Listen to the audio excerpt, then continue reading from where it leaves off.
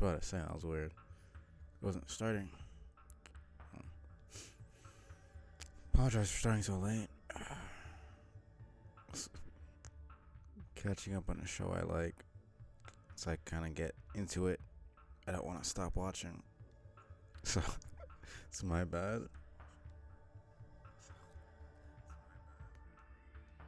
But yeah, go for at least 6 hours. We'll see. Audio sounds good.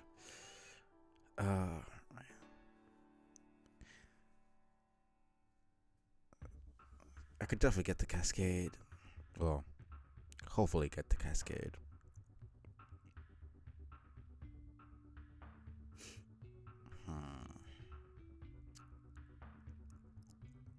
Well, we'll see. So I do kind of need to make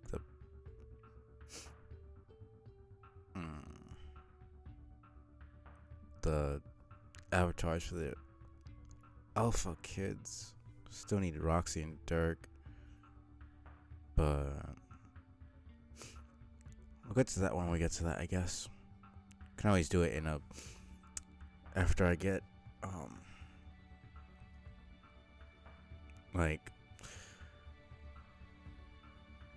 after I get a break going. Goodness gracious, it's so loud. Okay, there we go. Let's get this going. I don't like talking as Doc Scratch, and I don't like him as a character, so I want to get through this fast. My door is not fitted with a peephole either. Those without eyes or without limits to your knowledge, but you do have limits to your knowledge because you don't know everything, which is what omniscient means. I'm still just confused about that. Without limits to their knowledge, have no need for peeping, and I am without either. I've never once peeped at or through something, and I doubt I ever will.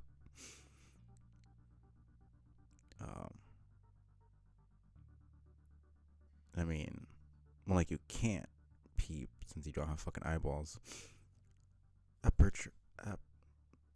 Apertures built into physical surfaces to reveal what's hidden behind them are for those with particular handicaps. They're for those lacking advanced vision to render the opaque permeable to light. I hate how he talks, man. It's so condescending. Or those lacking advanced knowledge to render the concealed information relevant, or both. They're for people who I call suckers.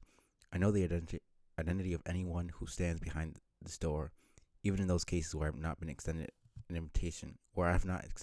invitation to the visitor personally. Pardon me while I let Jack inside. Oh man, why the fuck is the damn music not? Okay, it's loading for some reason. Like what? Okay, guess that song just doesn't want to play. That was weird.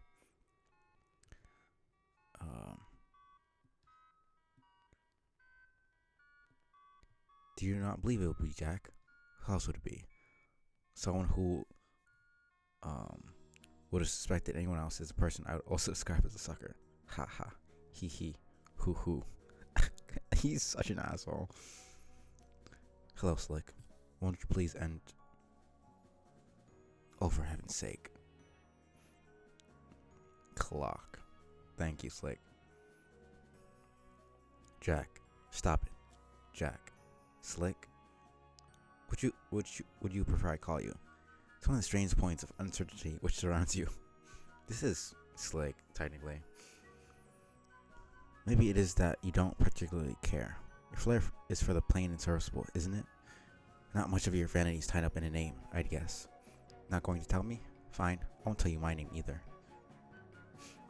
I thought you knew everything, though. Like, that doesn't make sense. I'm gonna keep talking about this because it's the stupidest fucking shit that ever existed in this comic. Like, how could you be omniscient if you don't know everything? That's literally the fucking definition. Like, it's not how that works. You don't eventually know everything. You know everything, point blank, period. That's it. I hate him so much. Well, I might. If you would just show some manners and stop hitting me with that ridiculous horse hitcher. I won't crack no matter how senseless the drubbing. If only we're that simple.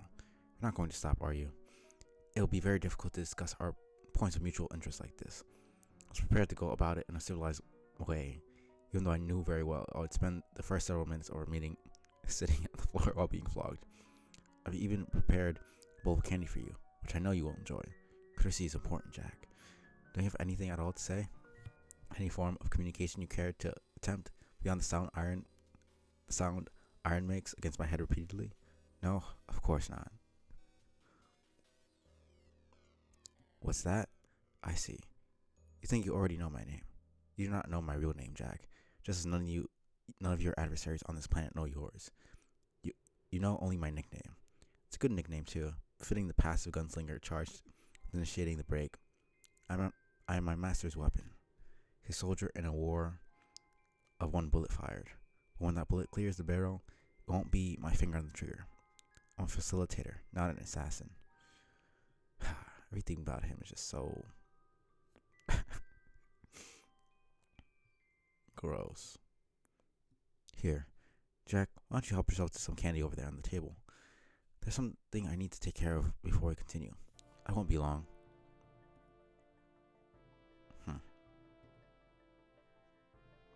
Yes, good. Placate yourself with the Scotty dog slick. My supply is bottomless. I'm an excellent host.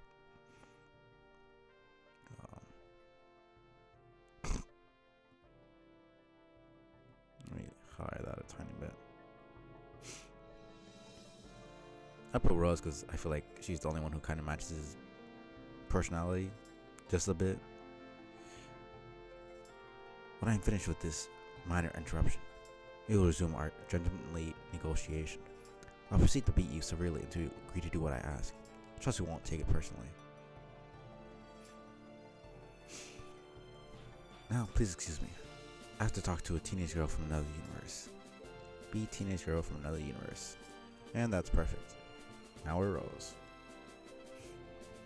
Oh, we haven't even seen the concepts for Jade's planet, so we haven't really been on it for that long. They're supposed to be iguanas, but they don't really. I mean, shit.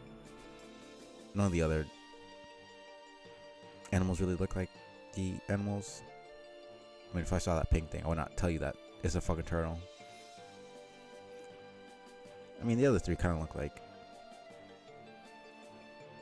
their respective animals, but cannot be a teenage girl from another universe because you are too busy being a teenage girl from this universe. You were busy being Rosalind, completely preoccupied with it. In fact, so preoccupied you have been neglecting messages from some of your friends who are trying to contact you. You have a lot of important stuff to do. Get back to them later. Rose Pester Informant. Oh, great. It's quite warm here on Mohawk. I think I've been patient enough. When will I receive further instructions? Now. So, I could contact you at any time? No. Only now. Came away with the impression from our last conversation that our next would take place on your invitation. I was being polite by waiting. Your inevitable inevitable impatience caused you to contact me again. Inevitability is my invitation. It's pretty smug. I'm right to be smug. I'm omniscient, extremely powerful, and very charming.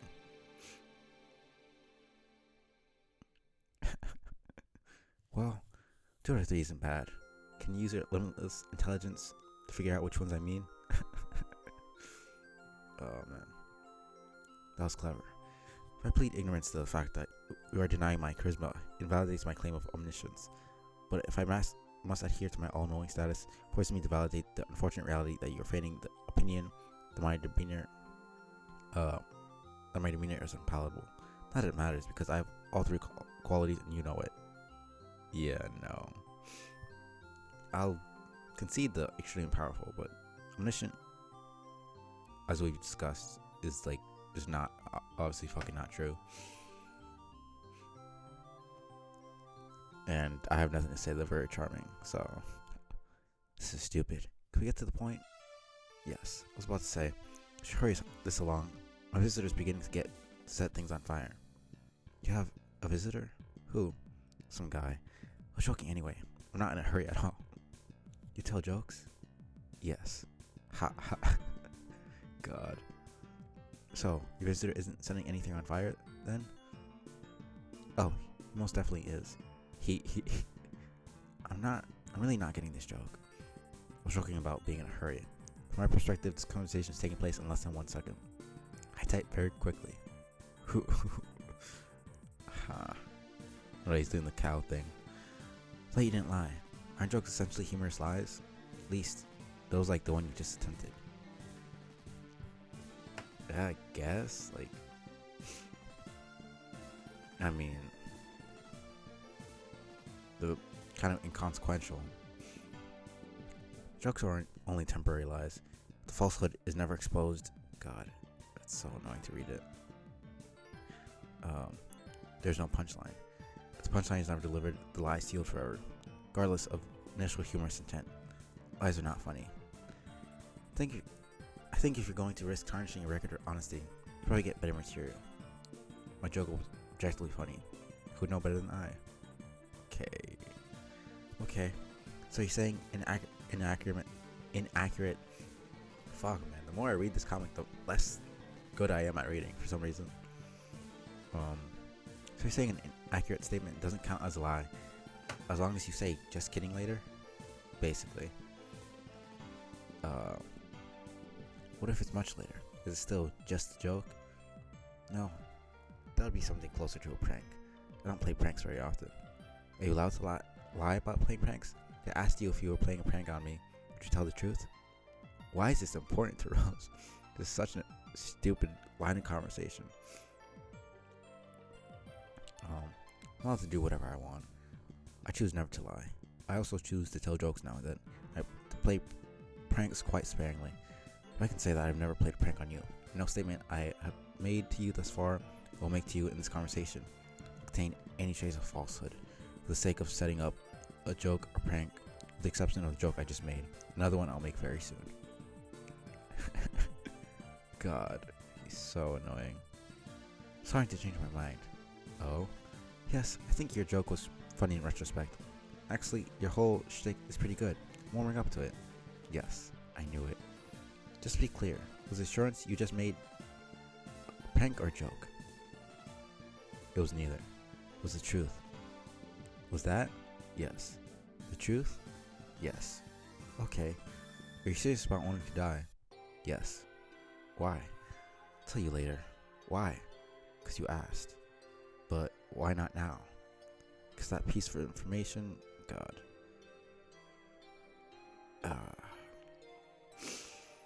If I ever meet Hussey, I'm slapping him in the face, man. Just for doing this. Because it's just annoying enough. It's like, I can read it. Like, it's perfectly readable. But it's just annoying enough that I need to highlight it. It's just such a waste of my fucking time. Okay, again with this fucking song. Get out of here. No.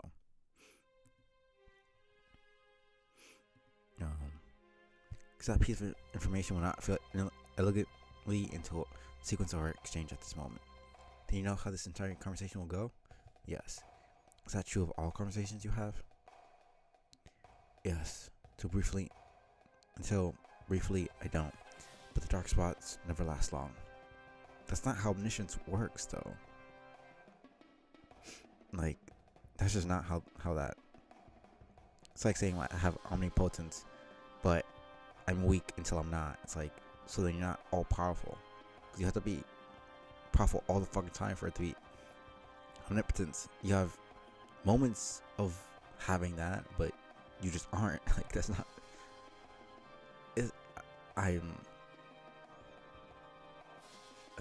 I suppose that's a joke, but I don't know why it bothers me. I think it's just because he's a fucking asshole.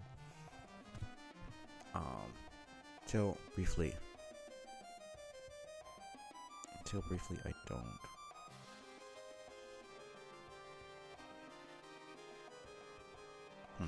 So basically saying, for a time he doesn't have that information. Then he does. But the dark spots never last long. The truth disguises itself to me sometimes, which can be mildly frustrating. But it usually reveals itself quickly, much as if a punchline was delivered. It's a humorous dialogue I have with reality, and it is very amusing. Then why do you bother with the conversations?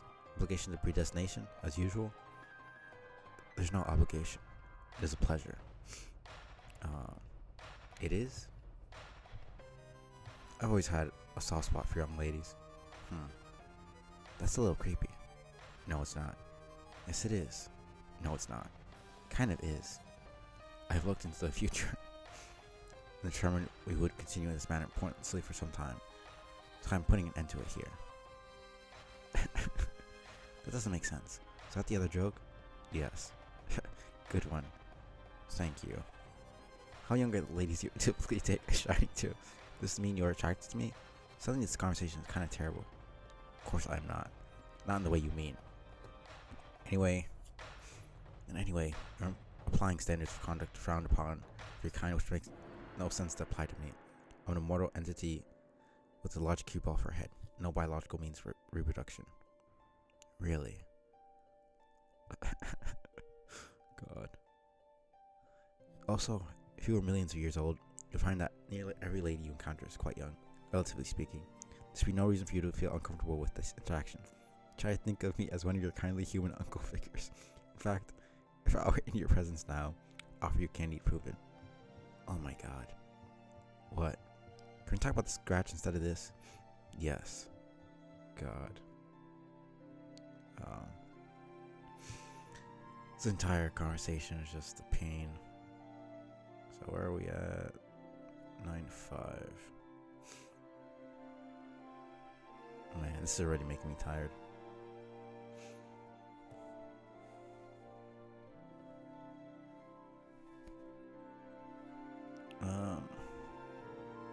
You're situated near the game construct supplied by your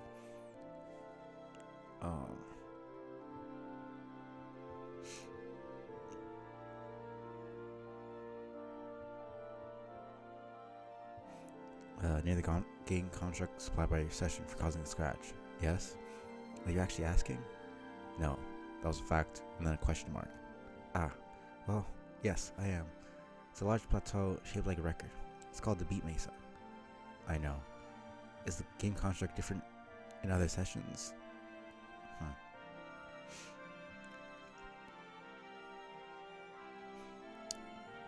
Yes. It will always be an edifice of similarly cryptic design located on the planet that is home to the hero of time. Its environment dictates the nature of its construction. Its power is dangerous and is meant to be utilized only in emergencies such as yours. You mean in sessions where victory is no longer possible? Yes. Due to creating an unstoppable adversary? Who triggers the reckoning prematurely? Is that sort of emergency common? No, failure is common. The composition of yours is quite atypical.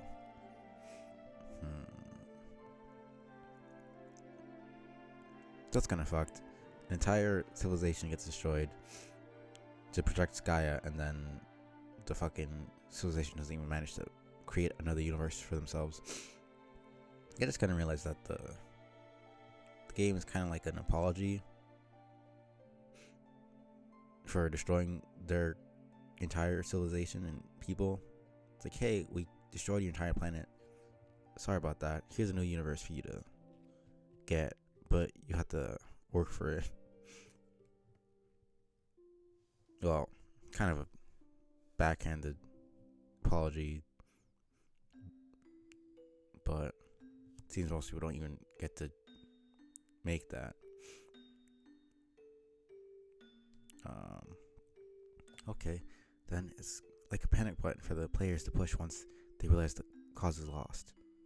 Yes, but causing the scratch is not a very easy task. Not an easy task either. Construct must be destroyed in a very specific way to release its energy. Keeper of my ecto-biological father began the process. Must be finished. Right, because cow was used to, yeah. No, I did realize he's kind of technically just cow with the powers. Oh god, right. Who? Guardian of the Night of Time. Days, bro? Yes. How do I finish it? You don't. Not you personally. Another will. You have something more important to attend to, remember? Oh, right. The green sun. Yes. I'd planned to take care of that later. Hey, Hazel. How's it going?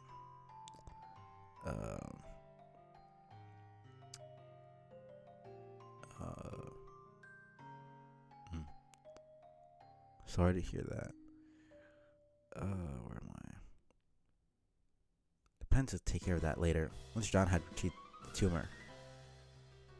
Huh. I think that's the one and only time he ever types in a different color. Tumor. Whatever. I think I changed Rose's voice. I've been voicing too many females. And I just kind of regressed into that high-pitched voice. They both kind of have the same inflection, but she just has a deeper, higher voice. So it's kind of hard to keep it up. I won't have to change. You aren't ready to cause a scratch yet. Like I said, it's difficult. I appreciate the redeem. Oh man. Probably should get a different chair. Oh man. Should probably just stand up actually.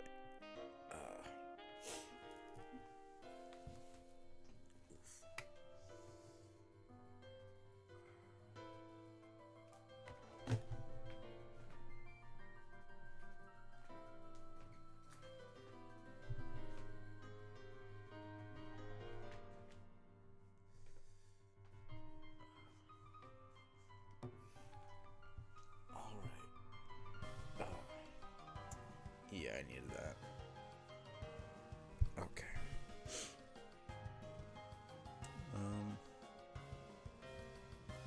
What will the one who does it have to do?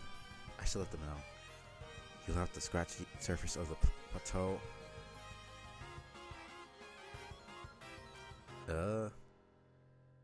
I suppose. That doesn't usually happen that often for me. But yeah.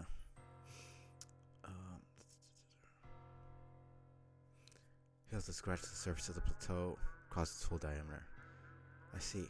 This terminology can be very literal sometimes.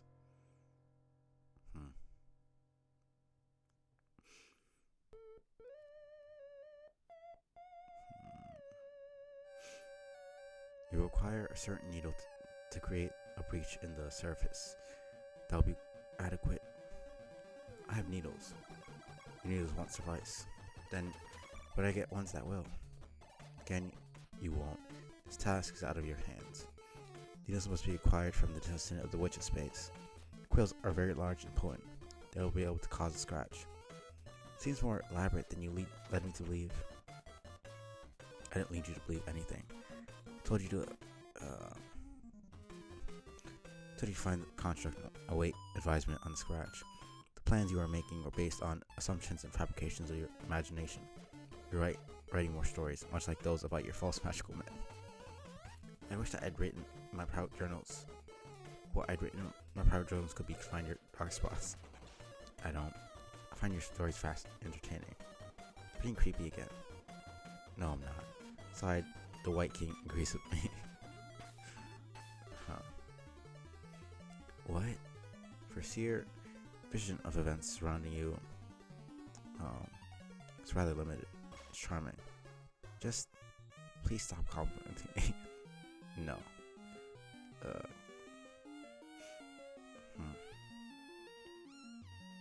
wonder if there's significance to the shape. Oh, I just realized it's literally the symbol that Dave has on. Specifically, when his bro beats him up, the record being broken.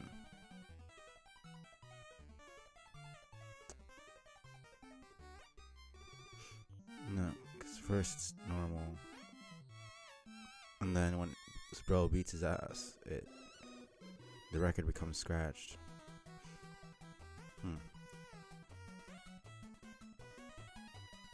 Interesting.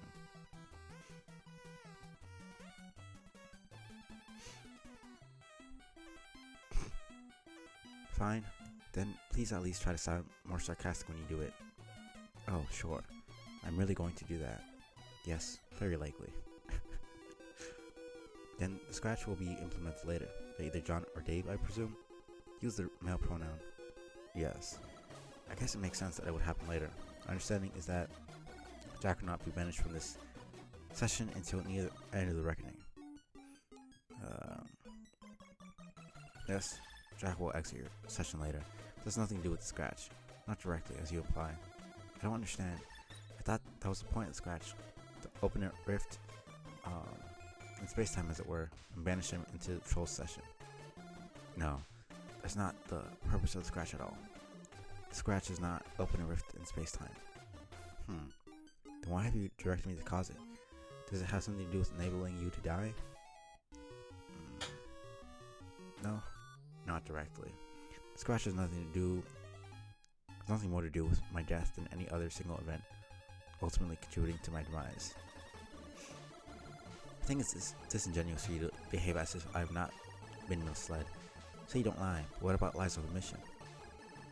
Lies of omission do not exist. The concept is a very human one. It's the product of your story writing again. You've written a story about the truth, making emotional demands of it, and in particular of those in possession of it. Demands are based on the feeling of entitlement to the facts. It's very childish. You can never know all the facts. Only I can. Since it's impossible for me to reveal all facts to you, it is my discretion alone that decides which facts will be revealed in the finite time we have. If I do not volunteer information you deem critical to your fate, possibly means I am a scoundrel. It does not mean that I am a liar, and it certainly means you do not ask the right questions. You can either make true statements or false statements about reality. All the statements I make are true. Unless you're joking. Yes. Ha ha, he he, hoo hoo. Exactly. Then I guess I'll start asking better questions. Good. I'll make a seer of you yet. Will you? God. I think their condescension kind of cancels each other out, so he's a bit less annoying to deal with when he's talking to her by a tiny fraction. But he's still fucking annoying.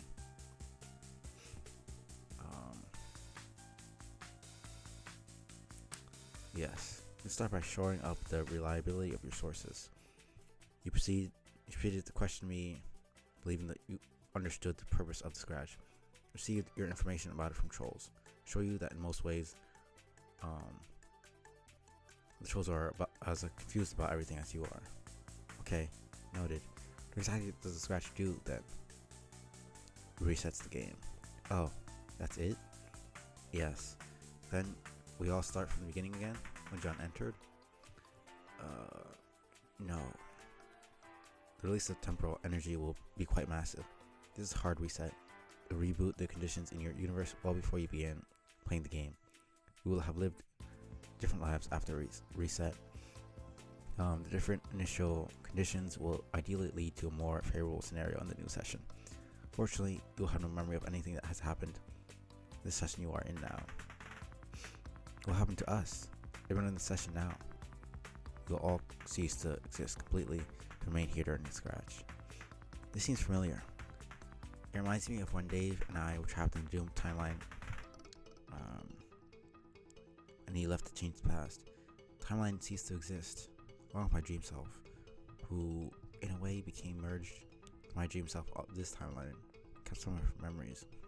Is the situation similar? Oh man. Similar but more severe.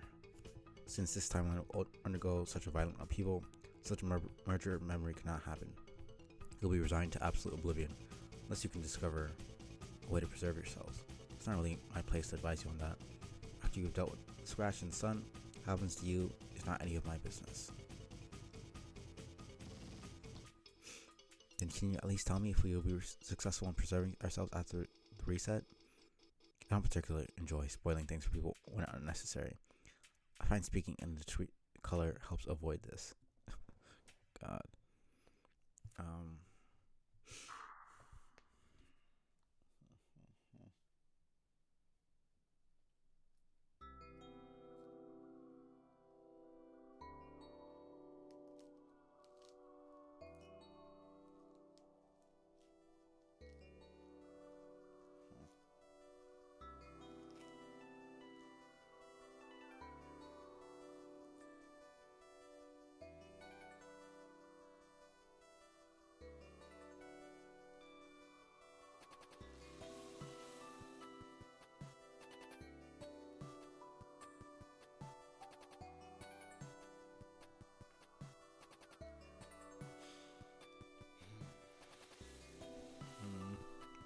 So if the scratch isn't specifically meant to banish Jack from the session, then our quest to destroy his son is meant to kill him. Did he specifically say that it was for that? I don't really remember actually. Why is the reset necessary at all? Especially if it means oblivion for us. Because you cannot achieve the ultimate avoid in the session. Battlefield is cancerous, and the reckoning destroy it prematurely regardless. By resetting, you'll create a session which can bear the fruit of a new universe, even if you will not be the ones to claim a reward. Don't you want to fulfill your purpose? I guess.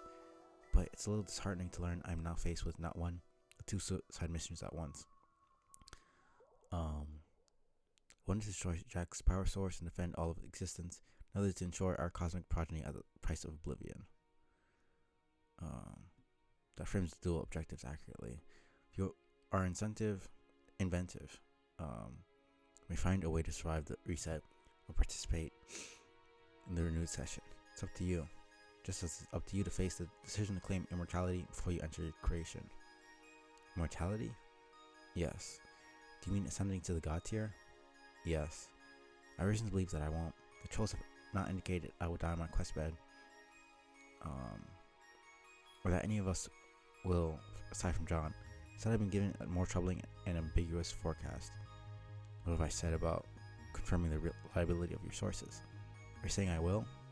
No. Oh. Well, will I? Seems you'd like me to do some more fortune telling. Fine. Maybe this question will suit you better. Is it probable? That's a strange question to ask someone who's omniscient and therefore knows outcomes with 100% certainty. I like it. Then what's your answer? You have exactly a 50% chance of ascending to the god tier. That's a strange answer. I know. Why such a precise probability? Because, much like the decisions you must face to complete your dual suicide missions, you have two ways of achieving godhood to choose from. Two ways? By dying on the quest bed on my planet and some other way? Yes. Is there another quest bed somewhere? Yes, good guess here. Where? What difference does it make? You already know where the first one is. You have the choice to go there right now and take your own life. That's true. Of course it is. You mentioned immortality. Godhood makes one immortal? I mean, I would hope so. Otherwise, you're not much of a god. I never understood pantheons of gods where, like, in the Norse mythology or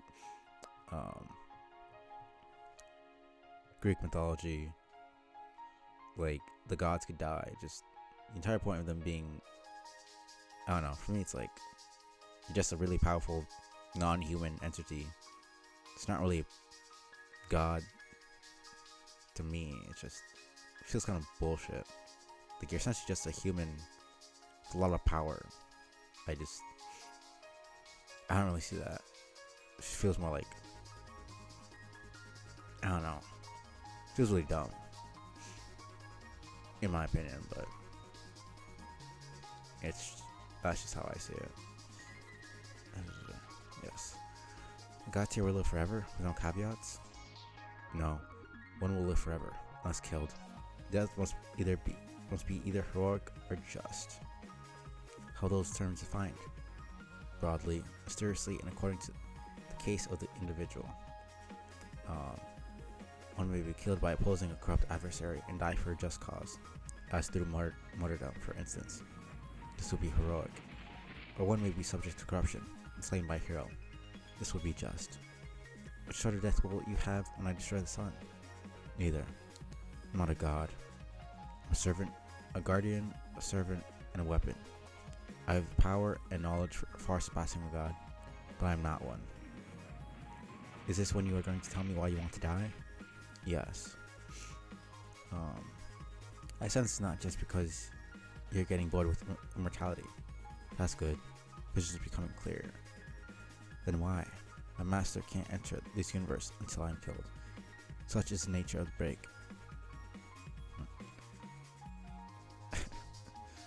That almost sounds like martyrdom. You sure it won't be a hero's death? Quite sure. My master is a very evil man. Who is he? I won't tell you his name, but it goes to the title Lord English.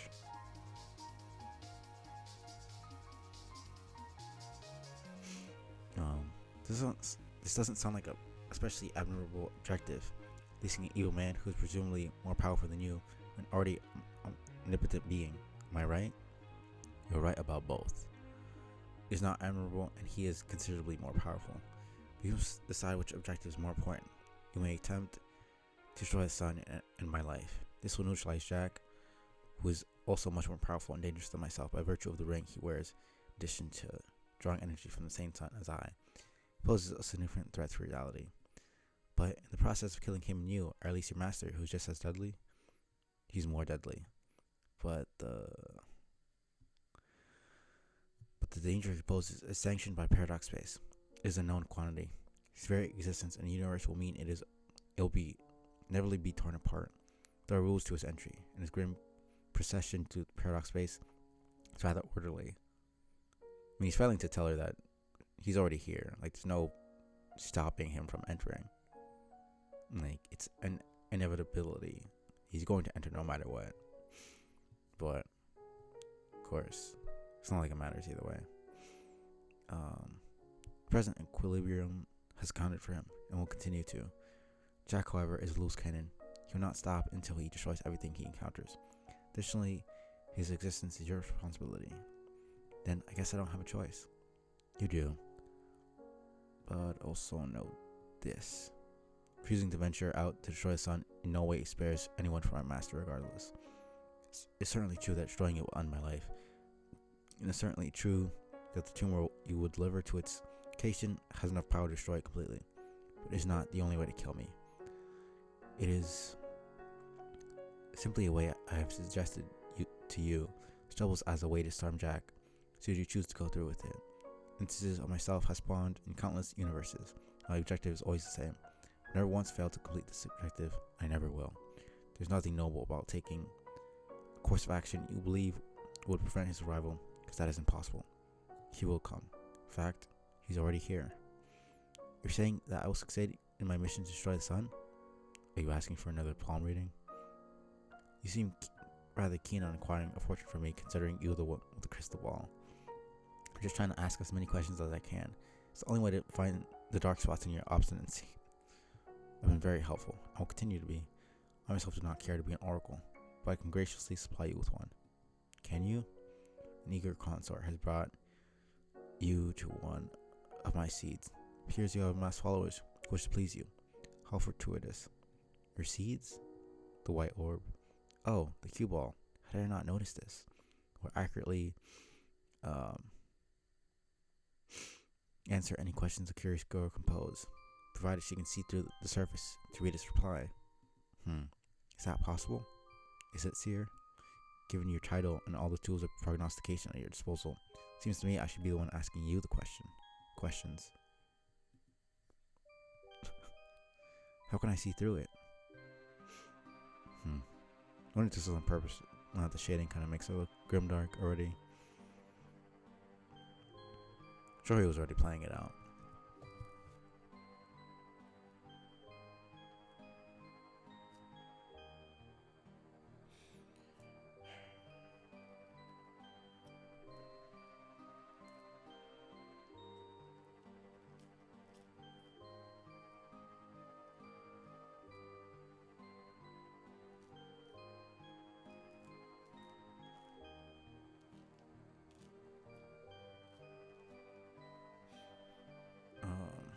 How can I see through it? Seems you weren't listening, so I'll state this again in the form of a question. Don't you think I should be asking the questions from now on? Yes, if you want it to be disingenuous and irritating. She was the one telling John to figure out his powers and shit. Was she? Or was that Vriska? Might have been both of them. That's just dumb. She's a seer and she's not even trying to figure out.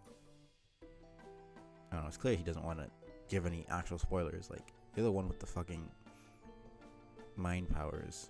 Well, not mind powers, but seeing powers. It's just kind of lazy, honestly. Yes, if you want to be disingenuous and irritating, don't you think a clever person should be able to acquire information from someone who only asks questions? Then it's a challenge. I pass. Do you have a choice? Do you have a choice? I'm feeling a bit stubborn. Okay, so what you mean is I should continue humoring your leading questions until you happen to ask certain rhetorical questions that contain information I need. Was that a question? That was a fact, and then a period. How does here see? With the crystal ball? I already considered that. I don't think I can get the focus of the ball to zoom in tight enough on the cue ball's closure to read the answers. How else does she see? Wait, other magical means, I guess. Should I use magic? Do you believe in magic? Magic's real. I've been using it. Are you sure? Use whatever word you want to describe it. I have magic wands. They are very powerful, and they allow me to be magic. Questions are silly. What makes you convinced wands are responsible for your abilities? Because I did not have the abilities before I made them. Could this be circumstantial? Could it? Is there an echo? Is there an echo? He. I don't know what you're getting at. How about another leading question? The entire fucking point is you didn't try to use powers before you made the damn weapons. There's no proof that your powers only come from the wands. Like, it's not that complicated of a concept. You had the powers, you just didn't use them before. Like, the powers come from you. It's kind of obvious.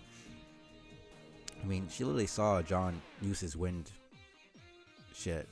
Like, it's not coming from his fucking hammer. He doesn't even have a hammer right now. They come from him because he has the power. Same thing with Dave. Like, it comes from you. It's not that complicated. I don't know why she's being such a dumbass right now. This conversation doesn't even need to happen. She's just being, like, really dumb all of a sudden for some reason.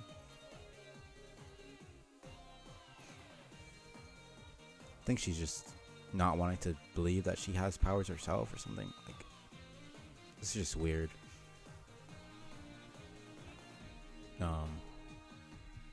What did you combine to make those wands? Some stuff, knitting needles, an inexpensive figurine of some fictional fellow with long whiskers, simple textbook on the zoologically dubious. Why would this mundane combination of objects grant the child such alarming mystery over dark forces all at once? Guessing this is one of the rhetorical questions meant to be informative.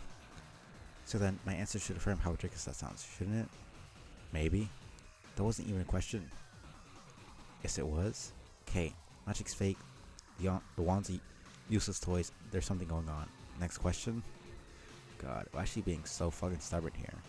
It's not that complicated. You have the magical abilities. It's you. That's it. That's all there is to be said.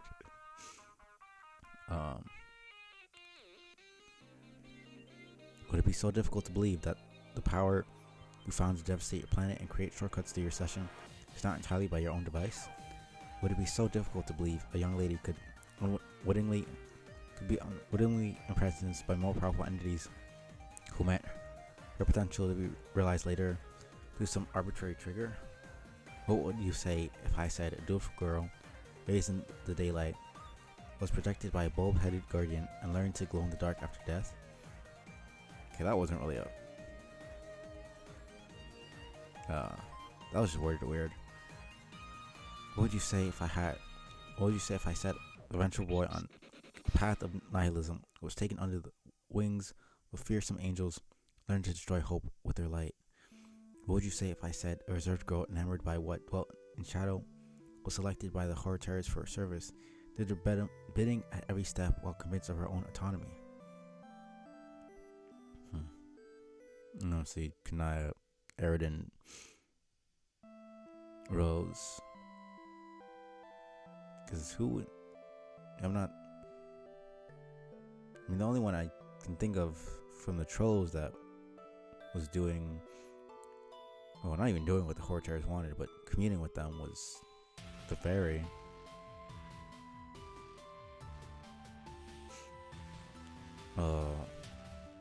Like the radio was talking with the dead. The horror terrors aren't dead. But she was following. Could be radio. I don't know. What I say to those short fables? Not much, except I gather the third story is about me, and that there's a lesson you'd like me to take from it, that I should renounce my allegiance before my grim dark corruption is absolute. And while I'm at it, I should discard these useless wands, because apparently the power was in my little black heart all along. Is that right? Won't you have to give up your specialist to the one who causes the scratch regardless? How else will the young man wield that great big needle? I don't know, if you say so. Haven't your friends already shown concern for your recklessness and your increasing sense of detachment from the party, the team objectives, and not to mention those of your personal quest? Does this worry you? Is there a part of you left that's able to worry? Yes, it's been mysteriously localized to my middle finger. Could the dark magic be at work again? God. I mean, he's being an asshole, but he's not wrong here. Do you deny that you've been neglecting comment messages from your teammates? Would that be in keeping with the spirit of the human emotion of friendship for one whose soul was not so befouled by the signs of noble monstrosities? Friendship isn't an emotion, numbnuts. Isn't it, Rose? Isn't it? I've been busy. I'll get back to them. Please stop doing the patronizing question thing. In exchange, I promise I'll discontinue my patronizing responses. Can the omniscient be patronized? The omniscient potent can do whatever they please. Guess I'm just asking you nicely to do me this favor. Very well. I'll stop smothering you with surprise noodles. Huh? Only because I find you to be adorable. So creepy. So cute. Yuck. I'm going to ask the same question I asked earlier. Please do not regard it as a violation of our pledge. It's just an ordinary question, like those that crop up in an ordinary conversation. Okay? How does a seer see? I don't know. Be literal. With her eyes, take the orb, ask it a question. I don't know what to ask anymore. I'm confused. And yeah, that's the funny thing. Like, she always did her little mind games and psychoanalysis, and then getting magic made her thought she knew what the fuck was going on. And the second shit started hitting the fan, she suddenly breaks down. She's kind of similar to Jade in that respect. They both kind of had this almost superiority complex when they had more power. And the second stuff actually starts going on and they don't know what the heck's happening, they fucking tumble to the ground like a fucking dumbass. At least Jade kind of got her shit together. I don't know why the fuck she's talking to this dude. Maybe she thinks she can get information out of him and that he's not completely manipulating her. I don't know why she even took him seriously or believed anything he said. It's actually a really dumb idea. All these kids are really easily manipulated. Something I'm noticing. It's like they're literally being told that they're being manipulated. He straight up admitted that he's in service to an evil fucking demon who's gonna destroy everything. And she's still like actually talking to him. I don't know. Seems like not a great idea, but I'm not her, so what would you ask me? I would ask what I should do next. Then ask, what should I do next? Not me, the ball dunk ass. Rose, ask.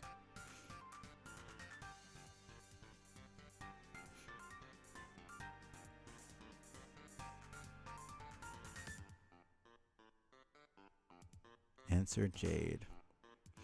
Rose, answer. Sorry for the delayed response. Answering seems to be what to do right now. Rose, jeez. Finally. You sure seem to be absorbed in whatever you're doing on that computer. Are you talking to someone? Oh right. Forgot I gave you the code for the crystal ball. Here I was thinking I could safely delay responding to messages without seeming like an ass, the way it usually works. Oops. Oh, no, I don't blame you for not responding. You must be very upset. Are you okay? Alright, that's supposed to, because that gets rid of Grimdark. God, I'm seeing all the ways he manipulated everything. Because she didn't have this conversation with him, she wouldn't have answered Jade, and she wouldn't have learned about her mom dying. she wouldn't have gone insane and gone to fight that. Yeah, no. Which would cause everything else later on. Man, I'm gonna have to read this again and see how everything connects. You must be very upset. Are you okay? Why would I be upset? Because, I figured you would have found out by now, but I guess you still don't know? Know what? About John's dad and your mom. Rose? Hello? Oh no. I guess you would have seen regardless, but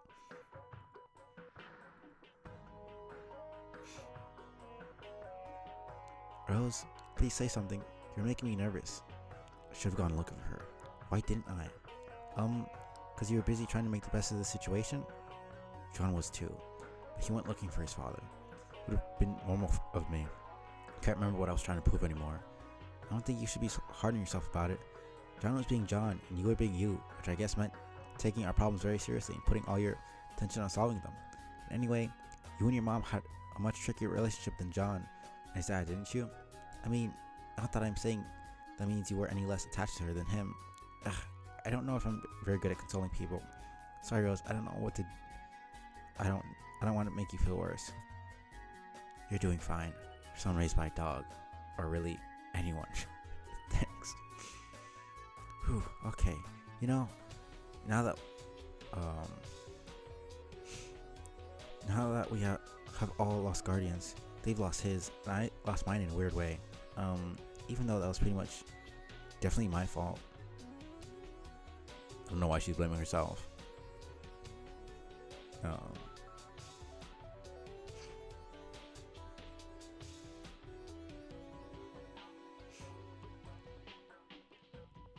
And even the trolls all lost their monster guardians.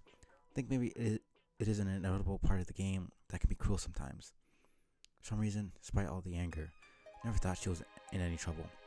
I never believed she would actually die. I grew up with the feeling that something more significant had always been meant for her. She was a heroine displaced in some way, resigned to the inglorious duty of raising me, preparing me in her way. I didn't actually need the biological replication. She was like a mother and sister at the same time. Always understood that somehow. And I felt she had knowledge and ability beyond what she let on. It was always intimidating, but nonetheless a source of respect, which was childishly begrudging on my part. I think she was just waiting for me to catch up with her. But now, I can't. I'm so sad. Rose, I think you are being stronger about it than I am. Probably because my emotions have now ceded to anger. This shouldn't have happened. Oh, well, I just hope you aren't thinking of doing something rash. I already was. I was going to go to sleep, fly to a sun bigger than our universe, drop a bomb in it, and kill myself. Yeah. So, my course of action is to change and count my mood. Can only become less impetuous, don't you think? I don't know. You never liked my plan very much anyway. Well, no. But I was trusting that you had thought it through and it was our best hope. I'm not sure if I did. Maybe it was a terrible plan. I made it without a full understanding of the nature of the scratch. Then what would you do? I could stop being so cowardly for once. I could short circuit this endlessly expanding game of chess we're playing, just like Jack decided to do. What does that mean? Maybe I'll go kill Jack myself. Right now. Oh, no. Rose, that is a much worse plan. He would probably kill you. Probably. But the scratch will wipe us out anyway and reboot the conditions of our session. I suddenly don't feel much like sneaking through the back door of the furthest ring for retribution by distant supernova. I know what you mean. I was angry at Jack and I wanted to stop him too. We have to think of a more sensible way to do it. Whether my existing plan was sensible or not, I may have been allowing myself to be manipulated by an omniscient being regardless. What? Who? Hello, ladies. What? This is a private conversation. Private even to those who know it word for word already. Proceed. I'll be here. Watching. Rose, who is this? Ignore him. I don't even know what's going on anymore. We're discussing Miss Lalonde's intrepid new variation on suicide. I was one with a passion for the subject. I'm intrigued. Shh. Anyway, it's true the gods have selected me for service. Maybe the power they've given me will be sufficient. Maybe they wanted me to kill him all along. Hee hee. Shh. Please don't, Rose. I know you're angry, but you aren't thinking straight. But I am. I'm fully aware that I'll probably die and fail. Scratch happens, we start fresh. No recollection, no problem. No. Jade, as an ambassador of Skya, maybe you'd be willing to... Okay. Can you stop this? Okay.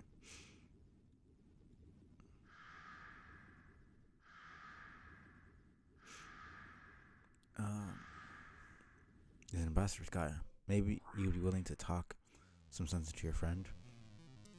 You should understand she's been corrupted by various entities. Some rather questionable motives. Yeah, you included. Rose, maybe White Tech Sky's right? The dark gods gave you all these powers and seem to be helping us with the dream bubbles and stuff. But what if they are not actually good? They are enormous, ugly, and live in darkness. Doesn't necessarily make them bad. No, but I still don't trust them. If only there were a way to make this determination with certainty. The reliable source within reach, for instance, this exact moment. Perhaps one that is spherical and devastatingly handsome. What's this weirdo talking about? The cue ball. Oh yeah, I noticed you found it. I was worried it had been destroyed when my room blew up. Are you saying you can use it? Yes. He's right. OMG, does it work? You advised me to talk to you just now, so I guess so. Then maybe you should try it. Yes, Rose. Listen to Jade. She's far less manipulative than I.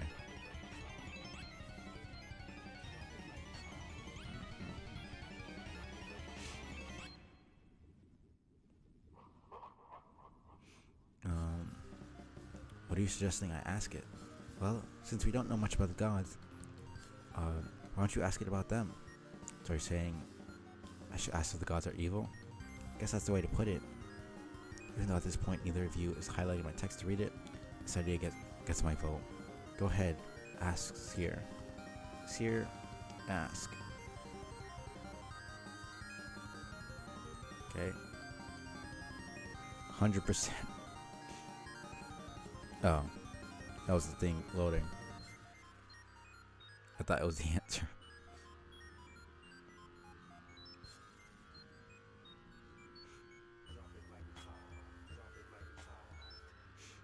Let's see.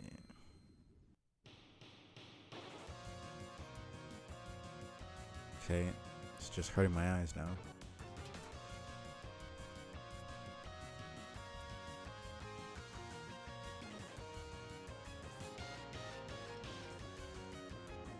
Hold on.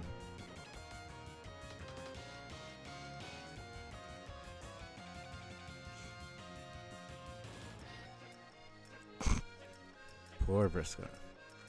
Rose, go dark. You slip into the fabled Black Death trance of the Woe Gothics, quaking all the while in the blood eldritch throes of the broodfester tongues. Advise the members of your complacency not to be alarmed as they chronicle the event. Tones bound in the tanned, writhing flesh of a tortured hell scholar. The runes stroked in the black tears bled from the corruption-weary eyes of 50,000 imaginary occultists. They failed to not be alarmed. This is because it is now painfully obvious to anyone with a brain. You're basically gone completely off the dark, the deep end in every way. Officially gone grim dark. Rules: resist urge to seek revenge. Make a half-hearted attempt to resist the urge. Alas, one is not easily shaken from the broodfester tongues.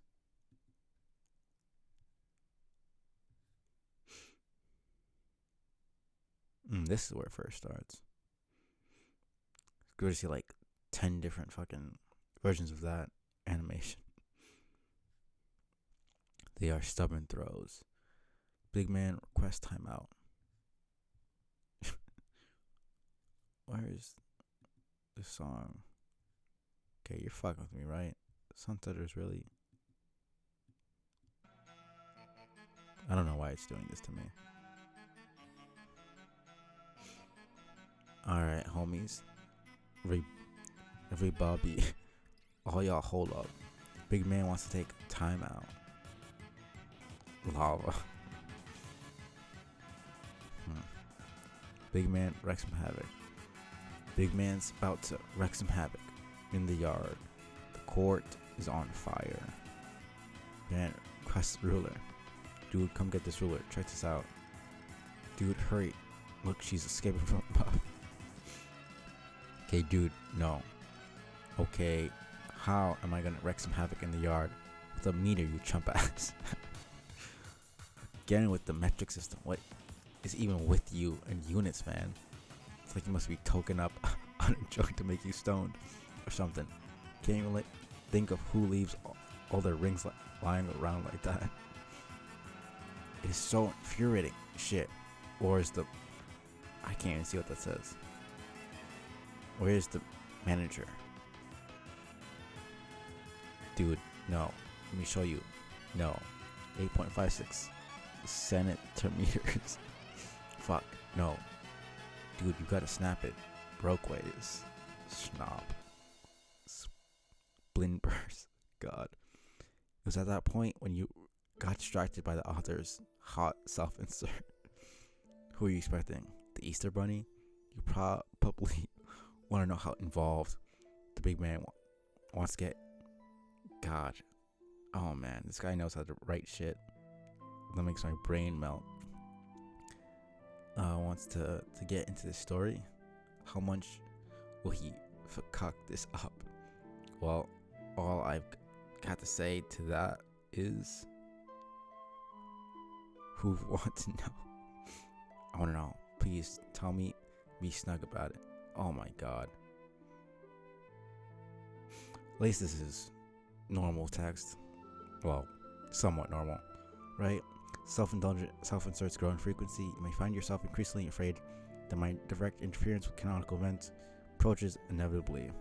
You should understand that I am dealing with forces which, if handled recklessly, nullify the basic ability of intelligent beings in all real and hypothetical planes of existence to give a shit.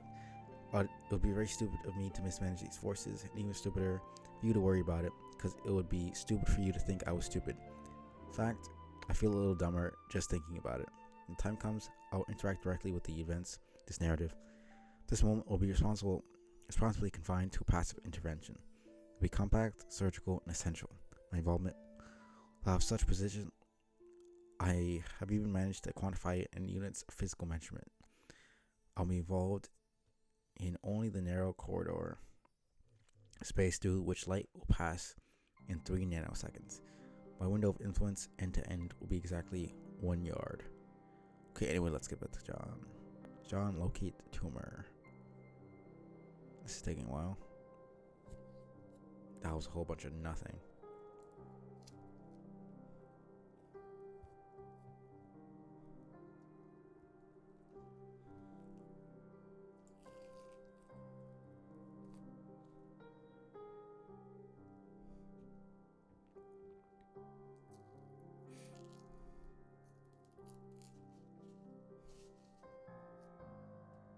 Alright.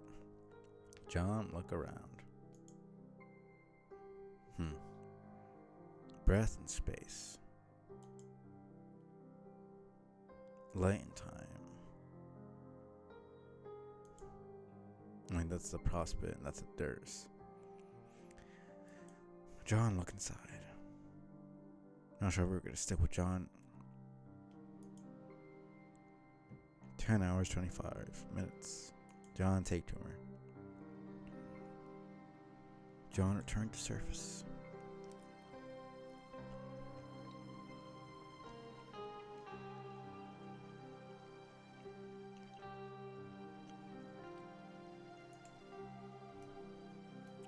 CD, approach locals.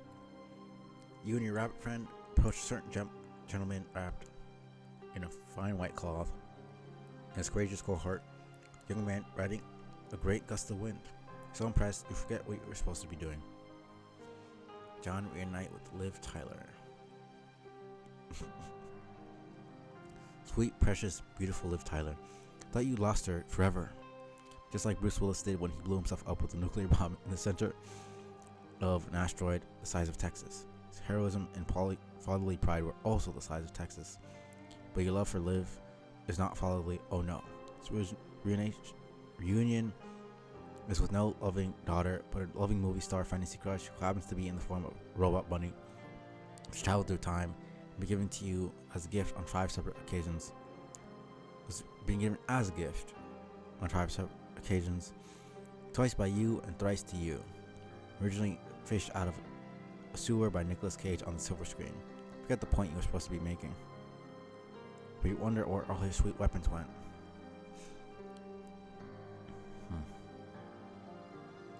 She indicates in the language of plush toy pantomime that she has no idea.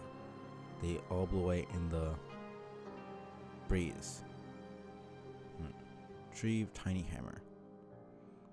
This tiny hammer is so ridiculous. It's too bad it is not the right size.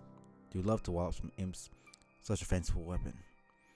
Guess you could just go around giving them little bops on the head with it, like silly gavel.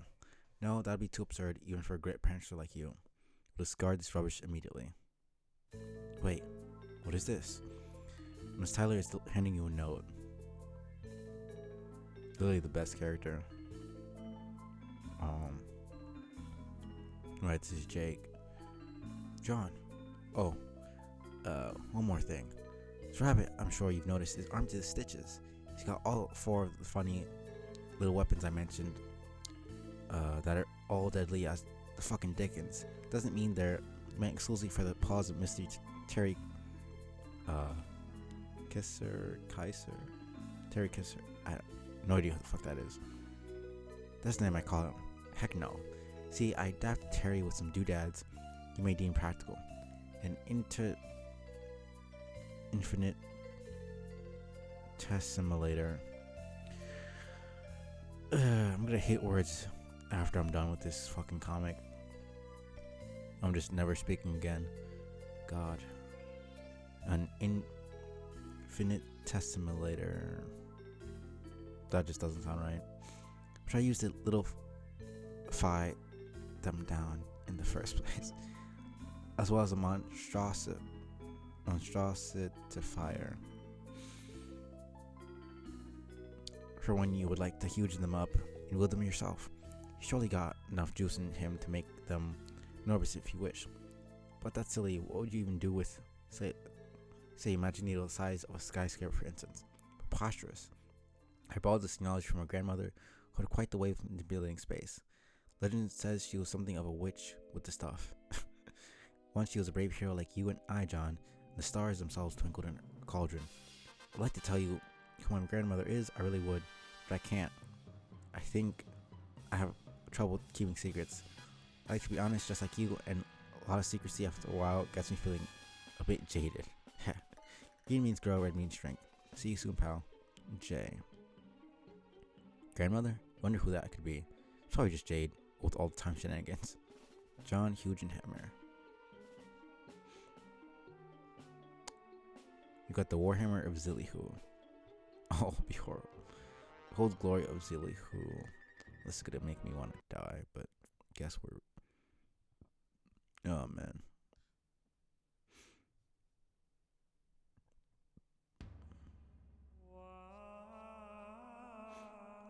Guess I should change to John.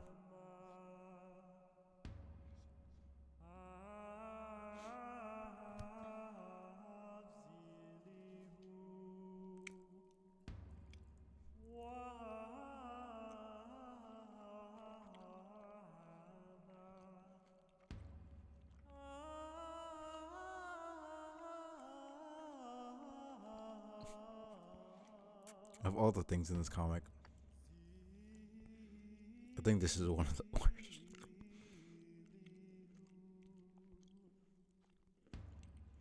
Okay. We're done with that forever. I never have to worry about that again. It's obviously a lie, but it's gonna be a while. I'm so delighted by the rad new hammer, this cool hugening abilities, and the cool hugening abilities of Tyler or Terry Kisser, or whatever his name is. Who the hell is Terry Kisser anyway? Let me actually search this up. Terry. It's probably not Kisser because it's not Kaiser.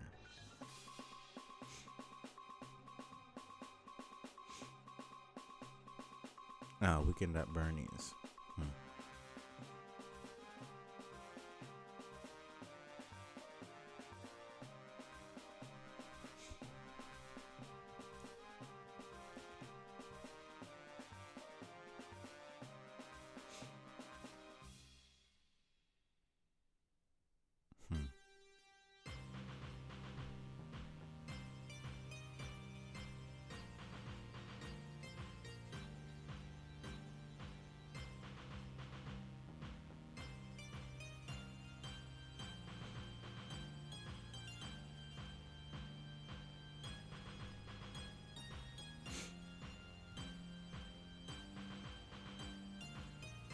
Right. Figured I recognized her.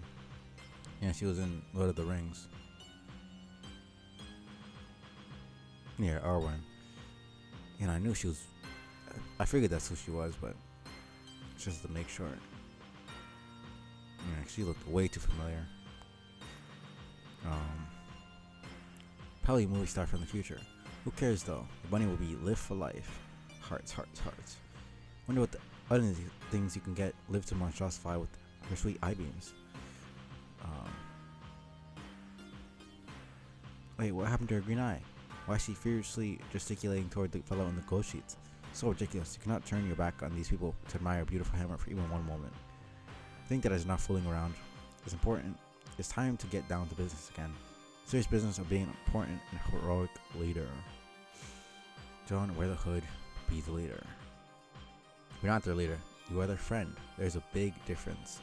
Prepare to issue your party highly authoritative series of friendly requests.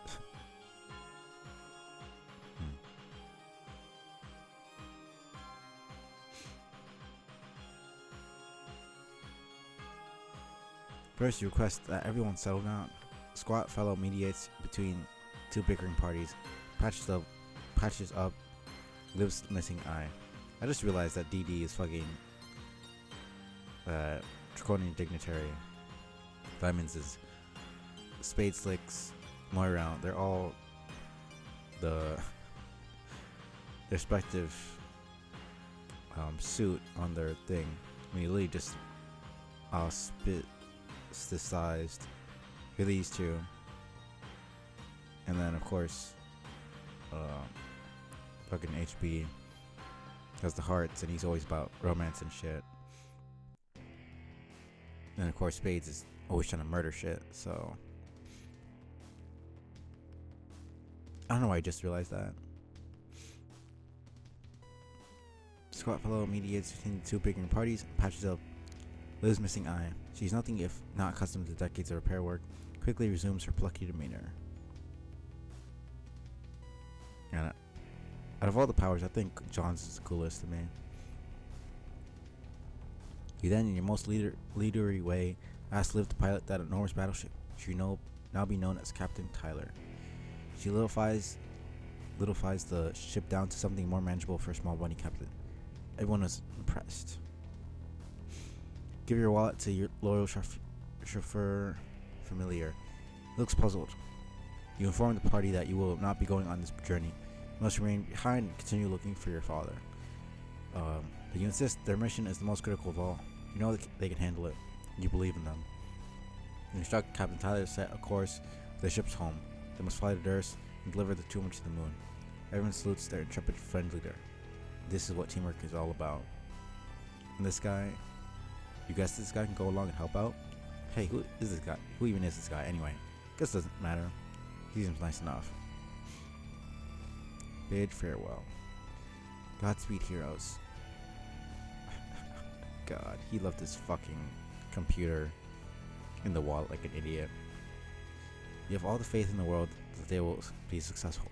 As a friend leader, or something known as a pal honcho, you've done an amazing job. Come up with a plan, politely request ordered your loyal team to execute it. It's all falling into place perfectly. Quite sure you've not failed to count for even a single thing. I just love this fucking art style, man. I don't know why it works so well.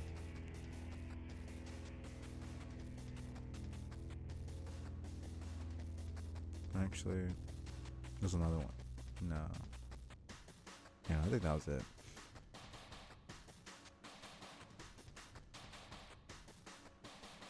John, I'm worried about Rose. I'm pretty sure she's on her way to there to look for Jack. I can't say for sure because I can't see her with my goggles anymore for some reason, but I'm fearing the worst. Just in case, you should try to intercept her before she does something stupid, like try to fight him. Also, guess you probably still don't know about your dad yet, do you? John, why do I always have to be the one to break terrible news? John?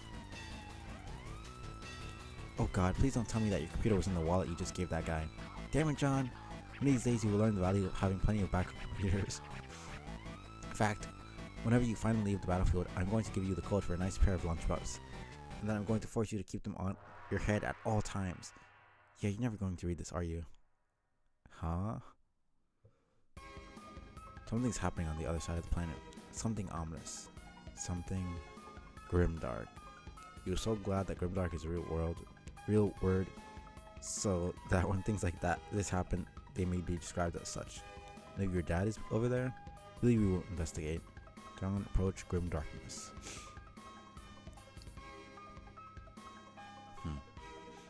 John, you're heading into the blackout, so I won't be able to see you until you leave. Don't worry, I can still sense you are there, because of awesome powers, remember? Smooth move, dissing your computer like that. By the way, that was an incredible leadership you showed. Now I have to contact you through Rose. That's exposing me to the risk of actually having to talk to her. Carelessness has put the Heroes of Light in a very awkward position, John. Hope you're satisfied.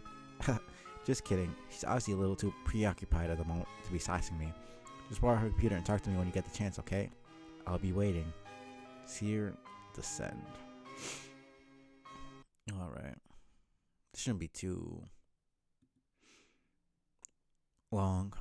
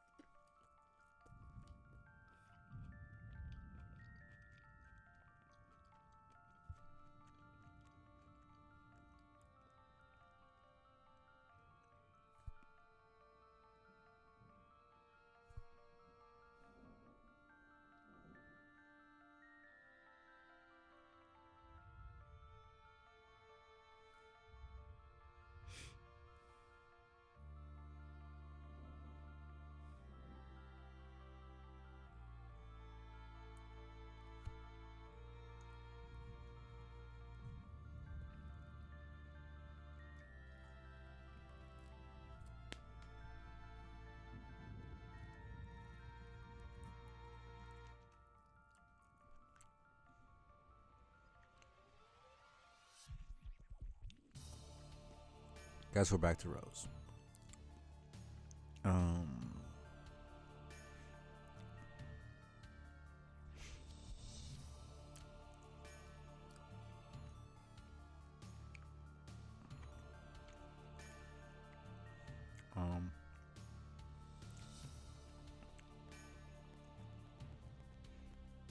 There's no sign Jack up here.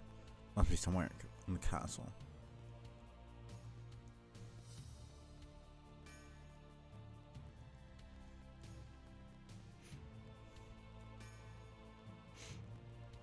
Sure says nothing else.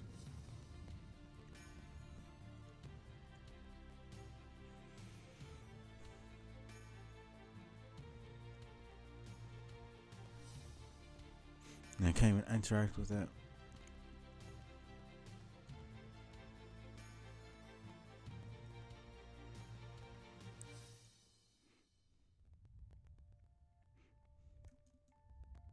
Yeah. This is spacebar, right? Yep.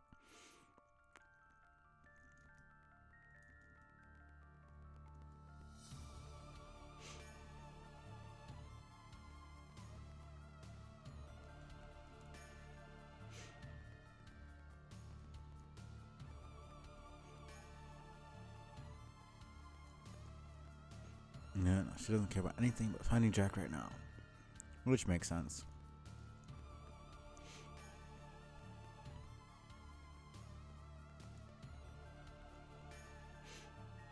It's just really a straightforward walk to the goal here.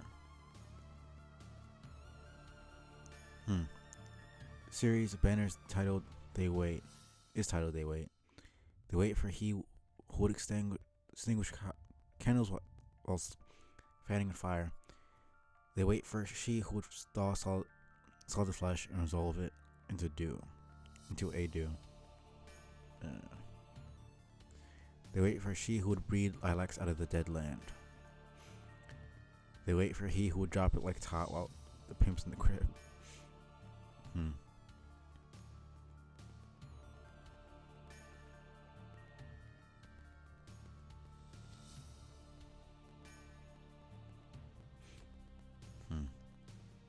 Actually, Rose has to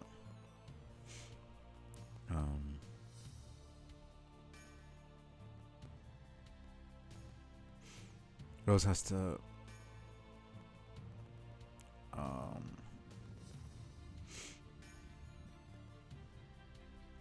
revive all the life in her planet.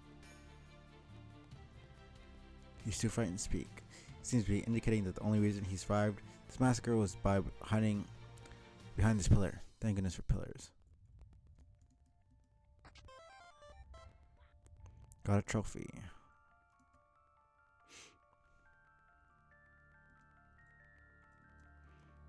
Bears an inscription, a glorious speaker. His head was lopped clean off. Some sort of sharp, sword-like object. Someone around here must hate frogs. Wonder who it could be. It's probably Drag. Yeah. Stairs are blocked. Suppose you could easily move the obstacle. That would spoil a perfectly good opportunity to look for secret passageways. Your hands are my serves, but they still shake. Fasten the first button. My roll grounds clumsily. This is erotic fanfiction written about the queen in the first person. This doesn't belong in this library. This doesn't belong anywhere. More books. You really have better things to do than read a lot of books written by chess guys. Books. Data structure for assholes too. Not written to accommodate the shortcomings of the mentally retarded. I don't even. Okay. Whatever, man. Grimoire for summoning zoologically dubious. It's apparently on loan from their site library. Seems unlikely to be returned at this point.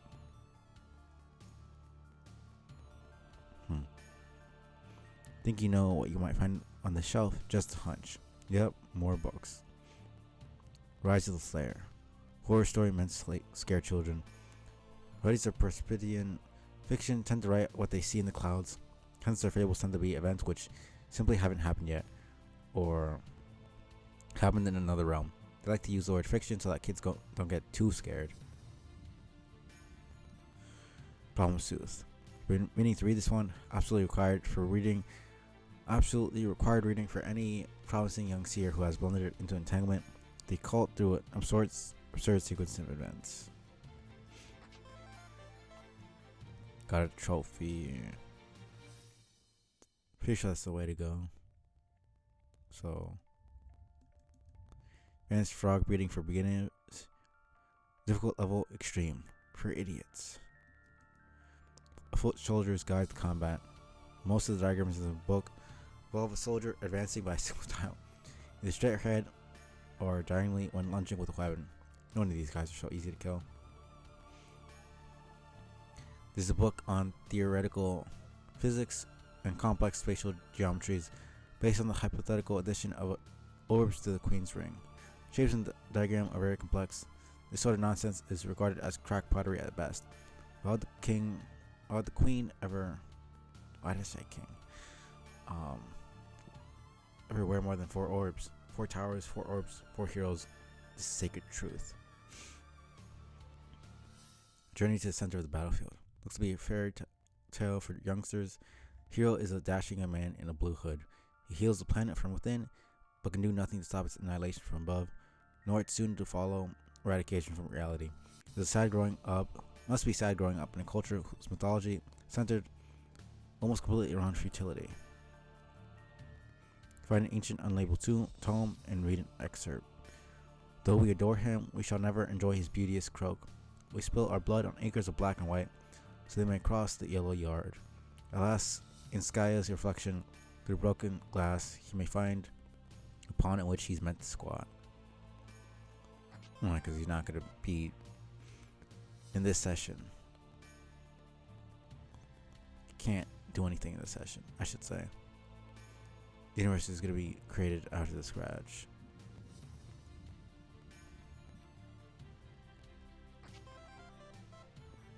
Got a flaming meteor chunk. Does he even treasure? How's his treasure?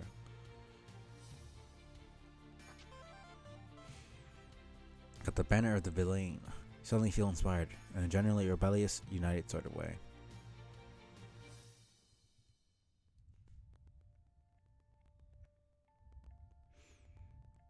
She's all aflutter about a legendary hero. Some guy who was weary of war, apparently. Some performer, handsome and brave. You think you're beginning to fall in love with him too.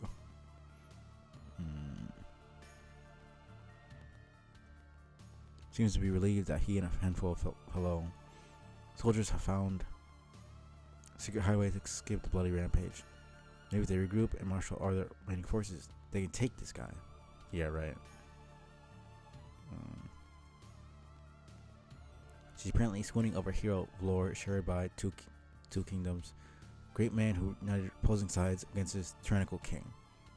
The role ended in tragedy, of course, which is typical of their folktales, but is no less inspiring.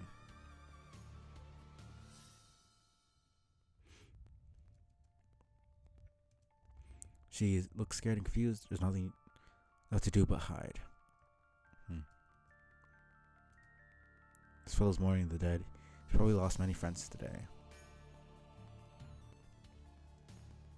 First he was frightened when he barged in here, and then briefly excited and now disappointed.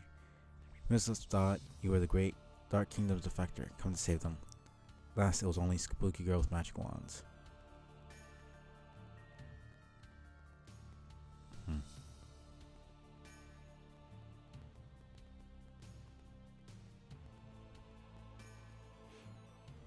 There's a holy parchment, maimed clown, undead cat, pale crow, omnipotent dog. These four shall be held reverence for the eternity they serve to cut short.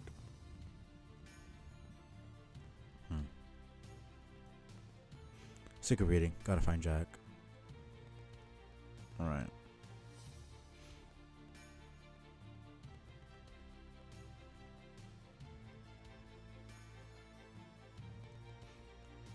Never seen anything so sad in entire life. Beautiful muscular man stallion struck down in his prime. What monster could be responsible for this deed? Hint was Jack Noir.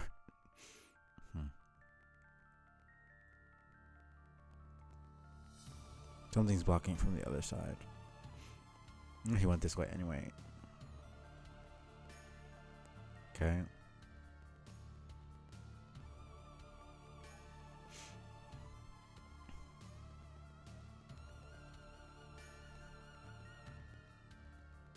Open curtains.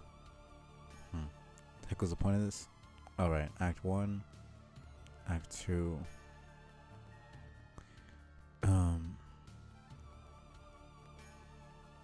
Act 3.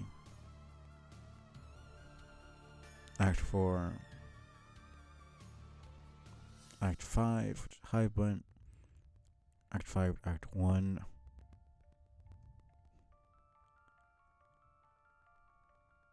That might have been Act 5. Act 1, actually. Appreciate the follow. Hope you're doing well. Huh.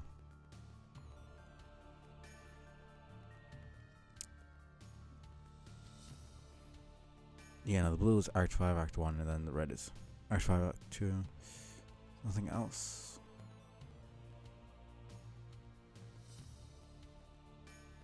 Yeah, I'm pretty sure that's it. It's probably the end of it. Yeah, I hope you're doing well. This is weird.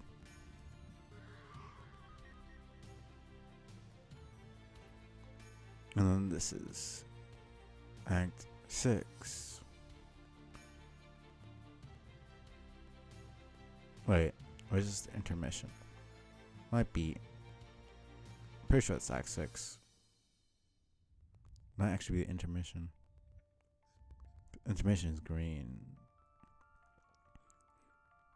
1, 2, 3, 4, 5.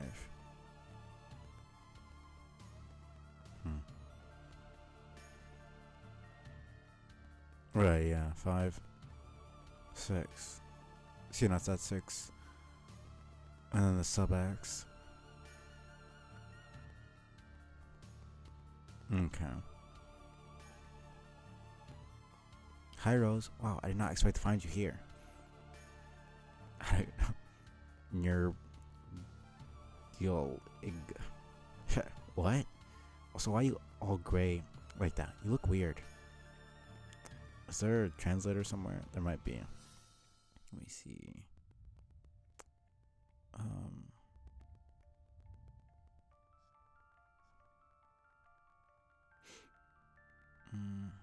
Let's see.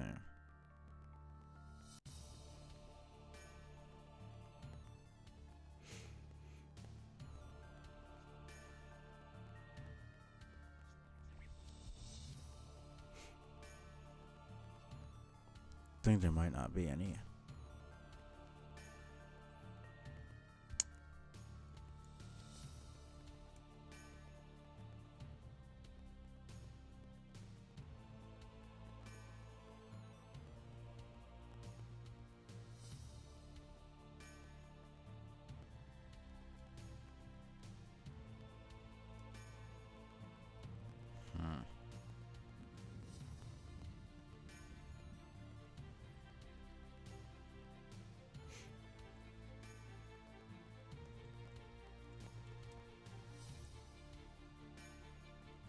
There actually is translation. I want to see it.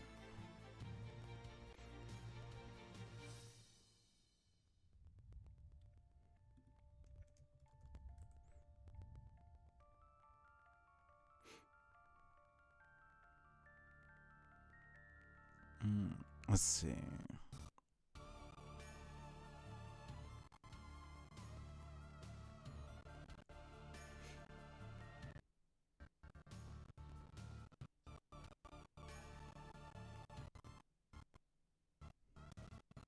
Okay, it's lagging like crazy now. Well, whatever.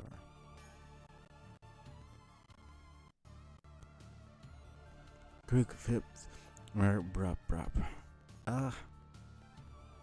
Grook Fip. Brup. Rose, I can't understand a word you were saying. It's a lot of silly speak.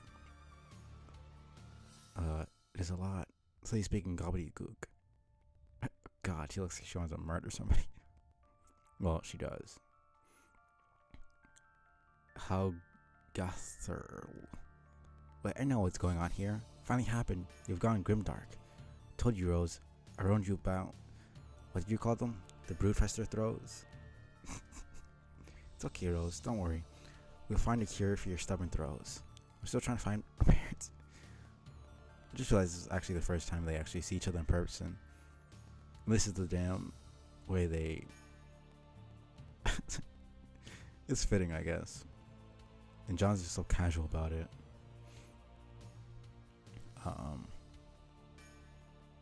Also, how did he know that? Oh, right, no, he saw Rose. Right, I was confused there for a second. When she was sleeping in her room. We're still trying to find our parents. I thought my dad might have come to this castle to check out that huge black rain cloud. Do you see the cloud, Rose? It's pretty awesome. Gold young jerk hostas. What? You sound kind of upset. What is it, Rose? God, it's actually kind of hard to say this since it's a bunch of gibberish. Say what are we? Gold young jerk hostas. Wait, are you talking about her parents? Oh man, you mean they're here? God, this is so annoying. Why did Hussey do this, man?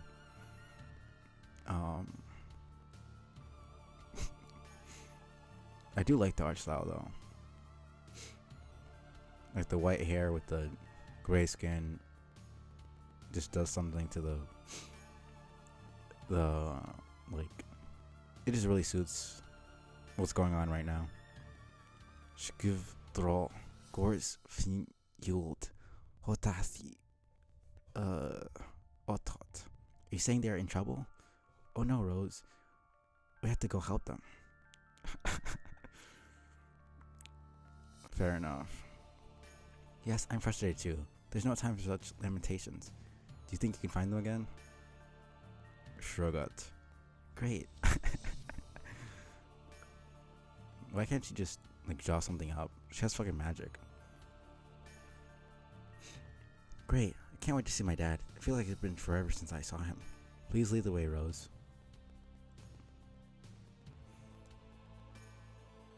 Right.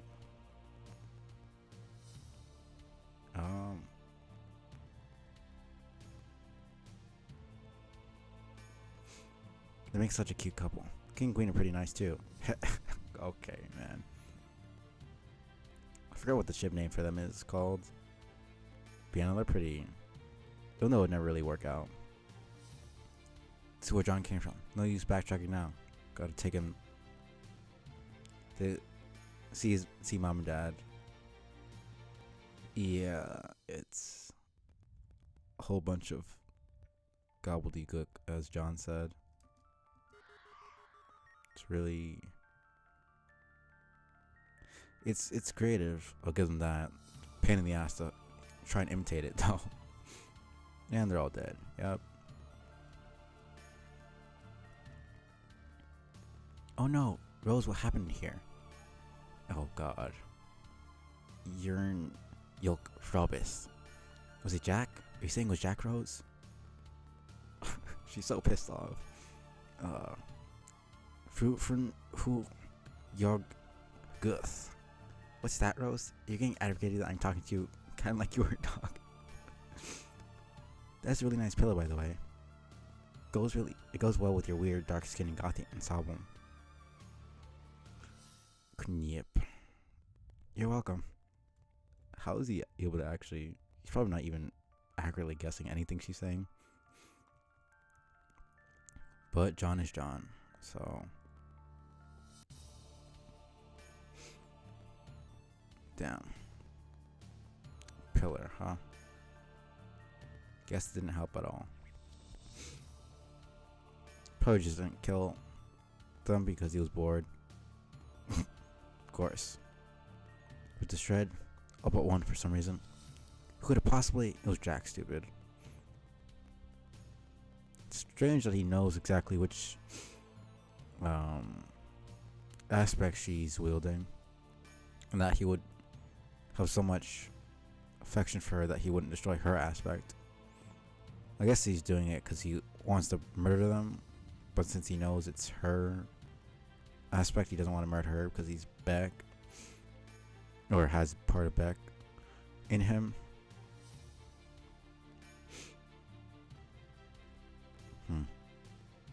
This is interesting. Guess they already have the knowledge of what each kid is. They probably have that information. I wonder if they have it naturally just for being part of the game, or if they gather that information somehow. Probably do. Probably a bit of both, honestly. By the way, did you know that Karkat thinks they're supposed to get married? Gorsi Svok Borbly Das? Wait, I hope that didn't come off as a proposal or anything. Sorry, I'm just making conversation. Guess I'm a little more nervous. Because technically, this is the first time we've ever met. And also, you're talking like an eldritch monster, so I'm kind of babbling. We don't actually have to get married though. I mean, not if you don't want to. Okay, I'll shut up now. God, this is so... Honestly, can't get mad at John. Right. And then this is...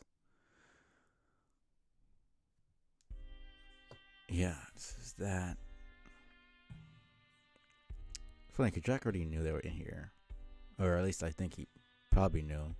So he could have easily just killed them whenever he wanted. I guess he wanted them to see their dead parents or something. Wouldn't doubt it.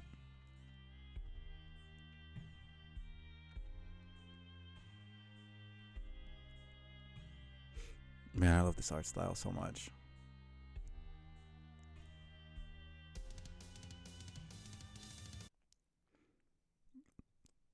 Now, honestly, when I first saw this, I was not that surprised, but it was definitely um I don't know. Like I totally forgot about the immortality of the god tier. So it was just shocking, really.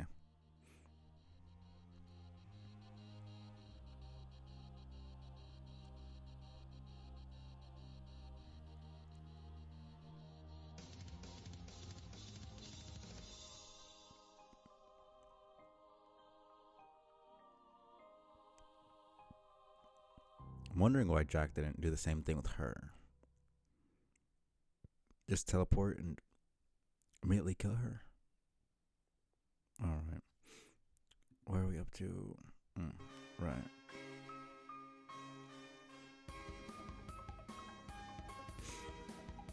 Guess we're Dave now.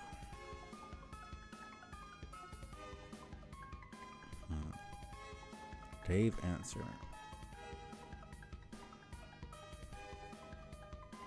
Strider.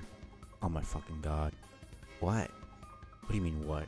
Just got done talking and agreed. It'd be awesome if you didn't bother me for a while.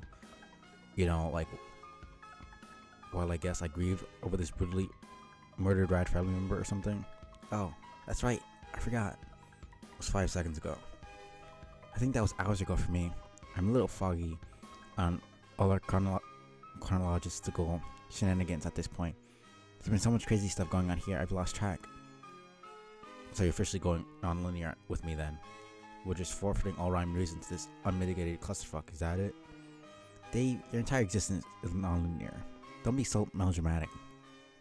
Whoops, okay. In the future I'll try not to pitch any sort of dramatics while brooding over the cadavers of slaughtered loved ones. Did you love him, Dave? No.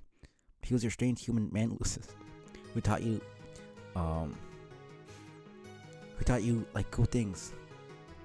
Taught you to like cool things, like swords and puppets moving really fast. How could you not? Puppets aren't cool. They're shitty small fake people who haunt your dreams and grin like permanent assholes. It's making a joke about being all broke up about it. I can be sad and make jokes at the same time. You are sad, but not broken up about it? I don't understand. Exactly. But you said you were grieving. I said we agreed you'd leave me alone to grieve. I didn't say whether I actually would or actually am. Well, are you? Grieving to the max like a widow on dead husband island. Behind these chill as fuck shades, my face is having this crazy attack of the sads. My rue is fucking bananas, can't you tell? No, I can't. You don't sound sincere. But it's so hard to tell what layer of irony removed from reality your flippant remarks is supposed to be. I'm betting you really are sad no matter how hilarious and aloof you think you're being. Truth is mystery. Tucked behind the pursed lips of a shitty Riddler. They'll be loosened only when presented with the conundrous grandeur of rigid, insoluble puzzle cock. But that makes no sense. Sorry you're so flustered by the mere mention of glittering mythical cryptotic. Honestly makes me think you're not ready for the truth. Your perplexing euphemisms involving what I assume to be lewd and vaguely intriguing portions of human anatomy I think are not as hilarious as you probably believe. In any case, you may be amazed to learn I'm not totally in the mood for your dumb, smart-assy hornswogglery. God, that fucking word. Who made that shit up? I want to strangle them. God. Hornswogglery. Why? Like, why is that so hard to pronounce? I have lots of my own problems here. They are big, big problems. So why don't you just tell me what you are thinking for once? It's pretty simple. I'm just thinking of how I'm going to take the sword. about how I'm gonna take the sword. Yeah, never got why you wouldn't just pull it out. Filthiest thing you ever said. Huh? Forget it. Pulling swords at things isn't how I roll. Not John, remember? Not following. Not a hero. My bro was. John, okay. Yeah. I think he has a really weird understanding what a hero is. He's right that John is a hero. His brother was not, never has been, and never will be a hero in any measure of the word. I'm sorry. Like, that's just not even remotely resembling the truth at any point in time. My bro was. John is. I'm not. Yes, you are. No. Yes, we all are. I'm the hero of mind. You're the hero of time. That's who we're created to be. Fine, it's a title we inherit as slum babies or whatever, but what have we done to earn it? Pretty much nothing but horsing around through time, swindling charter alligators out of their life savings. Why did they even have money in the first place? Whatever. That sword's coming out of his chest, it's coming out clean.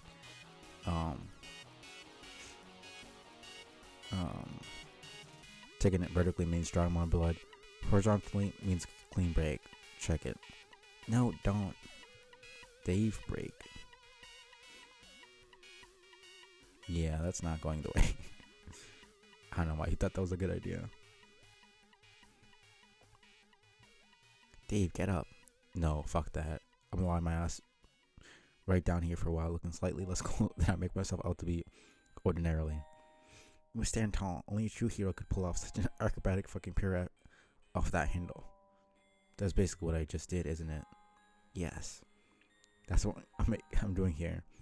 I'm making a point of making every little thing take place what was once mentioned in passing, no matter how seemingly trivial or pointless. That's how all the best adventures get strung together. You haven't heard me bleat like a goat for, ironically, human purposes yet, have you? No. That was something that was mentioned at some point by someone. I forget when or why. I bet you are on goddamn pins and needles waiting for that, aren't you? Are you about to bleat like an earth goat, Dave? No, fuck that. Then will you at least get up? No, fuck you. Go away. Ugh, why did I do this to myself? What? Subject myself to the moody nonsense of curmudgeonly, candy-blooded foul mouth. I don't know. Why are you even talking to me anyway? Aside from the fact that several hours from now you apparently forget I don't need consolation, ought to be left alone. Maybe just so happens that for once this isn't about you. Maybe I'm the one who needs some help. Has that occurred to you, Mr. Cool Kid? Oh. Anyway, I remember now. Sorry, everyone went kind of shit hive here. And I got bitten, I think. And I kind of forgot where I left off with you. Right, Kanai took her blood. How does she even get... Did Kanai knock her out or something? I forget. She was investigating Tavros' death. And then she stopped responding to Karkat. And Solix. And... then we saw her. She was knocked out on the floor. The bite marks in her neck. But never really got shown or explained. Did she pass out from bleeding too much? Or was she knocked out and then taken... Doesn't really matter, but I'm just kind of trying to piece together the timeline here. Bit. What? But I remember where this all fits into the chronology. You with your bro here. That was just before you begged me to finally show you how to reach the god tier. So I did. And then you got mad at me. So you decided to go down, do your own thing for a while. And since I have been up to my pointy little nubs in suspense, and since then I've been up to my pointy little nubs in suspense, intrigue, and betrayal.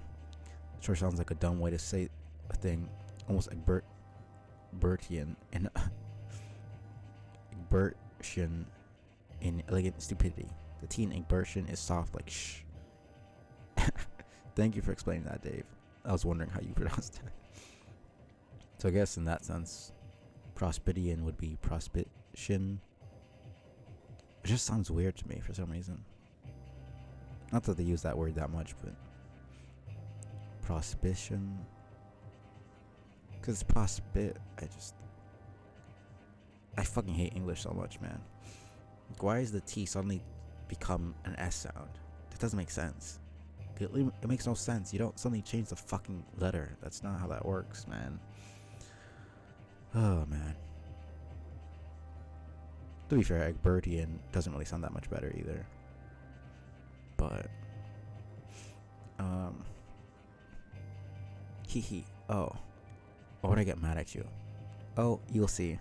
Okay. But yeah, I guess it's about time you showed me what's up with my alleged feudal god tierification. How long ago was you did your coin flip thing? I don't even remember. And so we're going back in the past. Well, the future for her, the past for him. This is getting complicated, man.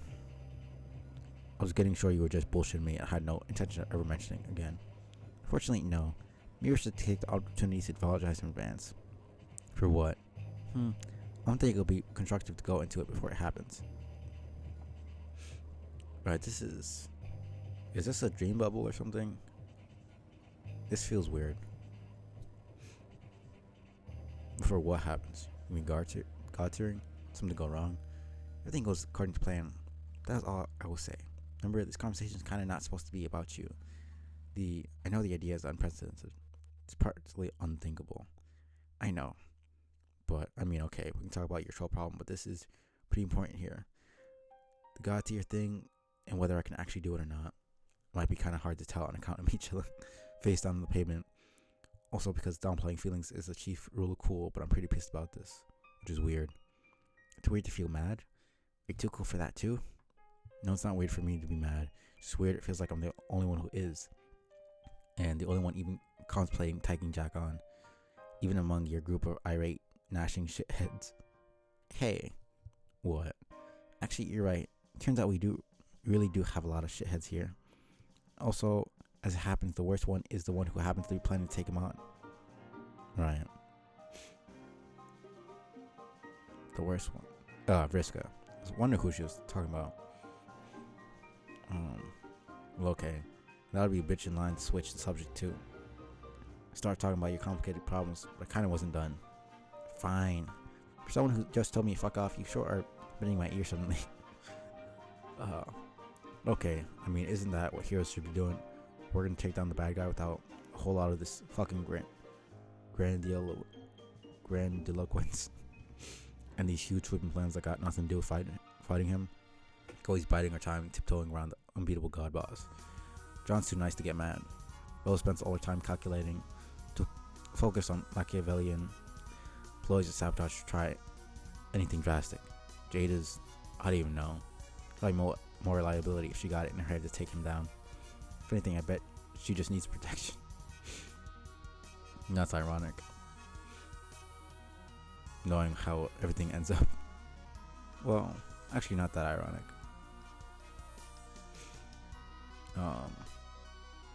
What are you saying here, Dave? In this conversation that is still being about you. Just wondering. When does someone actually step up? Jack's got shit to pay for. That is how you feel? Then I think our two problems are not really different. We're both presently concerned with justice. Yeah, I guess. Guess that has been on my mind. Maybe I'm supposed to be a hero and rise to the occasion, because there seems to be this little persistent voice in my head nagging me about it. It's insisting someone's gotta pay. It's hard for me to disagree. Right, because the queen is Rose's exile. So the dignitary would be Dave's, and then WV is John's, which would probably be CD in the Midnight Crew terms. And then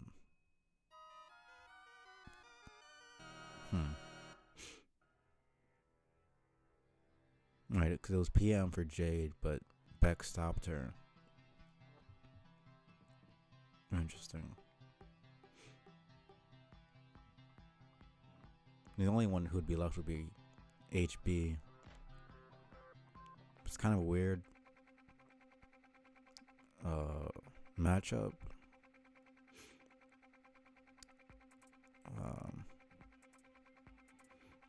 Then it can mean one or two things. Both of the two things, like it did for me. What things? Could mean that the agent presently influencing you is a conscience, and or an exile. Oh, it's AR, right? Because none of the fucking Wait, no, because it was the Black Queen. No, it was the White Queen who was talking to Rose. This is so completely illegal. Pretty sure I don't even have an exile. Never heard any voices or anything. Anyway, you don't need a voice in your head to tell you this shit is just like so completely illegal. Wait, why did I just say that stupid thing I said? This atrocity cannot go unpunished. Though who was whoever responsible into the slammer. Slammer means jail, by the way. I don't really have voices for the fucking exiles.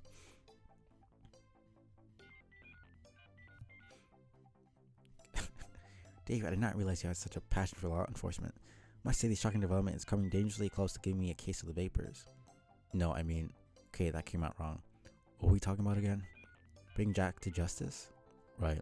Someone has to make him pay. Can't let him go unpunished. Can't let him just go unpunished. If I can figure out how to... oh, man. Figure out how to reach the god tier, maybe I can be the one to throw him into the slammer. The slammer? The slammer means jail. I know what the slammer means. Call it the slammer when you're extra angry at crimes. Take note of that important principle, because I'm deputizing you even though you are a kid. Very strange, because it suggests that the agents and exiles are all adults, but we don't really see them have a... They're kind of grown in the lab. They don't even have a childhood in the first place, which is strange. It's strange that they have personalities at all, considering they just exist to fight on the battlefield. Whatever, man. Why do they even have a civilization? Are you taking notes on this important principle? Jesus, get a fucking pen or some chalk or whatever. This is the second time he's used question marks. It's so weird. Because he's being influenced by the... It turns out him and John are very influenceable. I guess it's probably because he's upset right now. Because he doesn't use any punctuation. This is the second time he's used question marks. So... interesting. I think I'm following. You're going to find Jack and put him in jail? Wait, fuck. What? No. Dave, I know you are likely discombobulated with grief over your fallen man Lucis. That's extremely silly and doesn't make any sense. I know it doesn't. I'm just saying, what are you even saying here? Shit. Only while away from our jurisdiction, which I think is forever. Bring the criminals to justice, young deputy. Each mutinous agent must pay for their crimes. Right, because Jack is put a duress, so he's seeing it as a betrayal. I'm still not sure. You're talking about throwing Jack in the slammer and rambling about justice. Tell me to get pens and such. Not that I'm complaining. Okay, forget the slammer stuff. That was stupid. It is about justice, though. And since no one else seems to give a shit that it apparently falls in my jurisdiction now. But not just going after Jack. With all the mutinous agents responsible for crimes. Agents? Holy shit, why do I care about that suddenly? Anyway, more shit that popped in my head now. There's more shit that just... Fucking yikes. That's more shit that popped into my head just now. So, okay. Other duties to attend to. Right, he's talking to him right now. No way he's suddenly talking to Dave. He didn't seem to have any interest in talking to John or anything like that. Well, Mars cronies are exploitable. You saying you have a plan that involves targeting them? Not really. No. Anyway, it's not like being mad about this and hankering for justice is even the only irrational thing I'm currently hot and bothered about. Other duties to attend to. Like what? Must explode this ridiculously illegal edifice. Farewell. Wonder why he chose now of all times to talk to Dave. Gotta explode this ridiculously illegal edifice. Oh my god, what are these words I'm saying? Did they explode something? Never mind. Are you referring to your plan to blow up the green sun? Oh, yeah. It's probably That's got to be what I'm talking about. Probably. I need to shut up now. Now this. Okay, no, the music did not. What is with this? It keeps loading up. Like, for a really long time, for some reason. It's just strange. Okay.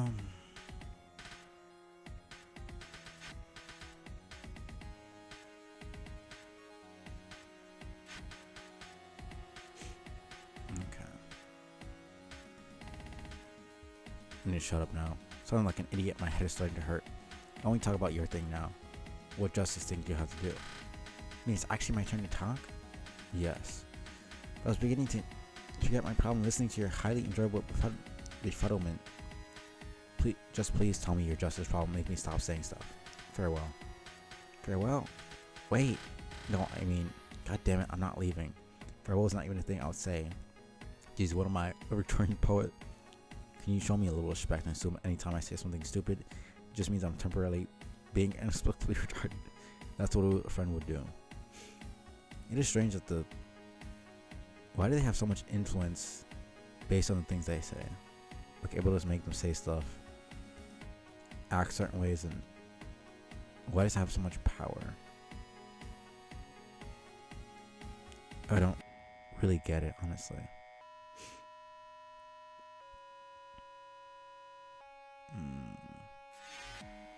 Okay, Dave, I'll show some sensitivity and cast suspicion on the intellectual merit of everything you've ever said. Thank you. I'll further demonstrate my friendship by dominating the rest of this conversation, lengthy accounts of my emotional tribulations, leaving no space for you to submit any amusing outbursts. That sounds awesome. Quiet. Now, where was I? Justice problems. Oh yes, of course. See, our aims are not that dissimilar. Our pursuits of justice, I mean.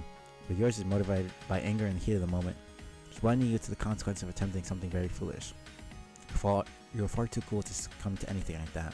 That's why you will come to your senses shortly. The situation is a little more complicated.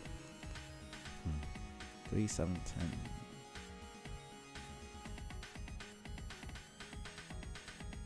What do we have next? Now you're learning about the clock. Everything gets set up for cascade. Alright. You learn more about the ancestors.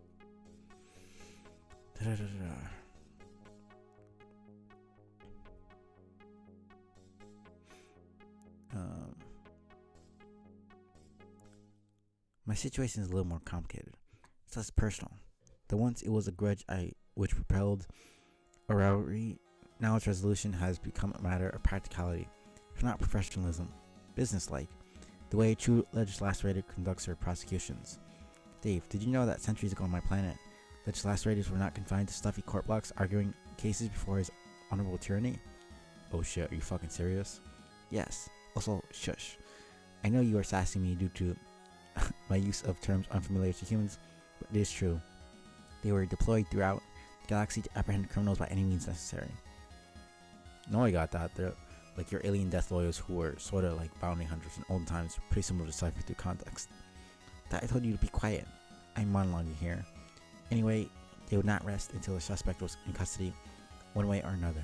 They would gather evidence over the course of the investigation, compiling a case to be presented at the trial.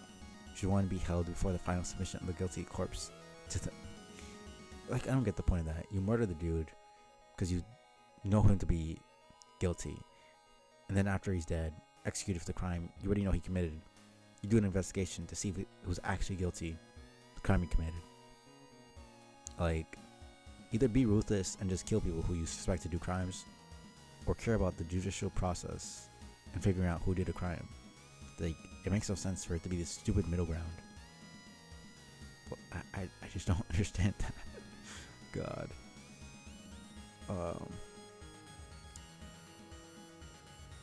Personal feelings.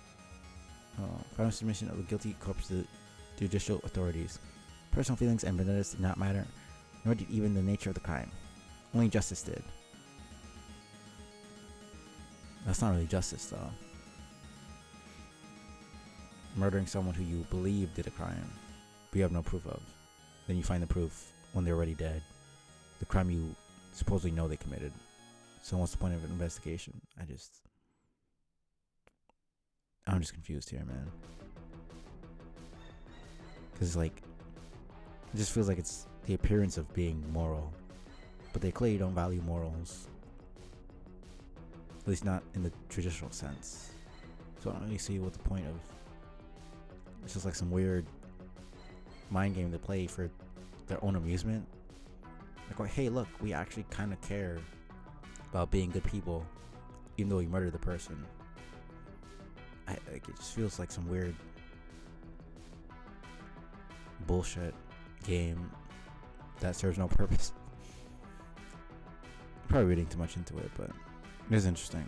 I didn't really look that far into troll society when I first read it, mostly because I didn't understand what the fuck was going on.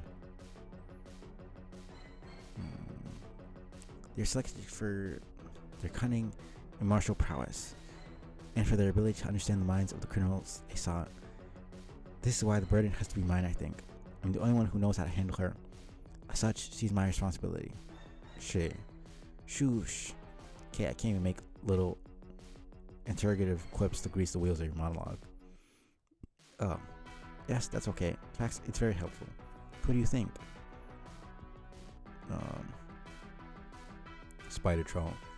You're correct. Spider riest of all. One of all. Decided to take her down then. I guess so. You don't sound that psyched about it. Well, I'm here talking to you about it instead of actually doing it, aren't I? Are you feeling guilty? Like second guessing whether she deserves it? Not exactly. Hasn't she done enough terrible shit to warrant alleged laceration? That's not a thing. But yes, the case against her is overwhelming. More than you even know. She's completely out of control now. She's murdered at least one of my good friends. Possibly several others. I'm not sure yet.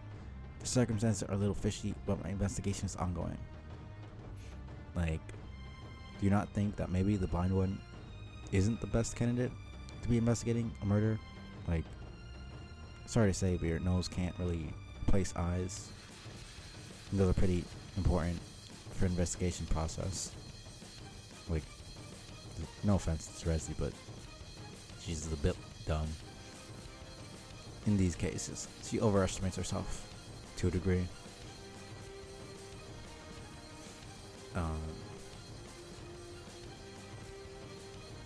Additionally, I discovered she is complicit in Jack's rise to power.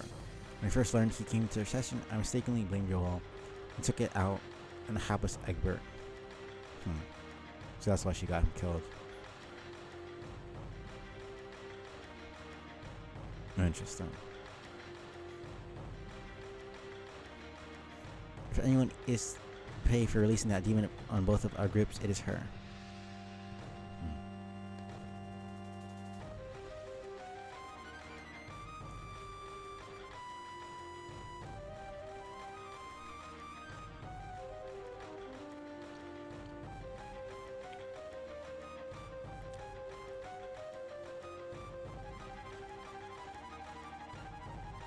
You sure about that? Yes. She knows I know. She's been taunting me, trying to stir up our old rivalry. That's what this whole John versus Dave thing has been about. There's no John versus Dave thing though. I know. Not really. It's just a game. The game is serious business to her. Like it was during our role-playing days. Just like then, she's ruined everything by taking it too far. Despite of all her past crimes, he's not even the most important reason to stop her. She's decided to fight Jack herself.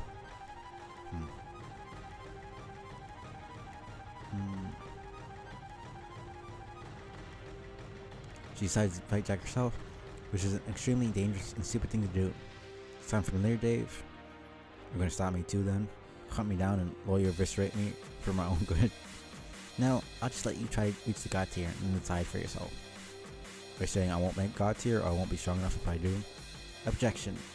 What? I'm talking about you again. I motion that all Dave-centric testimony be stricken from the record. My motion overruled. The judge wants to see where this is going. No, he doesn't. You know perfectly well he doesn't give a shit. Clear this court block if he does not have order. He swears to Jigus. Okay, fine. keep obsessing over your fucked up kismet sister if you want. It's not like that. Do you think she stands a chance against him? The way they refer to the way the humans talk about the troll romance is always so funny.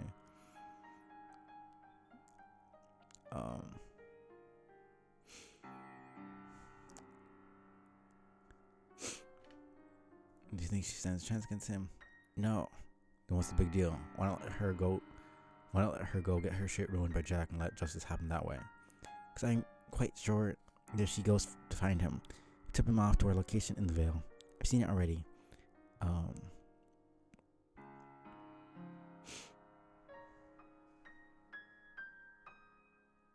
She is seer, right? Yeah, seer of mind. That is why this is no simple vendetta. Bringing her to justice is critical to our own survival. So why don't you go do it? Because I'm not sure if I can. You mean you can't beat her in a fight? No, it's not that. It just that when the time comes, I'm not sure if I'll be able to kill her. I thought trolls were all about gratuitous murderings. Yes, it's true. We're supposed to revel in bloodshed as we grow up.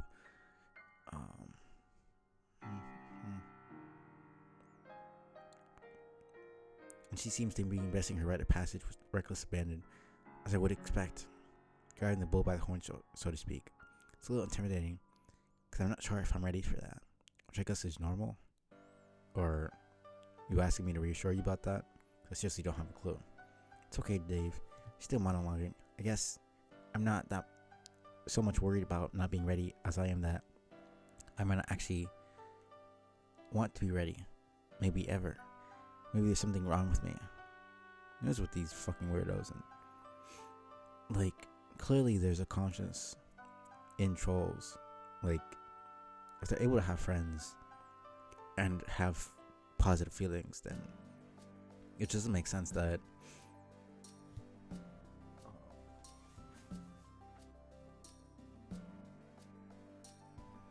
it doesn't make sense that they would just be so fine with murdering innocent people for no good reason, and then think that they were weak for not being able to murder people. It's just very ass backwards. Like, they're very bloodthirsty savages, and then suddenly they're moralistic, like very kind people. It's like they can't really choose. Which I know is in part because of Scratch and the whole Scratch that happened with Alternia. But it's still just annoying. It doesn't make any sense. I don't understand. They go insane kinds of ape shit over the macabre stuff. I hate the English language.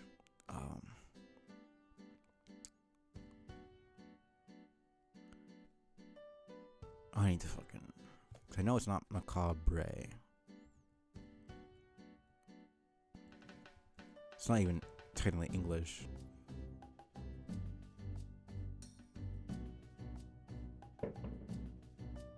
It's like French or some shit. I don't even know.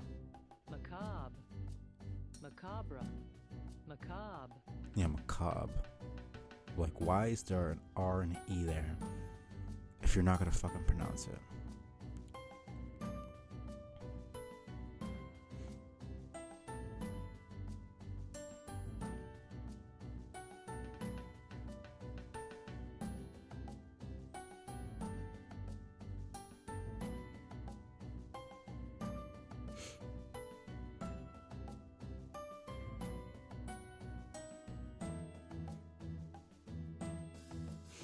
Whatever.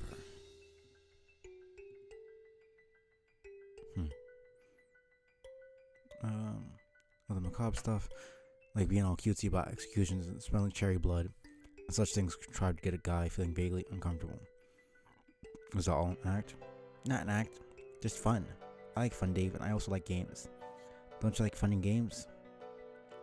Of course the fuck not. Liar. Didn't you say you've killed people before? There's a big difference between manipulating people to their doom with trickery, killing someone by your own hand. It's a bit like having to face your own death and discovering the difference between leaving responsibility to someone else. and doing the dirty work yourself. I mean, that's just kind of a way to make yourself feel better about it. She killed John by her own hands. The things she said caused him to go get killed. You could say, oh, I gave him a choice, or I didn't force him to do anything. But maybe he would have died regardless of what she said. But she's directly responsible for the choices he made that caused his death. So therefore, she killed him. There's no distinction there. Yes, it's a different kind of thing. It's really different to push a button and have that be the cause of someone's death, and to pull the trigger looking someone in the eyes. I guess those are two different situations. At the end of the day, you made a choice that you knew would cause someone's death, which means you are directly responsible for their death, and therefore you killed them. It's just kind of a coward's way out to be like, oh, no, you killed them.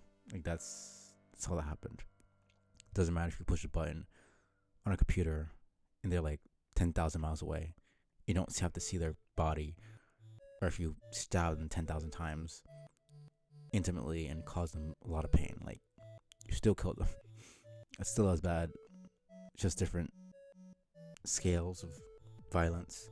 It's really all the difference is you're still a murderer at the end of the day. Which of course makes sense because she's a child and doesn't want to really take the responsibility for the shitty things she does and has done and will do. It's just kind of half-assed. At least take fucking responsibility for the shit you do. If you're gonna be all fucking cheeky and coy about it. But it is what it is. I just don't like that. Like, be a crazy psychopath if you want, but at least own up to that shit. Which I like. I like Vriska a bit more in that sense. So she can at least be a bit more honest with herself. Just a tiny bit. Not really by that much. But anyway. Okay. I'd like to help you out, but I don't know what advice I should be given to a member of a murderous species who's gun shy on going off to murder, justice murder, happy murderer who's done a lot of murders. Feels pretty weird and inappropriate for me to be the one to tell you fuck yes, go for it. She's got this huge murder with her name on it. Anyways, and it's cruising right at her down Comeuppance Boulevard. So I don't know. Do you want me to tell you be a better human or to be a better troll? Can't tell you what to advise me, chump ass. Yeah, we're not even looking for advice per se, but just want to talk to someone about it. Alright, well, all I'll say is maybe you're killer, at least we can finally stop obsessing over her. Sign. Yeah, fair enough. Why don't you just do what you think you have to do? I'll do the same. Speaking of which, alright, you'll be bugging me about showing you how to reach the god tier soon. Prompted by this very conversation, I imagine. Who would have thought? This time shenanigans completely blindsided us. They practically never even happened. I know. So I hang up now with future you and then start pestering present you about it. Is that how this works? Is that how it works? Yes. I make sure not to reference anything said here to keep it simple. Except like in an offhand way that'll seem retroactively logical to your future self. I.e. you right now. For no other reason than it'd be boring as hell to rehash it. Sounds about right. But what do I do? What do I know? The time guy after all. Luckily, I will not have to participate in these charades this time around. Does luck actually matter?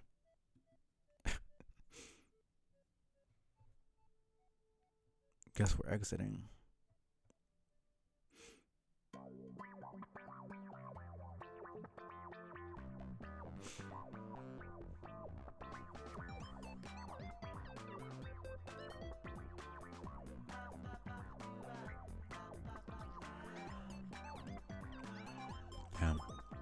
It's actually been 2 years.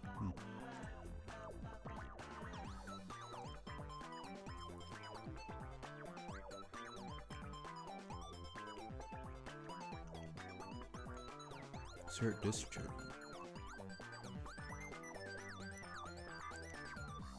This 2 is missing. Keep playing anyway. You have no idea what the hell this thing is or why you would need another disc. Just capture all I get and proceed. There's justice to be done, and you're running out of time. Let's go. So we're Trezzy now. Mm-hmm.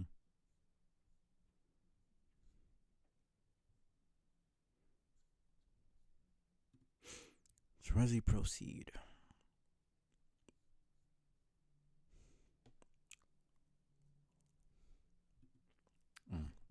Completely forgot about this. Objection. Cannot control Trezzy. How can you possibly expect to play this game when you've lost the game disc? All you can do is watch what she decides to do. Alright. You find a note starts to the floor with an apprentice claw. Appears to be addressed to you. Written on a page torn from the journal of Vriska's ancestor. Tons are becoming greasily flagrant. Also appears to be written in purple blood. She wouldn't dare harm sweet pressing Gamsey, would she? Oh man. I thought it's almost more than you can bear. You're going to throw the book at her. Alright. Read note.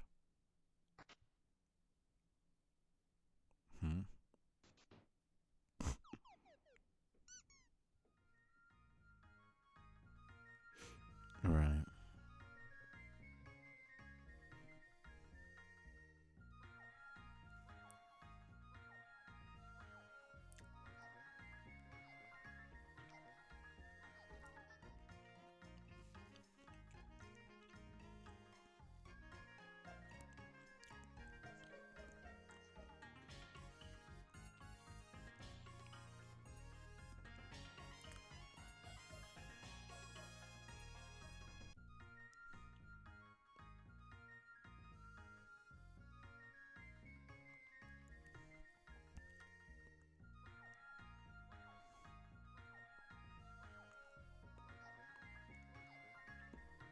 Man.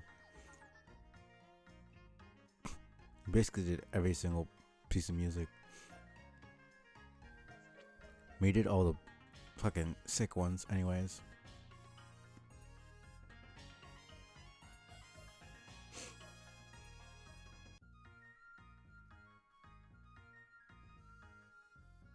Damn.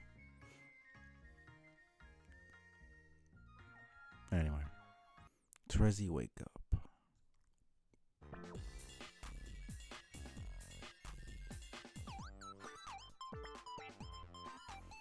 You cannot wake up because you're not actually asleep. You were just taking a breather in this nice cozy of horrifically mutilated scalemates. You're gathered here to break your fall for some reason. Wonder where you are? Wonder where you are. This fancy looking room doesn't look like a place you would expect to find on this meteor. At least not in any strictly canonical capacity. Famine surroundings.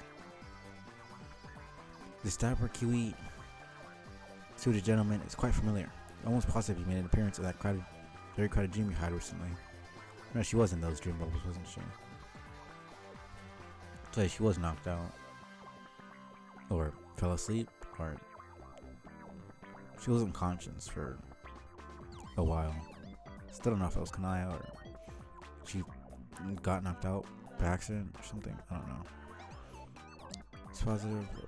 Where did he go? Something in this room smells funny and fast. Trezzy climbs stairs. You cannot ascend. The staircase is suffering from a catastrophic horn clog.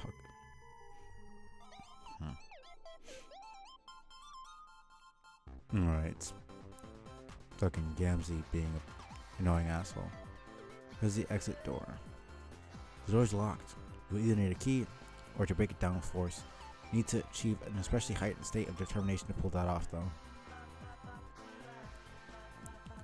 You've been completely hornswoggled. This whole thing was a setup from the start. Trapped deployed by a cunning mastermind. All the clues are adding up. The blood, the note, the flagrant displays of tricksterism and japery. The identity of the puppet master behind all this is now painfully obvious to you. Spider Troll. Yeah, because she obviously plays pranks all the fucking time. Trezzy just hung up on her own fucking grudge.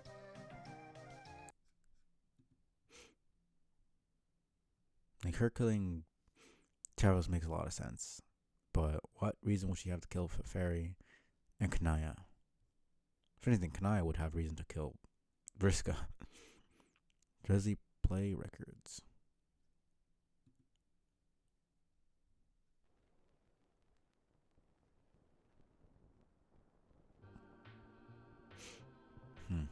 Selects appropriate crime solving music to set the right mood.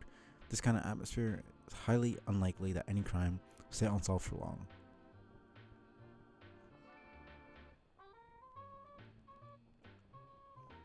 Man, I like this song way too much. It just fits. I like this entire soundtrack is just too good to be real, honestly. I mean, that's really the best part of this comic.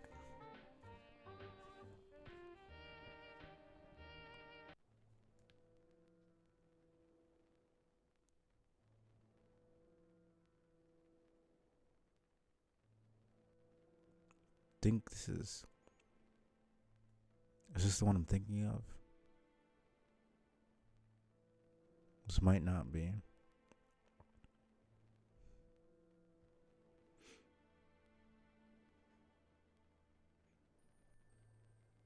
Yeah, no, it's not. I'm gonna need to look through these after I'm done with the um done with reading. You know, this is different.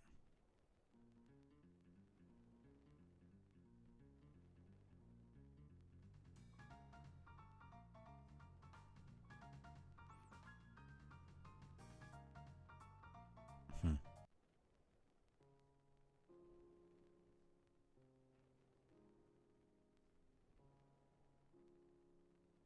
Oh god, Rose talking to Aridin kind of scares me. And Jade, just no. All of that is so gross. Taro seems so done with Vriska.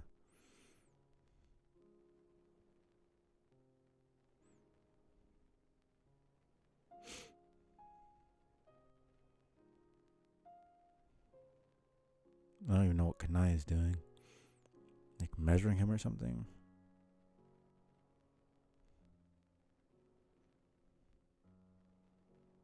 And of course, Dave's fucking with the car guy.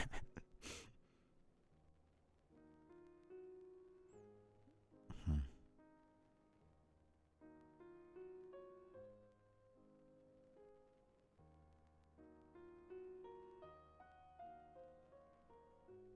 That's really nice. Anyways.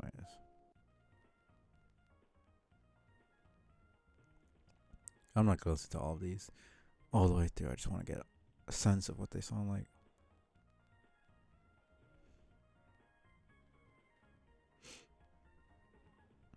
Toby do no commentary on any of his songs. Interesting. Move Midnight Crew record. Okay, let's get music back on. No, this vaudeville villain Conbon nonsense will not do at all. The mood is just not right for figuring out crimes. Oh no, the first track was kind of nice.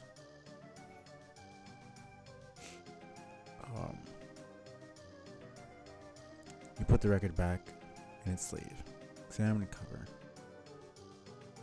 Who's this douchebag? Oh great, what is this?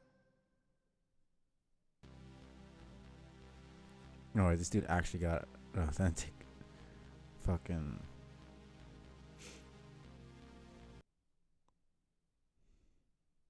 Let's see. I'm going to give you a great song now by Eddie Morton, one of my favorite ragtime era performers on record, who was actually a It's probably gonna get former muted. Philadelphia police officer before he made it big on vaudeville and then became a recording artist with such record companies as Victor and Columbia. So here he is with a song he did in 1909 called I'm a Member of Midnight Crew. Mr. Eddie Morton. No, actually, it didn't get muted last time, so probably not. The fact that I just associate this shit with Homestuck now is actually kind of sad because it's actually a really nice song.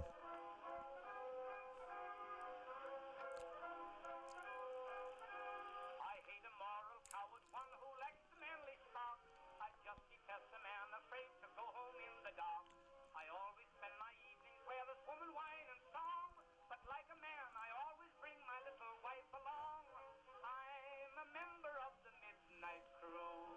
I'm a night owl and a wise bird too. Home with the milk in the morning, singing the same old song. Rise with the moon, go to bed with the sun.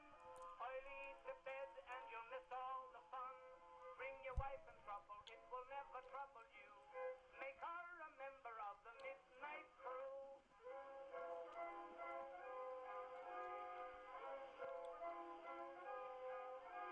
The fun, it doesn't start till 12 on happy old Broadway. So what's the use of going home until the break of day? Now something confidential, whisper not above a breath. I once went home at 2 a.m. and scared my wife to death. I'm a member of the midnight crew. I'm a night owl and a wise bird too. Home with the milk in the morning, singing the same old song. Rise with the moon, go to bed with the sun. Early to bed and you'll miss all the fun. Bring your wife in trouble, it will never trouble you. Make her a member of the midnight crew.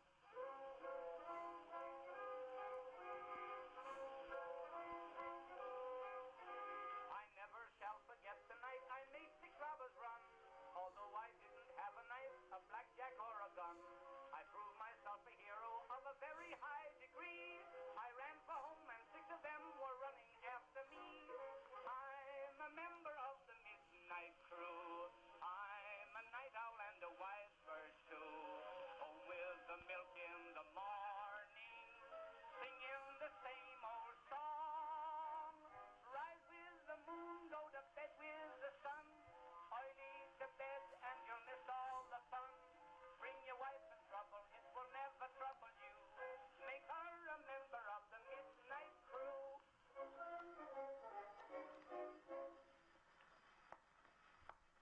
Mr. Eddie Morton, and I'm a member of the Midnight Crew.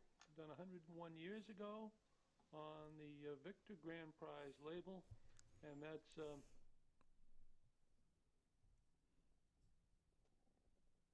Victor number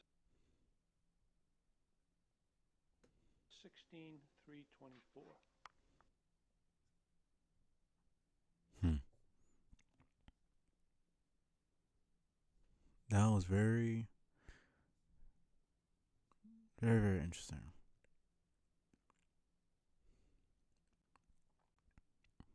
It was different to the version that Halsey had for the comic, but it's always strange when there's like original stuff. Mm. It's like, fuck, what is that song?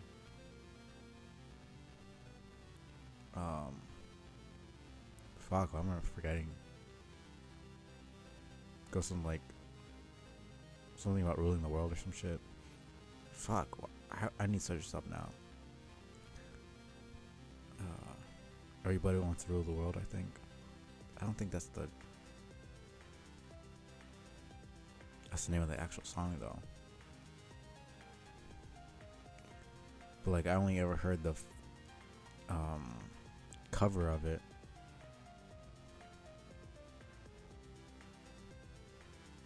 Is that really the name of the song?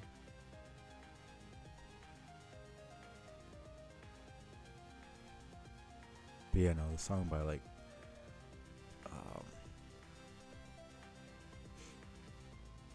Yeah, everybody wants to rule the world. Tears for Fears. Huh. It's like, I never heard the original one.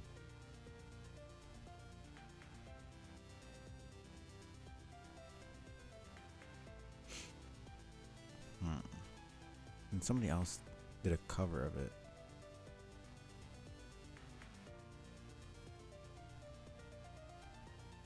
Yeah, Lord. And that's the one I heard first, and that's the one I assumed was the original. But hearing the original, it sounds... It's not as catchy. It still sounds nice. I don't know where the fuck I'm going with this. I'm just fucking ranting at this point. Point is, it's interesting hearing different versions of songs. Especially when the original version is pretty different to the first one you've heard. I don't know if that's gonna stay. If that's gonna be muted or not, but we'll see. Wondering where he got that footage from. Anyway, let's keep going. Before you can make heads or tails of who exactly this douchebag is, something rolls out of the sleeve. Appears to be a very small record. It's so small. What is such a small record doing in this great big sleeve?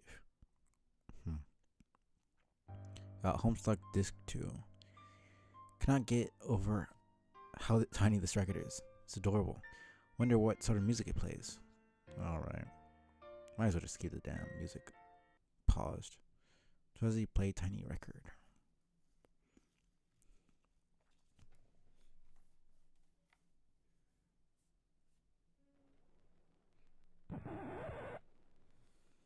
Great.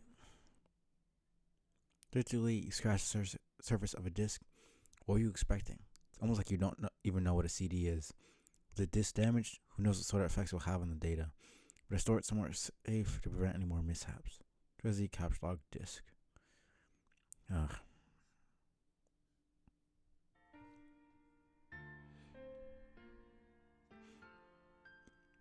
To be perfectly safe from any similar kinds of damage while secured in your scratch and sniff modus. Examine chest. You have spent way too much time calibrating the ambiance of your investigation, not nearly enough time investigating. It's one of your most common pitfalls, one of the most common pitfalls to being an investigator. Aside from literal pitfalls, which you actually fall into. There are two chests in the secret room, nothing out of the ordinary. Chests are everywhere in this lab. People find it all too tempting to sneak their personal belongings into them for safekeeping. That is, until the goods are stolen shortly after by those who can't resist looting every chest they encounter, which is everybody. Maybe these ones contain clues? Open chest. You got your neophyte red glare role-playing outfit. What is this doing in here? You've not worn it since your flapping days. Only part of it you've kept on hand was the stylish pair of glasses, which of course, since the incident, has managed to become a regular accessory. But you cannot imagine how someone could have gotten their hands on the rest of it. Surely a crafty and forceful criminal is at work. Spider troll, spider troll, spider troll. Wear suit. You don the garb of the legendary Lacerator. Brings back memories of many successful fantasy prosecutions resulting in the real executions of rival players. Those are the days. Man. Fucking insane, kids. Open other chest. You got the Pyro Spite plush. Pyro Spite was your scalemate sidekick during your campaigns. He was the model of loyalty, friendship, and righteous retribution. More than can be said for another partner in justice. There's no doubt about it anymore. She's clearly baiting you into confrontation. You mean baiting. High Pyro Spite. You embrace your old friend, releasing a mighty and majestic squeak. It has been too long, old friend. Vow never to let him out of your scent again. Honk. This puppet is becoming a nuisance. Appears to exhibit the same incredible puppet fatness properties which Dave's had. It must be some form of universal puppet enchantment. Couldn't possibly be the same one, because that would just be insane. Hey, where did Pyro Spite go? Look up. There he is. How did he get all the way up there? So he's been quite the slippery scallywag. Maybe he's reminding me to check out the note. Almost forgot It was up there, well, with all your furious investigating, most of which has involved fooling around with records, hugging plush toys, cosplaying as a childhood heroine. Read it. Just as you thought, it is a message from Vriska summoning you to do battle. It's written in Gamzee's rich, jelly-smelling blood. It's her hieroglyphic for short. Her quirk is present, leaving the matter undebatable. Oh man. But why the hell does she want you to bring the stupid puppet along? She's so weird. There's a journal entry on the back. Probably isn't the slightest bit relevant to the current situation, but you guess it couldn't hurt to read it anyway. Examine journal entry. Suppose I'll have to get used to writing with this hand instead. Huh. I now do so in captivity. While I bring my all to bear on the immensity, the subjugulator's hijinks. I took their gesture as plain avowal of my prosecution's futility. The lone neophyte assigned to the task, how could I view otherwise? Was sure they'd drawn from the bottom of their deck, not intending to squander more competent mercenaries on one who'd made a show of outclassing them all before. But I discovered too late that red glare was their wild card all along. I was one allowed to be raised by a dragon in this era, let alone one of such middling blood, the sickly hue of a gutless civil servant. Those of her case are typically pleased to mount a sluggish cholar bear. Guess I changed. Cholar bear. Cholar bear actually sounds kind of better. It doesn't matter. Or some brainless, squawking spleen fowl during petty expeditions to plaster Caesar notices on Gimblinet property. But what fluke was this woman granted such a weapon, permitting her to luxuriate these delusions of righteousness? Something blocked the light. With that unbidden moon.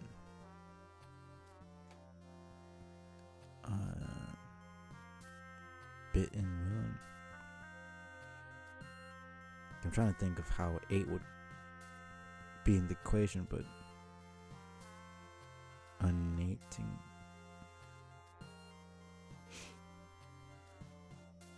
Huh. Weird. That one's a bit confusing. Treating the harbor to darkness more grim than what felt the season's apogee. I made the mistake of looking into its eyes, each like a sun concentrated to a small jewel, as two hot garnets searing through a black veil. I shut mine quickly. The more sensitive of them was burned irreparably.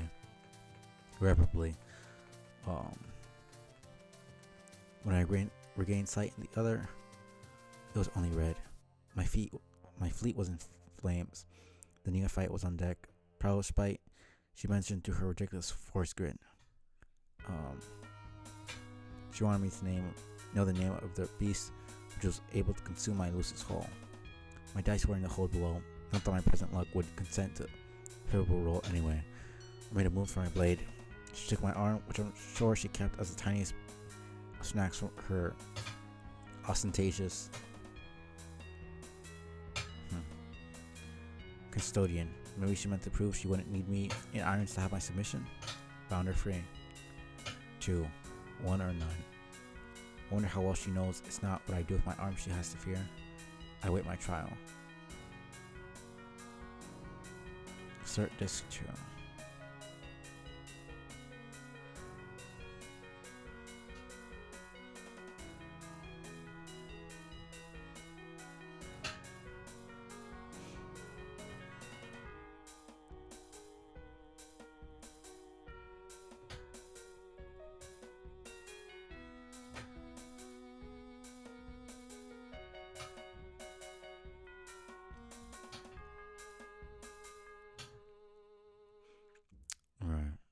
Alright. Seer Ascend.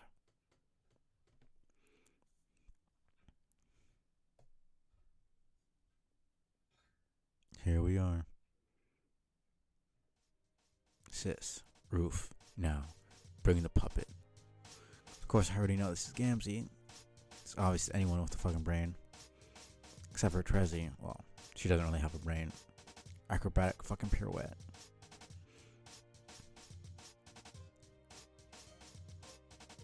In. God.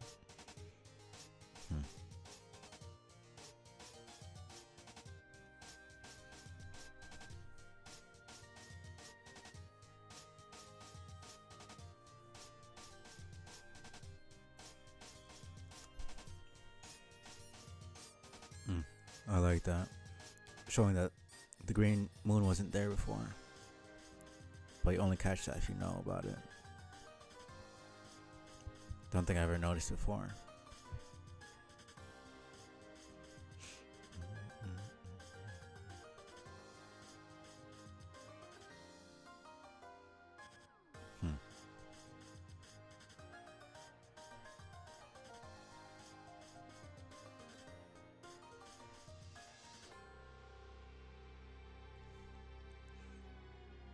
Seems like it's just fated to happen each time.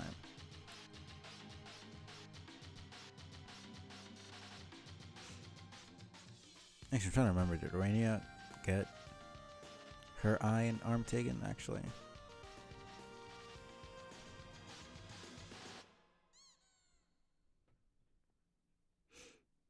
I don't quite remember it.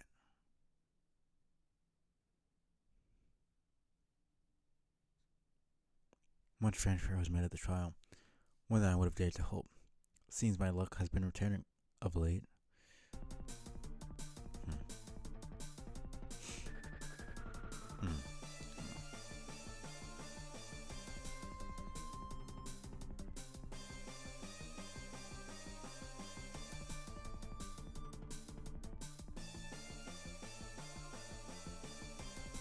High Blood surely intended to make a spectacle of my conviction.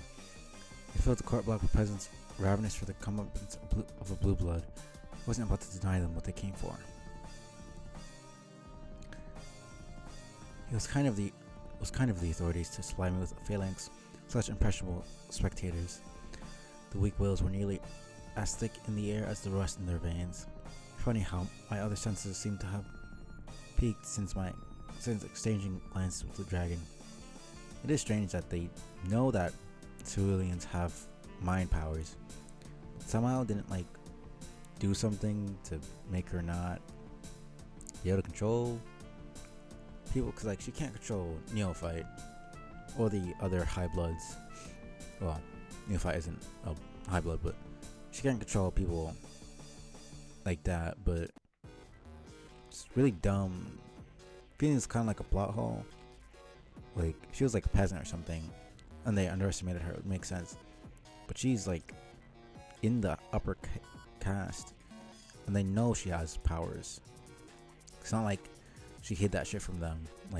All cerulean bloods have those powers. So why the fuck wouldn't they do something to stop her from being able to use her powers? If it was something like her arms were needed, then that's one thing, but he doesn't. It's just strange.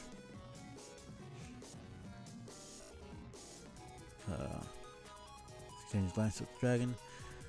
What an extraordinary specimen. How come to covet the creature since it owned my fleet? I knew too well the whispers of a dangerous new infatuation when they beckon. But I digress. Simple enough to nudge the hostility of the lowbloods from one aristocrat to another. The subjugators could not have been pleased, but nor could they have been altogether unamused, I would expect. Wonder if this was part of their unfathomable game? I'll never understand their riddles. Or I guess it's not that they didn't know or couldn't do something. It's more that they didn't give a shit. Guess that makes more sense. I want to get that again. Get to hear the open statement from the neophyte had prepared against me. The case she compounded from all that evidence she burned must have been damning. I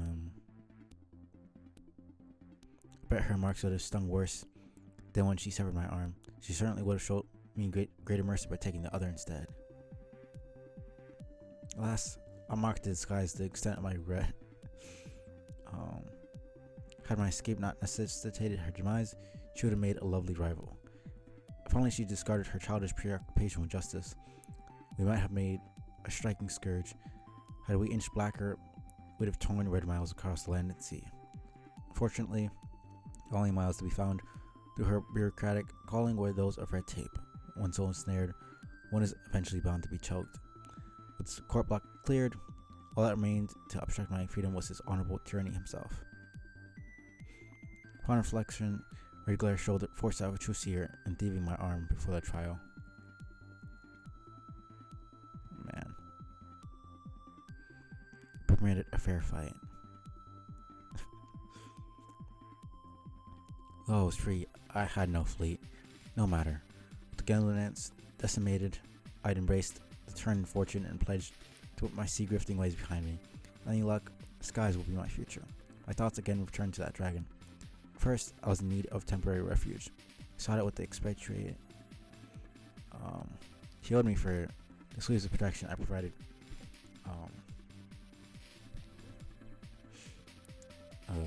Provided after his brazen defiance of the High Bloods. It was perhaps the only such courageous stand ever taken against a superior by one of his supercilious pedigree. That was interesting. In this version, he takes a stand, but then in the other one he doesn't. In this version he doesn't, and he dies.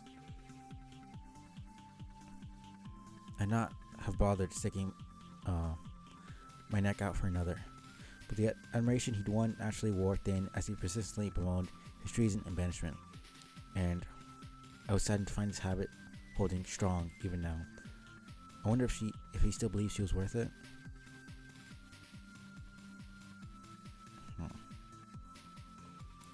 Praying my arm would go a little further in squaring his debt with me. Even if I came back with both intact, I might have ripped one off and put him to the task just to halt his blubbering. Darklear was always a skilled machinist. Pretty sure it's machinist. In the work he proved an adequate distraction. So pacified, he listened to what I had to say about recent travails with the law and powerful spite, and what I'd come for in truth, the treasure he'd been keeping safe for me. I cradled 3757.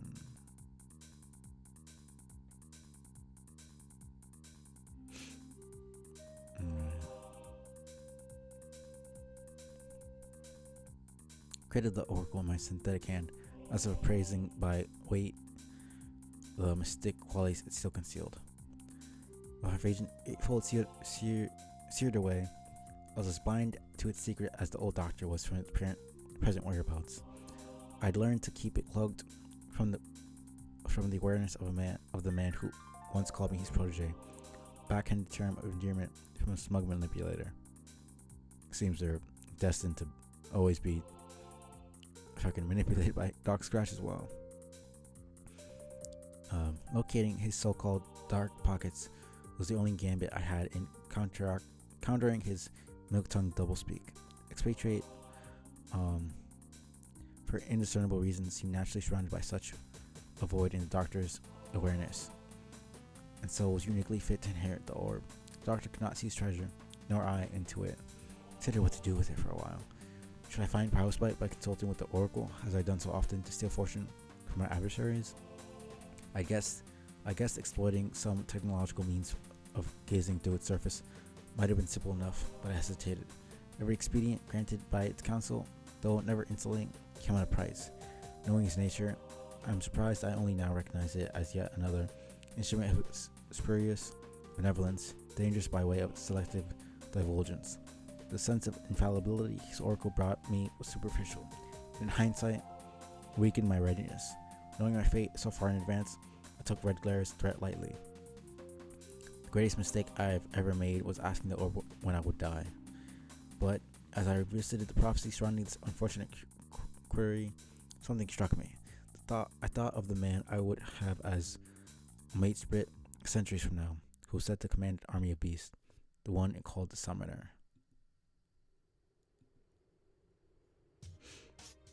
If my obsession with the dragon should continue to burn for so long, Would he be the one to assist me in taming it? I did not have the not have enough knowledge. Um, not have enough knowledge to ask the right questions when I had the opportunity. Was that the case, I might have asked if it would be his rare abilities of communion, rare abilities of communion that would bring Prospero under control. Would it be on account of my influence? And if so, would I exert this influence by taking his will or winning his heart? These are details I would have given note, second thought, and drawing from the orb. My curiosity, a force usually too much to quell. But now, I've thought of the summoner often. I've been troubled to know that, as one so common-blooded, he could not possibly have hatched yet. Nor will he wriggle from the caverns for many sweeps. So must have patience to take up my role in a story of heroism. It's a tale which reads to me as though lifted from a child's story, yet I know I'd be a fool to doubt its veracity entirely. He would rise to the ranks of the cavalry reapers and assume command, from proving the most skilled and fearless of them. He would exhibit a remarkable occupation, a sort only recorded in myth, growing, or perhaps simply revealing, a striking pair of wings.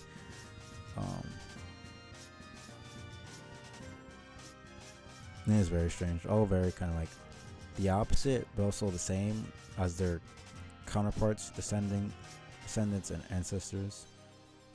It's very strange flipping. Obviously due to the scratch, but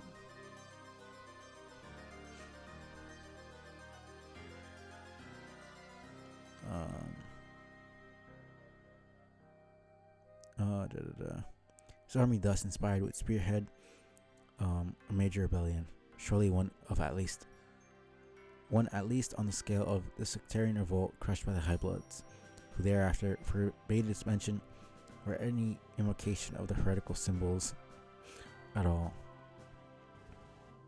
That's too fucking telling.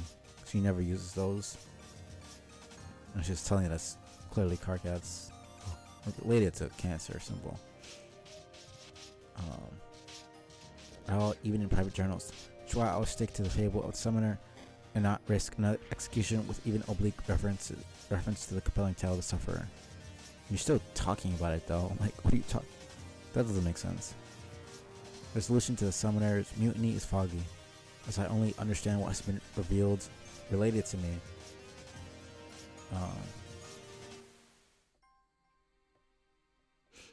I just realized the song doesn't have the. No, wait. Yeah, no, it doesn't have the squiddles in it, which I guess is good.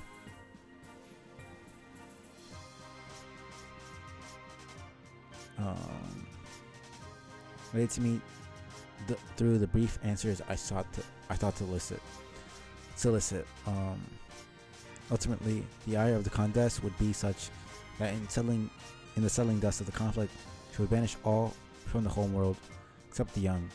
She would scatter all who reach maturity to the stars to fight her wars, presumed to keep them occupied, existing in a less centralized state from which such a coup may arise. This is still an incredible notion for me to consider. I cannot imagine how she would come to enforce such an upheaval in our civilization. I suppose she will have on her side the advantage of an unparalleled lifespan, the leverage extended by that hideous psychic prongs over a deep undulating monstrosity, that is, until it chooses another little witch to serve. Nevertheless, I take the prediction as truth, and find it amusing that a homeworld dominated by children will be the great summoner's legacy. One of them, at least. More importantly, and less amusingly, his legacy will be my demise. You see, I first learned his name when asked who'd be the one to kill me.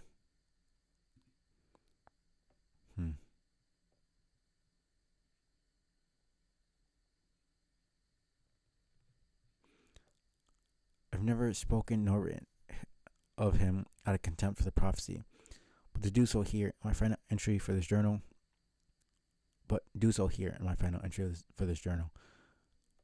What the heck? It's doing it again, man.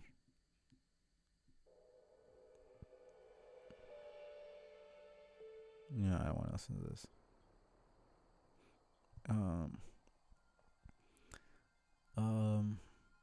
I took this to be a pitiable fate, and scoured the over for any means of escaping it, or at least to salvage any a little dignity from the tale of my downfall.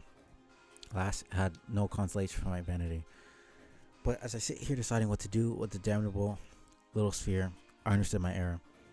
It was not in failing to chart a course through future events, to turn my fortune side even so many sweeps from now. It was in believing the future was mine to know and fortune mine to control. God, she's so much. Like, somehow, some way, this version of Vriska is the best. Like, she actually became kind of humble and was content just being, like, just existing. And she admitted her mistakes. She still did a bunch of fucked up shit, but, like, she knew who she was and she was fine with that. You know, I respect her to a degree. Rania and Vriska are just fucking children who want to control shit and are scared and don't know what to do. Which is fine, but they just don't want to admit it, which is what pisses me off about them. Especially Rania, like, she can just fucking... She can fuck off. I hate her so much more than Vriska, which is surprising. Anyway, we'll get into that when we actually meet her. Let me not get into that before she's even introduced. This hero is meant to breathe life into my embittered heart, and if he is to earn the right to run it through, then so be it. For him, I'll commit to this page my highest expectations. And for what precious uncertainties left in my future, I renew my vigorous anticipation. The oracle I resolve to part with. I'll conceal it in a script bearing the sign of the expatriate, with a map to its location hidden in this journal. To whomever finds it, be wary. The truth it tells may leave its new keeper blind as I was, though no more. And Vriska didn't really listen to her counterpart, did she? She used it to her own downfall and became... whatever. Flip. Like, she literally had the answers right there and she still didn't listen.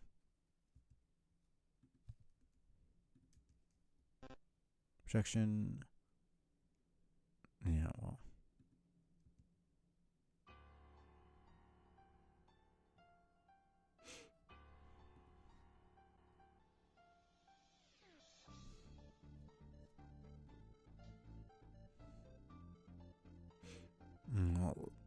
Dead.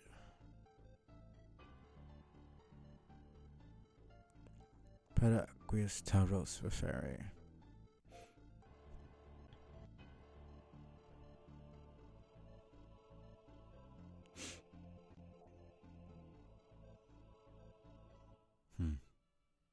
Oh, Aridin as well, right?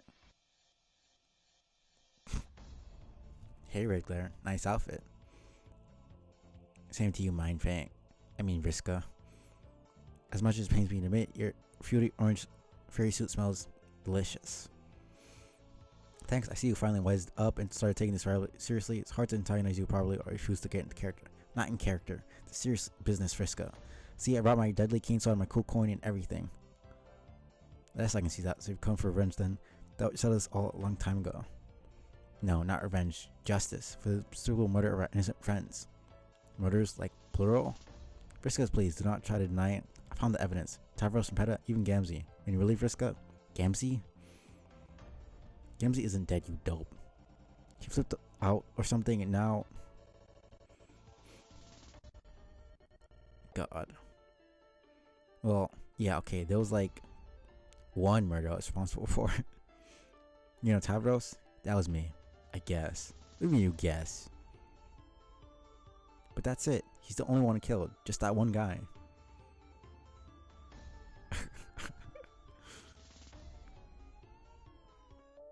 God. Both know you can't beat Jack. All that happens is you will lead him here and he'll kill us all. He'll follow your sugary pixie trail with his keen canine snout. I've already seen this consequence in my mind's eye. Fascinating. Why don't you tell me your terms already? Pick up my pixie draw. At this rate, my snoring will lead him to us. What I propose is simple. I flip. Heads, you stay. Scratch, you go. You're kidding, right? You want luck to decide this? Maybe you forget who you're dealing with. I'm the thief for light. You really expect me to lose a simple coin flip? I got all the luck, remember? I did not forget. What will it be, Marquise? Just flip the fucking coin, neophyte. Alright.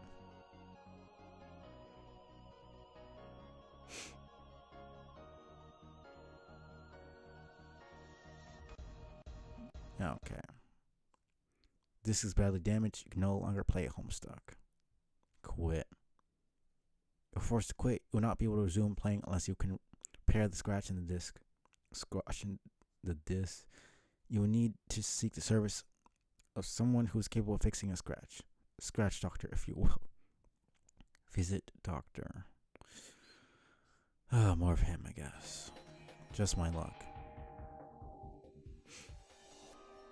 You rang?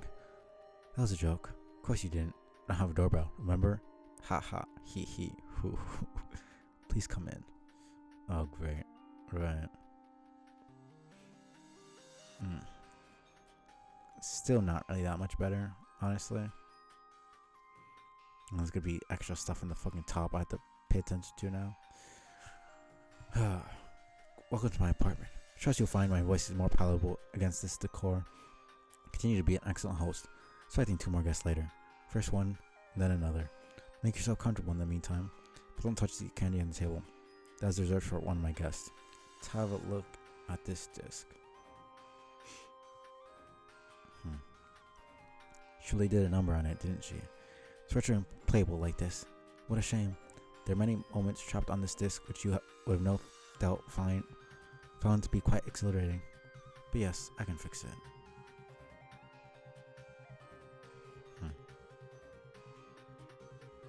It'll take time though. I estimate by the time, by which I mean I'm certain by way of omniscience, that when I'm done we'll have reached just shy of the green circle on the card above. Sure, you have already presumed this mark represents the beginning of Act 6. This should be ready to run in time to witness the critical event.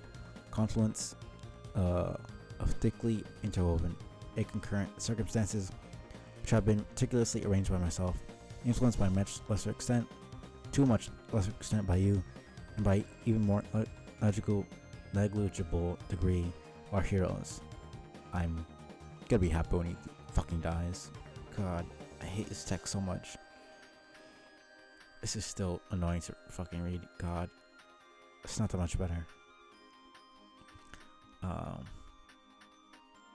To even more negligible degree, our heroes. The scratch will be healed in time to watch those heroes put it into motion. Yes, the scratch itself. If you don't mind waiting here while I complete my repairs, I'll tell the rest of the story. I'll show you as well as I recover data from the disk. The visuals I supply will be nothing more than abbreviated snapshots. My telling will be abridged. Mortality notwithstanding, I'm not going to live forever, you know. Immortality just means you can't die by normal means. Doesn't mean you're not killable.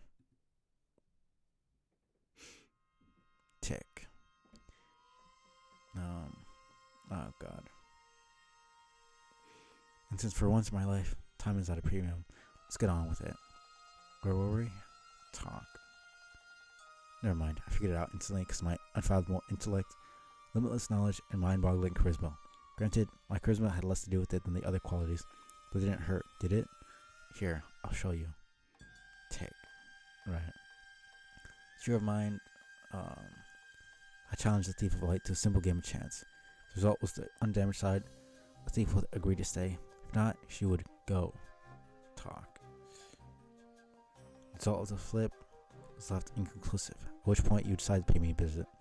The inconclusive should not be confused with the uncertain. The actual result was trivial. It was constant across all timelines.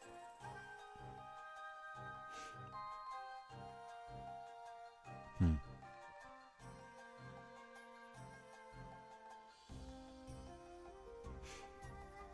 mean, I kind of get what he's saying with inconclusive versus uncertain.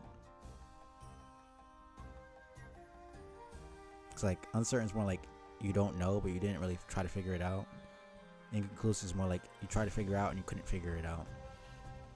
Like one is more passive, one is more active. Uncertain is more just of a passive quality where it's like you don't really know. We didn't really put any. Usually, you didn't put any effort into figuring it out.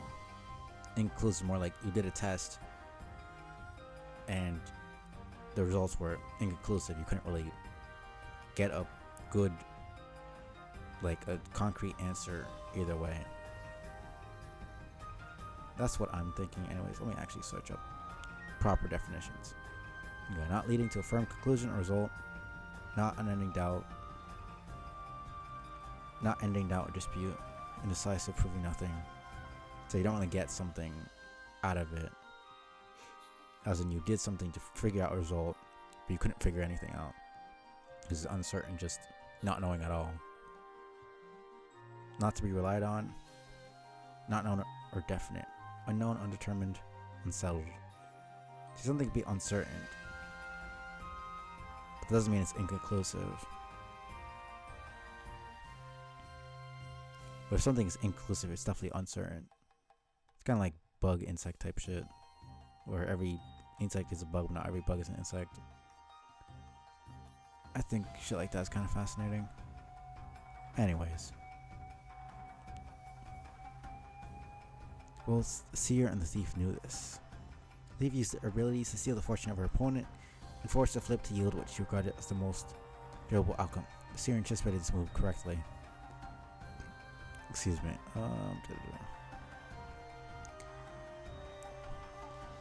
This is why I don't care much for gambling.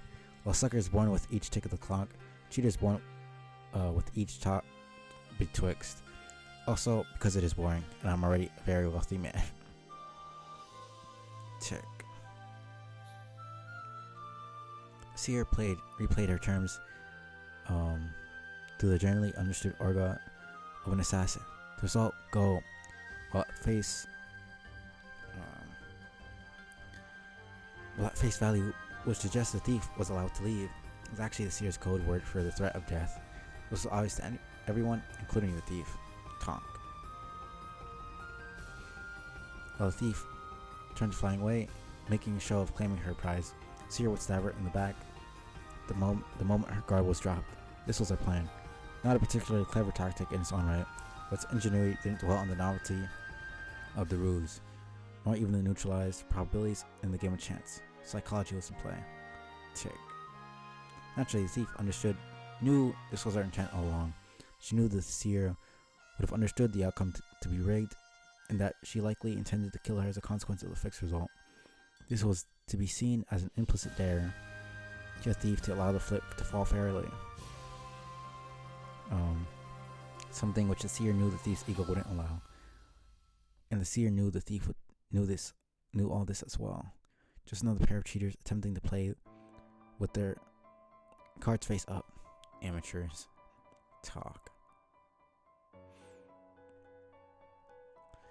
Each was gambling, not with any vehicle probability, which had been eliminated from the equation, but with each other's intention. The thief indeed took the seer's bait, stealing the luck needed to effect the flip in defiance of her dare. And turning to leave, she then proposed a dare of her own to the seer, challenging her to back up the implied threat. This was a thief's gamble. She wagered the seer would not be able to go through with it. It turned out she was right. So ends the tale of rivalry. Well, almost. Just a bit more. In order to understand its proper conclusion, I should first catch up with another one of my proteges. From whom I'm expecting a message shortly. The other seer. The other hero of light. Tick. Tock. Tick. Tock. Round 2. Right.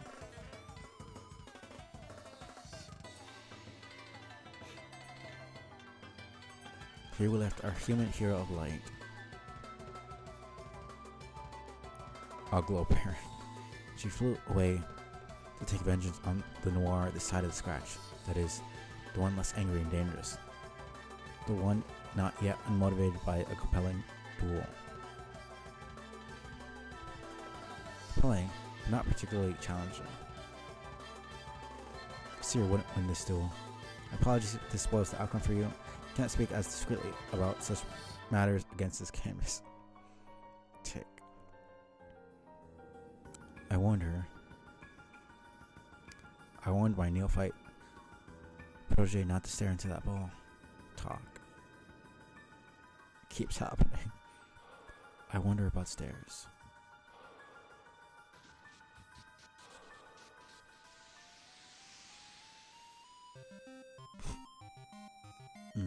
It's a brown hella Jeff face. Moving on.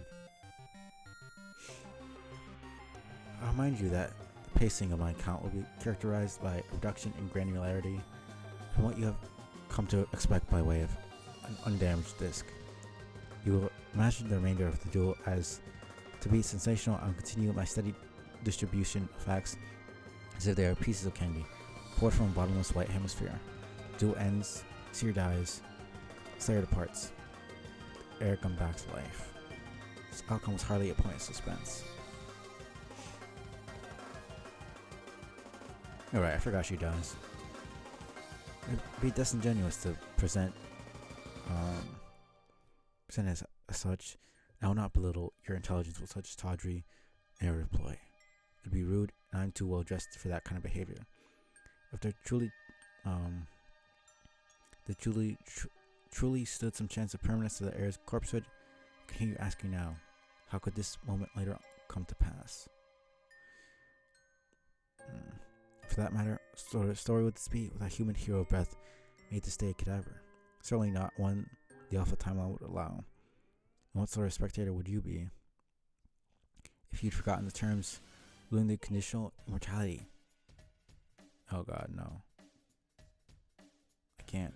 No, thank you. Sorry. If you'd forgotten the terms ruling the conditional immortality, he won. His previous, similarly unceremonious impaling. He did nothing to earn martyrdom. Apparently fighting a demon. I guess, does it take intentions to play? Because if you kill someone protecting somebody else, it's obviously a heroic thing to do. But then if you, on the other hand, kill someone for the heck of it, it's obviously not a heroic thing to do. Even if by happenstance you save somebody in the process. Your intention wasn't to save somebody, it was to kill somebody because you felt like doing it. Even if there was a good result, you weren't doing a heroic thing. Because being a hero is not about the results of your actions, it's about the intentions. If you happen to save the world, you're not really a hero. You just happen to do something good. If you're trying to destroy the world and you happen to save it, that's not really a hero. Because it doesn't mean that your intentions are the most important thing or the only thing that matters, but in terms of the heroic and just deaths, pretty sure intent is measured first and then result. So John was pissed and wanted revenge for his father, which isn't really a heroic or corrupt thing. So his death, in general, he wasn't even doing anything. He was just about to fight Jack. Jack just killed him out of nowhere. So there technically was no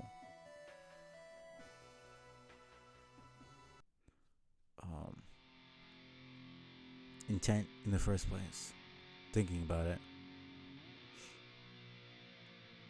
he did nothing to earn martyrdom, by which we might laud his fall as heroic. Nor had he tasted notoriety to secure death one may parse just. You know, because he just kind of got suckered, stabbed. And while I can't give you my assurance, I'm reasonably convinced of this much. When the hero of breath dies for good, it won't be as a scoundrel. That is for sure. Not for lack of a devoted mentor. If I had served as his mentor directly, rather than as his mentor's mentor,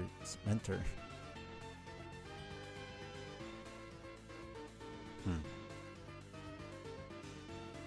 may have stood a fair chance of perpetrating something underhanded. At the very least, his jokes might have been better. Mentors, mentor. Trying to think of who that would be.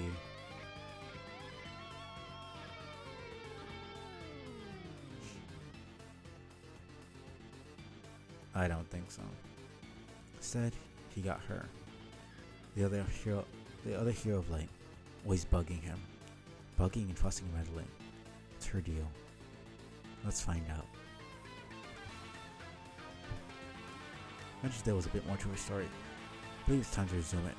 Trust you won't mind if I step away for a moment. Right. For important guests arriving very soon. If you need me, I'll be up here, making sure everything's in order. Which it already is. Keeping an eye on, which I don't have. On the clock, which I don't need. So he's gonna be up there. Great. Tick tock. Filling up the ball. Tick. Oh, he's waiting for Slick, because that hasn't happened yet. Tock. Now Slick comes. Aradia. Why did I say Aradia? Prisca. And Jack. Yeah, but we saw that. Bonk. Tick. Yeah. Talk. Tick. Talk. Right, and then Rose hits him up. Slick takes all the tick. Talk. And of course Jack destroys everybody.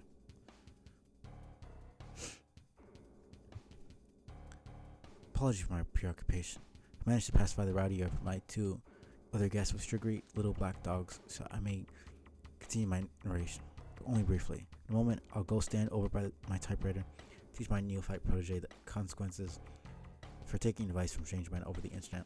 I'll continue to attend to my second guest, who was you from an earlier point in the story. Remember? Jack is so stupid. Well, spades, I should say. Right here in my apartment a little while ago. At that moment, I was busy hosting you from the future. Who's you right now? But I did not mention this at the time. Would have introduced your past self to your future self, and vice versa. It is a well-known fact that past and future selves tend not to get along. Good hosts will never tolerate potential for discord among guests, and as hosts go, simply the best there is. Don't be alarmed. Please don't be alarmed. Passy was just leaving. Where was I? Of course.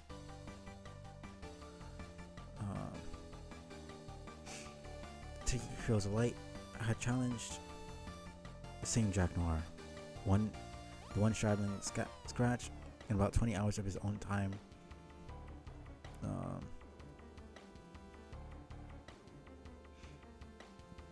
To a circumstantially simultaneous pair of duels. Circumstantial simultaneity is a concept more complex than its temporal analog, and is valuable for examining the properties of paradox space. It is the agent responsible for the major cosmic event, which pre-extinction Alternians came to refer as the Great Undoing. The same concept rules the innumerable lesser events by which this critical moment shall be catalyzed, including the break, my employer's arrival, the detonation of a very powerful bomb, and my own death. It is an abstraction weaving together the fortunes of otherwise perfectly disparate.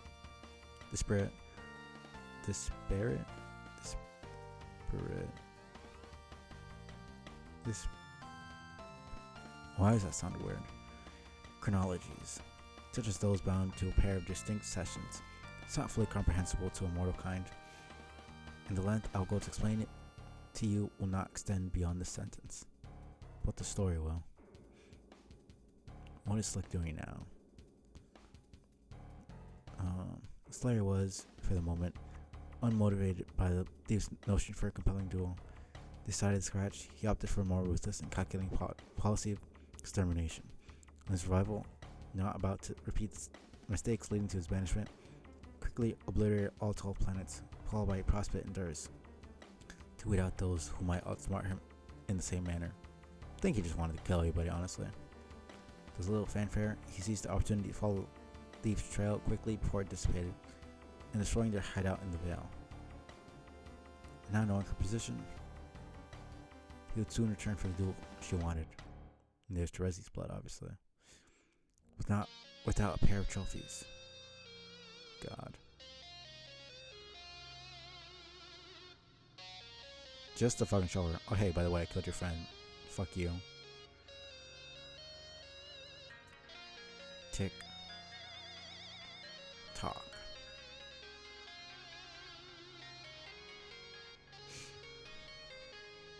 Again, sorry for the interruption.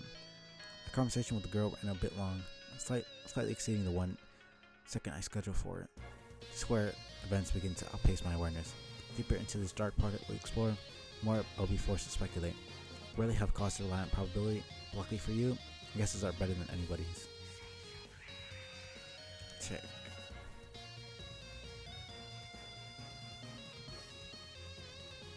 Alright, so this place is going to be set on fire. I've always believed that a good storyteller should keep a comprehensive record of past events on hand. A scrapbook of personal significance, for instance, in which he may piece together current moments from past ones of a similar, not identical nature. It's more efficient. Tom.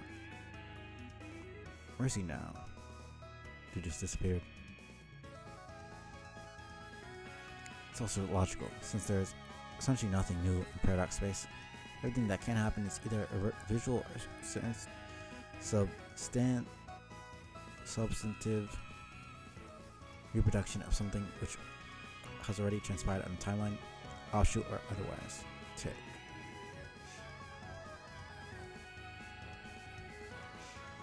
And if I'm going to speculate on this duel, I might as well make use of earlier clippings. The Slayer, this was round 1 against the Hero of Light. Talk.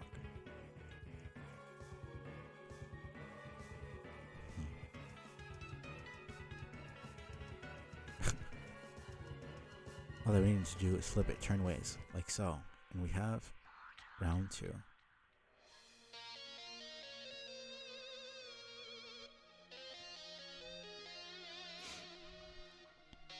The thief probably roll her dice.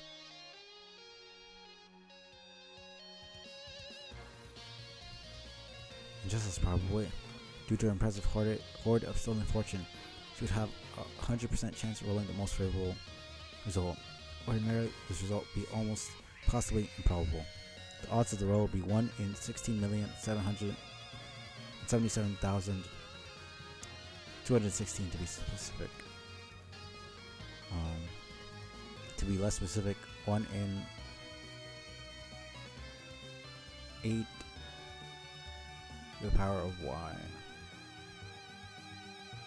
where y equals 8. Hee. Let me actually see what that is. 8 times 8 is 8. 8.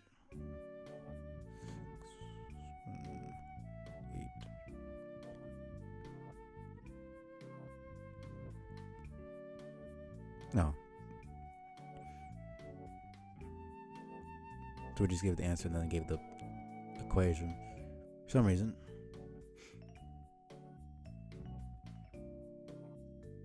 I mean, he literally just said it. But I need to be sure. Check. Talk. It's very eye hurty. That hurts my eyes a lot. It is a cool transformation though.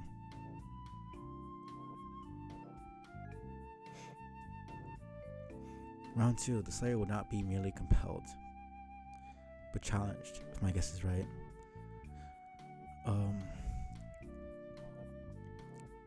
I don't need that.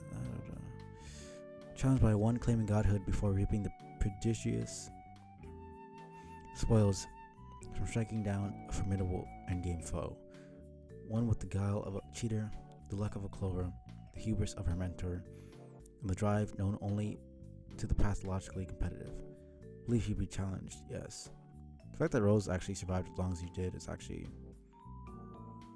surprising. Oh. Check.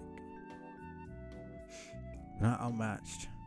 As one who shares the Slayer's source of power, my projection must give him the unambiguous advantage. But even so, while I continue to not be a gambling man, that didn't stop being a thing that was true or anything. Talk.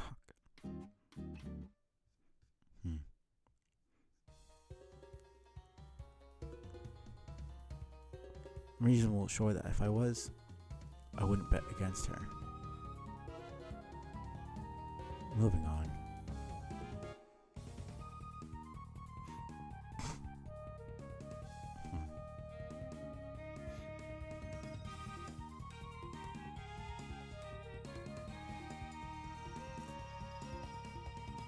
Let's pull back from this ever-harrowing dark pocket. All this uncertainty is wearing thinner than the only pair of pants in Morto's wardrobe. Very much enjoyed navigating the vortices of alternative possibility. Excuse me. Oh man. The path which alone has my absolute mastery is the Alpha timeline. Continuum I define as that which boasts exclusive rights both to my birth and to my death. Two circumstantially simultaneous events. No divergence from this path, to my knowing will, taper into blackness like rotting roots. But if I was a seer, such offshoots would be fully within my domain. If I was a seer of mind in particular, synaptic causality would be my specialty. A seer of mind would have given you a more reliable account, perhaps. Then she would do many things I wouldn't. Tick.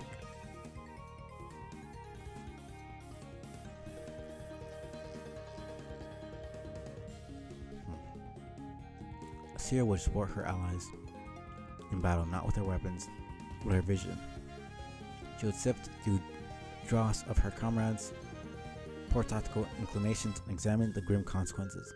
Seer would not charge into the fray headlong, directed as a conductor and with a baton.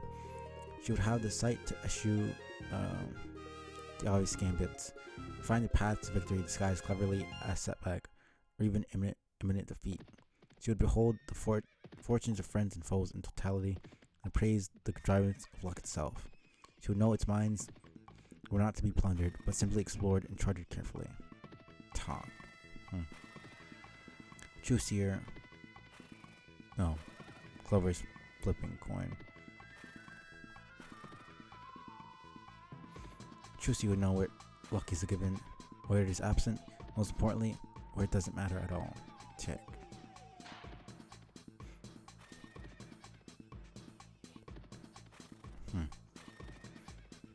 She would know victory doesn't matter in a reality where all else is doomed to fail. Talk.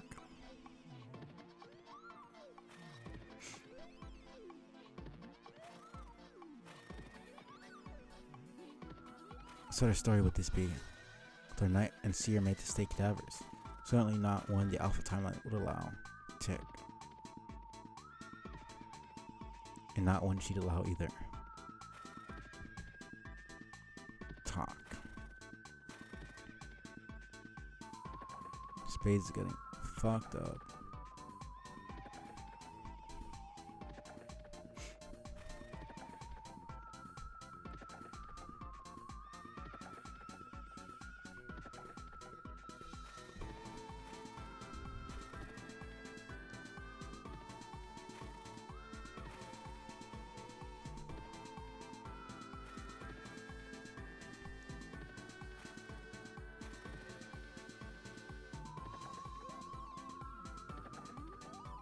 Okay.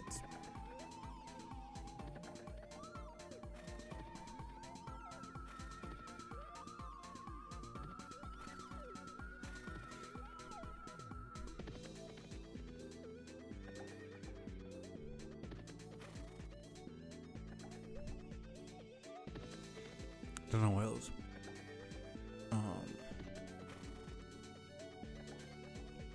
Why it's lagging now?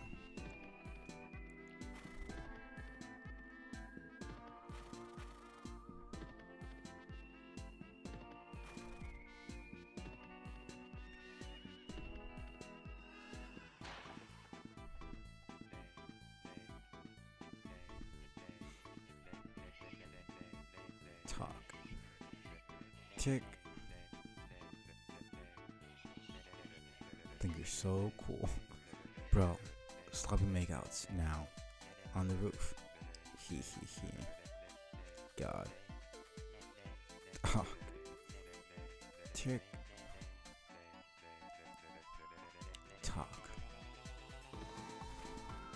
What the fuck happened in the last couple? So it was just... Right. Okay. Now she's around like showing snowman at the top. Talk. Honk. Honk.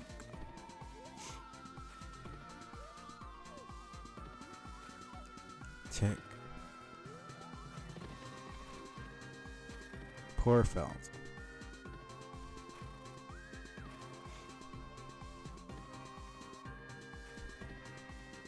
Alright, yeah, I already read that. Talk.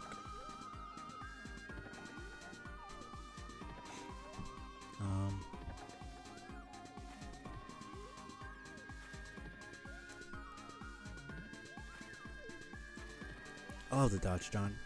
All 16 .777216 million of them. Still dead, huh? Or are you too busy weeping over her corpse? To pick up that headset. Alright, starting to revive. To pick up that headset and answer me. You can't fool me, John. I know you're not staying dead for long.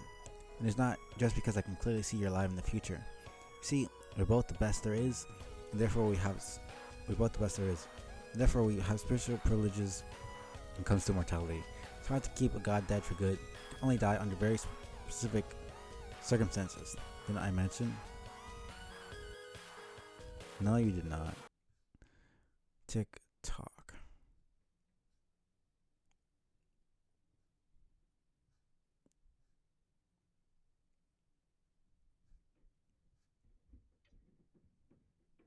Heroic and just.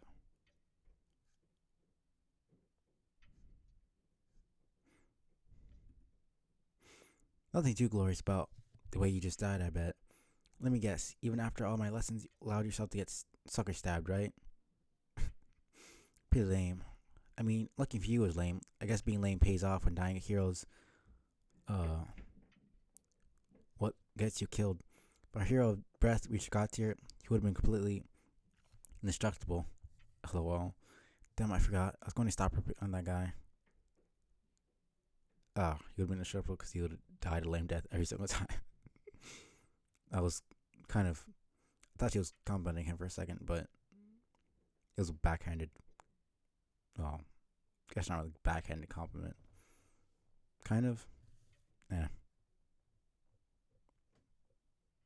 He would have been too cowardly to die a hero's death. Then he would have been too much of a pussy to go bad and do evil things. So yeah, I mean, he probably would have never. Damn, I forgot. I was gonna stop ripping on that guy. So he got stabbed through the chest and died. Whoops. Why are you talking about it like it's something that had nothing to do with you? Since you stabbed him through the chest and killed him.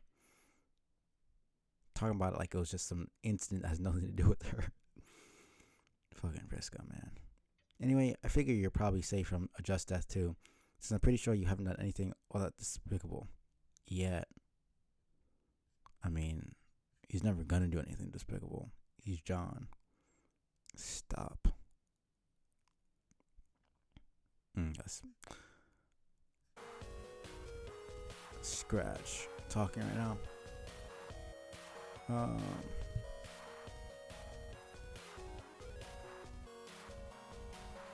Damn it.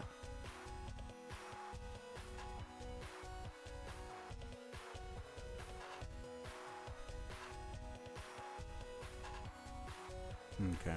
Thought it was freaking lagging there. Froze it for a second.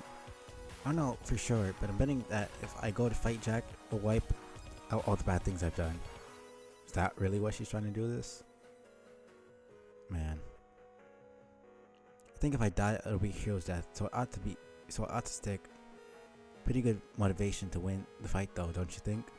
One way or another. I think this will be my last big challenge as a gamer.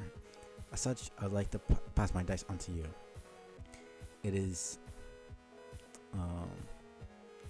it's very important to me that they stay in good hands, John. They continue the legacy and that of my ancestor. It's the eighth beat. I don't even know what that's supposed to be. 82 THE eighth. I feel like this is supposed to be an actual phrase, but I can't decipher it honestly. Use the code. I'm sure I can count on you to make something awesome with it. Slick, I'm serious. Please stop. I love this fucking panel.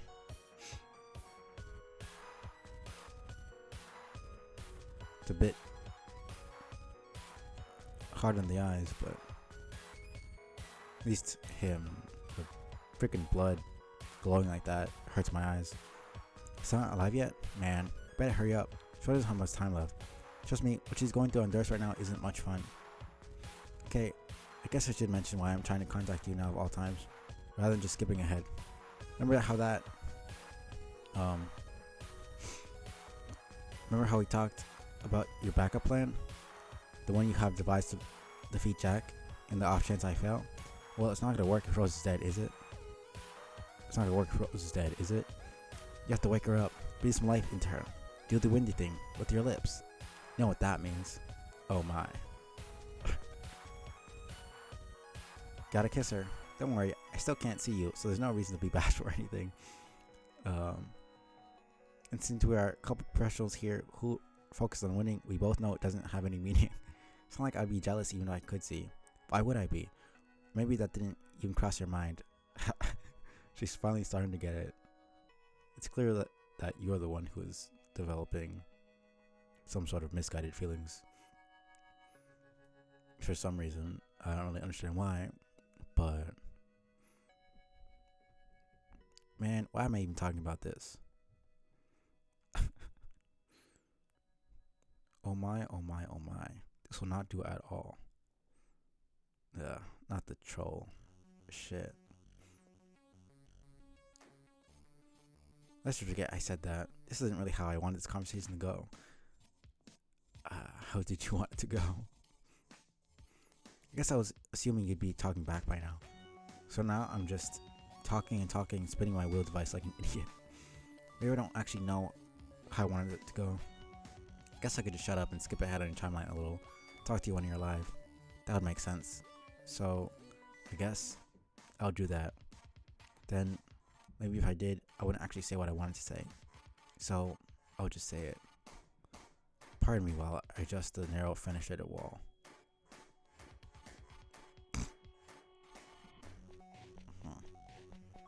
To be honest, I'm nervous about this fight, but I'm still going through with it for a lot of reasons.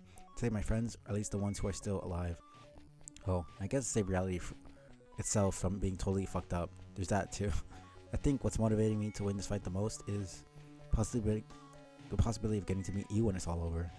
Maybe I can finally put all this terrible stuff behind me. I won't have to worry about being the best anymore, or proving what a ruthless killer I can be. Maybe I can try out whatever it's supposed to be normal for a human. Who knows, it might not be as boring as it sounds. Maybe.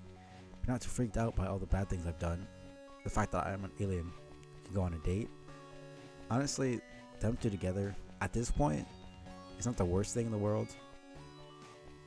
They always did have a sort of weird chemistry. Though they were better as, I suppose, in the troll terminology, morals. 'Cause John did always kind of keep her grounded. Same thing with Rezi and Dave. There was a sort of balance there in those relationships. To read the right review from this impropriety, oh goodness. Hates not. Don't worry, it could be a human date, whatever that entails. No weird alien stuff, I promise. No killing or murders, or even talking about killing or murders and such. Just whatever you like to talk about and think is cool. I could even be persuaded to watch more of your absurd human films. Do you like any others which feature that rugged human with the long hair and wounded arm? You know the one. The sweaty guy with the mutilated animal and the speech impediment. That'd be tolerable to watch, I bet. God. There. Breath of Jade.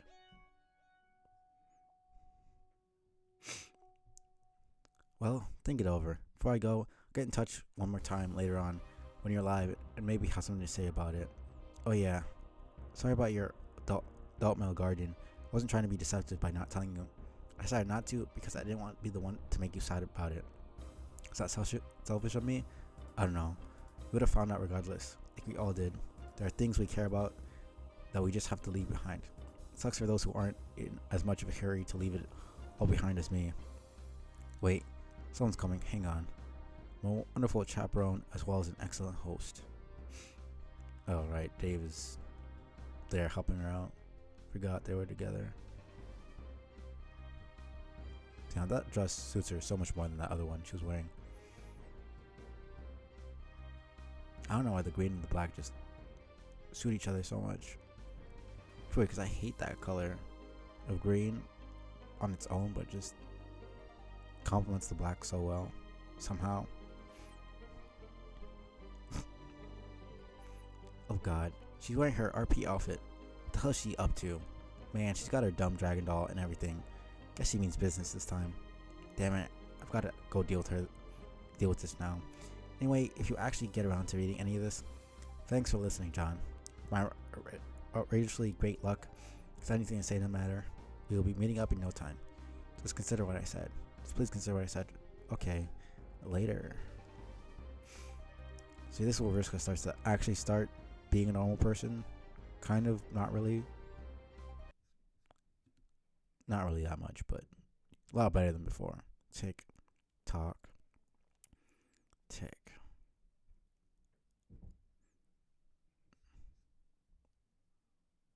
Right, this is for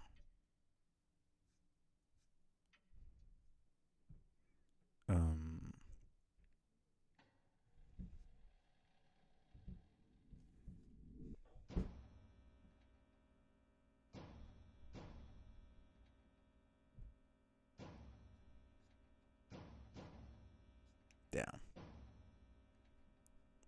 I'm not sure if this is for. Yeah, this is for Vriska then. Stop. Clock struck 1001. Jack is. Alright, where was Jack? Right, he was in John's planet. No, he was in. No, the battlefield. Oh, for crying out loud. Let's go. Why am I still Terezi, actually? There's really no one else to be. I guess I could just be Jade for now, since she's kind of at the top there. Vriska just died.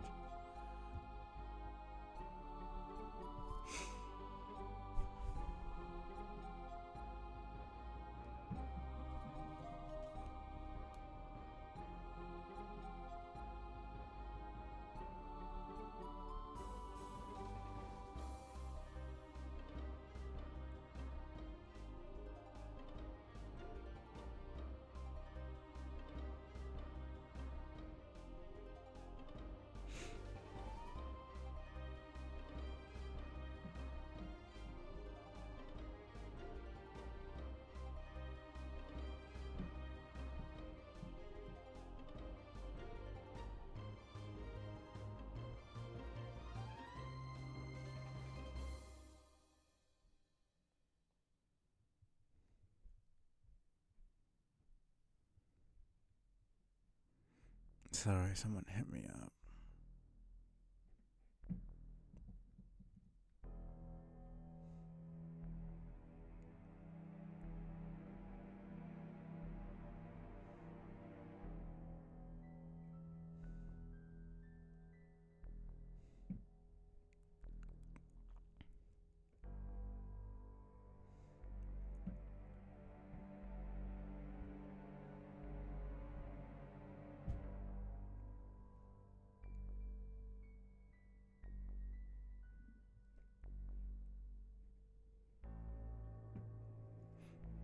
Okay. It's like I can tolerate many things from a guest. Hmm.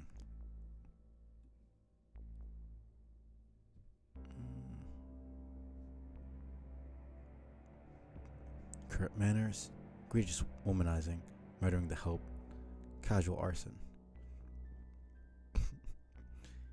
even atrocious candy bowl etiquette. Dead. Okay, man. What is the desecration of a priceless timepiece where I must draw the line? I'm afraid I must now insist on taking your beating quite personally. Break.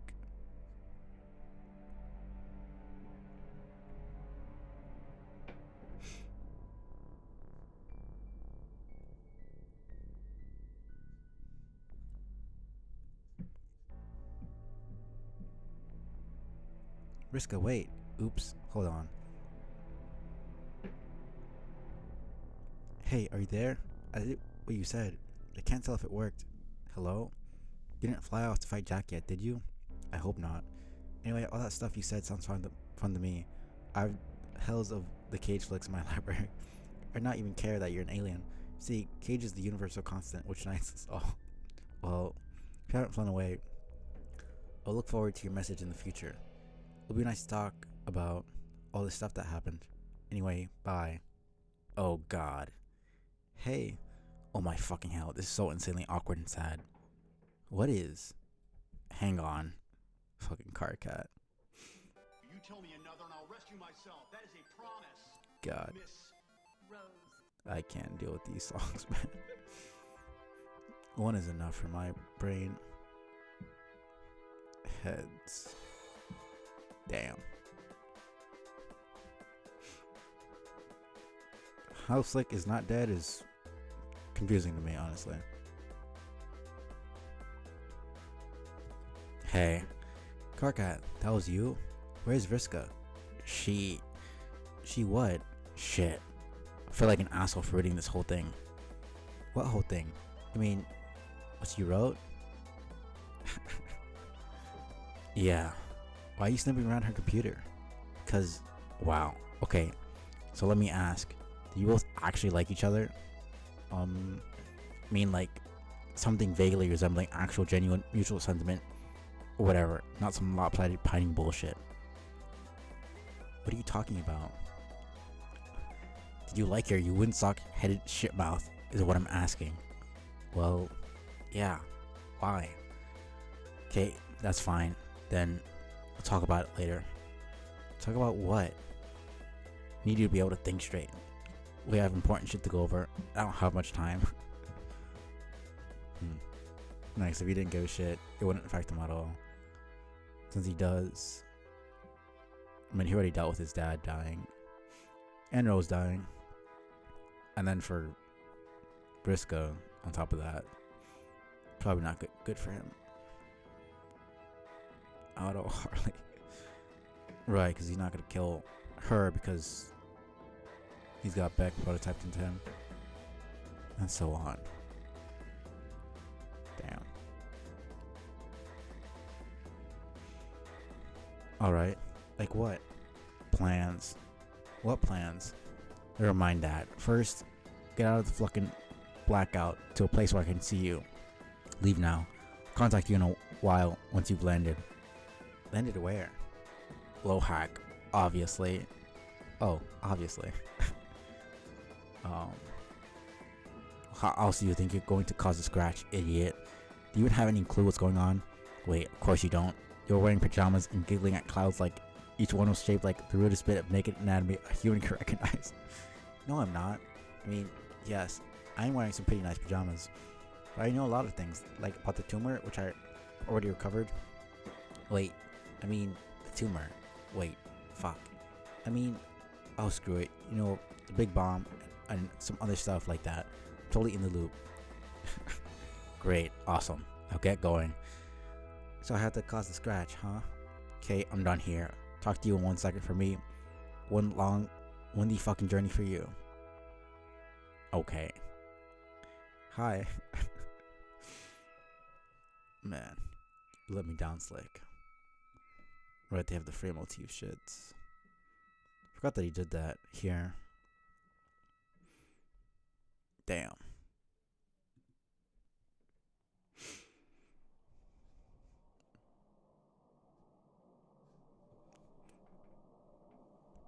Let's get down to business. Aren't you gonna ask me how my journey was? No. It was long and windy, but a lot of fun. I really like flying. It's so much fun. John is just so genuine about shit. Like, I can't get mad at him for like anything. Honestly, it's kind of infectious. Oh, I bet it is just the biggest fucking blast a guy can have without a pair of shame globes secured in his 2 trembling fists. You haven't tried it? Every douche got to fly but me, even the cripple. May you rest in peace, I fucking guess. Wait, is that the guy who Vriska killed? Oh god, you actually know about that? You know what? I give the fuck up trying to understand you and her. Why? Egbert, god damn it. Shut your mouth and listen. That is kind of weird. As much of a hero as John is, he's got some strange morality. Like, he's perfectly fine with Vriska and Terezi, even though he knows Terezi killed him. He knows Vriska killed thousands of people, and still somehow like fine with them. I mean, I think he's scared of them to a degree, but not as much as he really should be. Okay, but is something wrong? What? A while ago you talked to me and it sounded like you were in danger, and it sounds like some people died. You know, told me what happened. Then I got distracted by a lot of crazy stuff. Yeah, something is wrong, or was. A bunch of us died. The end. I don't really want to talk about it. Oh, are you sure? Yes, and not just because, the clock is rapidly ticking down to something we're calling the critical moment. And no, I don't know what that is, so close your reeking question geyser for ass. No, he's just fucking making shit up. There's no way trolls call it that. But I'm your friend, aren't I? Oh god. Well, John, I can't handle talking about it, okay? I just got done dealing with Gamzee. I'm feeling pretty emotional about it, so please, no. Who's Gamzee? He was my best friend. Really? I thought Terezi was your best friend. Oh wait, maybe she was a girlfriend. I forget. My think pan, it hurts. It's principally threatening to make me its bitch, John. Is that what you want? Do you want your cool alien pal to become the bitch of a raw, throbbing think pan? Such is the scenario before us. He should really become a poet, honestly. Sorry, I don't mean to be nosy. I just want to know some things about the situation. I'm concerned. Gamzee was my very good friend. I questioned that, honestly. The only conversation I ever remember them having is Gamzee being very confused about the nature of reality, and Karkat insulting the shit out of him. To be fair, he does that to everybody, but like, I question his friendship with everybody except for like Kanaya and Terezi. And kind of Tavros, a tiny bit.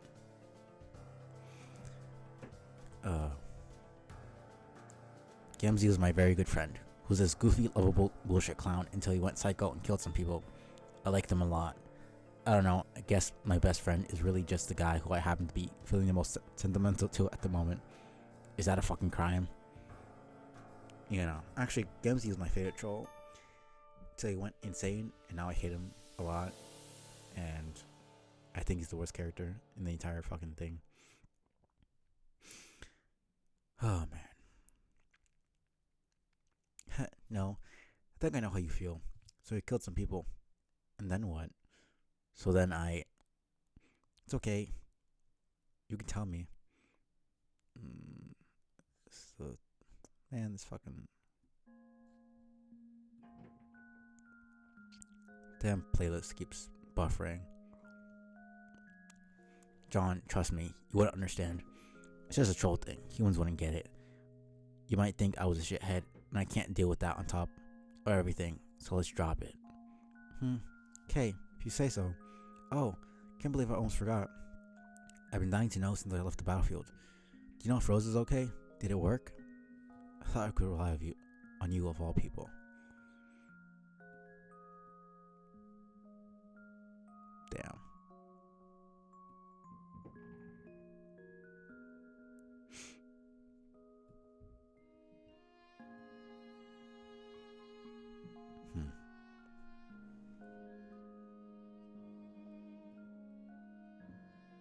She's fine. She woke up alive on Durs.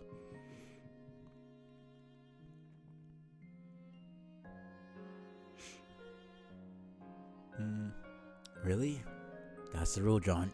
Kiss a dead player in time, and their dream self takes over, assuming they still have one. Oh, wow. It's incredible you reached God to your status without even understanding the more mundane means of resurrection available. Wait, your unfailing closeness makes the opposite incredible.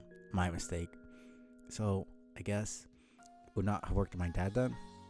Or Rose's mom? No, but that's exactly what I wanted to picture happening behind the black curtain, John.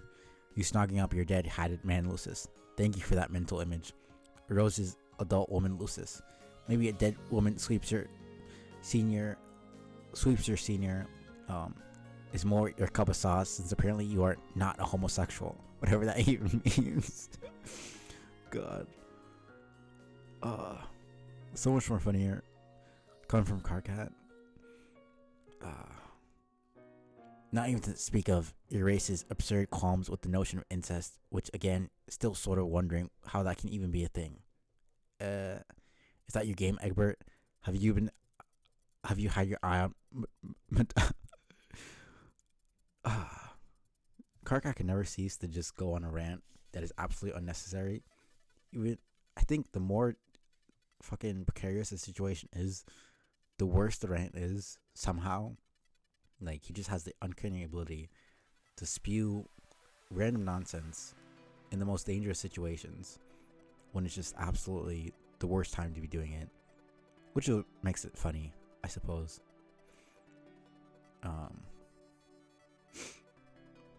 It's probably the stress of the situation, but it's still just hilarious to me. Is that your game, Egbert? Have you had your eye on Madame Lalonde? You've been waiting for a convenient resurrection opportunity to bust out your most passionate smooch motifs kept in reserve, in front of her dead female offspring, no less. Just shameful.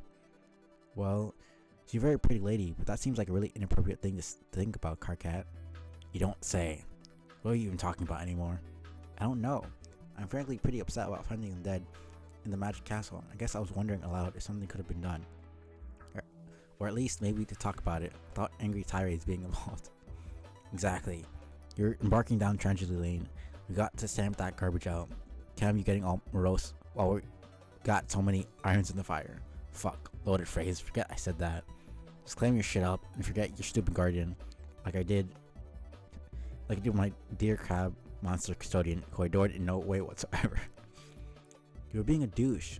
Wait, what am I saying? You were always a douche. Yes, thank you. Your daddy was a crab monster? Shut the fuck up. We're talking about something important. Rose, remember? Even though this entire conversation is just him talking about weird shit. Yes. She's waiting on Durst for your bomb to be delivered. It'll arrive safely a little later. Oh great. How do you know it gets there? Jade told me. Yeah. That I could rely on you of all people. Do what it is you do best. Doodly firearms. dude, Lee. God. Mm-hmm.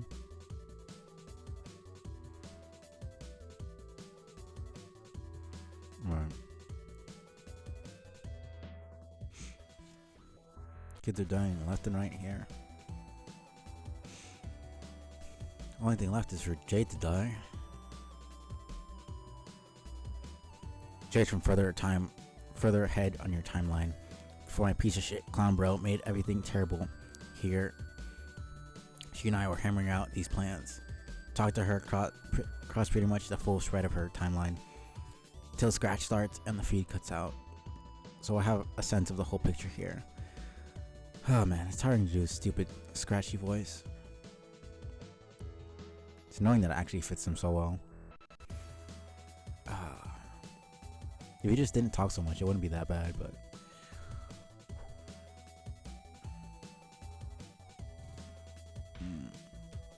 I could definitely get to Cascade, though. Hopefully, 3869 set. It's a bit farther than I remembered. No, that shouldn't be too bad. 3869.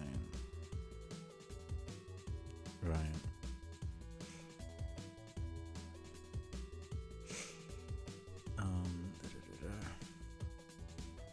So I have a sense of the whole picture here. It's my job now to put some things into motion. That's cool. It's nice to hear you're working together. I should press her Jade and see what she's up to. Just sit your ass tight and do the fuck what I tell you the fuck to fucking do. Oh. Anyway, she and Dave do a lot of frog breeding, accelerating the process significantly. God. Significantly by exploiting time travel with help from me and Kanaya, since we're in charge of frog duties our session. Frog duties? Wait, which one is Kanaya again? Don't interrupt. I'm following a train of thought. Okay, Kanaya is like my other best friend. She was a hero of space like Jade, which means she's the stoker of the forge and is basically in charge of frogs. Which sounds retarded, I know. You breed the right frog. It is strange that the amphibian... I don't really get the significance of it. Or that there even is any significance in the first place. Is a frog to make the universe you want to make, which is a long, arduous process, and I kind of fucked it up in my game. That's a whole other story, which I'll get to later.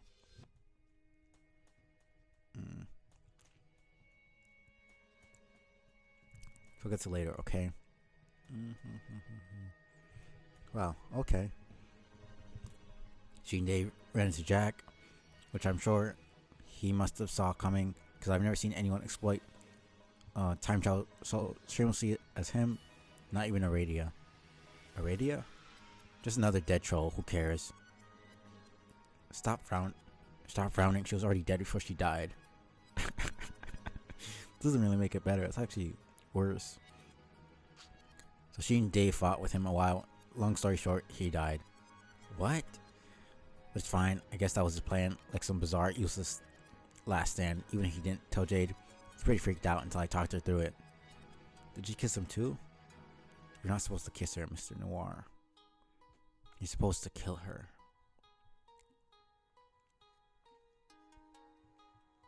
Alright. Dead there. Bam.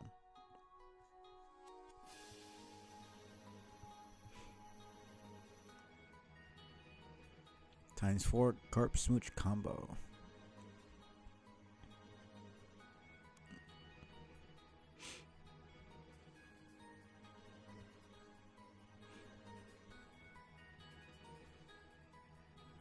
That is pretty fucked. Yeah, right there. Well, Jack watched like a fucking creep, but it worked. OMG, Carcat. It's like your shitty shipping grid is coming true before our very eyes. Remember when you made that ugly thing? Gives a fuck about shipping, or my ludicrous stranglehold over all topics concerning romance. I'm still talking. He woke up alive on Dirts and met with Rose. Oh man. That was the end of the line for Alpha Dave. To my knowledge, it doesn't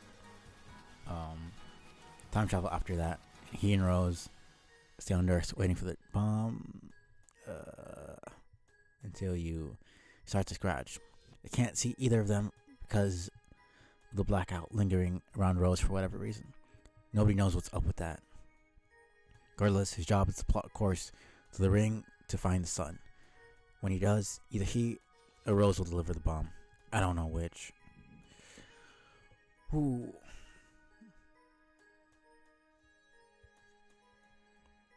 Now leave and never darken my door again.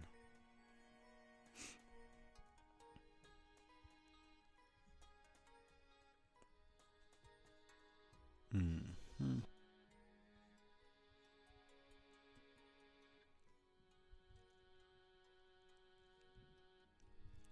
But now they don't have dream selves left. Whoever goes will be risking their life for good, won't they? That would be the logical extension of those facts, yes. That is unacceptable. Couldn't I do it? I'm apparently immortal because of this god tier business, so the bomb probably would not kill me. Okay, but don't you think there's a remote possibility that going on a suicide mission to save all of reality will count as a heroic death? Maybe I could try to be not all that brave while I do it? You asshole. Of course you'd be brave. That tends to be what happens when you do something really fucking courageous. Yeah, I just don't want to lose anybody else is all. That's just how it is. Lost friends for way more pointless reasons. You're all out of options here. Shit.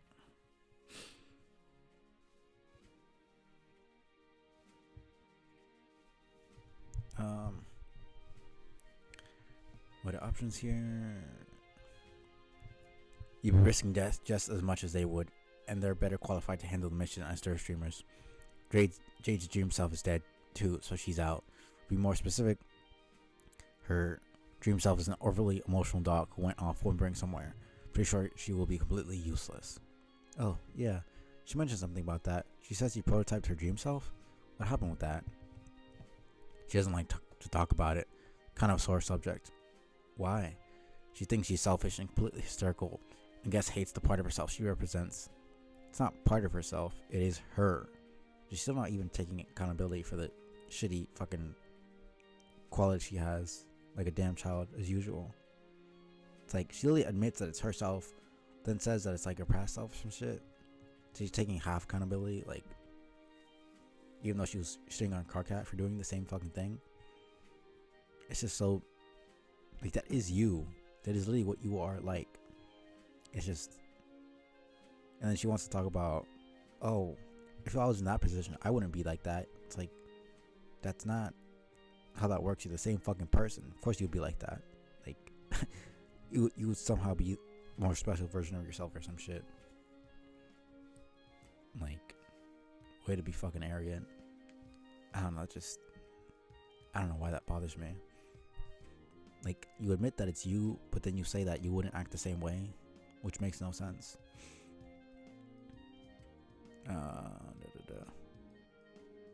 It's just dumb, really.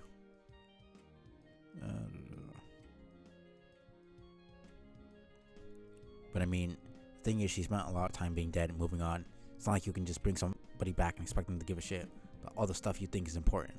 I tried to tell her that a sprite self is probably nowhere near as despicable as she's making out with herself to be. I mean, making herself out to be. You know what I mean. No, I don't know what you mean, Carcat. Look, I'm just saying, we all got flaws. Even her. And for all the shit she's given me on this very subject, she keeps herself dangling from a very high hook. She'd be doing me a major personal slaughter by making at least some attempt to get herself off. Wait, fuck. What did I just say? Wow. I mean, let herself off. The hook. The fucking hook. It's a figure of goddamn speech. Raises eyebrows. Put those the fuck down before a hot acid rage breath burns them off your idiotic face. Okay, I'm putting them back down in as not suggestively as possible.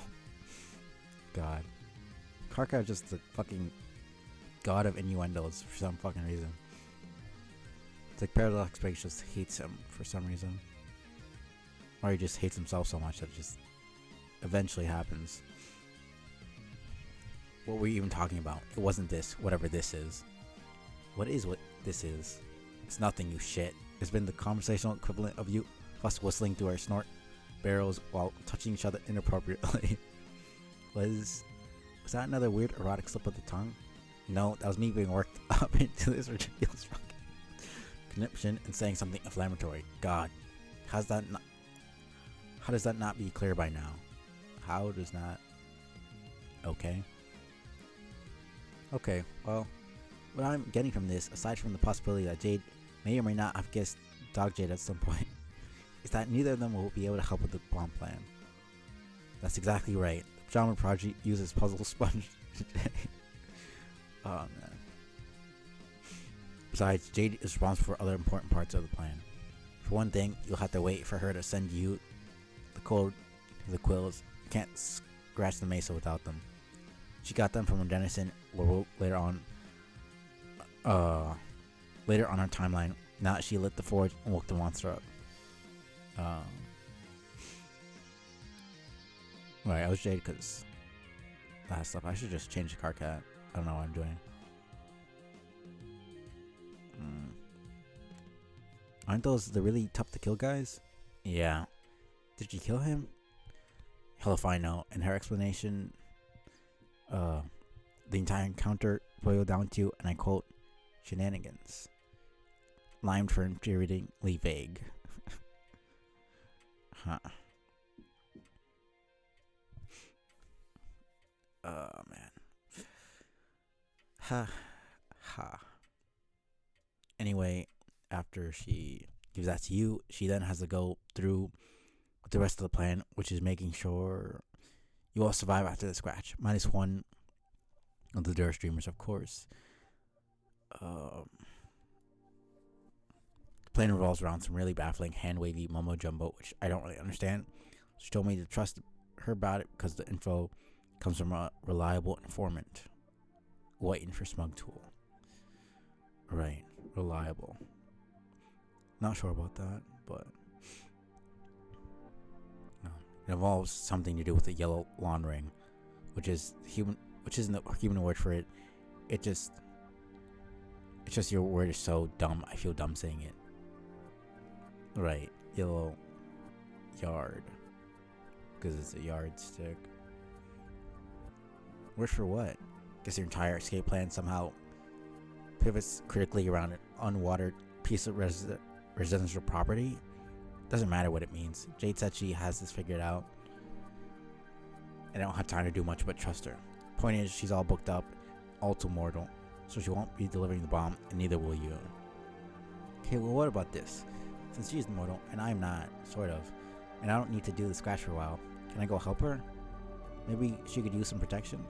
Maybe that is what Dave was just trying to do when he temporarily died. Remember, Jack is still on the loose. He's killed Rhodes and Dave once, and me twice. No. Sweet bleeding Jigas, Egbert. Keep bragging about your immortality and then brainlessly announce plans to go off and do something heroic. Going to have the shortest lifespan of any immortal in history. Sorry. Besides, it's a total non-issue. Jack wouldn't hesitate to stab you again. But he won't hurt Jade for some reason. If anything, you could use her protection. Really? Never noticed it. Never noticed when looking through her timeline earlier. It wasn't until I was talking to her in those time frames and she told me. He just keeps following her around. See him off in the distance in some frames, just lurking there, shadowing her movements. It's incredibly disturbing. Lingers around her until the scratch begins and I lose the feed. Never once doing anything threatening. She thinks it's because Jack inherited loyalty over Lucis. If she's right, then I guess her Lucis really did offer her the most protection possible by prototyping itself, albeit by dooming us all. The idiot. Duh, that's actually kind of cute. It's pretty fucking ironic. Like, it kills everybody except her. Sadly, he holds no such loyalty for any of us here. He regards us all as ripe for the repeated skewering. Oh fuck, maybe we shouldn't have just... Maybe we should just... Fuck. Maybe we should have all just like Jade. Can't believe this stroke of genius only occurs to me now. I don't think he would have been fooled. Dogs have a pretty good sense of smell. It was a motherfucking joke. Will you look at this mess?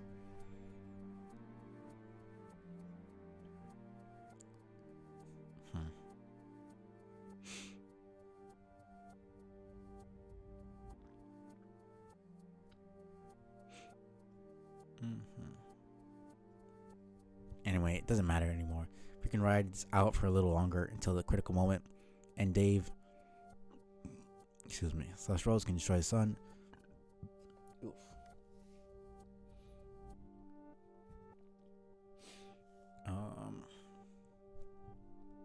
Jack shouldn't be a threat. Conveniently, if they're successful, that will signal the beginning of our own escape plan. What is your plan?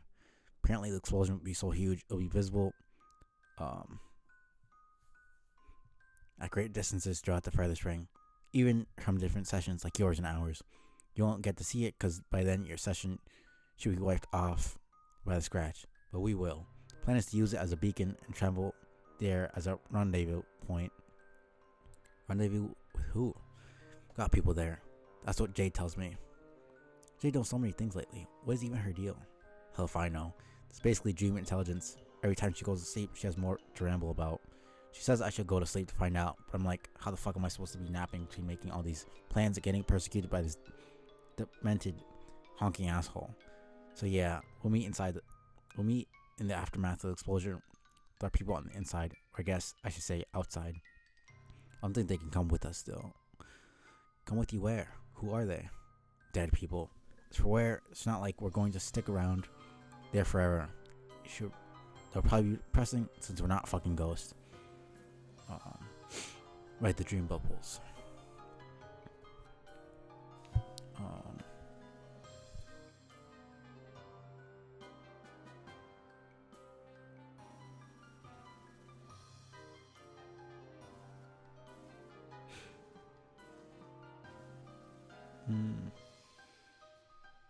The scratch will reboot your session. Your whole universe actually.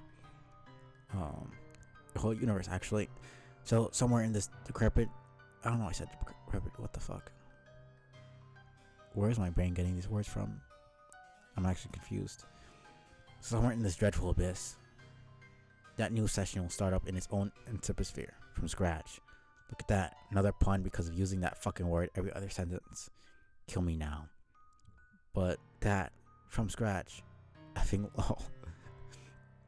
Session, God, is what you're shooting for to survive. The idea is for you all to preserve yourselves by escaping there. Do the Long Ring? Yes. Once you're there, you will help us find our way there too, and then we can all finally figure out what the fuck to do with the rest of our lives. Oh, so then this is how we're supposed to meet. This is kind of exciting. Yeah, I guess. Enough of us are alive by then to meet. So, guess you're not worried about it turning into a huge sloppy makeout fest anymore. Right. Ha ha ha, John. Universe get ready, keep your hands to yourselves, or everyone's going to be... Right, still hasn't told him that she's dead. Everyone's going to be really uncomfortable knowing interspecies funny business. Is that clear? Blarg, I'm convincingly flipping out lit about this. Waving my arms around a lot and making all the best yelling faces. Wow, look at that. It's time to change the subject again. Huh? Poof. Subject changed. It works and you wind up in the new session. That's why it would be important to make sure one of the Durst Dreamers stays with you so they can help guide us there from the ring. It's kind of cute how Karkat is trying to protect them from learning. He says it's so John is at his best, but I know it's because he cares about John at this point already. He's not very good at hiding his feelings.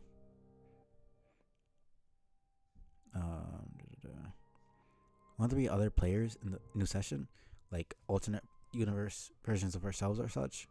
Probably. Those chumps won't know anything about us or our plans. Why would they? Yeah, just kind of a weird thought. So out of everything we just talked about, this is the thing that has you tripping globes? Whatever you say. But I guess it's sort of comforting too. If Rose or Dave have to go off and die, at least I get to see them again, in a way. Even if I will only be alternate universe John to them. Maybe my dad will be alive in that session too.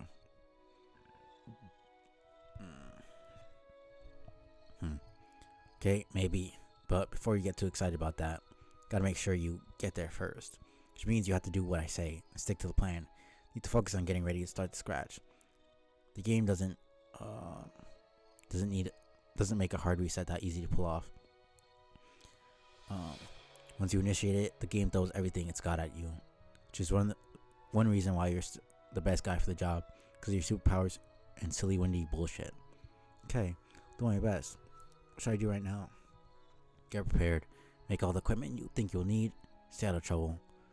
Wait for Jade to send that code, and wait for me to contact you for the first time.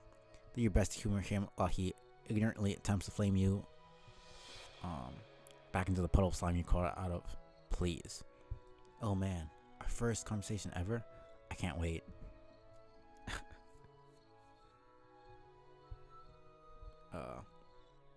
Yeah, but can I just say something in my defense before that happens? I don't actually hate you. I never did. I was deluding myself. Deep down, I'm sure I was always pretty okay with you. Thanks, Carcat. It wasn't a fucking compliment. You know, saying he wasn't actually romantically interested in him. In the spade quadrant. Which is... yeah, it was pretty obvious to anybody. Scrappa is now in hopeless disarray.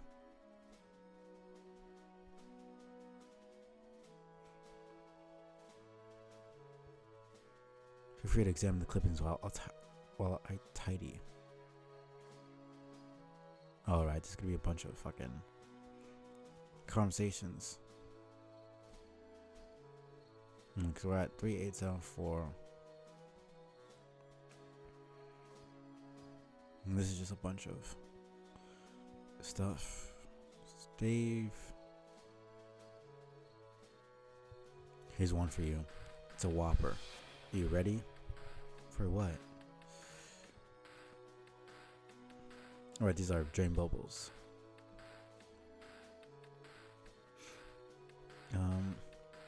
This huge fucking Whopper I'm about to just say.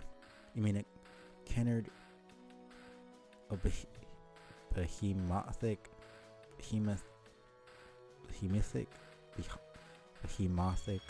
what the fuck kind of word? God damn it, Rose. Cause it's behemothing. I fucking hate you. I'm not saying that word. I don't care. Embellishment? What? Or is your soul finally dismantled by the siren song of all that flame broiled beef? No. Okay, first, do you have Burger King out in the fucking woods? Why do you reference things that obviously aren't in the woods like terrible burgers? I'll limit my establishments of reference to the lumber mills and sugar shanties from now on. Also, there's a Burger King less than 40 minutes from my house. I want to stand in the way of the new policy though. There is? Okay, whatever. Talking about a dream I just had. It was like a doozy. It was a doozy, like, psychologically speaking. Doozy is a slightly dumber word than Whopper. Certainly less delicious. It's absurdly heavy-handed. My subconscious was really slathering it on. Like whatever tangy,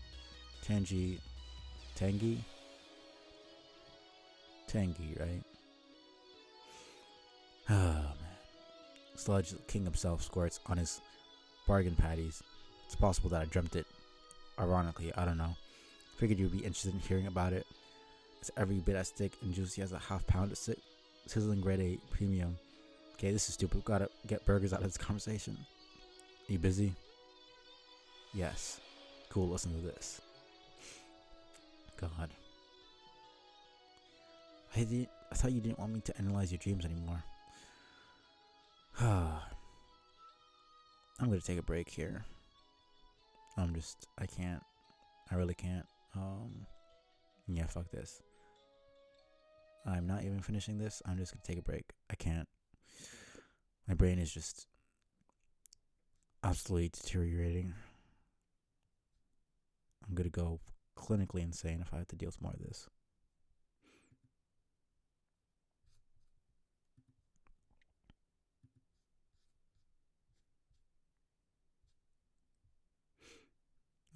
Let's go to fuck it.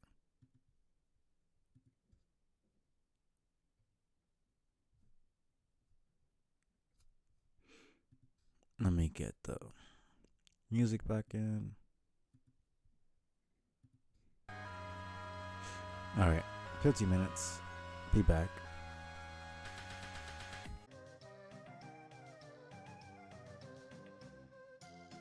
Alright.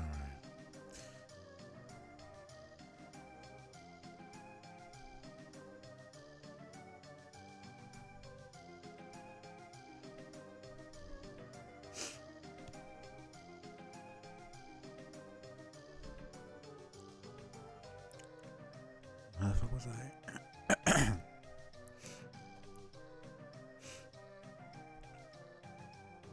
Really forget. I think I might have been 80 something. I'm just going this. Whatever, it doesn't matter.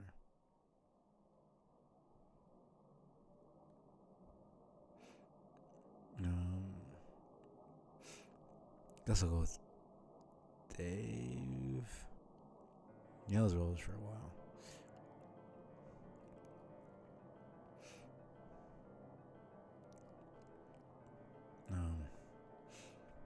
Thought you didn't want me to analyze your dreams anymore.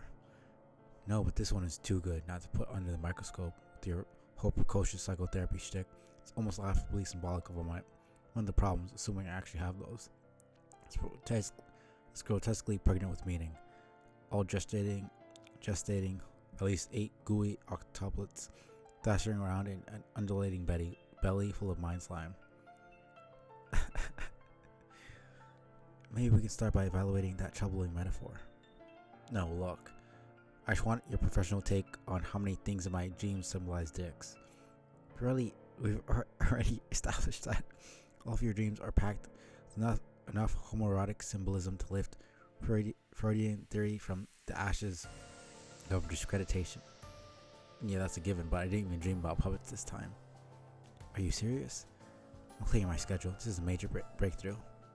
I know. So much more relaxing and enjoyable. It's about me dying repeatedly.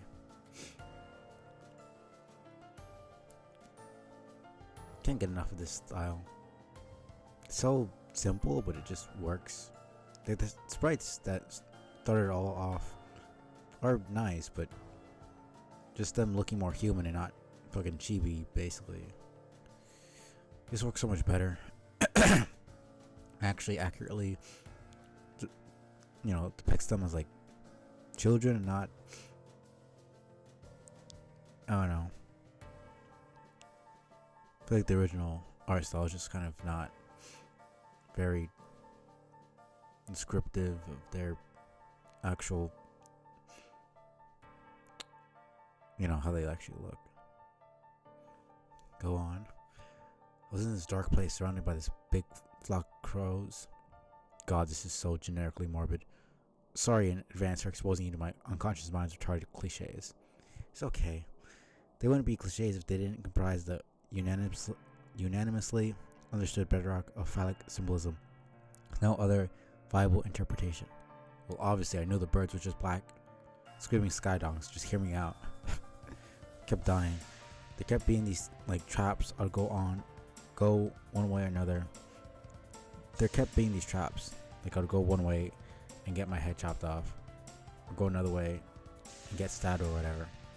Every time I died, the dream reset itself, and I was standing there alive and ready to try to skip again.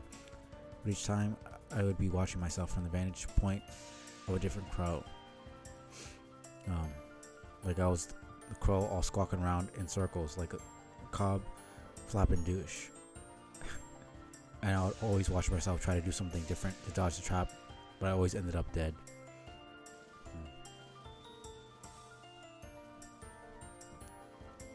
Well, if I've learned anything from my extensive skimming of the Wikipedia articles on dream analysis, it's that this dream is very unlikely to have any literal significance whatsoever. It's probably not about dying at all. I mean, maybe it's about anxiety over maintaining my blogs, though my beats might not be ill enough. Yes, in fact, if you were on my couch, that would have been my next question as a licensed professional. Mr. Strider, have you considered that what you actually dread is to have your urban rhyme rhythms exposed for what they truly are, which is clinically speaking, just shy of the bomb. God, them two getting into metaphorical shit is just God. It's never ending bullshit with them.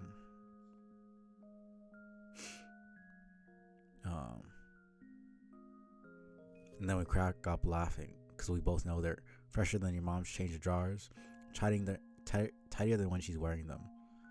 Listening to you conjure imagery of my mother in her underpants is definitely keeping us buoyed high above this swirling, prudent hellhole. Well done. Please, it's not like she's my mom. I can visualize her choice ass all I want without it getting much more than moderately uncomfortable for everyone involved. What if you're wrong? About what? Her not being your mother. And of course we already know what the answer to that question is. God. What is with David's weird Freudian slips? Not even fucking slips, fucking avalanches at this point. Don't worry, you're probably safe. Luckily I can think of no literary or historical precedent for that sort of folly whatsoever. This isn't the first time you've insinuated we're related. What is up with that? Isn't it? No. I mean, not sure. I feel like you've brought it up before. It's kind of weird. But I don't know. Now I don't know. Them getting... I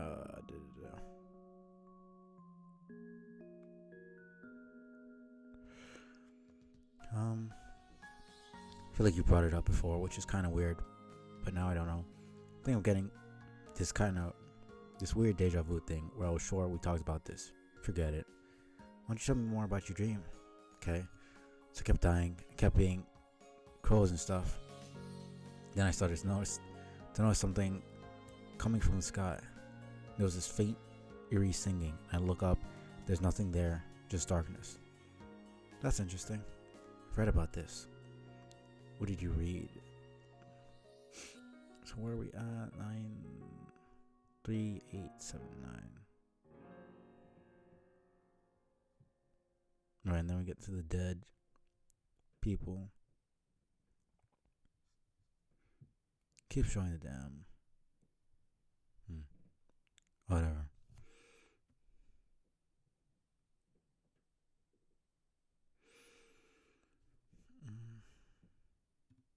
Man, it keeps doing this shit.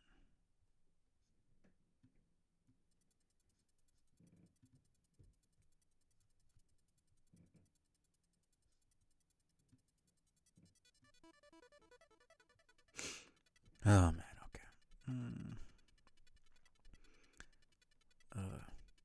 What did you read? Certain texts say singing from an unknowable void carries a message.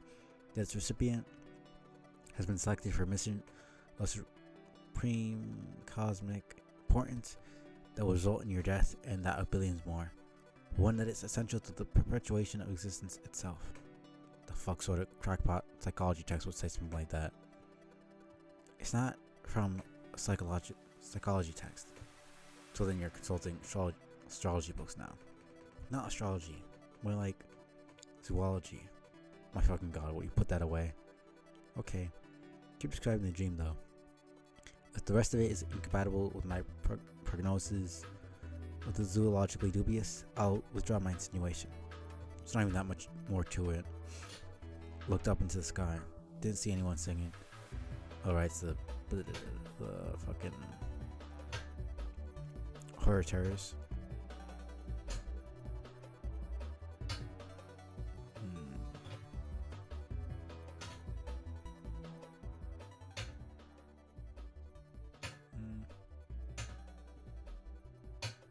Man, these fucking pipes, man.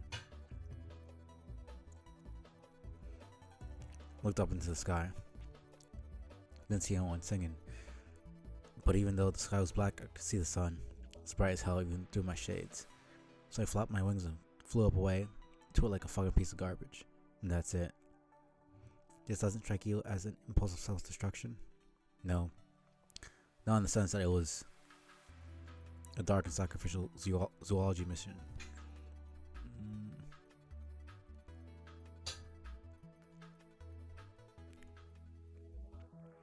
It was more like somewhere to go besides watching myself die a lot from the vantage of feathery murder of dumb shitty birds. So hypothetically, you were to accept such a mission, or even insist upon one, wouldn't it be in the spirit of genuine sacrifice, but of escape? The fuck are you talking about? Okay, something's wrong. This whole conversation is falling apart. This isn't how it originally went at all. We're making such good progress too. Why is the go and remember? 7 months ago. Does this mean I'm dead?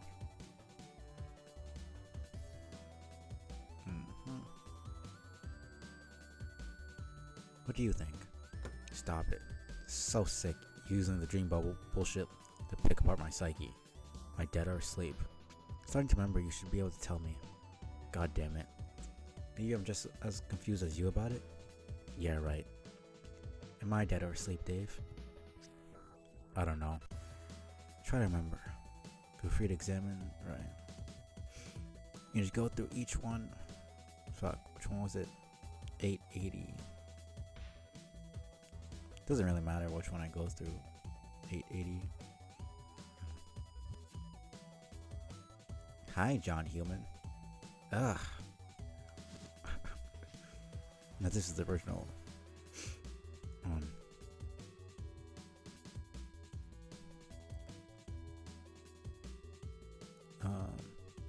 Guess I'll be Riska.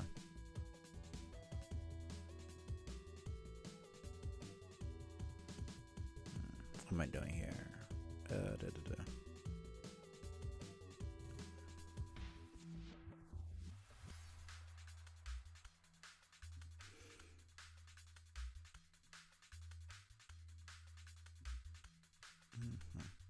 Excuse me, alien time troll, but I'm trying to wrap a present.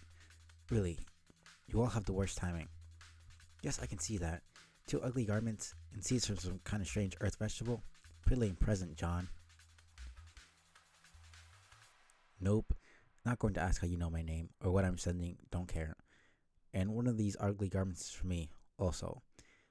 Also, it's not ugly, it's awesome. Now it's awesome something you'll be wearing later, thanks to me.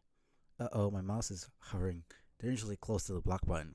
It always does that when I talk to trolls. It's the dangest thing. Calm down. I just thought I would foreshadow my existence to you at this quaint moment on your timeline. It is way too tempting not to let you know that I have taken great care to become a very important feature of your life. For that matter, to let you know that I will be giving you a present so much better than the useless crap you're shoving in that box. I'll be giving you the gift of immortality. Oh sweet, that's been on my wish list, ranking just below a mint condition Little Monsters poster starring Hollywood superstar Howie Mandel. Can I expect it to arrive on my next birthday? Yes, as a matter of fact. Nice guess. Come at a cost though. The Mandel poster or immortality? The latter, jackass. In order for you to claim it, you have to be quite gullible and allow me to arrange your murder. I see. Here's where all the sick trolling begins. Keep it present. I'm not interested. But you will be. You will happily go along with everything I tell you to do. And then, once I've completely earned your trust, I will kill you, John. Sigh. The other troll I just talked to was way better. If a tad grumpy. At least she was down with talking about cool movies, sort of. This is all true. I've seen it already. You have no idea how delicious dramatic irony is right now. You will die. I'll lead you into a trap and watch you bleed to death on a big stone slab with a sword stuck in your chest. There's nothing you can do about it. In fact, it has already happened. That's nice. Now scram, troll. I'll leave you alone soon enough. I was just feeling pretty pleased with myself about all the brilliant plans I made for you and your friends. Stopping by in your past to mess with your head is really just courtesy, because I like to think we're pretty good friends by the time I get around to killing you. Okay, you got me. Feathers are all ruffled and I can no longer tell my ass apart from a big orange earth vegetable. Now can you leave me alone? I guess so. But my inevitable grisly murder of you notwithstanding, you're a pretty fun guy to hassle. It'll be difficult sparing you from the privilege of my company until your game begins. That's basically the worst pickup line I've ever heard. Please, John. As if there's any conceivable sequence of events which could lead me to consider you as a viable romantic partner in any quadrant, even the pale ones. Right. Blurp, derp, blah. More plausible alien sounding things. Weren't you leaving? Yes. Okay then. I mean, I was going to, but now I'm not. Oh, why? Guess this isn't really happening. It isn't? It did once. Now it's just a memory. Guess I must be dead.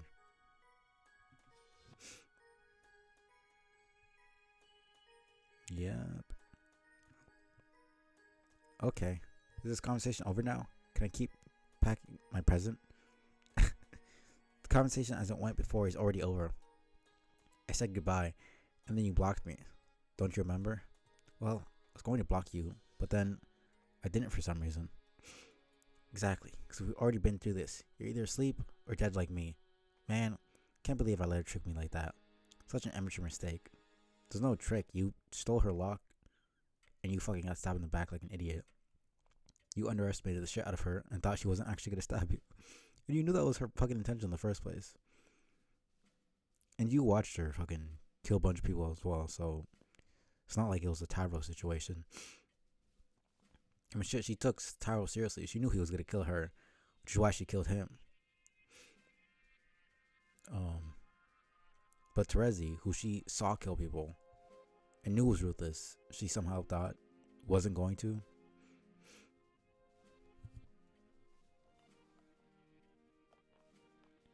It just doesn't make sense to me.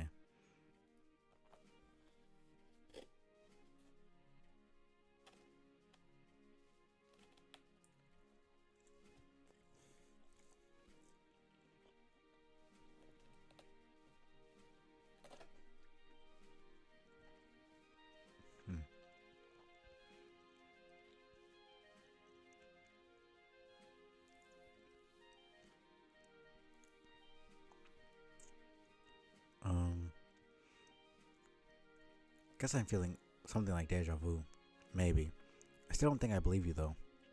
Hey, do you have any recollection at all of the last message I sent you before I died? I don't even know who you are. Yeah, I figured. Just as well.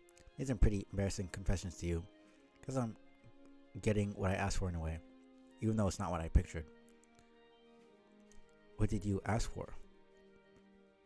I asked you if you wanted to, hang out. She knows damn well that's not the phrasing she used. Was this after you killed me and gave me immortality?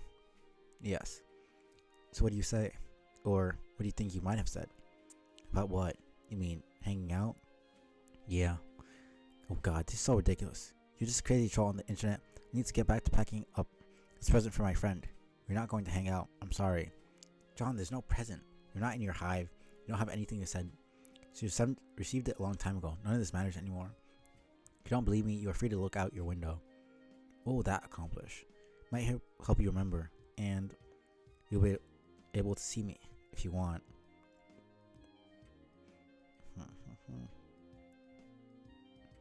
Alright.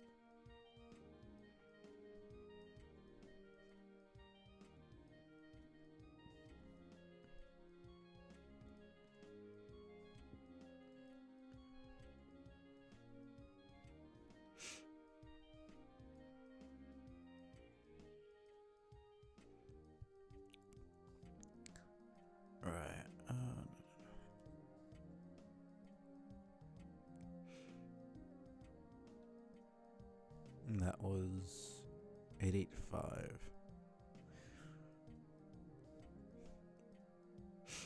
Guess we're at Jade.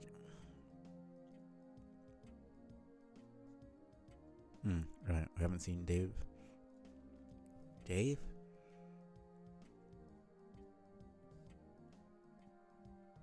Let's change then. To Jade, I guess. Hey.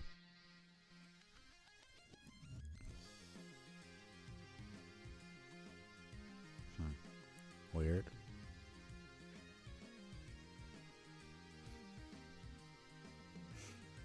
Alright. Pick. Furious. Oblivious chase. Has the wallet. Secret ambush. Now, why is he taking it again? And then this one. Alright, we never saw that conversation.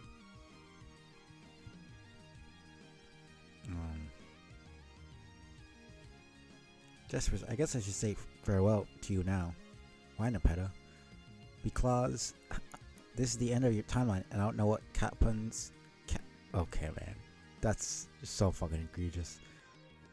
Cat puns to you after this. I mean, happens to you after this. That was kind of obtuse. Sorry. At least you realized it. What's the timeline? That's a hard question. Okay, imagine a long, something, strand of yarn. Yes. Oh yes, so great. Now imagine instead of being made of wiggly, enticing stuff, it's made of what lets you exist. And you are right at the twitching tip of it. Don't you see? Look at the sky. Alright. Meow, yes, I see the sky and can tell that indeed something is going on. Aside from that, I don't really understand what you said, being cat and all. That's fine, you don't have to try too hard. All you have to do is know, all you have to know is it's a scratch. I'm not 100% what happens next for you. Purr. I still think it's nice how you slip cat things in the things you say. You're so clever and wonderful to Meta.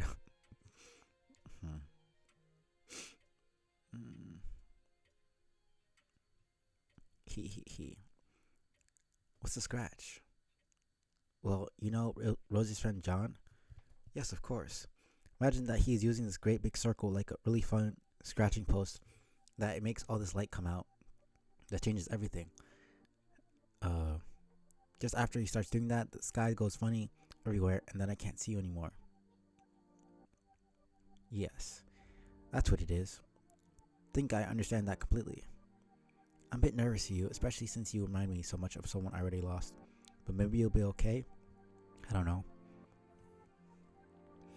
I'm not worried, Nepeta, so you shouldn't either. It's not as if I've never died before.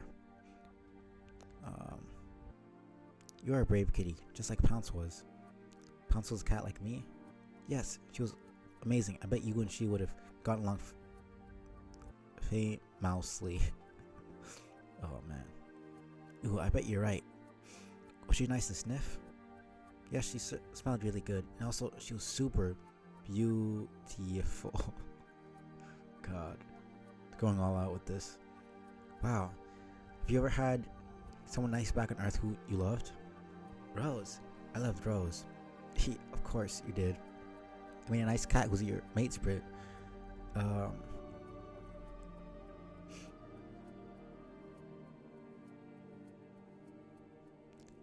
There was a time I remember I was thinking about girl cats a lot for some reason. I was sauntering around the house making all these big meows, looking out the windows with my nose touching the glass.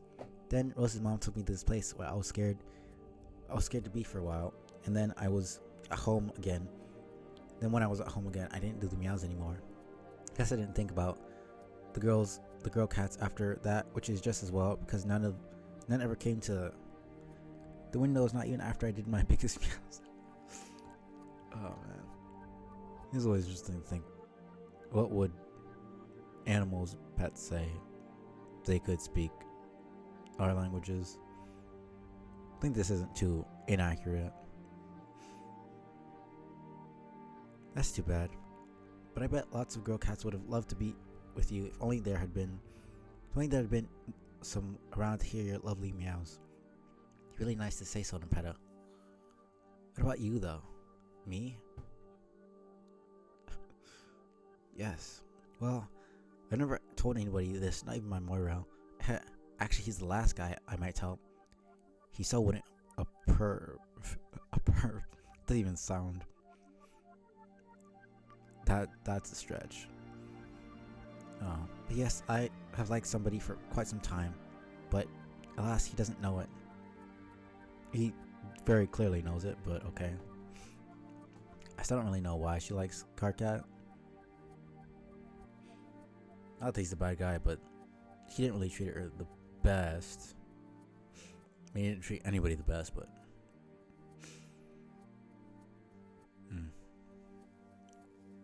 What, don't you tell him? Maybe you can win his affection by rubbing your cheek against his. That's what I would do. Oh, no. I'm too shy even for that. He's so adorably grumpy all the time. It probably wouldn't go over well. It's hard to explain. Maybe cats think differently. But trolls tend to be pretty cautious about expressing their feelings when it comes to the flush quadrant. What's a quadrant? It is, okay, it has romantic applications, but it's also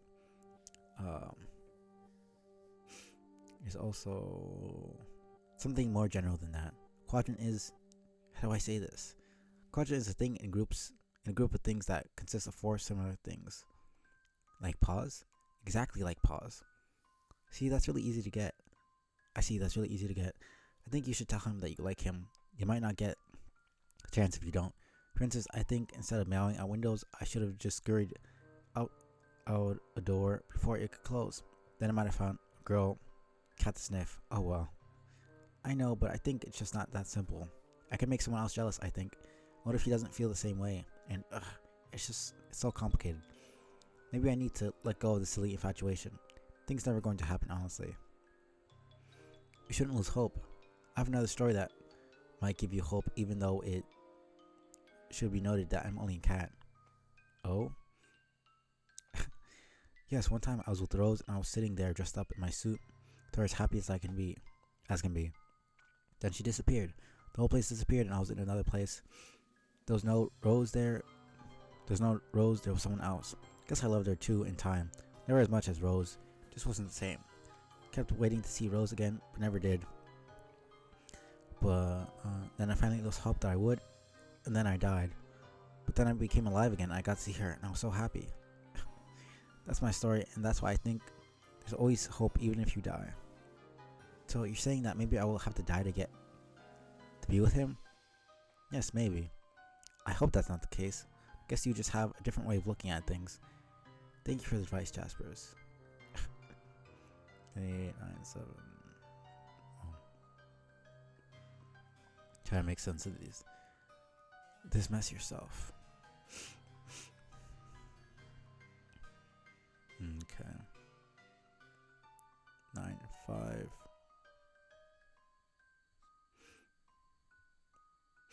Lessons future for Liv Tyler.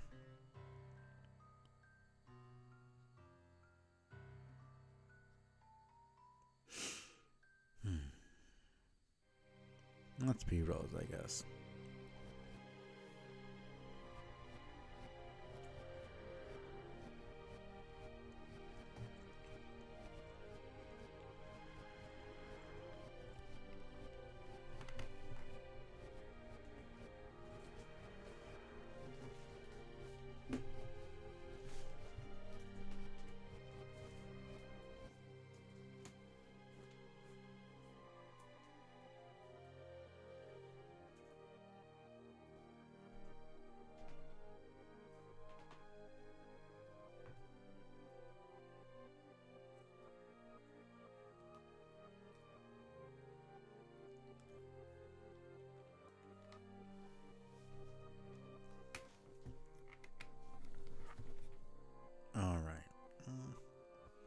Remember waking up here, getting shot. Yes. What else? Then the cage bunny came. He gave us the bomb. Where'd he go anyway? She's around. The bunny's a she. Her name is Liv Tyler. Dumb. Take it up with John. What else? We were talking about who should go.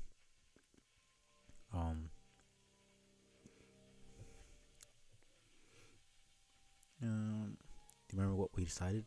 No. Wait. Wasn't I going to go? Is that what happened? Is that what happened? Did I go and now I'm dead? Not quite. What's not quite? That I didn't go? That I'm not dead. Do you remember anything else? No. Well, why you went to fight Jack? Sure, I did that. Because I wanted to. Because I was supposed to. Are you sure? Yeah, I saw my future self fighting him, so obviously that had to happen. Else I'd be dead anyway, without even getting the satisfaction of standing up to him. So was your decision a result of desire or obligation? Hard to explain. All the time shit going on. I don't try to understand your light shit, do I? I don't know much about the light shit, to be honest. May have missed my chance to figure it out. Haven't we had this conversation already? Mostly. I'm doing what I can to jog my memory. It's jogging, I guess. This man moves are jiggling a little. Nice. So, what about Jade? What? You didn't tell her your expedition with her would result in your death, let alone one she'd inadvertently cause. Or that she'd be stuck with the job of resuscitating you. Did you? What am I really supposed to say? Hey, we're gonna hunt frogs till you shoot me through the jack. Then I die and you've got to make out with me. That kind of changes how the whole thing goes, doesn't it? Not if you're supposed to, right? What does that even mean? Guess you're right. No reason to make an effort to empathize with, no reason to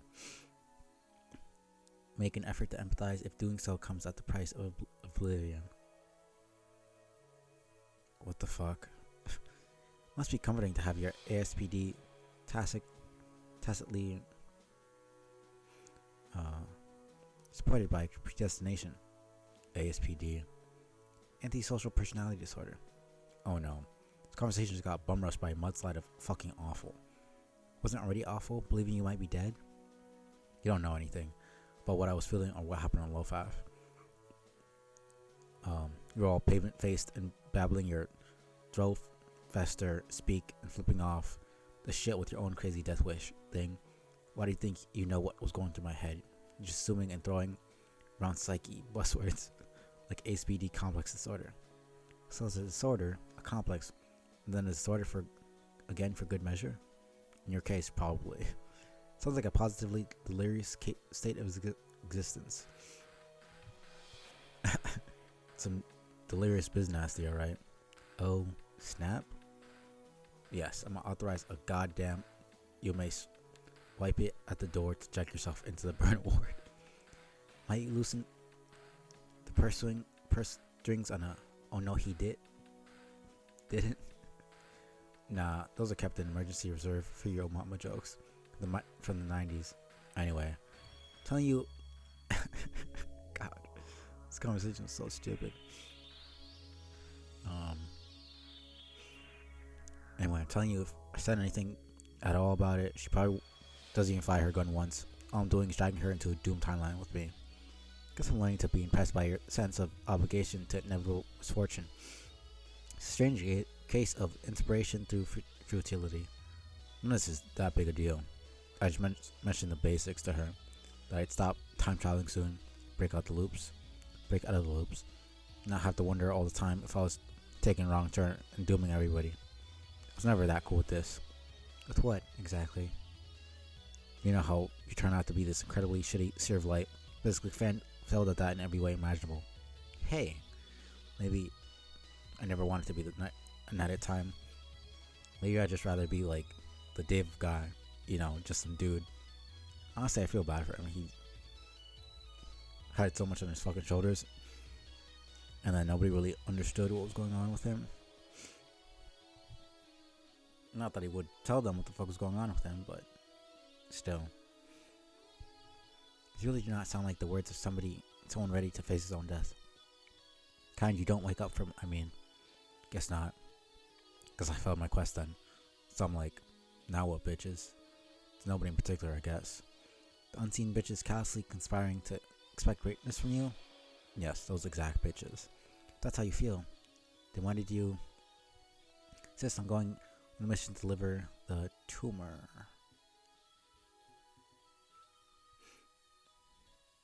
Black and whitened for your giant yin-yang bomb.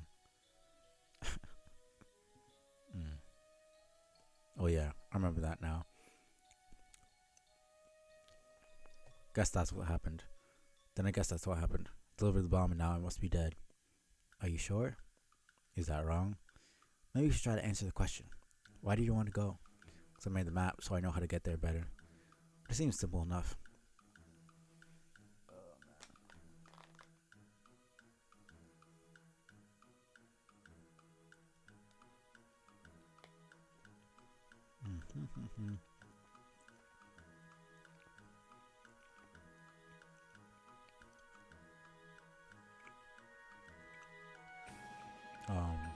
So the bearings follow.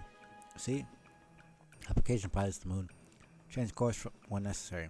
And you can do it really. We talked about this. Debated, if you recall.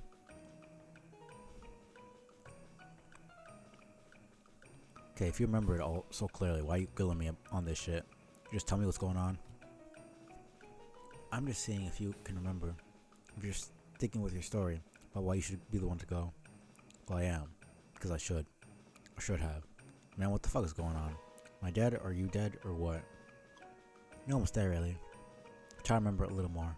What happened after we decided you'd go? Oh yeah. We were trying to figure out a way to detach the moon. So I could pilot it out there. Fly it into the sun.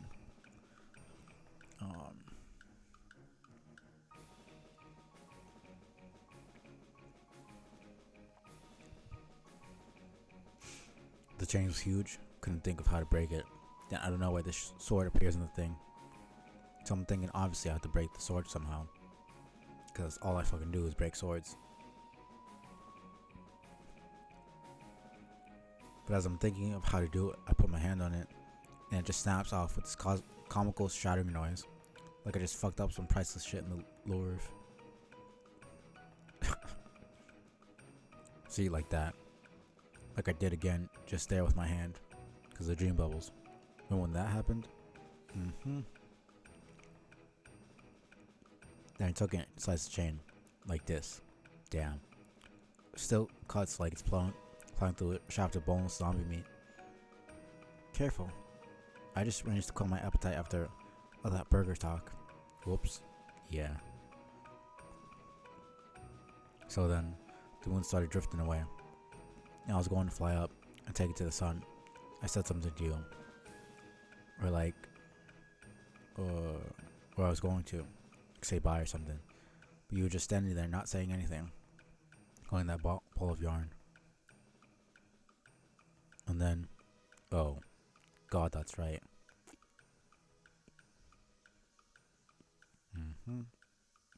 Come on. Knocking me out so you can steal the suicide mission? God damn it. That is so trite. I really am sorry for that. It's like, here's how bad this is. Basically, we are basically Bruce Willis and Ben Affleck from John's shitty crappy movie. Made this even more Armageddon than it already was. Sealing me in the airlock so I can go home to Liv Tyler. Have the most terrible babies with her. If it's any consolation, Liv Tyler came with me on this suicide mission. The bunny or the actress? Which would make you feel better? You not knocking me out with a ball of fucking yarn is fucking what? If I could have chosen a method of sparing your life, the one I found more awesome, I would. Is there an ironic way to do that? This probably comes close, but it doesn't make it not lame as hell. Does it matter if I took some personal satisfaction seeing you fall unconscious with the gentle glance of a soft cotton globe? It's cool you're so tickled by this. Hope it brought you a lot of rad laughs on your way to go fucking explode. So that's it. I'm actually lying here on thirst asleep. When you went out there and blew up the sun, now you're dead on dream chilling with your smug ghost. Yes, the first part. So you're not dead. Not yet. So you're dreaming. Were you taking a little nap on the moon in the middle of nowhere? Afraid not. I'm wide awake. 9:04.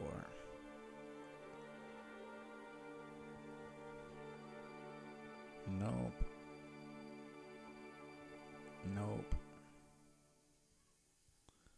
Here we go. So, seems you are, in fact, an alien. With horns and everything. Huh. Yes, John. Horns and all. This totally proves I'm an alien beyond a shadow of a doubt. Now what do you make of these blank white eyes of mine? Now what do you think that could mean? I don't know. Aliens usually have big spooky eyes, don't they? Humans have literally the dumbest extraterrestrial lore. Why am I still Rose?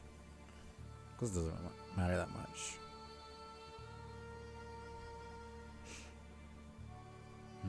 Humans have literally the dumbest extraterrestrial lore. Weren't there supposed to be aliens on one of your posters? You mean Mac and Me? Yeah, even I can admit that movie is indefensible. Well, if you want to know, normally we have bright orange eyes with great irises. They fill in with our blood pigment as we get older. Also normally I have this one goofy eye with 7 pupils because I'm kind of a weirdo. But I guess that's gone now that I'm dead. Not you believe me because you just refuse to remember anything.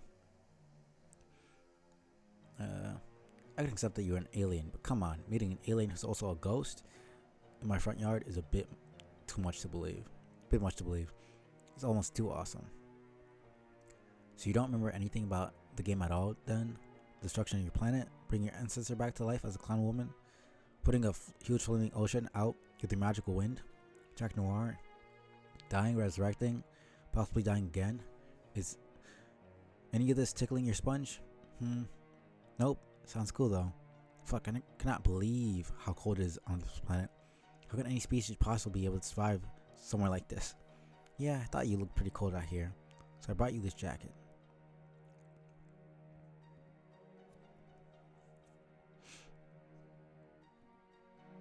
Oh, okay.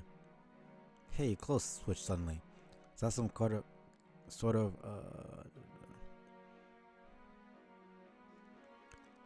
sort of alien wardrobe warpifying technology? Such as a warp-drobe, if you will? Sure, John. I should say that's what it was. Looking pretty cool in more normal clothes. Not that your space boots and pixie outfit weren't neat. Thanks. So is this how humans begin an Earth date? With simple acts of flattering kindness? I don't know about that, really. It just seemed like the nice thing to do. Is this a date? No, decided this definitely would not be a date. Not until you remember something, at least. Okay, that's probably for the best. I'd be pretty nervous on a date with a normal girl, let alone on a date with an alien space ghost. Oh man. Now that you mention it, me too, probably. Goofy awkwardness is a bit contagious, frankly. Contagious. I know some of these words sound weird.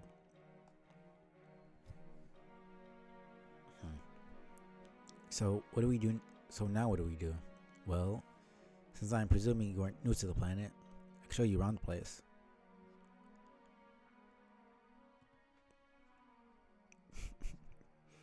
This is my green slime ghost pogo ride in all its glory. My childhood, it was hours of fun and hundreds of painful injuries. Hey, this thing isn't slimy at all. What the hell? Nope. I noticed you humans don't seem to keep any slime around the hive. Yet you're strangely cavalier by your open display of certain receptacles. What's the deal with that? Is it that you're just that ashamed of your secretions as a species? Not really. Humans just don't really have much use for slime, I guess. Honestly, I can't think of a single practical use for slime other than to be gross. So bizarre. Anyway, this thing is kind of a death trap, and I haven't ridden it for years. I think my dad had it installed as one of his ridiculous ways of making a man out of me. Sure. My custodian had her ways of making me tougher too. Yeah. Parents, right? Anyway, that's my backyard. Pretty damn boring, sorry. Show you inside, but I don't think my dad would take too kindly to bringing an alien inside. Or just yet. I would need to brace him for it. That's fine. What else can you show me? I could show you around my neighborhood if you want. Sounds great.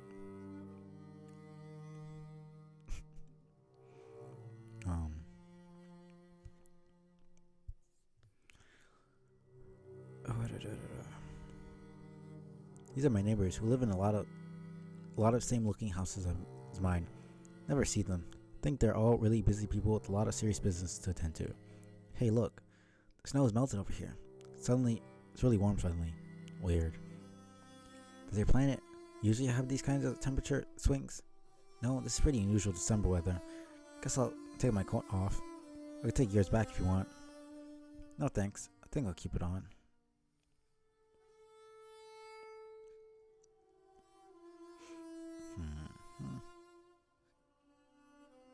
Because it's mixing all the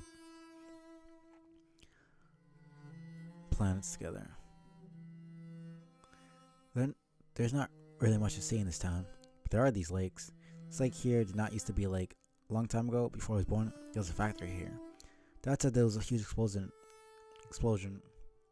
He's walking by with my nana when he saw it. Then a little later, my nana died. Dad never told me how, except that it involved a big joke book.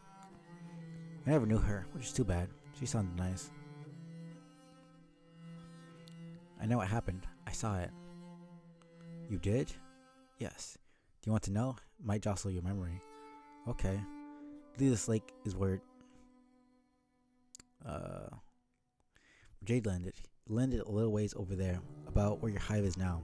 You clobbered your nana to death with the aforementioned joke book, but it wasn't your fault. You're both just little wigglers, riding many meteors from the future. You created yourself, your nana, Jade, her grandpa, not to mention Dave and Rose and their guardians, all in the lab using paradox slime, and sent them back.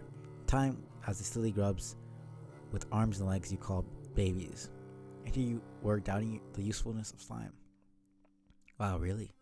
Yes, absolutely. I paid close attention to all this because I thought it might give me some clues about us and our ancestors who were made the same way. Any of this familiar? That all sounds incredible if true, but I don't have even the foggiest memory of that happening. Yeah, I figured as much. Since you seem bent on staying in your dream bubble coma, why don't I continue the tour? Tour of Earth? Sort of. What's happening? We're going on an adventure. Where? Through your memories. And mine too. Through mine too.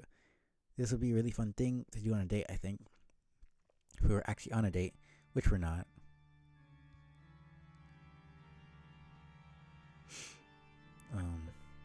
How's this happening? Is this due to the advanced alien technologies? Like holograms or teleportations? That's what you want to think to keep you comfy in your stupor? Sure. Where are we? This is my home planet before it was destroyed. It's called Alternia.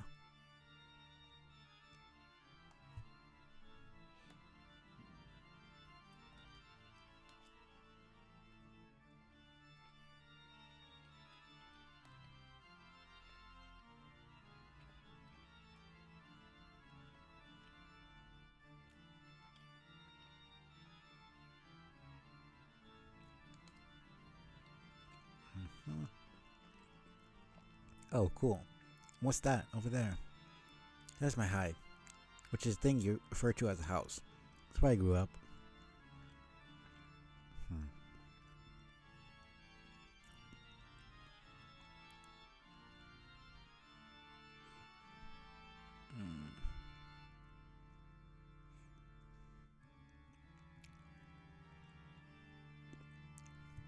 It's a castle. No shit. It's big and foreboding and ostentatious, just the way I wanted it. As a blue blood, I was entitled to build such a home. It's not really much of a castle, it's more just a big manor or some shit.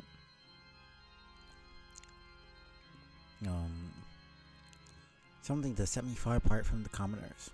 You built it? Of course not. Robots built it for me when I was very young. I was allowed to dictate instructions. Expected to, in fact. Oh gosh, so rad. Really? I still find it interesting what sort of mundane facts humans tend to be impressed by. Anyway, my design kind of got boring as I got older. Huge castle hive sounds great, but it starts feeling pretty cavernous and lonely after a while. There's so many blocks I never even used. Tastes change, but you get stuck with growing up in a place suited to the earliest, most juvenile inclinations. Nobody tells you that when you're a kid, though. I think I know what you mean. I feel like a long time ago, I might have given my dad the impression I really like clowns. And now there are clowns everywhere. His stupid collection just keeps growing and growing. And it drives me crazy. John, that barely comparable example is so cute, I don't even know what to say.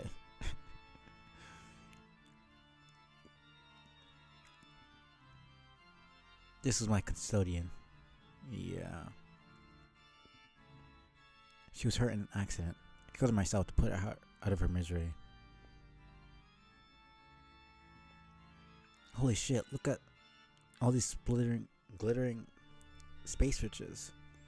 Yeah, I was really into treasure hunting for a while. What's with the broken 8 balls? Never mind those. Hmm.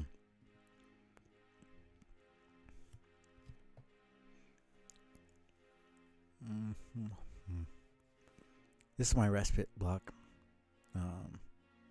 Kind of embarrassing memory, actually. Surprised she can be embarrassed.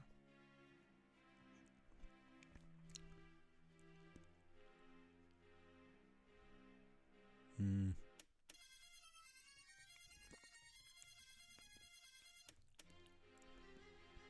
Ha! More 8 balls. Sure do like to smash them. John, addiction is a powerful thing. Probably won't understand. What are you wearing? Just a fairy dress. I wore it for this stupid thing I did once.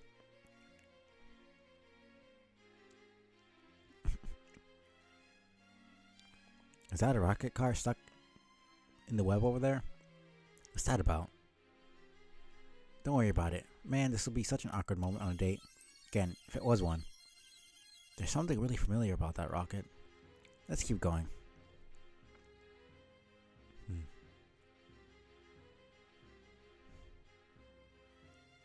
His fucking legs there. What's happening? Are you back on Earth? You tell me. It's my house again. Why are we here? Just having fun seeing your planet. I don't know, John. They're your memories.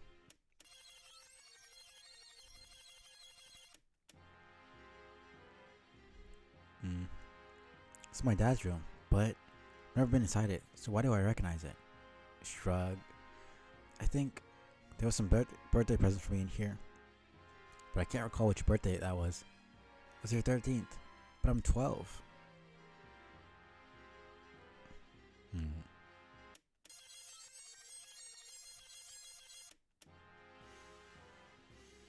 Oh yeah, I remember this. You got all these imps all over my house acting all rambunctious. But why? It's also hazy. Where's my dad? No, this is the John that died. Sounds like some things are coming back to you. Any chance you remember me yet? No, sorry. Because he never even technically talked to Vriska. He never met her. Because Terezi got him killed. So that's actually kind of sad. The one John she meets, the first John she meets, is literally one of the only Johns that doesn't even get to meet her.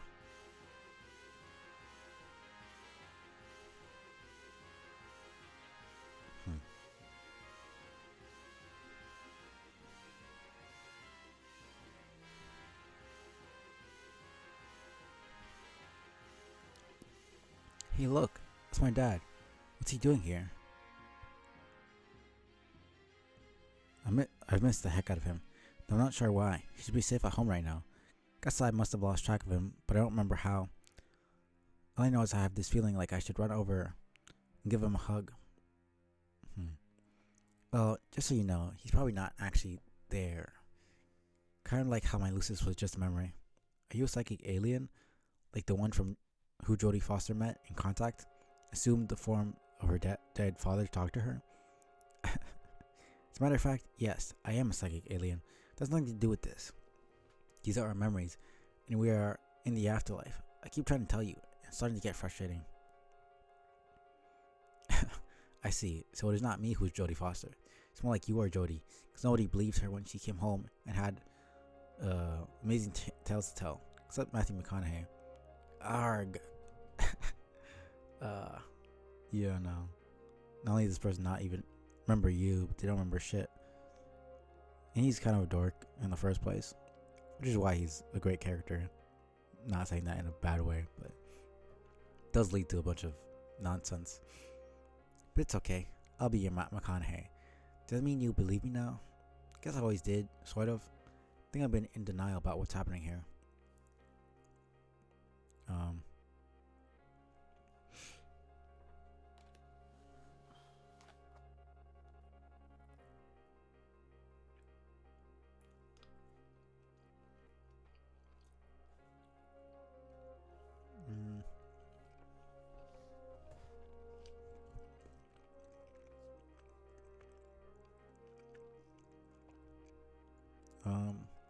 It's nice that you believe me. That doesn't mean you remember yet. Is that what this one is? Yes, it is. I don't know the soundtrack that much to know every single little track, especially ones that haven't been in specific flashes. Yeah, the time related tracks are always nice. What was the one that was just playing? Omelet Sandwich was actually pretty chill as well. That came pretty late. It looks like it did. But yeah, anyways, appreciate you stopping by. Hope you're doing well. Trying to get to Cascade at least. I should be able to get there. We'll see.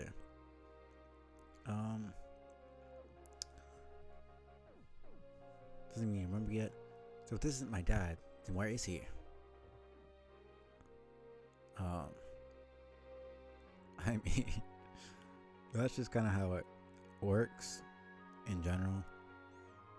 I mean, I technically only read this comic twice. This is my third. I didn't even really finish the second reread. Well, the first reread, I should say. Well, I guess second, yeah. I did finish it technically. Because the eyes of somebody else. I was watching people read it. And then I did my own. And I never even finished. I got up to like 5,000 or something. 6,000 pages in. And I just stopped. So this is kind of a refresher for me. I don't think there are any canon views on anything really. I mean, the amount of opinions there are, ranging from Vriska did nothing wrong to Vriska's the worst person ever and deserves to die 1,000 deaths. Like, so much variety.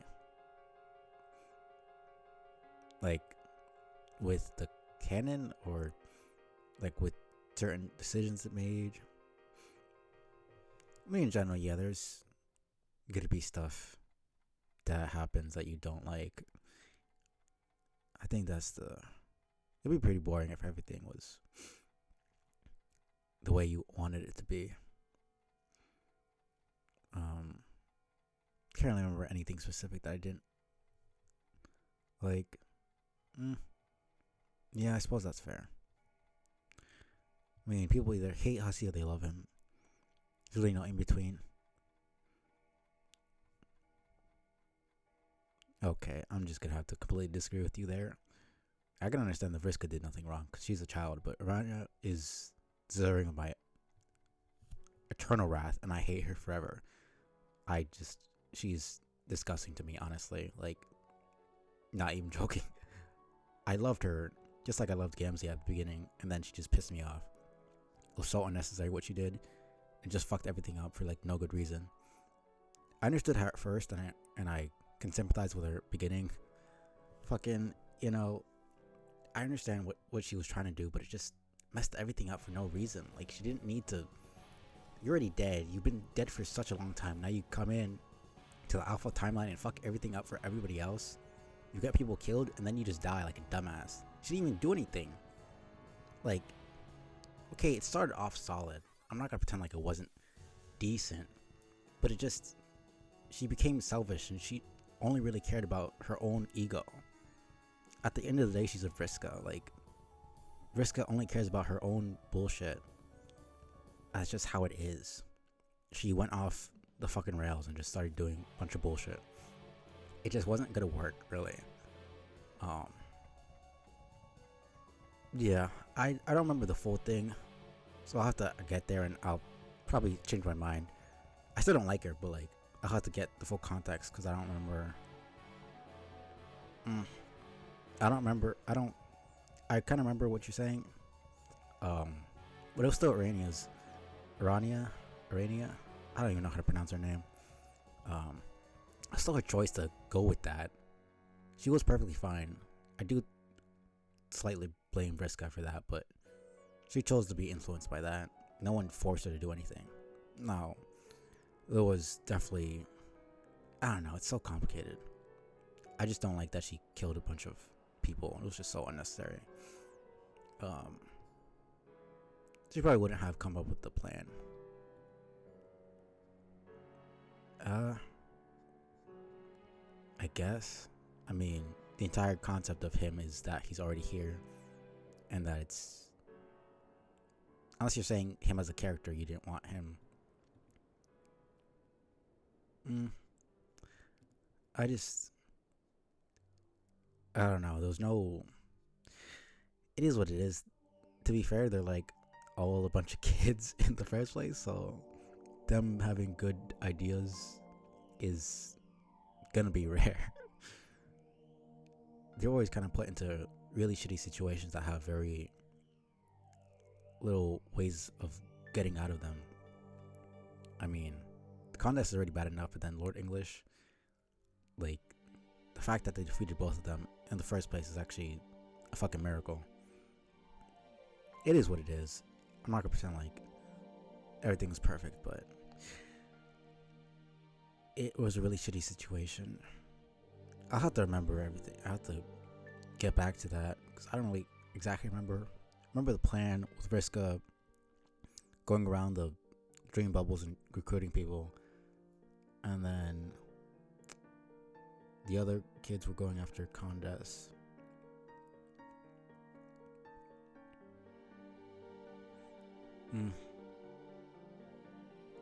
Maybe. I don't know. I think with the way Hussey was doing it, if they had done that, probably would have gone into a doomed timeline. I mean, that's the entire reason. Like, that's what that's why the retcon happened in the first place. But yeah, I think that's just what Hussey wanted to do. But who knows? We can't really say what would have or wouldn't have happened. It's all a bunch of bullshit anyways. I find it taking Homestuck seriously and actually looking at the writing, structure just gives me a headache, so I don't really look into it all that deeply. But yeah, maybe. Who knows? Where am I? Thinks nicely, believe me. Da, da, da. So if this isn't my dad, then where is he? He died too. Saw his body. Don't you remember? Do you at least remember that? No, not at all. I'm remembering a bunch of things, but not that. But yeah, now this John died so early on. Like, dude didn't see anything. Did he even talk to Karkat like once in the game? I'm not remembering that. Because he died to Trezzy, and that was just basically it. Then what? Do you remember me yet? No, I only remember when you contacted me and said you killed me a little earlier, but that was months ago. I do remember talking to some other trolls like you and playing this game. It's on my 13th birthday. I was really looking forward to playing it, but it was late in the mail. I got some presents from my dad, like this big weird clown doll that I didn't like much, and some fruit gushers. Oh yeah, I also realized gushers were made by Betty Crocker. That freaked me the fuck out. Did you realize that Betty Crocker makes gushers? This comes as news to me. Man, John is such a fucking dork. I love it. Oh, she does. Her villainy knows no bounds. Oh, he also gave me this suit, which I remember wearing for a while. Didn't look quite like this. I had a black tie and no ghost, so I improved it. Actually, I remember dying in a suit. You do? But this was not the suit I was wearing when I died. This was. Right. Do we even ever meet Typheus? I don't remember. Like, we know what he is supposed to look like. 25.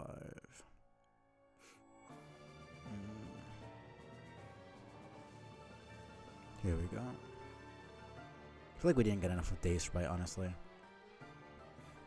Are you okay? Doing better.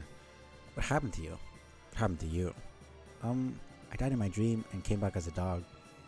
Oh, turned into a bird and got into a fight. It is strange that we never technically. I always just assumed sprites were like weird ghost constructs that didn't have like bodies, but then they sprite is like bleeding and shit. I don't know. I just assumed like that sprites couldn't die, like didn't have physical forms. It just, I'm kind of confused honestly, because like we never see any other sprite do anything. Like, I don't know. I just assumed they were like ghosts essentially, in the sense that they were intangible but could interact with physical matter. It'd be kind of ass if your sprite just died. I'm not sure how exactly it works.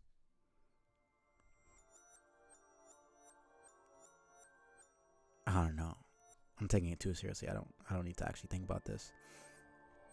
What is that? What, this thing? Yes. Legendary sword. How did you get it? Long story, shenanigans mostly. Yes, I figured shenanigans were probably involved. Can you be more specific? Well, basically I'm from another timeline. Couldn't win the game there, so I came back to help Dave. Dave? Dave from this timeline. The sprite is supposed to help him with this quest. Oh yeah, I'm supposed to help Jade too, but I mean, honestly, I still don't forgive Jade for doing that shit. Like, just completely, man. Let me stop thinking about it. I'm gonna get pissed off.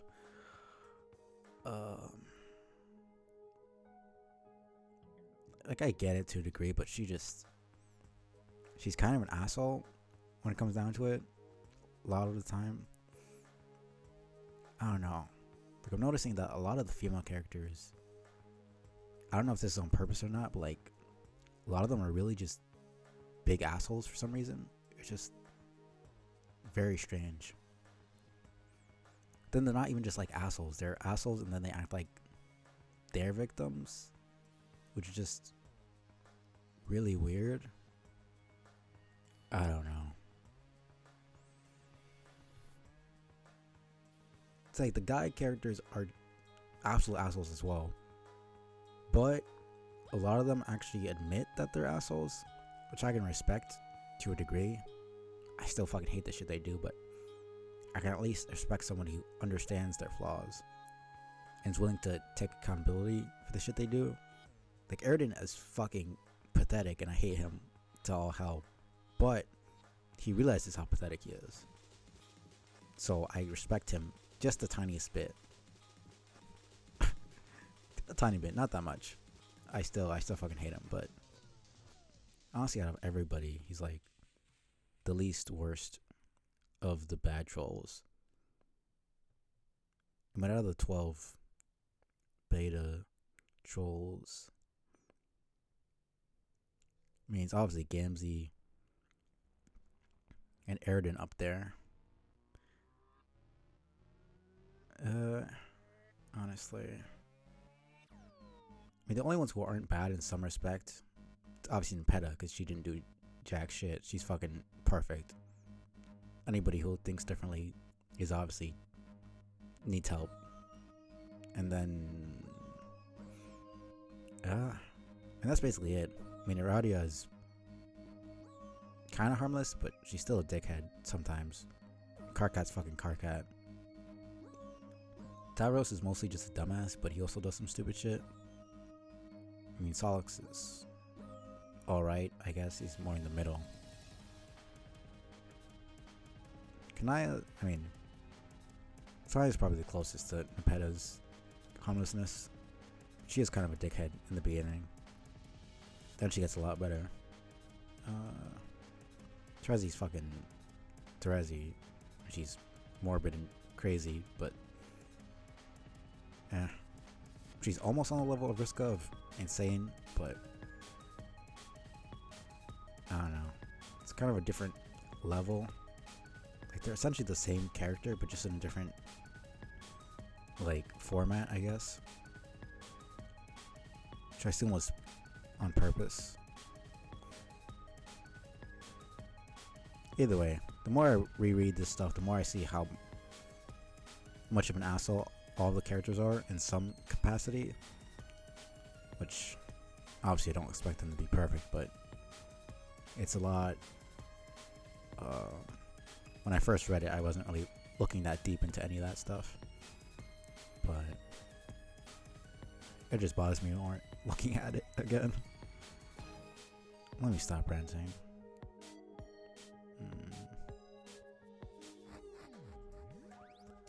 How much more?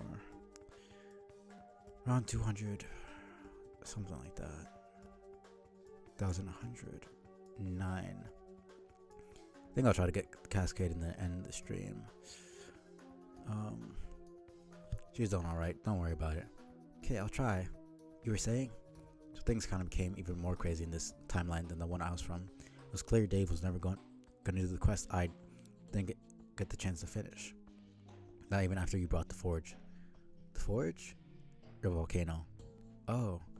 So after laying low for a while, I just went and did whatever I could myself.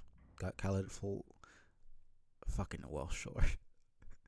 The fucking well short they broke. Went to look for Hephaestus again, figuring there wasn't much hope in beating him this time either, especially being injured and all. But what the hell, right? But then that's when you lit the forge somehow. I did? Well, no, not you, other Jade. Yeah, she's a lot more brave than me, I think. She brought me back thinking I could help. She brought me thinking I could help her. All I did was disappoint her and everyone else. Came back as a sprite and you managed to do important things. I just feel so scared and helpless. Considering you were just kind of chilling on your, like you were just chilling on your moon, flying around and doing stupid shit. Then suddenly you're expected to fight a demon. Like, that's unfair as shit, honestly. That's not even close to being fair. Like, nobody should be expected to do something like that. And if they do something like that, it should be their own fucking choice. Like the way Jade was trying to kill herself into basically committing suicide. Because she should have admitted that Jade probably wouldn't even be able to. Jade Sprite wouldn't be able to beat Jack. She still expected her to just jump at the idea of fighting him. Like, just kind of insane. Let me just go back.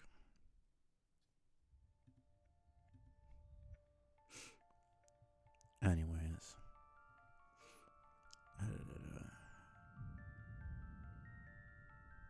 As long as you came back because Jade made the decision for you. I made the decision to come back myself. Maybe it'd be different if you had the same choice.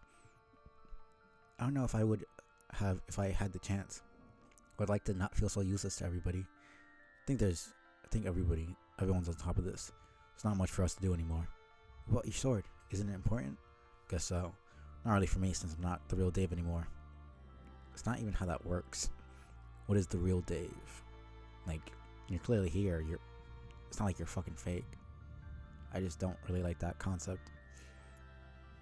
When you can say he's not the alpha Dave because he's not, but it's not like that's really important in the first place. I'm still not sure how you got it. What does it have to do with my volcano? That's a bit complicated. See, it turns out I had no idea how the denizens worked at all. And I wish Hussey went more into the actual lore. It's like, as much as I like the character interactions and the cool fight scenes and shit, like, and the humor, the actual world building is the most interesting part for me. But he just kind of fucks off and just does whatever he wants after the fucking alpha kids get introduced.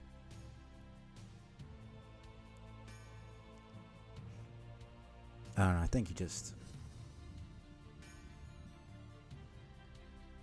got tired or something. I don't know. I don't really blame him, but it's a bit disappointing. Pick again. Remove. Put back. Alright. Why was he taking the wallet again? I don't really get it.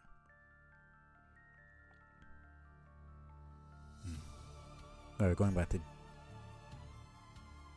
Thought we were going to Jack.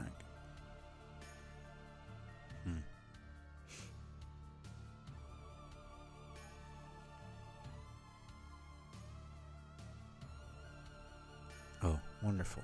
Another interruption. God, I forgot how much. Seems she's acting out again. Sorting out these clippings will have to wait until I set her down. Apologize profusely. Please continue to help yourself. The service will. I still don't know what that's supposed to be. There's no fucking name for it. I'm not gonna say equals, equal sign, greater than command. That just sounds stupid. Then I've been saying enter, but it doesn't sound good either. I guess proceed. I don't fucking know. Am I supposed to know what that's called? Like, is there even an actual fucking name? It's just annoying, man. Please continue to help yourself to the service will proceed command in my absence. I'm just gonna call it proceed. I don't care. I'm just thinking about it too much. As a first class host, keep a healthy supply on hand at all times. Fuck you, Scratch. Fucking you, man. I hate that I'm actually doing the fucking references myself. And that it's actually just coming naturally to me. God. Which one?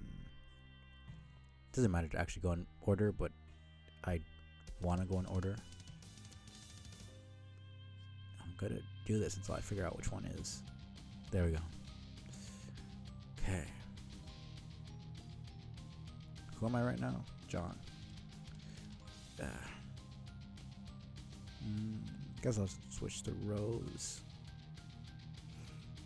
Do need to finish make the Roxy and Dirk avatars after this. I'm piloting the moon to the furthest ring right now. The moment is passing through a dream bubble and visiting your dream in person. Or you're the one visiting me as I travel in your sleep. If you'd rather look at it that way. Okay, so all those questions you asked me, getting me to remember, you're just stalling me, weren't you? So I wouldn't wake up and try to stop you. Not entirely. This sucks. Could you just please turn the thing around and come back? Why? I'm already out here. Might as well go through with it. We agreed I'd do it. At least you pretended to agree. Just before going into a major league wind-up with your nap yarn. Major league wind-up? Sports. It's always been pretty sad. I seem to know more about sports than you, which is really saying something. All I'm saying is, no one likes a basketball hog. It's probably just ball hog. I just think you should know that in the athletic arena of competitive achievement, it's widely known fact that cherry-picking posers get shouted nothing but boos. You don't gank the Rock and steal the big man's cylinder on his rocket drive to the hole. Oh Lord. Is that the sort of ignominy? Why are you making me? Search this shit up, man. Nobody uses that word. Nobody even knows that word exists. I guarantee it. I guarantee you no fucking 13-year-old in their life has ever used that word. Ever. Like, ever. I will stake billions on that shit. Are you kidding me? Like, why? I don't understand. Shame or disgrace. Embarrassment. Humiliation. Particularly public shame. Oh man. He's like, I don't mind that they use big words. I just know Hussy's doing it just to be a fucking dickhead. I know it. Probably not, but it just, I don't know why it bothers me. Like, nobody uses these words in actual conversation or even knows they exist. Honestly, I can see Dave searching shit up just to fucking use. Honestly, both of them use words like that. It makes sense for them, but it's just still. Just seeing it in conversation irritates me. Because I know it's Hussy. Just being Hussy. Man. God, these fucking rants are just getting more and more nonsensical. So you didn't consider sports. You never consider the sports. Last thing I want to do is come between a big man's thunder and any particular hole he might prize. And yet, such has been what's happened. It's like the tight end was going along down the yard in sudden death. It's me. I'm the tight end and the quarterback. What is with Dave and Carcat and just being the most innuendo spewing motherfuckers that ever existed? It's like they just can't help it. It's just the reality of their existence. I don't feel like Carcat does it on purpose to an extent. Dave actually does it by accident. Even though it should be the opposite. But I feel like Carcat does it subconsciously. But it's just, man. And the quarterback sniped the field goal just before the NFL buzzer went off. Greedy QB is you. It's not even close to being a thing in football. So what? Tight end would be football. Field goal. Wait, that's fucking soccer. Or isn't it? What? I'm confused. He just mixed shit up. I probably sound stupid. Fuck. Isn't it? Yeah, no, it's football. It's the fucking kickoff. Damn it. Whatever. God damn. Wait, so we went from baseball to basketball to football. Okay, man. Instead of winning the gold sports prize, you just fucking die. Nobody cares, and it didn't mean anything. Which prize is that? The football prize. I mean, the most vaunted accolade associated with the gridiron, known as Stanley's Cup. No, come on. It's called the Bruce Lombardi Trophy or something. I just have no idea what it's even talking about right now. Best Pile Squad. I'll take your word for it. Even though you're dead, all these fat millionaires in helmets just leap on your corpse anyway. Pile up, I mean way up. How high do you even have to be? The sport pile doesn't stop getting taller. Does the officiator have a means of measurement on hand? I wouldn't want to be crushed by a non-regulation sports pile.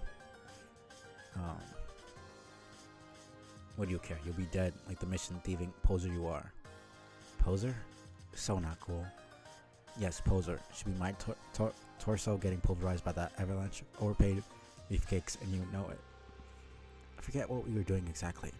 Were you pursuing the hackneyed debate over who has the best claim to self-sacrifice? Seeing who can out-dumbass the other with obtuse sports lingo. Obviously stop being a difference between those things. The question is offensive. Almost as offensive as you stalling. You peel out of here in your dumb moon. I'm the one stalling? The moon is probably just a speck in the sky now due to your strange beefcake harangue. Yeah, but I don't know how to wake back up is the thing. How do I wake back up? Guess I could wake you back up if you really want. Okay, then do it. But you have to promise to stay put. Don't try to stop me. Just let it go. But this was my mission. It really makes no sense for you to go. This was never your preoccupation. They selected me a long time ago. That doesn't make sense. Well, they dragged me into it just to have me take a nap, and then let you ditch me. They've always begun for me too. Yes, they helped you chart a path to the ring. They will open that path for a pilot they have marked. I believe I fit the description. I'm not sure about you. Why do you think that? I'm the pilot. That's all there is to say on the matter. But I don't want you to die. Help John and Jade. This isn't right. I'm not going to help you wake. I'm not going to help you wake up. Like what? I'm not going to help you wake you up. That's not a sentence that makes sense. I'll stall some more. So you admit you were stalling with all that bullshit. I said not entirely. What do you mean?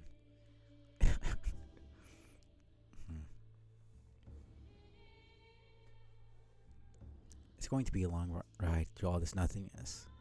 Maybe I just thought some company would be nice before it's all over. So, will it be? What? I'll wake you up, but only if you promise to rejoin the others. Could you give a message to John for me? Sure, but promising not to chase you down, then there's not really any hurry to wake up. Are you sure? I was looking forward to bowling another wicked googly with the yarn. Sports ways. Nah, I'll stay asleep for a while. Okay. What did you want me to tell John? What was that? What? Did you hear something? No, what? Thought I heard something outside.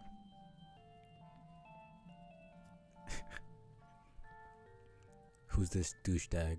I'm stuttering. This dude's making me nervous. You don't remember him?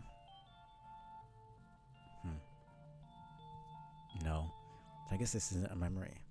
So he's actually here with us on the moon? Not with us. Just me. Still on Earth, remember? Well...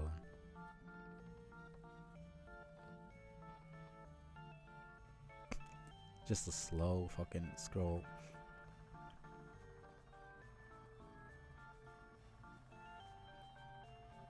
Well then.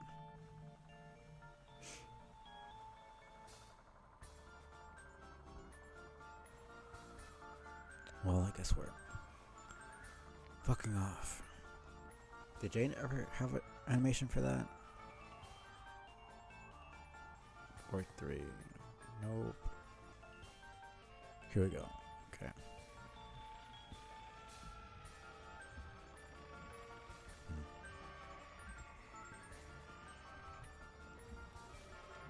I busted into his palace to finish the quest, expecting him to be asleep and was gonna figure out some way to wake him up. But, like last time I saw him, he was already awake to greet me. I thought the denizens were supposed to be asleep, at least until you do the right things on your quest. They are. Sprites were programmed to know things like that about the game, but I guess not everything. It seems like if you try to go fight them too soon, you find them awake and they're like, "The fuck are you doing here already?" Which is what happened last time I saw him, before I became a sprite.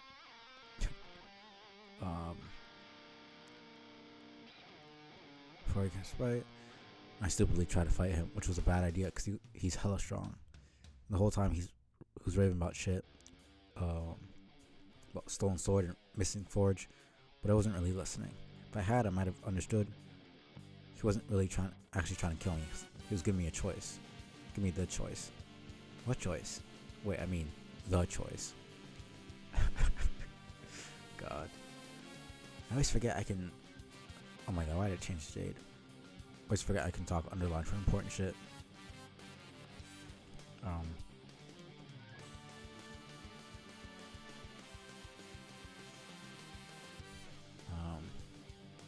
What did you choose? Because I made an unwitting choice. But I decided to flee. Figured he was unbeatable, so I decided to get the fuck out of there. So I snapped a quick captcha to get his huge hammer's code and then get the fuck out. What happened when you saw him this time? Like I said, he was awake again. This time I wasn't in any condition to fight, so I didn't. That's what I didn't get. He's this terrible, angry, monstrous guy, but there's no need to fight him. So he looked me up and down all hard, saw the broken sword, and like before, gave me the choice. You mean choice? Oops. Yeah. So was it? It was the same choice? Nope.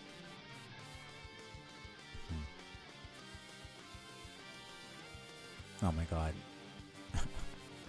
Fucking Unreal Air. So they're technically upside down or some shit? It's supposed to go up in the air.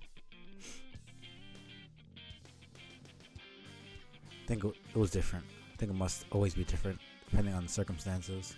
I don't know what the choice is when you face him the way you're supposed to. But I'm showing up as this bleeding bird sprite holding his broken sword. So that's a pretty odd situation. Then what did he make you decide? He sees I got his sword and it's busted and you can tell he's pissed. But like before, it's like restrained anger. He's always just about to just fucking flip, but still keeps it together. So he can tell me. Sounding a lot like Carcat, honestly. So he can tell me he can repair it, make the derringer with the forge lit. He says he can repair anything, but only one thing. So I had to choose. So I said, okay, fix the sword. Supposed to what? Meh, doesn't matter really. I just thought making the sword felt like the right thing. Oh. So I gave him the sword, but it still wasn't all that simple. Needed lava from the forge to make it, which means Echidna had to be awake. The innocents had to have some kind of juice to make it happen. See what I mean about it being complicated? Yeah. So Jade must have done something right to wake her up and get the forge going. Don't know what she did though. Probably something amazing. She's still working so hard to help everyone. Guess I used to be that way, but I've completely forgotten how. Are you sure? Right, the reckoning's happening. What's happening? Reckoning. It's getting close to the end. More meteors are good. We're getting by the portals. Battlefield will probably be wiped out soon. Can we do something to stop it? Will there be a point? I don't know. I like it here though. I felt like I was drawn to come here when I wasn't sure where to go. Yeah, me too. The meteors and all the fire reminds me of when I died and I was trying to wake John up. I was scared then too, but I didn't let the fear stop me from trying to save him. What would you want to do if you weren't scared? I have no idea. Guess try to help. What is there to do? Well, I was going to bring this sword to Dave. Oh no, does that mean you're going to leave? No, I was going to stay. Not in any shape for more adventuring. Figured it's probably my last stop. But maybe this is a way you can help. You mean that I should give him the sword? If you want. But I don't want to leave you here either. Maybe you don't have to go anywhere. To actually go anywhere. You gotta have a lot of special powers, remember? Because of sending to doghood. Oh yeah. Try doing your spacey thing.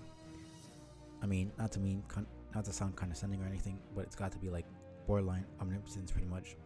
Just put your mind to it. Alright, I will try.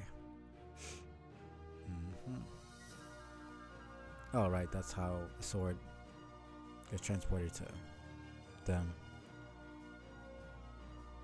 So what was it? Oh, come on. 48. Nope.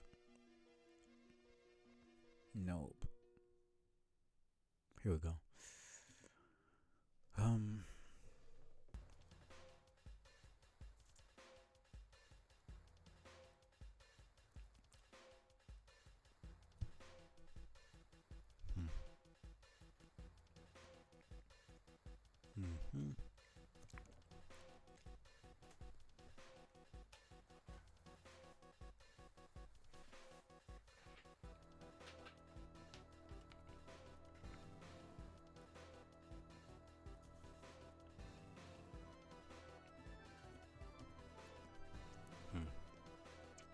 I remember now.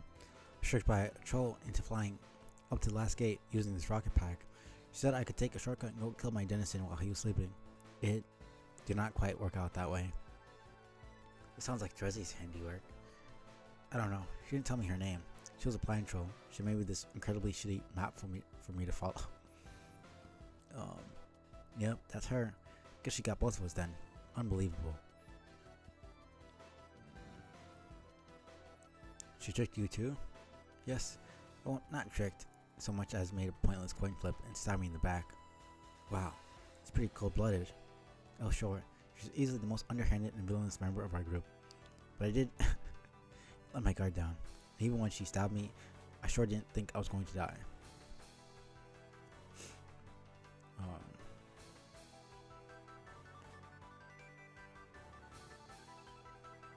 Why not?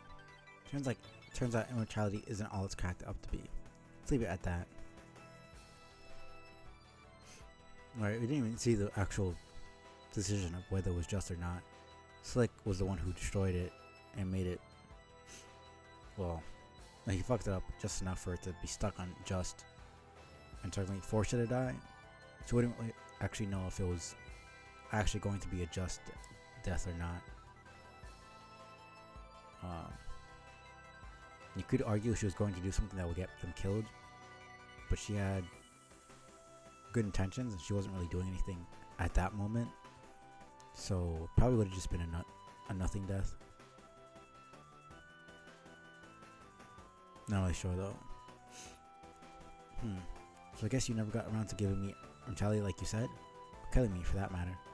Sounds like the blind troll beat you to it. No, I did, but this would be hard to explain to you. Explain what? I guess in her own sick way, she actually set up on this date together. Maybe I should thank her whenever she falls asleep or dies, God forbid. So now it is a date? I don't know. I said it wouldn't be unless you remembered, and now you remember. You still don't remember me, do you? Nope. Yeah, thought so. This version of you died before I started messing with you. Not that I expect you to understand what that means. No, I get that. If I had decided not to take the shortcut, I would have lived. And then you would have talked to me a lot? Yes, that's right. I guess I should have learned to give you more credit by now. Well, I might not have figured that out if not for something that just happened. I still can't believe I'm meeting a version of you that doesn't remember a thing about me. None of my great exploits or any of the ways that I helped you. Only that one stupid time I taunted you. It's a vaguely frustrating feeling. Sorry. Not sure what to tell you. So you remember literally nothing I told you about myself? Not even the compromising stuff? You did just show me around your planet, which was really cool. There's compromising stuff? This species would think so. Guess it doesn't matter anymore. Guess not. Who says we can't get to know each other again? You wouldn't find that boring? No way. Not if you wouldn't. You said the name of the blind troll who killed us, but you haven't told me yours yet. I haven't? No. It's Friska. Nice to meet you, Friska. I'm John, even though you know that. Yes. So now what do we do? Aside from be dead for probably ever. Man, I don't know. Maybe. Tell me about how you died? Or the things that just happened you were talking about? Well, like I said, I flew up to the last gate like this. Oh, nice boots. And then Denison Land. Brought me inside the palace. It was huge, and it took a long time to explore. It was really empty too. Had that weird feeling of getting to a place in a video game you're not supposed to be yet, because you don't have the right power-ups and such. You know what I mean? Not really. I'm just taking shortcuts whenever I play games. Oh, okay. So I started getting crazy nervous the longer I was down here. I started to wonder if my silly iron pogo hammer would even do any damage against the monster. What? Against the Denison? Of course that piece of shit isn't going to do anything. If I were you, I would have chunked it into the forge. Excuse me. It's called a wrinkle fucker and it is totally amazing. Oh man. Might be alright if you combined it with something awesome. Cool dice for instance. It's so absurd. Like anything like that would ever even happen. Oh shit. Let's pause this.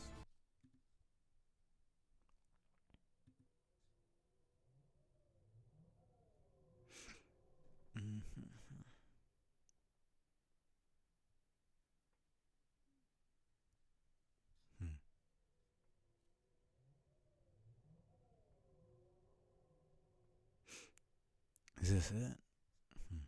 What's this? Found it very deep in the palace dungeon. Was wandering for hours, following a horrible sound through the pipes. Could tell Typhus was really close, because it was very loud here. It could only be the sound of him sleeping. I was so tempted to play it, but I didn't dare risk waking him up. Pretty much by then, I was sweating bullets at the thought of confronting him. Alright to be nervous. Denisons are incredibly powerful monsters. You had no chance whatsoever at this stage of the game. You might have stood a chance after I started helping you, but Terezi really screwed you over by letting you here so early.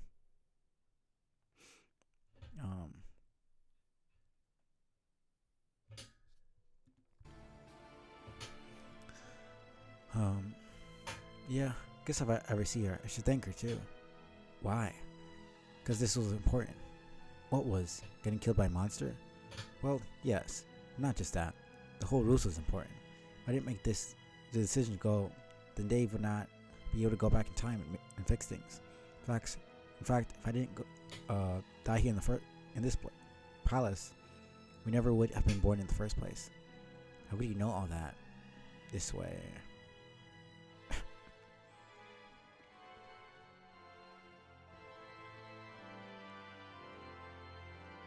This Dennison does not look asleep to me.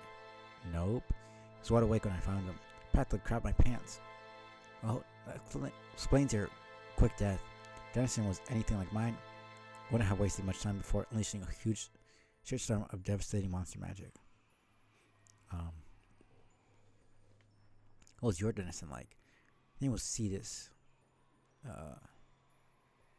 Actually, search up. Sure, that's some more Greek mythology shit.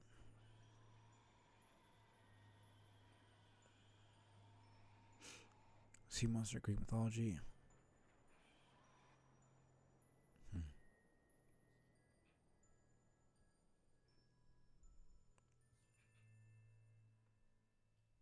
I don't want to see the fucking.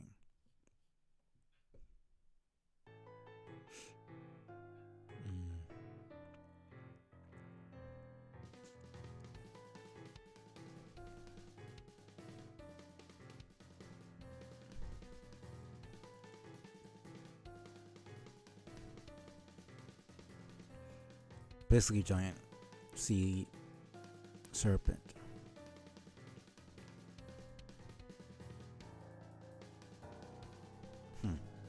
Interesting.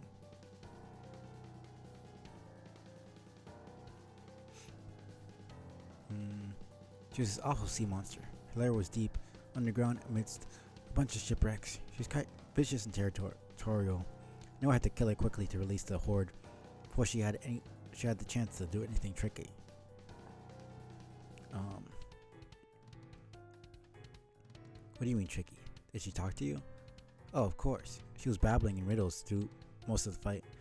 I wasn't paying much attention though. I mean, what creature doesn't?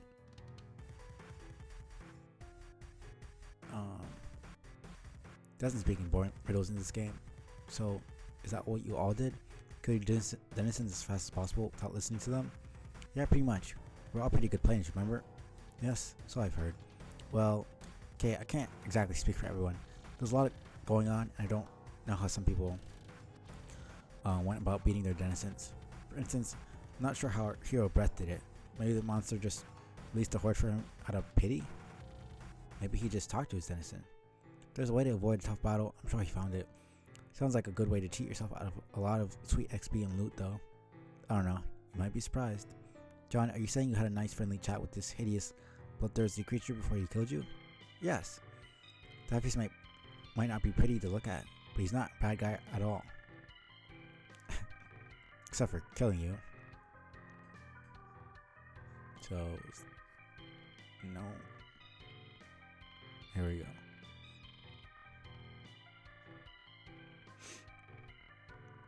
Eureka. Stand by for clarification. Enthusiastic outburst. Yes, it is as I hoped. It is as hoped for beyond hope. Unusual devices may be used to duplicate fresh, perfectly pressed garments inexhaustibly, as far as I know. Reconstructing complete professional ensemble now hold. The fact that he's in the fucking game and using the damn alchemizer to replicate suits and shit. Hilarious. Pleased to report restoration of dapper visage an overwhelming success.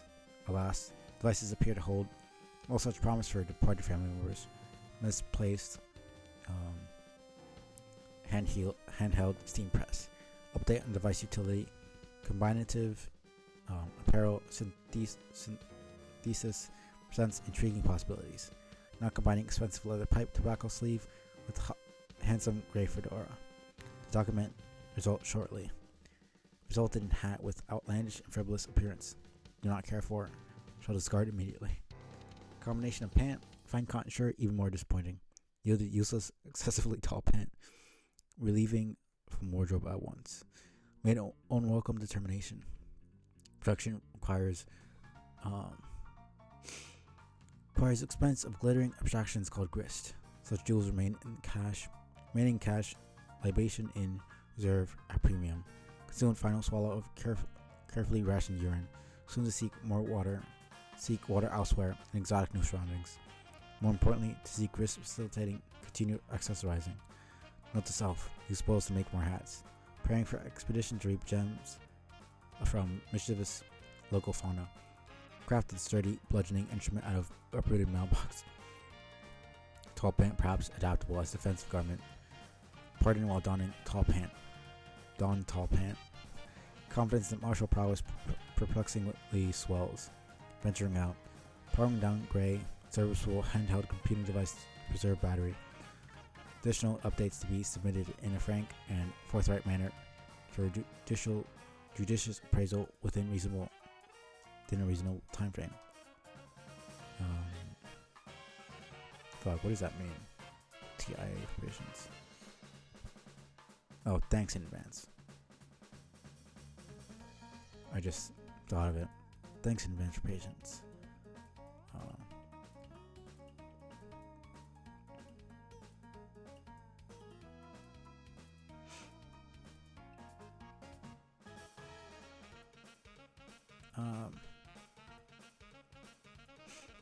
Turning on handheld device for brief report. Severe injury sustained in skirmish with undersized, sportive rascal. Tall pant, unremarkable in protective utility. Damaged, badly bloodied. No indication of laundering facilities throughout enchanted land whatsoever.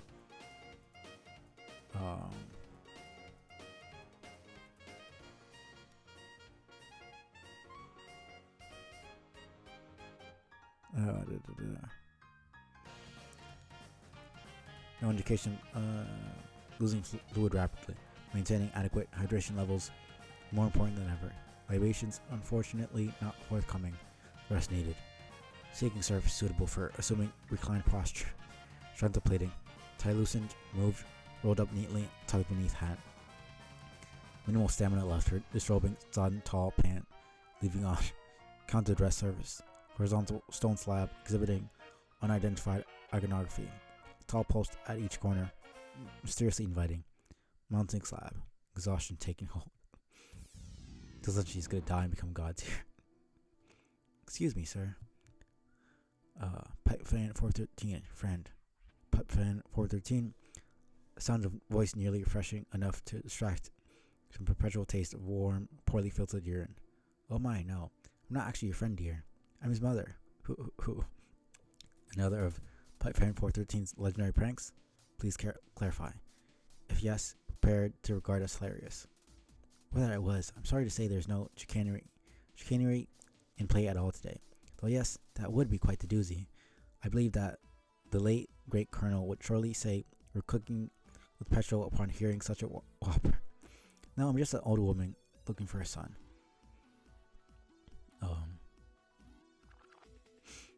Understood, madam. Remind me of him so. Would you mind terribly if I talked to you for a little while? Fearing the worst for my son, while my grandson has gone off to do great things. Caught myself feeling a bit lonely. Can imagine no greater pleasure. Low eyelids heavy, getting dark, feeling in extremities fading. Oh, but you must be exhausted from your travels. You poor thing. Why don't you just lie there and rest? I'll tell you a story. Band 413's kindly mother. Thank you. It's a fairy tale about a young sister and brother who were raised by a wicked witch. That's the first time. Oh no, it's not our first time saying Jake and Jen, technically.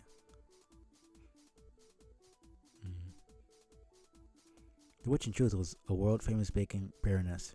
Cruelty, man, so much more than I remember. Whew.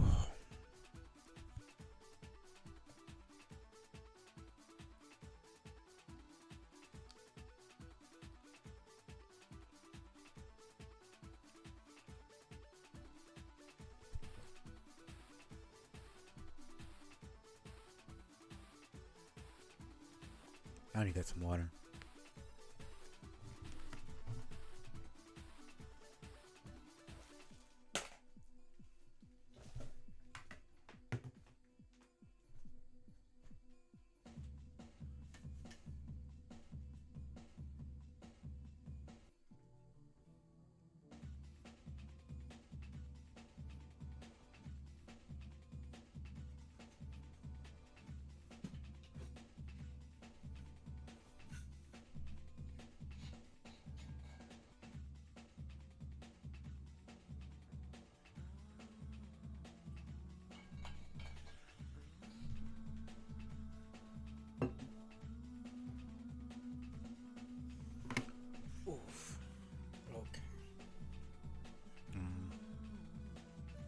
Cruelty made life miserable for the two children. Did not have their father anymore to protect them.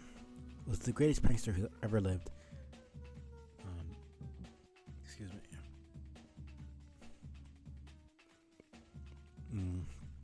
A true Southern gentleman. He was killed by a comet on the day the boy was born. Okay, it's great. I can't deal with. I just finished reading this in end stream.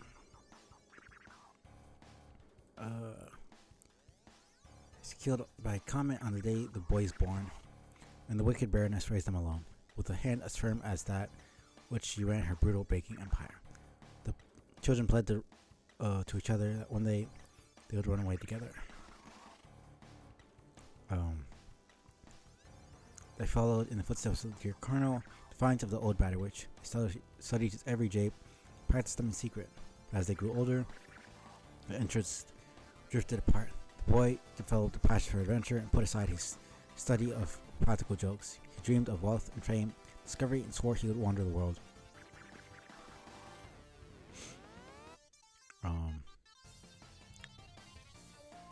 One day he decided to run away with the loyal dog he inherited from their father.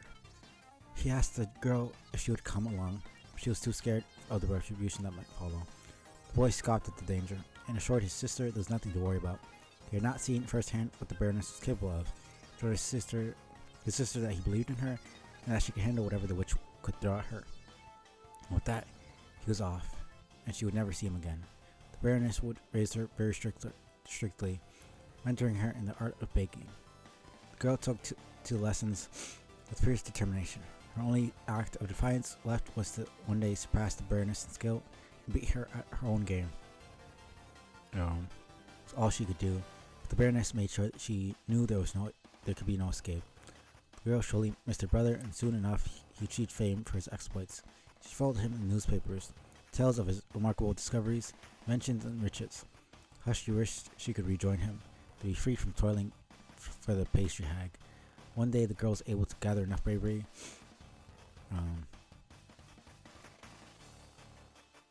to mention her brother to the Baroness and her desire to see him again. With contempt, she guaranteed this could never happen. The girl asked why. That is when the Baroness began to reveal to her more than just her baking secrets. She mentioned that, like in many fairy tales, there was more to the children's past than they knew. The Colonel was not their father, nor was the Baroness their mother. They in fact had no father or mother at all, nor were they actually ever born. Nor were they ever actually born. They had both fallen from the sky. They were not actually brother and sister as they had been told either. Again, like in many fairy tales, the truth was that they were always destined to become married one day. They would have two children, a son and daughter, and these children were to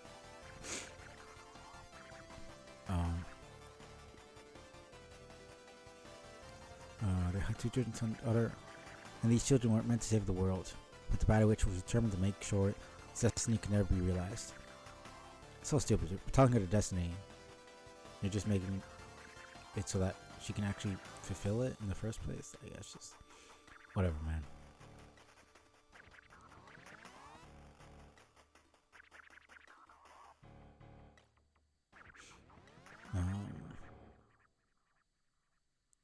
I realized in her limitless cruelty, she would do all in her power to keep them apart for the rest of their lives. The girl that they swore she would bring down Baroness and her evil empire. She would use the many secrets she learned over the years against her, and began carefully plotting her downfall.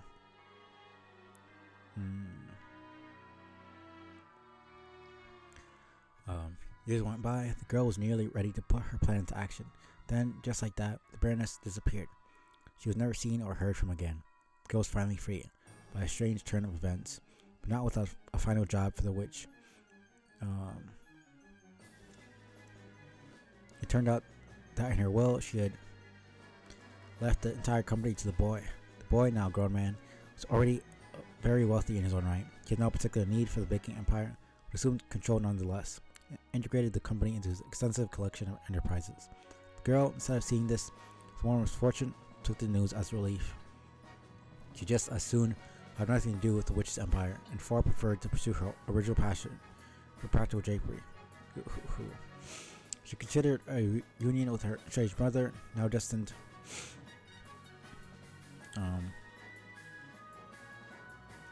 husband to be. The days of longing for a future with him seemed to be from another lifetime. Chance had come and gone. She was content to let him live his increasingly elaborate life, while she sought a simpler one. Besides, now was not the time to resist a destiny. An old, star-crossed lover. She had recently become betrothed to fine, upstanding gentleman. Soon she would start a family. No, not one meant for heroism as foretold, one that would make her happy nonetheless. Following years, she was left to ponder all that might have been. What might have been if there had been no Baroness to keep the boy and girl apart? What might have been if the Baroness had not disappeared and she had the opportunity to use her secrets against her? You see, the girl had uncovered so many dirty secrets about the terrible Battle Witch, including the most troubling one of all. Of course, no one would have believed her, but she knew. She knew the Baroness was not human. Dorfreak's gray, serviceable handheld computer device's battery has died. Man. Alright, he fucks off. Mission accomplished. Contact spade. What the fuck? So dumb. Friendly enemies are here. Ring's still missing though. Wait, this thing is gone too. Actual mission, kill Jade.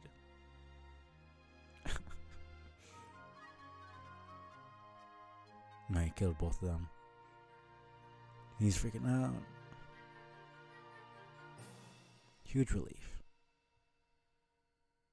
Notice. Oh shit. No, thank you. Goodbye.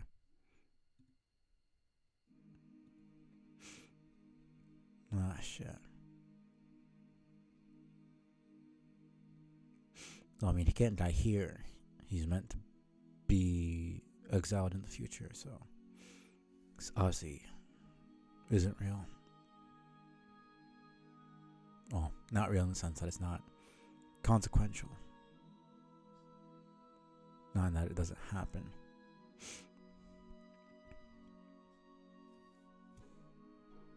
What the hell are you doing now? Password. Seriously, why did you go back to here? You didn't mention this last time. Listen, fuck ass. I'm going to need a password before I continue. Please. Right, okay. Let's see if I can remember. It was pretty elaborate if I recall. Okay, here goes. I'm a disgusting, worthless bilge sack on the gargantuan teat of a laboring, leprous muscle beast.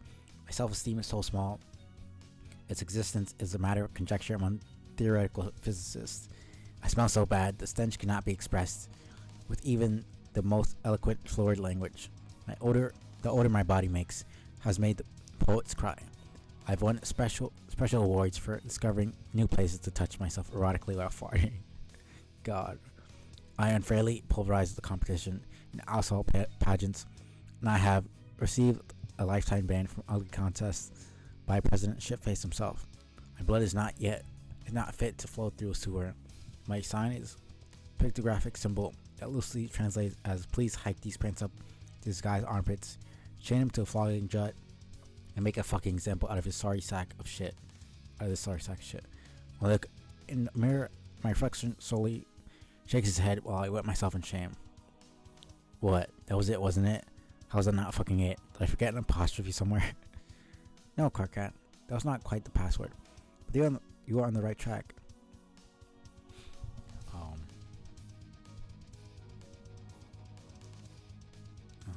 Can we just talk now?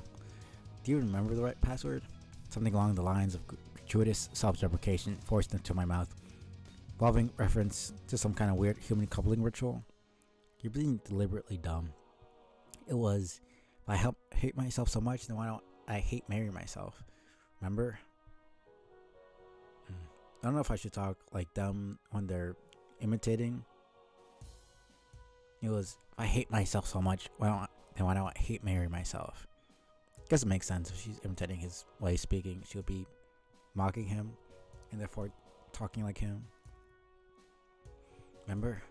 I was just using the password system to poke a little fun at you, and you turn it into this whole overdramatic thing. Jeez. Haha. Can we get down to the fucking business again?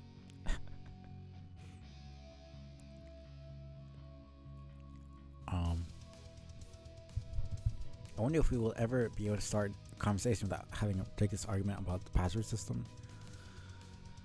If you would drop the password system, just let future me talk to you, he might be able to give you an answer. Spoiler, the answer would be no, because passwords are retarded. Why would I want to do that?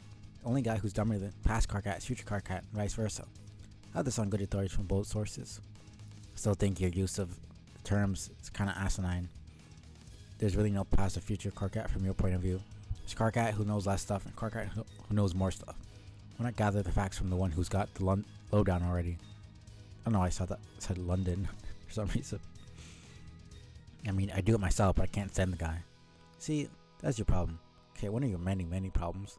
You have no patience to do things the right way. You're always just looking for the shortcut. Even if doing so has brought you nothing but trouble 100 times before. It's sort of funny that the only thing standing in your way. Okay, I'm not doing that again. Sorry. Oh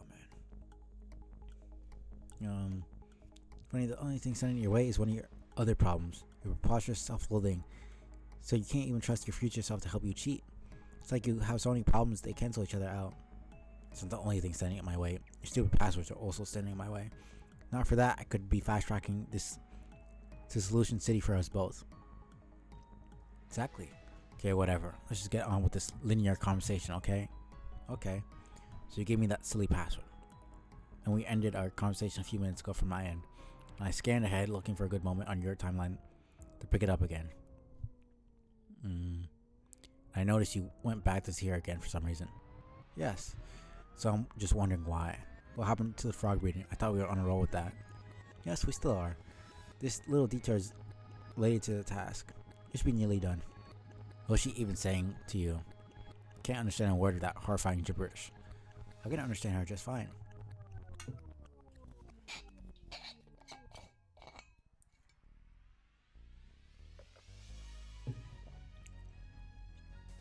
Oh man. I still don't really get it. Well, my Dennison was such a nightmare. What yours apparently gives you guttural pep talks, some Byzantine monster language. We already talked about this. Couldn't I have an understanding now? Ooh, vague bullshit. It's the exact fucking thing I can't get enough of. Well, maybe if you weren't in such a big hurry all the time, you wouldn't have killed your Dennison so quickly. You might have actually learned something. Huge ugly monsters are for killing, period. Did you ever talk to Kanai about it? I don't remember, maybe. I'm a busy guy, Jade. Talked to a lot of people about a lot of stuff, including myself. Her situation was very similar to mine. That she killed her Dennison to light the forge or something. Doesn't sound like you got the whole story. Maybe you just weren't listening to her. I sure don't think it was whatever you did. And in any case, I thought that was over with. Why are you back? What does this have to do with frog breeding?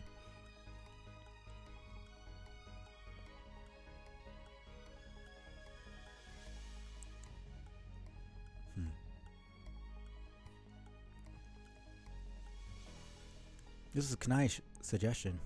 Kanai is still helping you? Yes. I'm talking to her right now, actually. Oh, I see her across the room. She's not talking to anyone on the computer now. There? Of course not. She's from a different time than you, genius. Which time? A few hours in your future. Ah, I see how it is.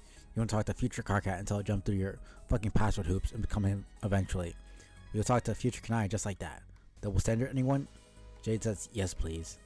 You're so ridiculous. I have Kanai using the same password system as you. She's just a little further ahead on my timeline is all. I thought it would be pretty hard to keep you both synced up. That you didn't want shit spoiled from the future though. Yeah, from my future. I want you guys telling me the things I do before I do them, because you talk to future me. But knowing a few things about your future doesn't really matter. Not that I'm going to tell you any of it, so don't ask. Oh man. I think I'm on the verge of becoming a religious person. I just don't know where else to turn to remove the awesome suffering that Trillian's temporal chat bullshit miraculously continues to inflict on me. Maybe the merciful messiahs will come and take my pain away? Oh yes, that sounds heavenly.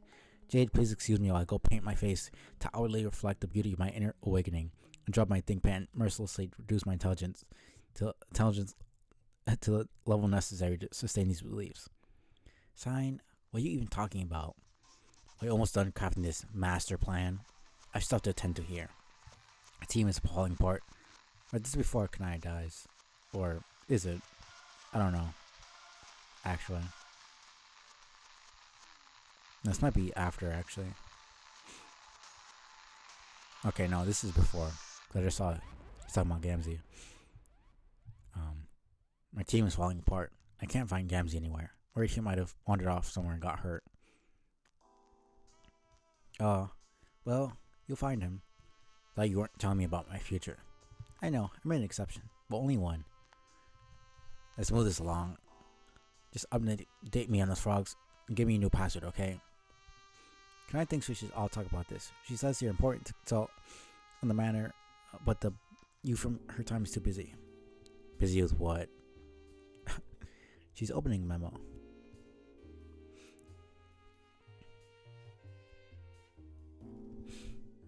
Yeah, that should be it.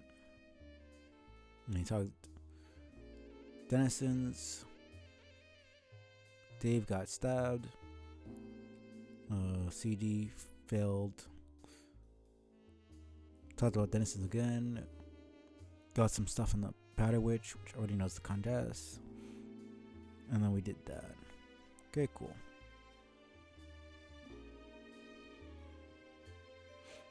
Oh my fucking god.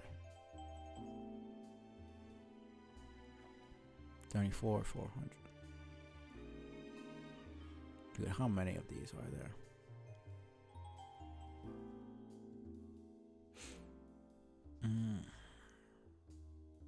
I should be able to do this. Probably took me like 40 fucking minutes though. Oh my goodness. 74. Nope. 74. Okay, here we go.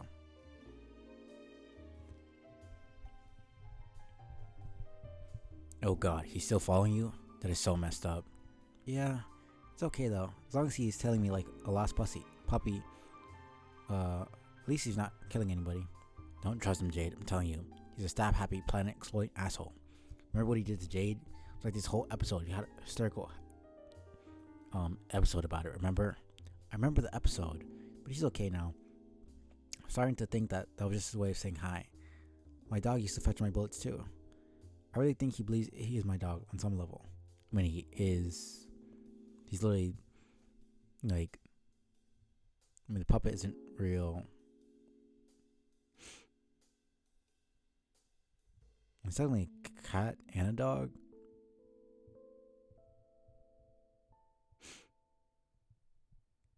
So he's a cat, a dog, and Jack, all at the same time. And also a bird. Just none of those equals good things. Just don't turn your back on him, Jade. Don't turn your back on the puppy. Don't worry. Keeping my eye on him. Ah, no. Bad, Jack, bad. Paper kind. He really seems to hate frogs. Yeah, poor froggies. And Jack had this irrational thing against frogs too. I mean, my normal Jack, not psychopath omnipot Jack. Their agents are heavily predisposed toward the murder and desecration of previous life forms in their iconography, respectively. Frequently have had the thwart assassination attempts from the kingdom, or extermination attempts is probably better to say. Probably right. They seem to drive him crazy. It's not the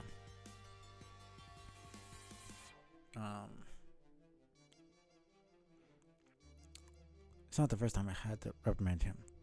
Wait, did he follow you into the palace too just now? Is that who you were yelling at? He was yelling at a kid and I had to tell him he was being very bad. God, this is such a fuck situation. He destroyed some of her really nice statues too. Keeping him in line really makes me miss Beck. Such a good dog. Not to mention a best friend. Jack is just bad dog. Worst enemy. Exactly. I don't like this fucking bit. Makes me really nervous. You're just dealing with an unspeakably powerful mass murderer, the brain of a wild animal who's about to hop sessions and try to kill us all in a few hours. What are you even doing there again? You still haven't told me. Huh? The palace. I recommended she return to her denizen for advice. About what? Man. Target's voice makes me wanna go to sleep.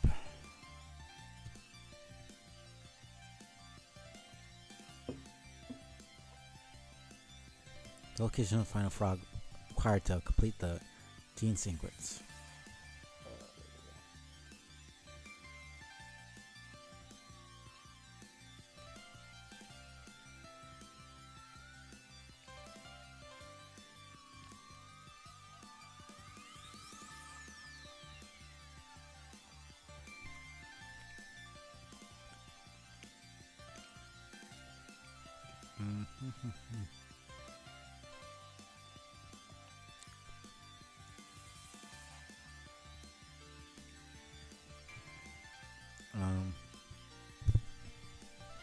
Location of the final frog required to complete the gene sequence. Doing a song should remove the last traces of dissonance from the waveform. The creature is quite elusive, remember? Oh yeah, you were searching for weeks. Yes, and you never found it. Had a good lead, but you decided there was not enough time left to bother with it. The reckoning had started. We had to kill the king. Understood, but this was a matter that really did require your attention. Yeah, I know, but maybe I'll sick to fucking death of muddling around with frogs and the coffinous goddamn rabbits mixing their slime and shit. I'm not an ecto-scientist, no matter how many grubs could turn out to be us the game made me accidentally make. But you are a programmer, aren't you? That is at least kind of like being a scientist. Having some technical savvy. I was a shitty programmer. Anyway, I only programmed viruses. Shitty viruses. I shouldn't have to be a slime technician or a frog farmer or mystical fucking croak decoder. A warrior and a leader and a cold-blooded killer. We know. Clearly very good at being all those things. Now we need your help with frog science. Can you help us? Cold-blooded killer. Alright. How long will this take? I don't mind helping, but I have major leadership duties to attend to here. Yes, I know. The team is falling apart and everything. Doing this was your duty too. After a point of critical complication, there's only so much responsibility to take for the actions of our team. Kanai, what are you saying? What happens in the future? Are you giving me some assurance that things will work out? Because right now, I don't know where the hell anybody is. The future. Okay. I'm a vampire. Now, apparently, if that helps. What the fuck is a vampire? Shush. No future talk. Let's stay on topic. Oh my god, why can't I get a straight fucking answer to a thing? It's a simple question. Kanaya means she's a very pretty girl with pointy fangs, has a bright sunny complexion, and wears fancy dresses. Like, only one of those things has anything to do with the actual fucking answer. Thanks, that cleared everything just right the hell up. And she drinks blood. Oh, you mean a rainbow drinker?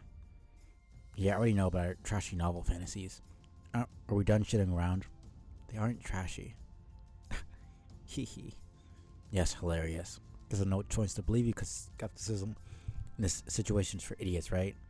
If I said, yeah, right, there's a drinker in this hive, I'll eat my cocoon. I'd be like the dumb Lucius in the movie who doesn't believe the kid when he tells it there's a rainbow drinker in the closet. So I guess by reverse psychology, I should not be that dumbass. Yell, oh fuck, and tell everyone to get in the scuttle buggy before it's too late. Fat chance I'm not falling for it. Sounds like a stupid movie. Oh man.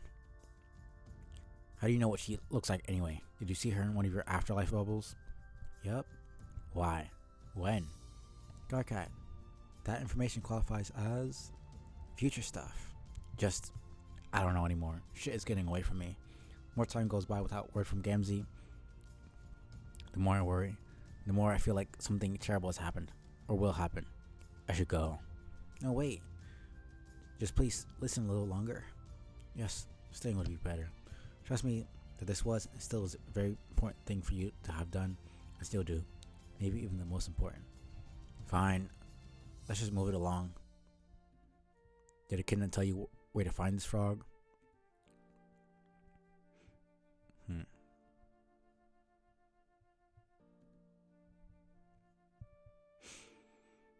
Not exactly. She just helped me remember. Remember what? Something from my past. If I accepted her terms. Well, or her terms. You never did tell me. Yeah, because you never told me yours. Oh, I just thought it wasn't that important or interesting. Since Karga thought the battle was more pressing than the wait for me to locate another frog. Also, what she asked me to do was impossible. So, yeah. Yeah, she made me promise to do something that sounds impossible too. Except, I actually agreed. So, I have no idea how I'm going to keep my side of the bargain now that I think about it. Excuse me. Remember fucking what? Oh right. What the last frog is. It was. The thing is, the frog we need is nowhere to be found in the medium. It was on Earth, but only very briefly. It was when I was young. Before I woke up on Prospect, I had begun sleepwalking, both on the island and on the moon. And in my dream, it was very bright. I saw something in the light. Couldn't tell what it was, so I got closer. Before I got there, I woke up. I found myself by the lagoon surrounding the ruins. Gate. I was about to calm when I saw something appear on a lily pad. It was a frog. Amazing shiny frog. Not like any other I've seen in the lagoon. It hopped over to me and I picked it up. Then, just like that, it died. No, of course, right? Because Jake had control of Betty Crocker.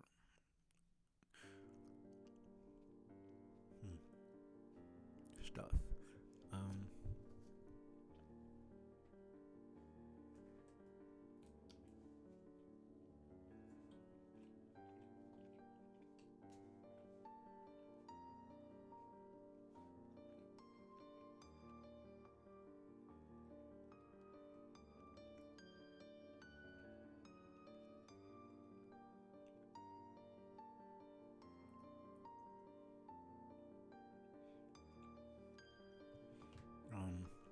Later, my grandpa made a rule for me to stay to help me with my sleepwalking.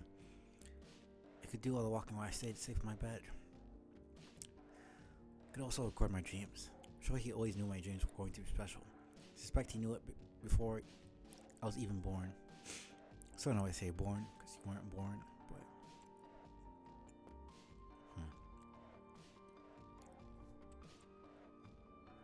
Okay, great. So it's there on the monitor. Problem solved. You just purify the ghost. It's a ghost imprint. Mix it with your current evolution's paradox slime. Smooth out the genetic waveform. Let Polify, Billy Slick, and you're done. Hopefully. So you didn't remember seeing this frog when you were a kid at all? No, it completely slipped my mind. How did she get you to remember? I mean, what did she make you agree to? Well, like it was before. The choices she gives you seem to have to do with facing mortality. Making it clear you choose one path over another, it will lead to your death. And that death may even be necessary to accomplish your goal. Yes, and third, the automata are all personalized variations on the presentation of such dilemmas. Yeah, but that's not really what made this hard. I mean, nobody wants to die, of course, but at least that's a clear thing. Either you do,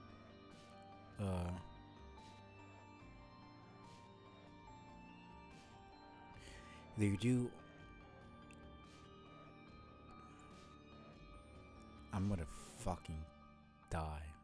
Why is there? Cause like it's not even a typo. It's just the fucking words are switched, and then there's no or. You either do, you don't. Like that's not a fucking sentence. I'm actually going crazy. That's gotta be on purpose, right? Like I can't. Like I really want to know, honestly. This has happened too many times for it to be a coincidence. I swear. Either do or you don't, you know? Said what she asked was impossible. It might be. What were her demands? She said that if I accepted her help, I would have to make a promise that whenever we left this place and wherever we end up going, she had to come. Huh? Not just a kidnap, but all the denizens.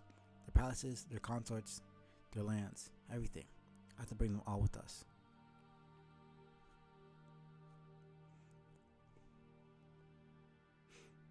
Alright, what the fuck was that? 85.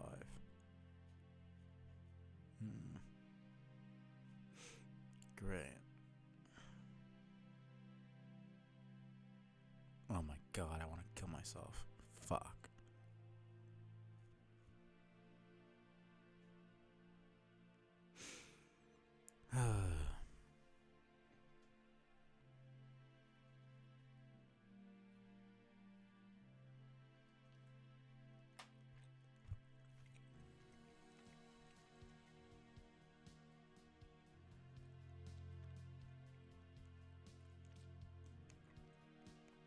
Why did they have to make this an actual thing?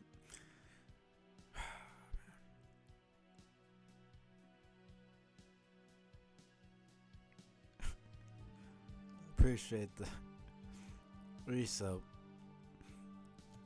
Windu. Hope you're doing well, man.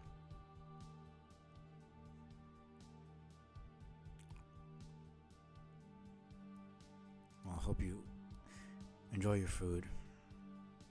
Hopefully I can be done with this soon. There's so much dialogue here.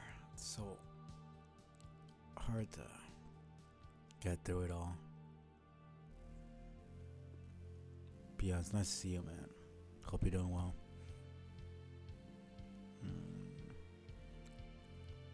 Guess I'll just be... You know, it's good to hear. Yeah, just figuring out a good timetable and shit.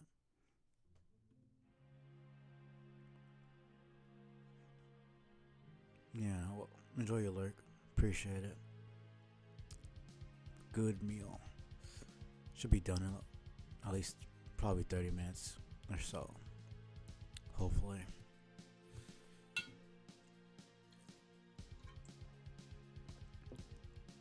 I don't really have a full voice for Gamzee, honestly. Motherfucking magic's all we've ever known. It's easy to be missing what be fucking the haps, but then I'm scoping at miracles. Honestly, it's fucking... Having it be so dark makes it harder to see.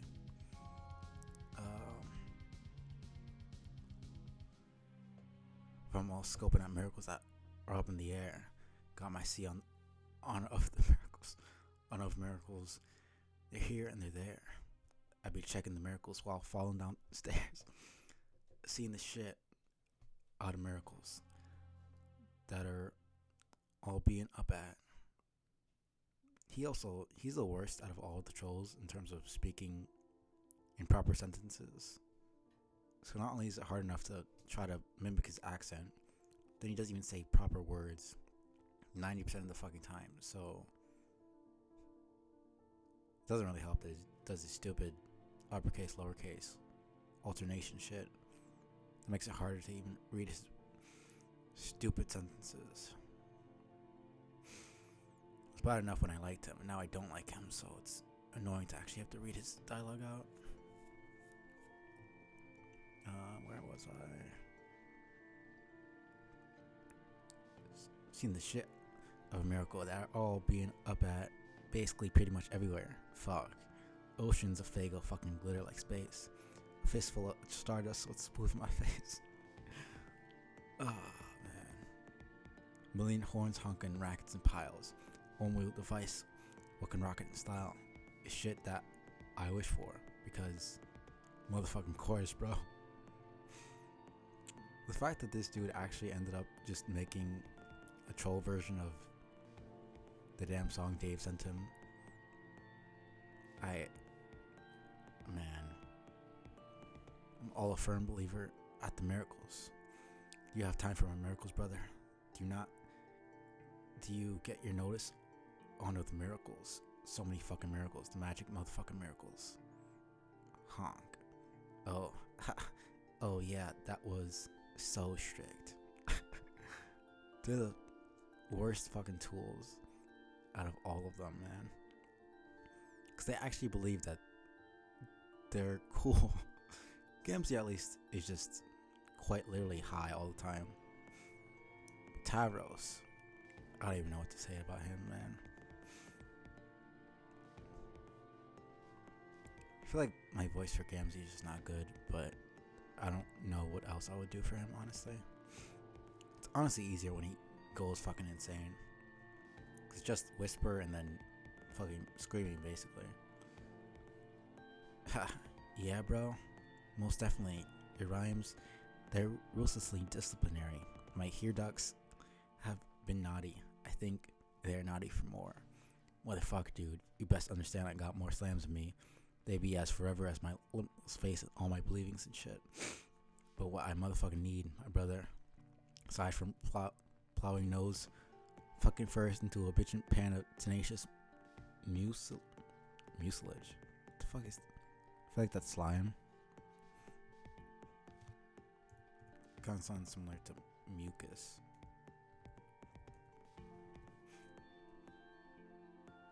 Yeah. Secretions. God.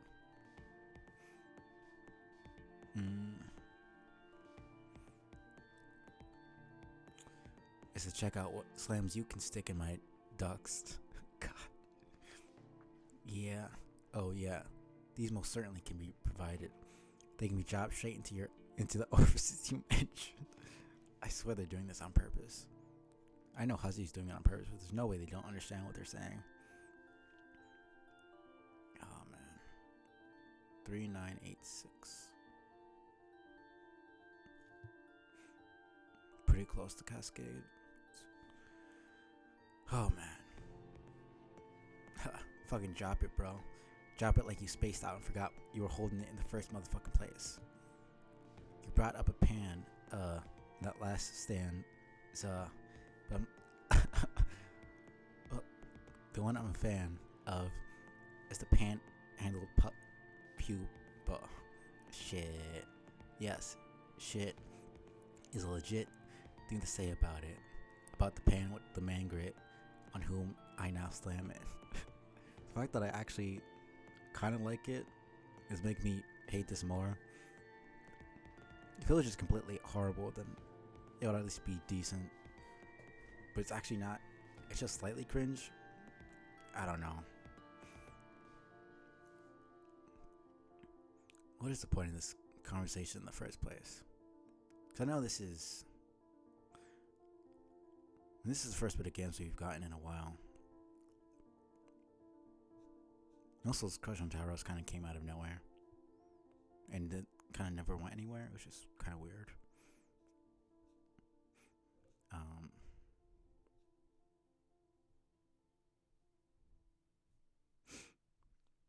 Where? Ow. Slam it like a fucking door by accident on something that hurts. Honk, honk, honk. Can't handle my slams. Well, unless you can. In which case, that's cool. I just serve up hoopla. Goat noses that are hoopless. I still don't know what voice to give Tavros, honestly. It's really just the pauses that differentiates him from any other troll. I just can't imagine. And I have kind of more like a sniveling voice for him, but I just can't really do that. Especially since he types in all fucking caps, basically. About the pan, who's called Pupa. In case you were clueless, about the pan who can man up, is able to stand up. Unlike mine, which are functionally useless. God damn. You were dealing with some hardy reproach tonight. Fucking flying high, man. Higher than laugh assassin. Up on motherfucking grief peas. Higher than a subjugulator getting his weep on for the vast honk I believe in to come. I still don't get their clown religion, honestly. Ha, I wish. No, bro, I'm serious. Your rhymes are fly as the most wicked piece of shit a miracle ever took in the sky. Someone clipped their motherfucking wings, so I stand a chance. Whoops. I mean, sit a chance. Fuck. I have no idea what Gamzee's even talking about. The only thing more fly than the rhymes I'm saying to express all my malices is the ability he had, I wish was mine, instead of, I guess, this excessive paralysis. Oh, man.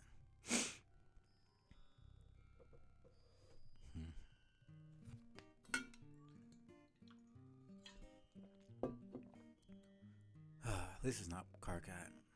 That shit was actually hurting my throat. Like, having such a gravelly voice is not easy, man. Look out for those hooks, bro.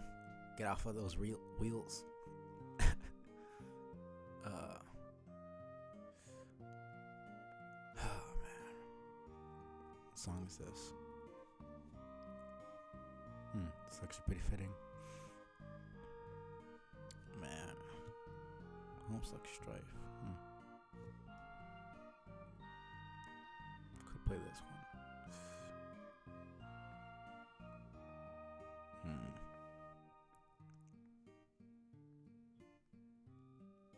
Yeah, might as well play it. Excuse me. Get off of those wheels. Miracles aren't fake, he'll get off of those wheels. High, in this case, has double the meaning. It means he can fly, plus does high self-esteeming. That's two things he has that I'd rather were mine. His two flappy wings and his big, healthy spine. Oops, that's three things. Oh, I just realized Gamzee's doing the fucking hook. He literally said that. I thought he was just doing ad-libs or some shit. Oh, man.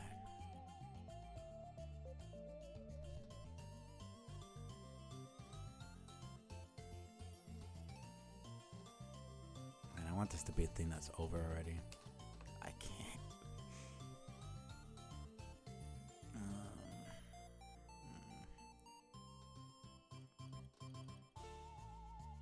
Or at least use his foot to kick it back over to you, friend. Shit. Slam it, like door in the face of a culling drone. Pretend that's a real possibility and not invitation to even more painful death, just for the sake of that expression. Motherfuck it, motherfucker. Pure magic's all when there be hatching of grubs. Seeing shit that would shock your look stops. God. I peeped on place 6 trillion humos. Oh, God. He did that shit on purpose, didn't he? I mean, it just so happens that the two words sound similar. All up at one rock, bleeding as equals. It's easy to see if you search all your feelings. That peace happens first, and murder's a sequel. God, everything about troll society is so fucked. Shit, even back in before us, it just, ow. I need to get to sleep, man. It's the beauty of the carnival. The magic's intense. Okay. Fucking darkness outside, but the light makes you wince. Just take my motherfucking hand, bro. Put on your shades. Pull back the flap. And get off those wheels. Okay, I did. Now I'm on the floor. Motionless. In a terrible way. So I got back on the wheels. It was a nice thought, though. Fuck, motherfucking yeah. Let's take this ninja titty bitch back to the hive with the chorus. Together, my miracle brother. Yes. Well, a firm believer at the miracles. Do you have time for my miracles, my religious friend? Do you get your notice on of the miracles? So many gratuitous expletive miracles. The magic mother also expletive miracles. Right, he doesn't curse, does he? Has he ever even cursed in the first place? Actually, you should check this. I never really paid attention.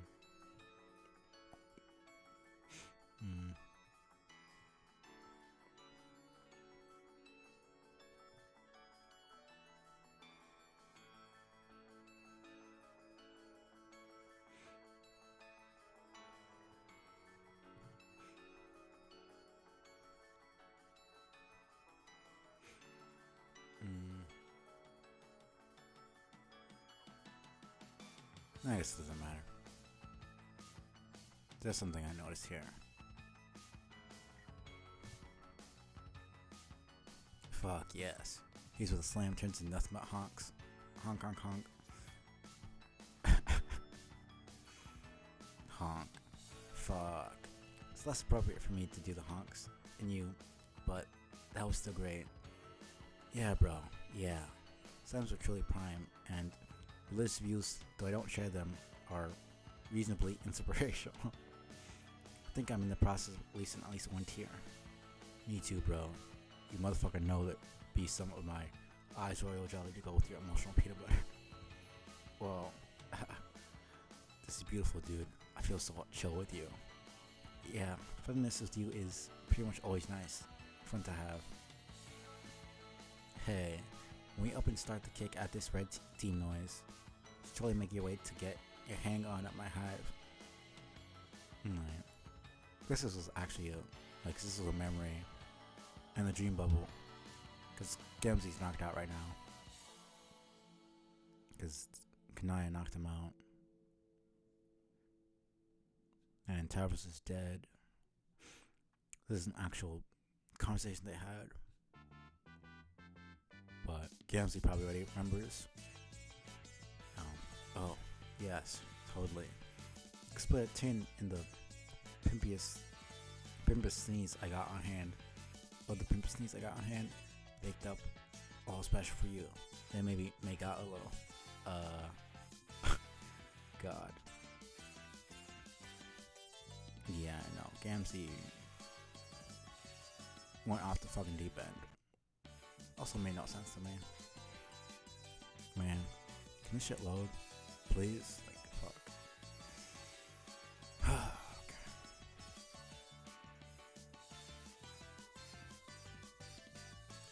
This shit is being so stupid. Fuck my life, man. Okay, I guess this is just frozen for some reason.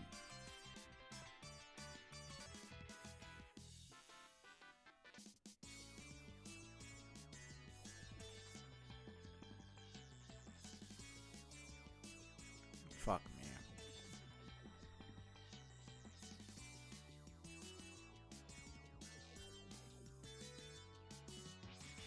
You know what? I guess it doesn't matter all that much.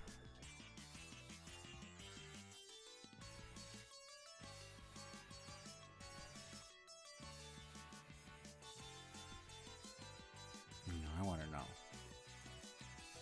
8-6.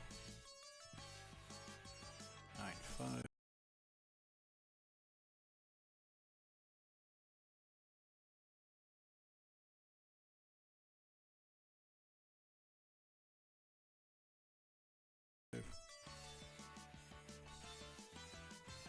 There we go.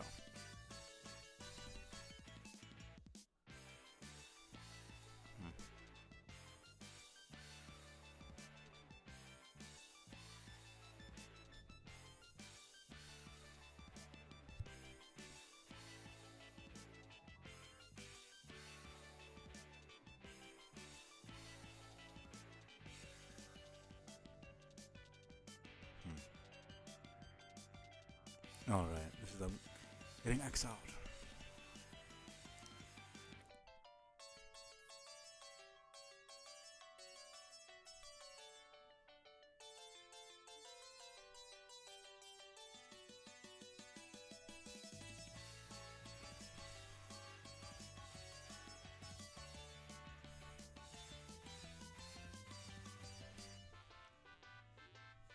I think I beat that. Right? Yep.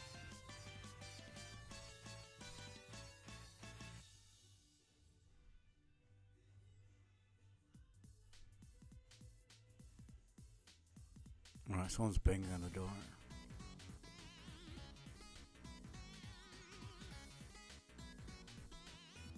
Oh, shut up.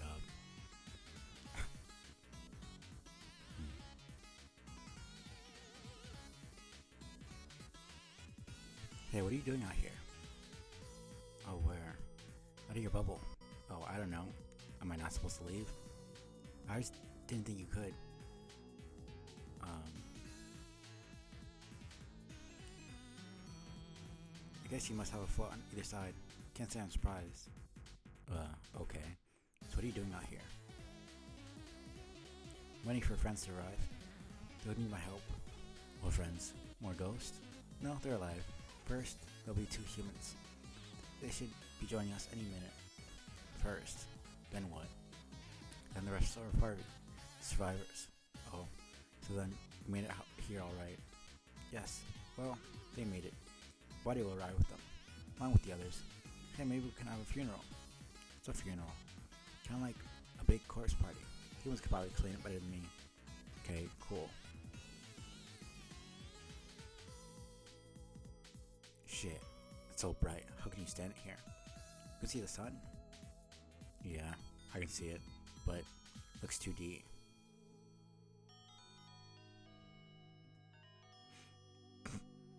Right.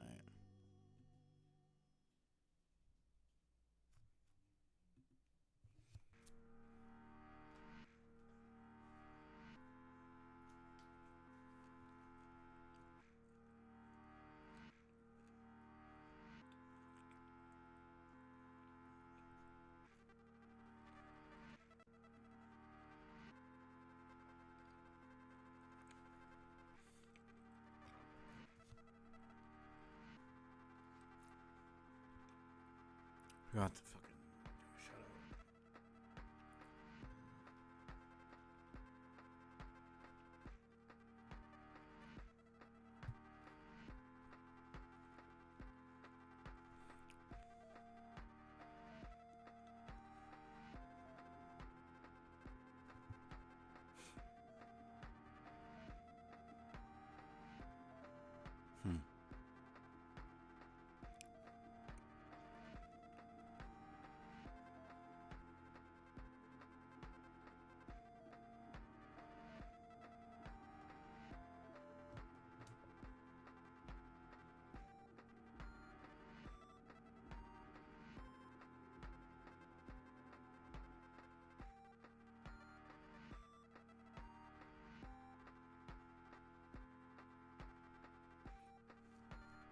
Man. Anyway. Well, let's keep going.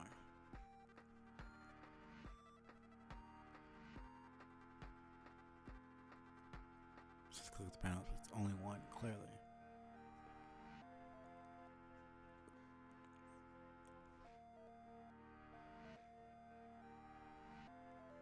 Jade, are you still responding to his memo?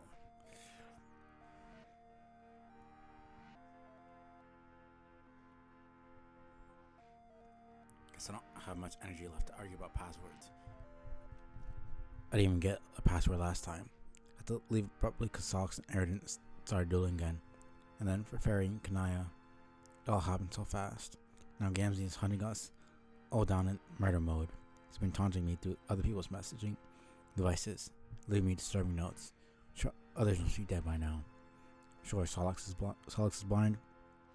And now Solix is blind, and I lost track of him somehow.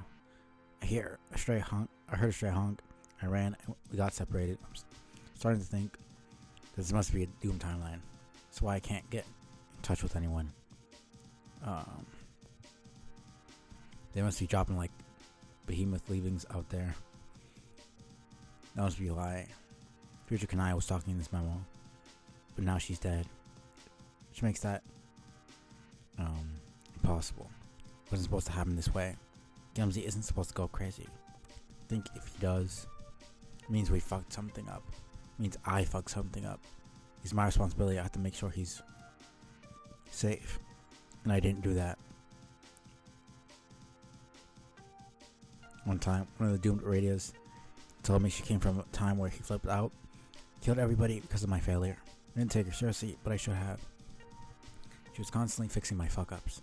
Robots from the future always come back to tell me how some hasty shit I did with frog breeding or whatever would make it impossible to win. My own personal mistakes probably accounted for more doomed radio bots than anything else, which is sort of a silver lining, I guess. I don't think we would have beaten the king without her armory. Not that it matters anymore. Obviously, just another guy in a doomed timeline, watching everyone around him die. Just sitting here, wondering what I could have done wrong this time to make the timeline take a wrong turn. Pinpointing it seemed overwhelming since I made more trouble decisions than I can even count. But I think looking back, I know what it is now.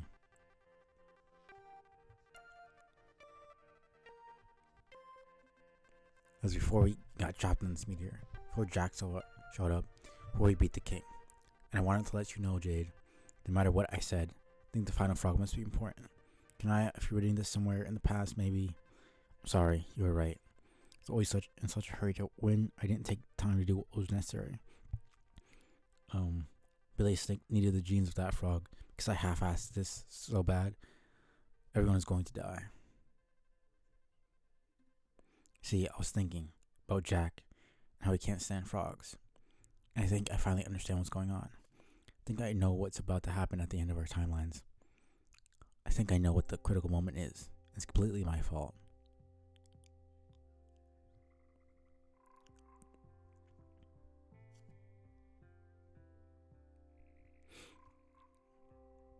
I thought biology is a touchy thing.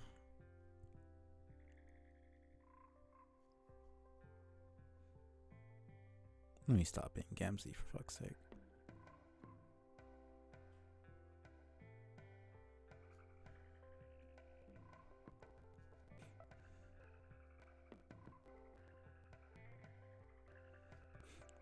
So when you're building the genetic code for an entire universe,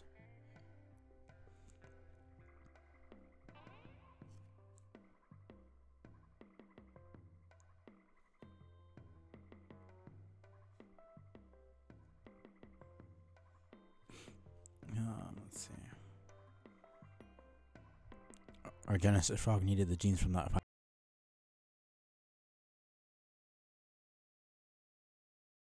final frog.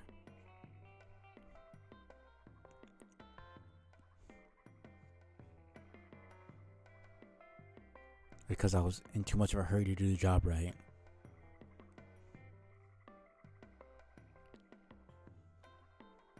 He's missing a critical sequence in his DNA.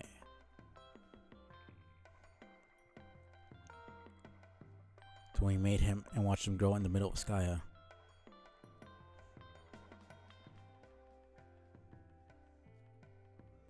and after all the fireworks and fanfare from the vast crowd had subsided,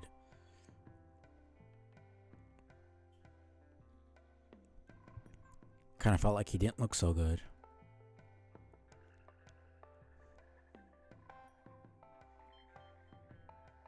Like he was sick. I think I gave him cancer.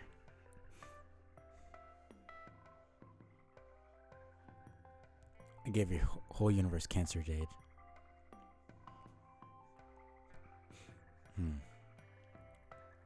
So I guess would explain why humans are so different from trolls, but similar at the same time.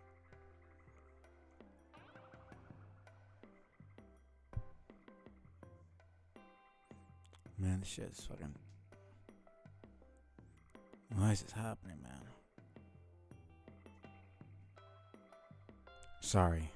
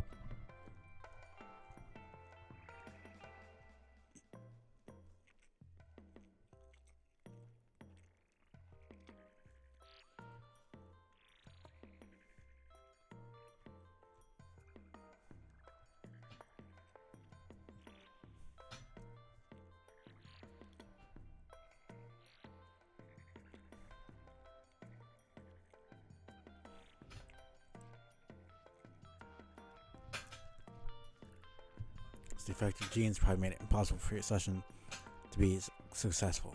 Sort of like your reproductive system was damaged. To be further ground for your new universe to grow, replaced by a massive bomb rigged to blow up your whole session. Probably just one of the many symptoms of a sick universe. It's not like you actually did anything wrong. Fighting against the disease that was always inherent in your universe, in your reality, the one I gave it.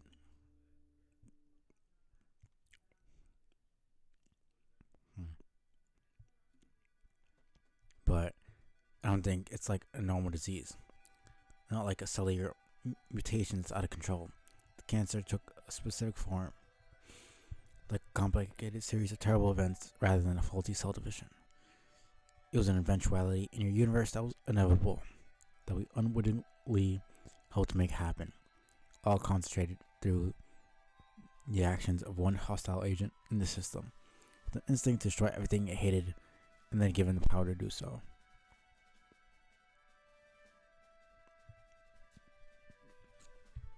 And unlike a normal disease, it wouldn't gradually kill its host from within. The cancer left the body, chased out as if by an immune system. The problem wasn't any less deadly on the outside, and no less determined to finish the job. So I don't know what else it could be. It's waiting for us at the end of the countdown. Jack was expelled from recession somehow. He then methodically destroyed all our planets, Prospect and Durst, and tried to wipe us all out, so that we couldn't do the same thing to him again. He was always saving his true target for last, the one he hated most. Jack was a living embodiment of the disease all along. Noir is the cancer.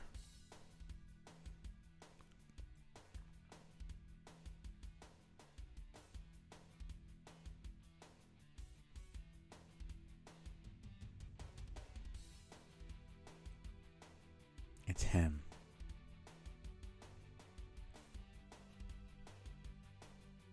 Anyway, that's the end of how everything's my fault completely and I'm garbage. Hope you enjoyed it, Jade. Not that you seem to recall this memo even exists. You see Kanaya in Death Bubble Hell. Please tell her I'm sorry I let her down. See Solix wandering around too. Let him know I'm how ashamed I am. I did him like a coward. I heard a horn go honk. It's Rezi. Did you see her? Did you give her a message for me? Tell her that. Actually, never mind. Probably be able to tell them all in person soon, seeing as an idiot makeup is about to roll over my naked squill pipette with a one-wheel device. Socks is okay. He's with me right now. Holy shit, you're alive. Hold on, I really need to change these clothes.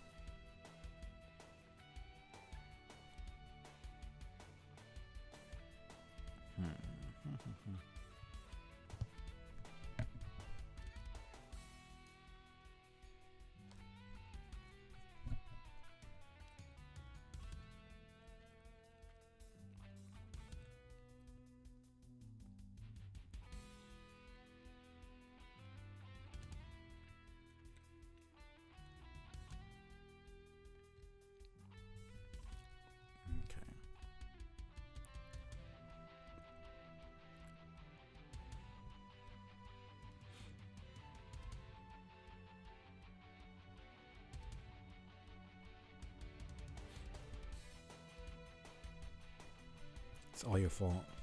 It's all your motherfucking fault. Honk. Okay. You all cracked off the top of the bottle. Those fucking clown monsters that all were spraying out flagrant motherfucking heresies at me. The flagrant motherfucking heresies, motherfucker, is what came out of from their mouths. It made me get my sadness on to see it. And my rage on fucking harder. Sorry.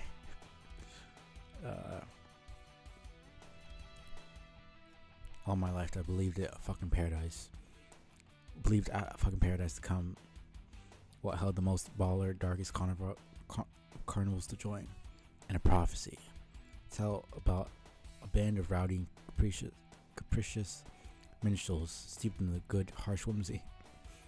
The mirthful messiahs were foretold to be crashing that fucking pie stand and bring the holy ruckus. Like a giddy fucking ninja, one wheeling headlong at the hugest fucking horn heap Shangri-La's got to see. Talking about the vast honky blasphemous motherfucker.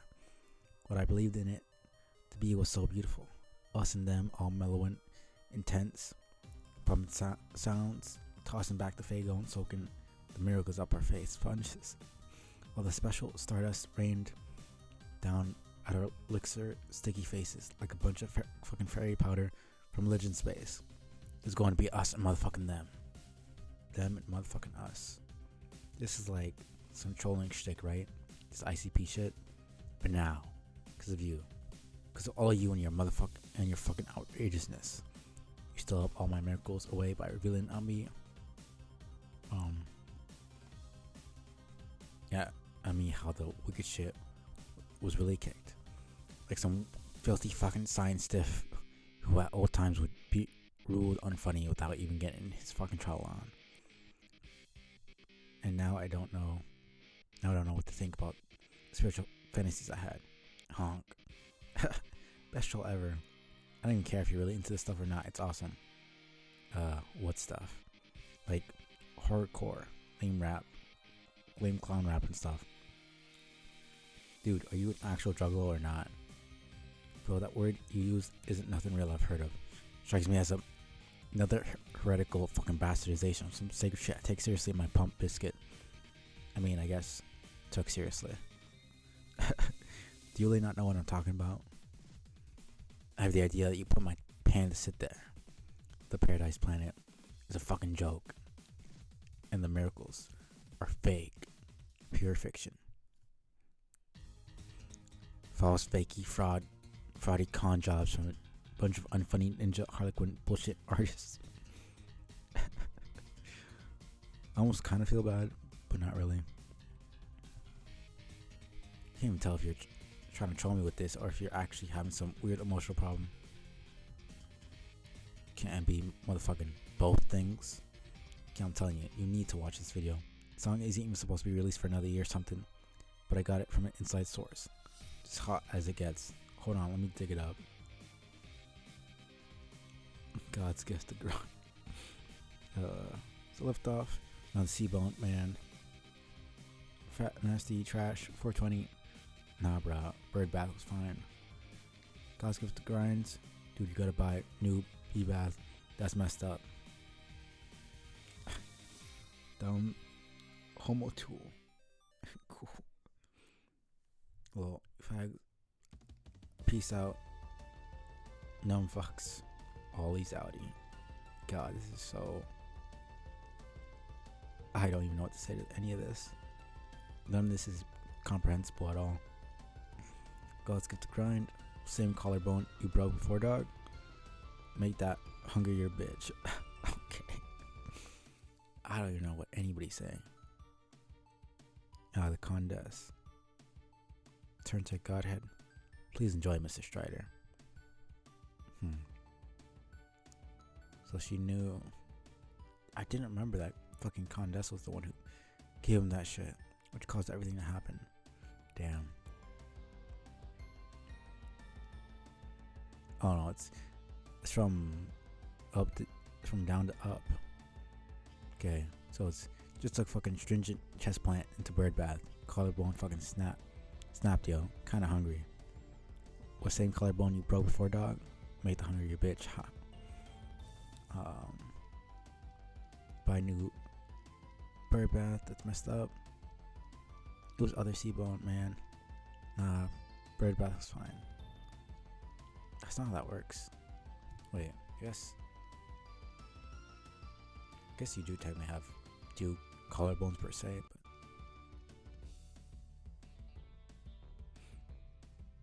but that shit is not.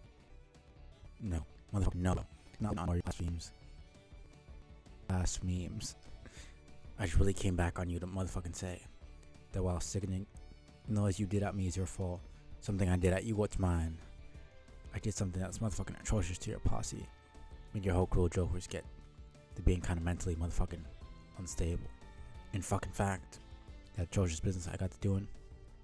I did that whole shit to your motherfucking whole universe.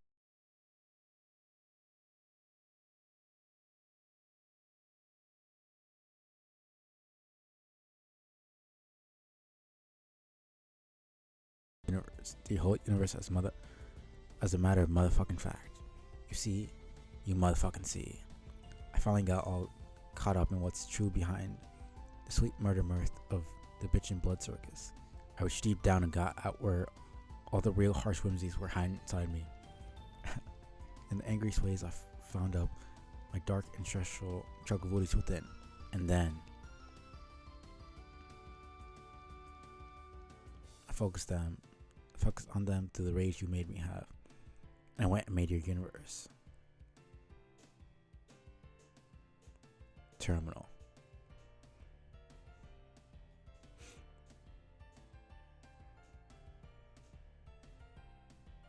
None of that really meant anything, but okay. Also, you have me confused for somebody else. We never talked. I guarantee I would have remembered you. Oh, that motherfucking matters that I remember you and what you did. I'm just letting you in on the ways I set the high justice in motion. Made us motherfucking square, you and me. Me and you. A school juggler guy who I still can't quite tell is ironic about this or not. Like I said, either way, it's all good. You don't motherfucking believe. You need to get more spirituality into your superstition, ghost. Like the motherfucking face chump that I was. That what I was. As if I'd forget to do my chuckavoodies to you too. To fuck up your dreams. Make your worst fears come alive. And get up on their haunts in your nap happy pan. What? What fears? You motherfucking know, puppet. Brother. It's the fucking puppet. The one that's all got to be my best fucking friend I got now. Now that my other buddy managed to be having his head chopped off. Oh god. Did my bro put you up to this? I should have guessed he might have a hand in some of these shitty trolling escapades. Your bro's dead, bro. Couldn't keep my new friend captive no more. At least your nightmares right into my warm fucking embrace. Now I listen at what they whisper through my ear ducts. Jesus, you're fucking insane. I'm all hearing these amazing motherfucking things. I think it'll help me figure out what's the real reality about the miracles. He'll let me to motherfucking discover the truth of who the messiahs are. The real messiahs, not the false messiahs.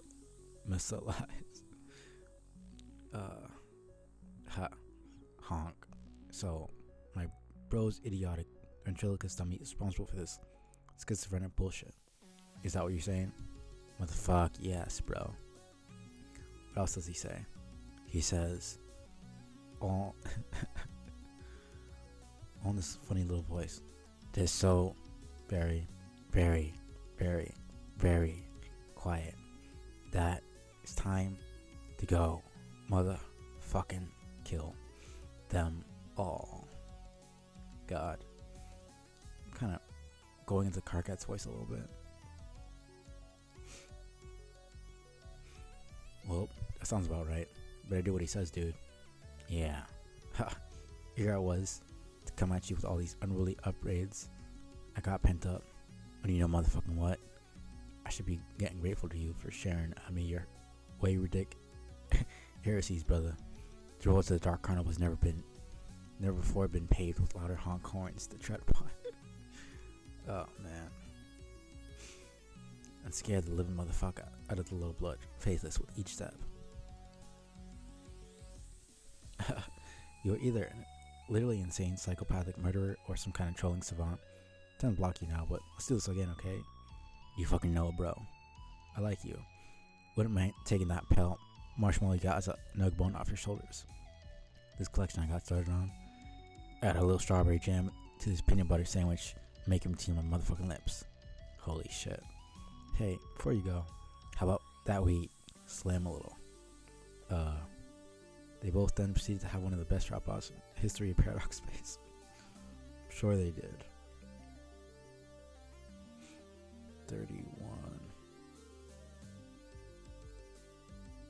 What? Like I'm going to teach them about computers? Swoon.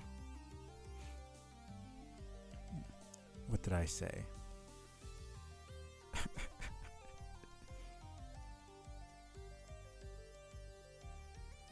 pleading made it clear that the fifth wall is to remain off. I refuse to acknowledge this foolish man's self-indulgent rubbish. Frivolous charades have no place in this building or anywhere in this reality. Am I making myself understood, young lady?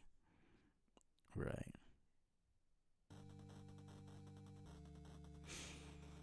Oh, just 70 more pages.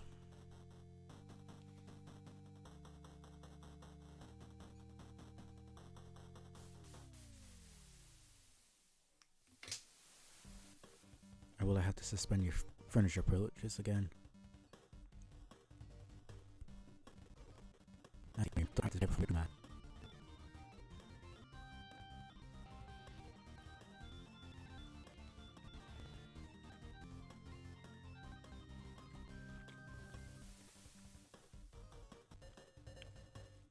He's a far less gracious host than I.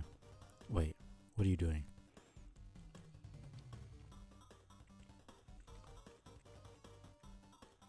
No, stop that.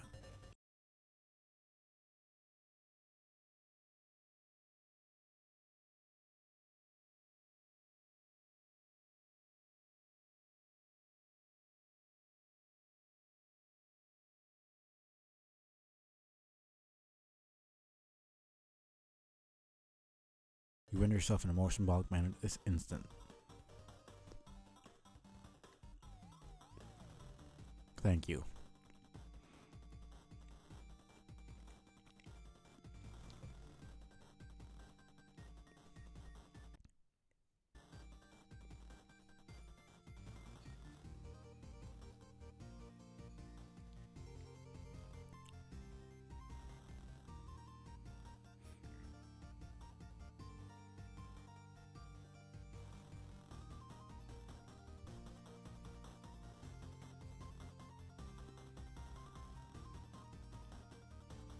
Oh, is this what we're doing now?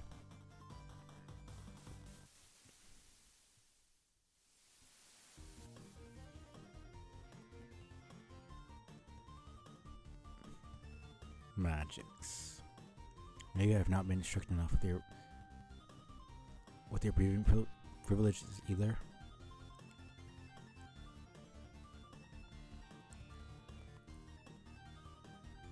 Damn. Right, because he can teleport her wherever he wants. This such will reach your planet eventually. You can either go home the fast way or the slow way. Express ticket can only be validated with a display of good manners, miss.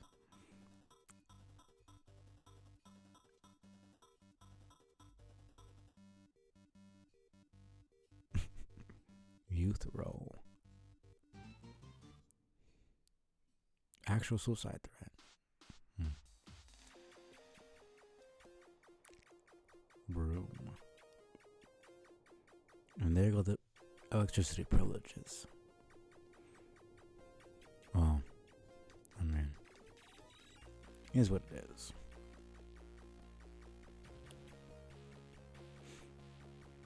I think now would be a good time for another round of re-education regarding her purpose.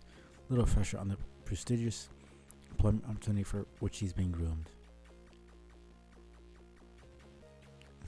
Since you're still my guest, it would please me to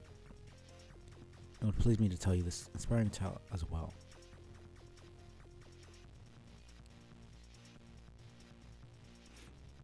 And there's Miss Payne. It's a tale to remind her the sacrifice she must make. One serving to remind all her people of the sacrifice once made by long forgotten heroes in a discarded reality. It is of this sacrifice the sufferer died to speak the truth, and it is his tale I will tell you now.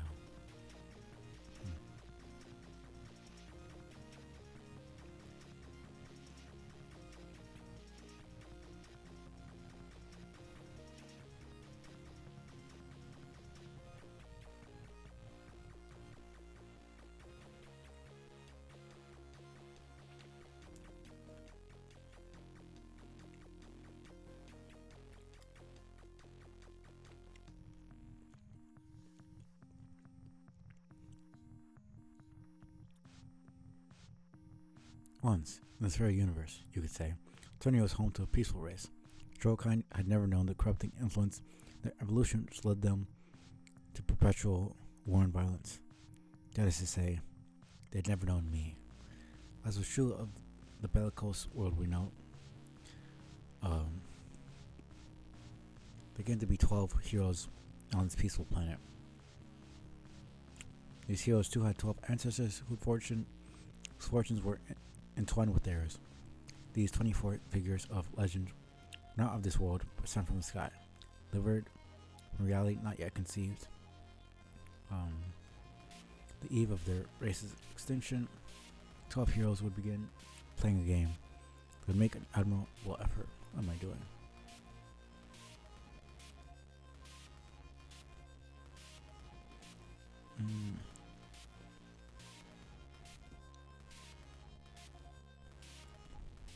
They would fail. Civilization had not prepared them for the rigors of this game, and the ultimate reward would fall shy of their grasp. Their failure was more comprehensive, more systemic than a result of simple inadequacy, so common for young players of this game. Though they could not recognize it for the bad omen as it was, this session was not the one in which they had been spawned. Such is the symptom of a subtle glitch affecting certain sessions. Error designed to trigger an unfathomable cascade of misfortune throughout paradox space. This glitch is the calling card of the one I serve. It is the discreet, gentlemanly manner in which he reserves his place in a universe-related visitation. The heroes, understanding their fate was absolute, sought advice from the mother of all monsters. She offered them a choice. Heroes could either accept a defeat along with the extinction of their race, put no others at risk, or she could show them a path to a second chance, to a reality in which the chosen heroes of the race would be strong enough to succeed with ease, claim the reward. The reset would come at the cost of wiping the failed heroes from existence. They would live new lives from scratch, playing different roles in the reset reality. No memory of the game they played or the choice they made. The heroes chose to accept this bargain and scratch their session. Doing so, they jump-started the reality in which the 24 figures legends would together be created as well, and then sent back in time to take up places in history. That was delivered well before the history began.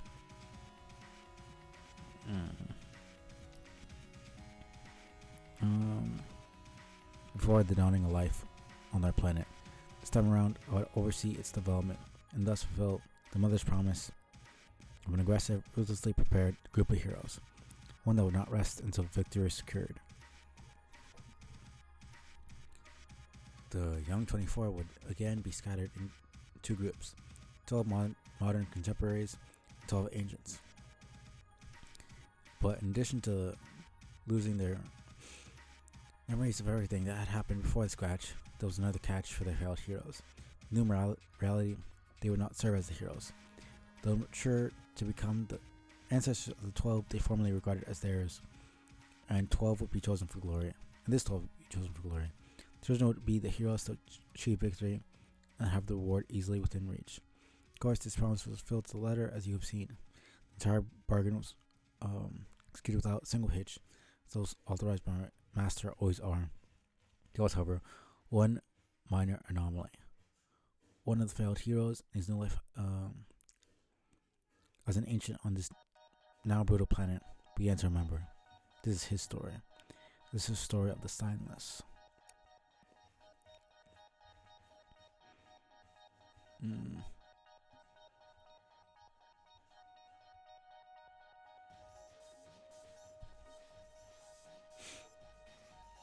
Few ever knew the silent sufferer's given name, assuming quite reasonably he had none, and he came to be called Signless.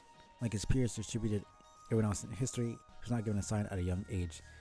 Alas, there were no signs reserved for one of his mutant blood.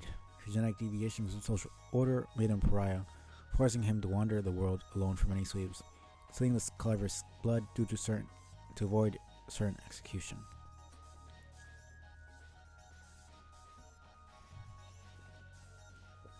But it also may have been due to his mutation that he began to have The visions, spontaneous, lucid imagery of his world in peace before its fall. He would never see the complete picture or fully understand his previous incarnation's role in prompting this fall, or know of my hand in it. But the visions showed him all he needed to see. They held the promise of his people's true potential beneath the ages of conditioned cruelty. They held the spark of revolution. Time, the visions gave purpose to his travels. He preached heretical ideas no one else dared to entertain, let alone risk discussing. He espoused the virtues of forgiveness, compassion, and equality among all bloodlines. He distributed his message intelligently, careful to preach only to those receptive, never attracting unwelcome attention. The fact that they did actual Chol-Jigas is just the stupidest fucking thing ever. The fact that it's Karkat's ancestor is just like, I don't even know what to think of that. His growing movement could go unnoticed by the authorities for only so long. The High Bloods delivered over the unprecedented heresy. Soon, a massive sectarian war followed, spreading across the planet and throughout the galaxy. Conflict was lopsided, of course. The High Bloods given full support from the Condess and her sea dwellers. Inevitably, the silence would be captured. When he was, it was not a matter of whether he would be put to irons, but how hot they would be if he failed to recant.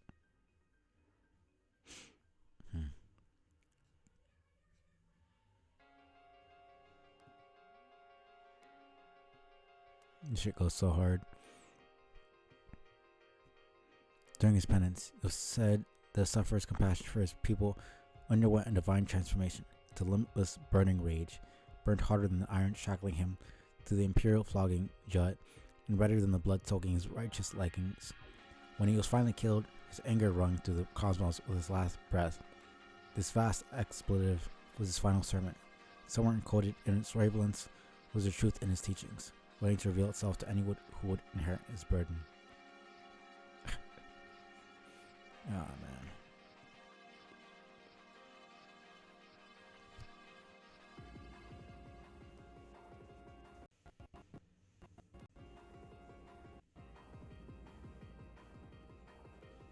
God, this shit stop. Freezing.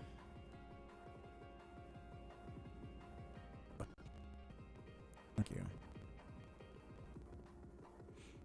His teaching also persists through surviving disciples, but in hushed tones. His following would dwindle to an obscure cult facing persecution for centuries.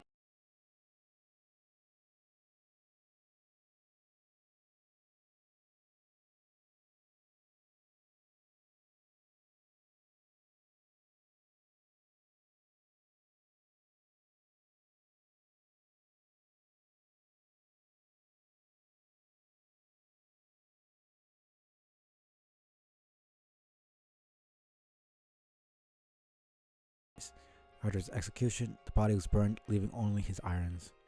They cooled in the ash as if his anger itself was subsiding, and his followers appropriated the shapes in defiance of the High Bloods. Symbols became the sign of the signless, always shown as colorless as the cold iron to conceal the stigma of his hue.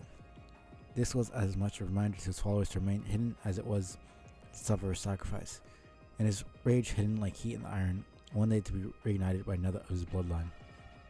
Sufferer preached that after he passed, another silence would come, heralding the end times of the planet. Second silence will continue his work and lead his people to glory beyond this realm. Followers kept his teachings alive for ages, even as the uproar surrounding the movement subsided. By modern times, Sufferer's scripture, little more than ancient superstition, all but forgotten. Hardly the anathema of old, but the followers had already made their preparations in the shadows. When the second silence finally came, he'd have Lucis to raise him and assign to his name.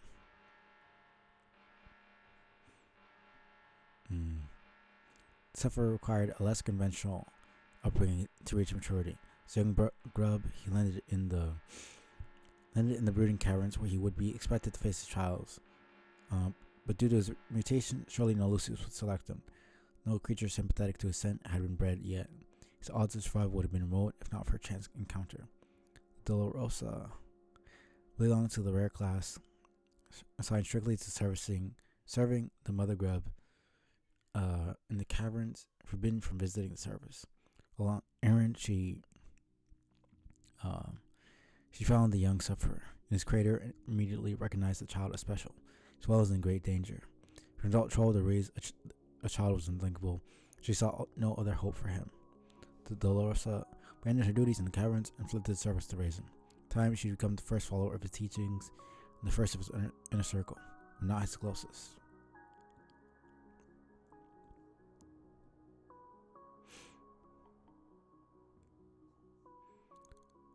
Surrounding him on his rise to infamy and throughout the rebellion were his most trusted elites among his devoted.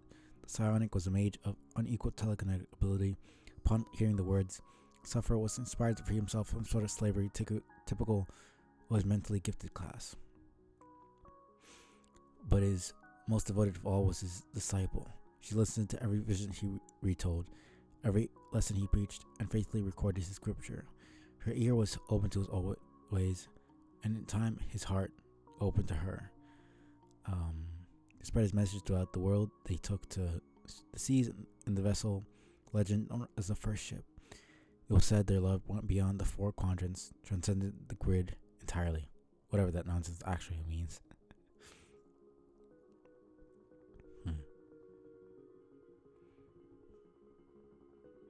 The disciple was to be killed along with him, but at the last moment, the executor inexplicably took pity on her and allowed her to escape.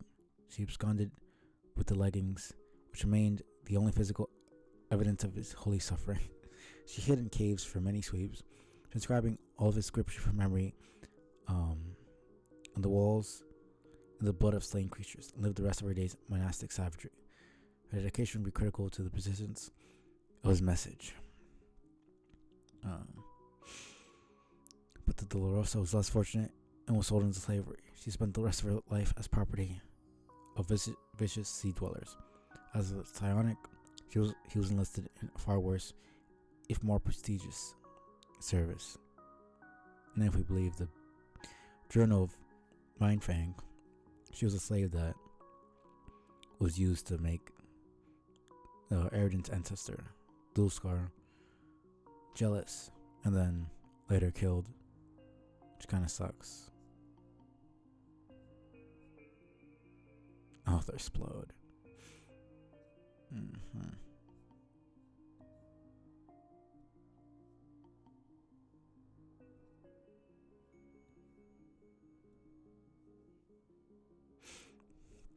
He was forced to serve as the helmsman for a condescending Imperial battleship. Psychics of his kind were exploited for interstellar travel, and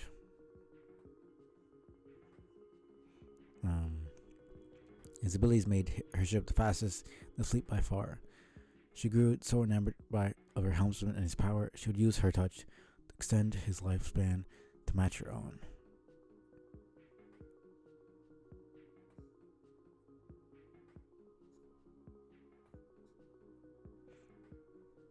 Together, they explored the stars for thousands of years. Due to the speed of her ship, she would personally expand the boundaries of her empire, typically being the first to greet new races before conquering them. They're making first contact occasions, which she generally kept cordial. She'd move on to new territory while a division of her fleet set a course for the unfortunate civilization, proceeded to tear it apart. Greet any of the lethal brigades under her command to receive the orders, be it the Threshercutioners, Cavalry Reapers, Laugh Assassins, or Ruffian Alligators. Each was notorious cruel in its own way, and each carried out orders with absolute loyalty. Because while the contest could extend single life on her whim, she could just as casually cut short that of millions.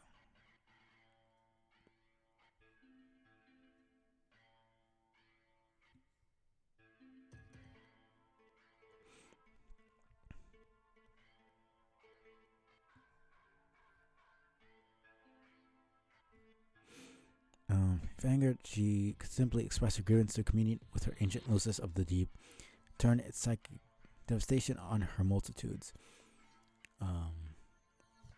Class hierarchy played to her hands politically in this respect, killing off a haphazard swathe of the population when an entire class was suitable as a measure of last resort, but mass extermination does not lend itself well to practical governance. Its looming threat, however, is quite effective, especially while her empire is partitioned neatly into blood castes. She could use her leverage to delegate oppression to subjugators, whose unique abilities and exceptional brutality made them natural enforcers. Chu would delegate in their governance, exploiting the pride and loyalty of dangerous blue bloods, beneath them, and so on down the human spectrum, till the enslavement of the common caste was inescapable, in spite of their genetic gifts and strength in numbers. Self-governing body, the land-dwelling portion of her empire was formidable. Their force of sea dwellers was equally formidable. Oh man. And the two were kept in check, not only with the threat of psychic annihilation, but their mutual hatred and distrust. The only threat to her power was unification through uprising, possibly made remote once she fully decentralized the race from the homeworld. She scattered all but the children throughout the galaxy after the most recent rebellion led by the Summoner.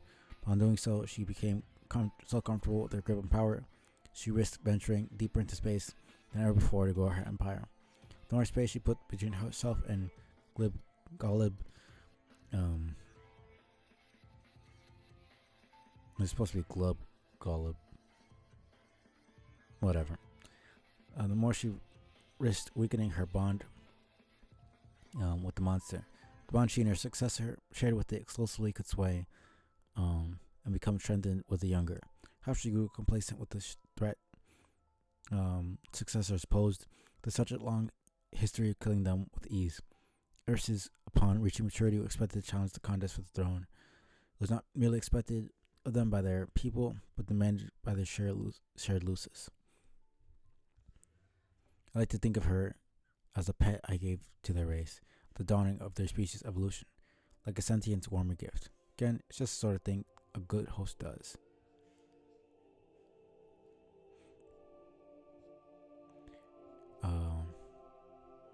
The lapse in her custodial bond was significant enough.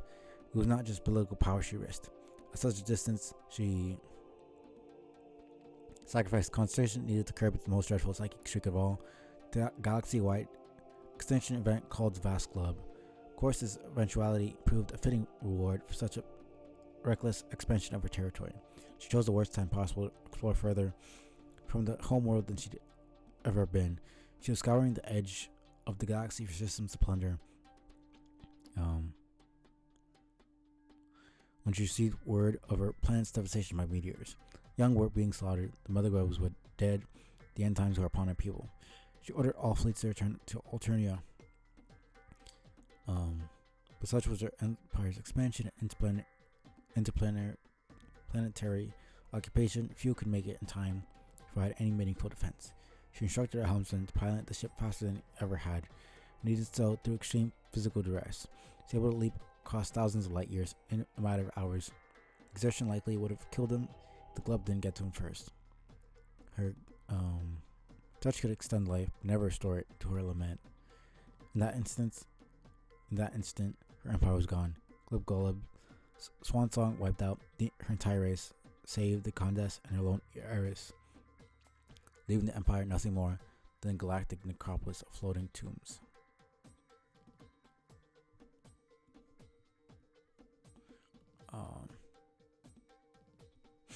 She was forced to continue her journey home on auxiliary power. Her ship now travels near the speed of light, pale shadow of its former velocity. Take another 612 solar sweeps after the globe to reach her destination. She should arrive any minute now. When she does, she'll find nothing but ruins and dust. If she cared to look closer, she would find a city, slain exiles, a man on the moon, and a pair of black lovers locked in a deadly dance. Whether she looks or not, one thing will find her with certainty: a new employment opportunity. Are you paying attention, protege? This way, role in the story begins. Stop your potting and listen. I also want another helping to the backside of my nuts. I seem to have forgot my discipline room. Anyway, last of the 12 porters, 12 ancestors, arrived a bit late. In fact, should come through a portal 6 centuries after the descendants had come and gone. There weren't many left to look after her, so she ended up in foster care. Remember, like it was yesterday. For one who has as much time on his hands as I essentially was.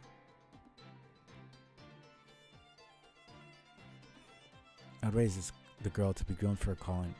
My lessons would emphasize obedience, mastery of the clockwork magics, and being locked in a room. As you must have gathered by now, my employer will enter this universe quite soon. Then relinquish my custody to him, and she will serve as his handmaid for an eternity to be specified. As you must have also gathered, she has already done so. Though her most common of blood should have let her expire in just a dozen or so sweeps, his curse kept her very much alive, and she did not intend to stay that way.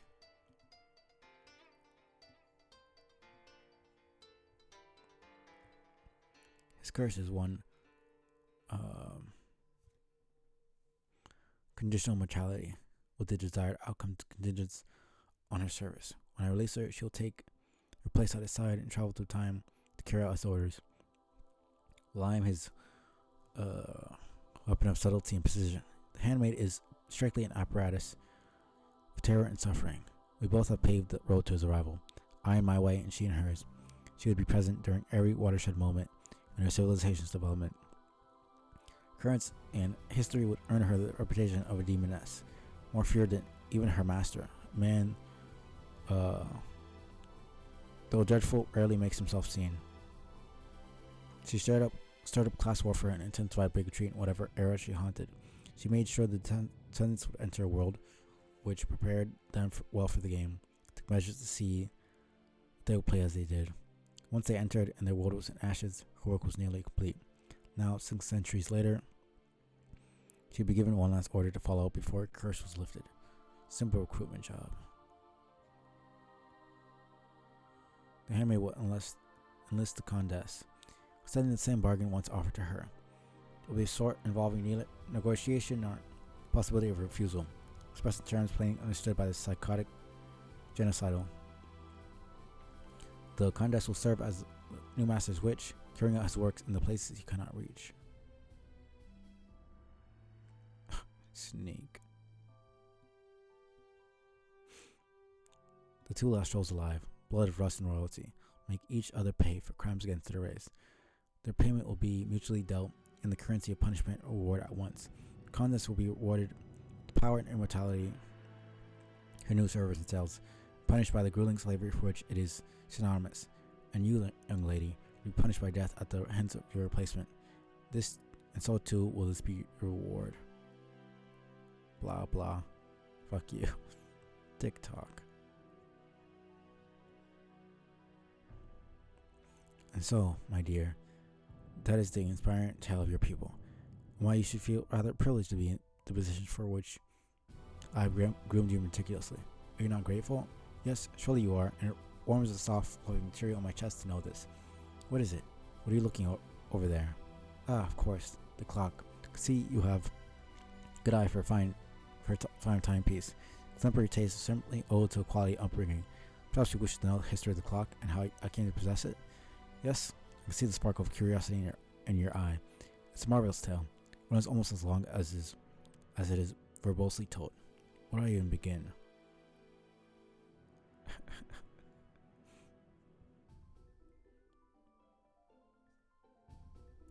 Star times over, windbag. Whoops, oh shit.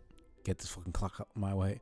A one-man stampede, I've got a broom, that peel of splintering wood you hear is just the last gasp.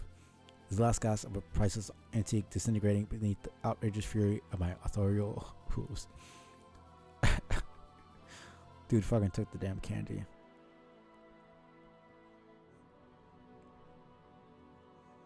have to put up with one more smug meandering interlude in my own story, I'm gonna crack your head open, serve you a heaping bowl, blow your downy soft puppet ass. How do you like that for hospitality, Doc? I believe you find that as hosts go, I am simply the best there is. God. This is stupid as shit.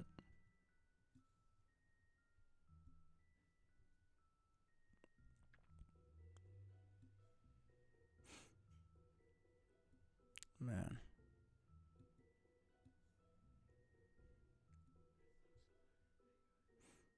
See, even that little girl has had enough of your shit. Run, Aradia's ancestor. Run. You locked up your last Asian schoolgirl, you sick fuck. Oh, don't flop around at me like that. Are you listening, little man? Alright, he is. Alright. Girl. Alright, this could be Lord English. Suckers. Booyah.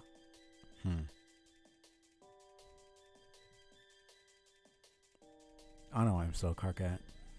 Guess it doesn't matter. You there, girl.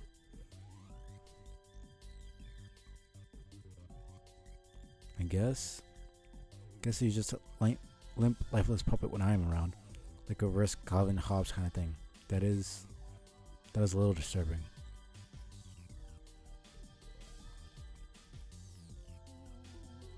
Girl, quit all the scurrying around. Oh well, might as well try to get that disc back. I wonder if I can just sort of reach up into and...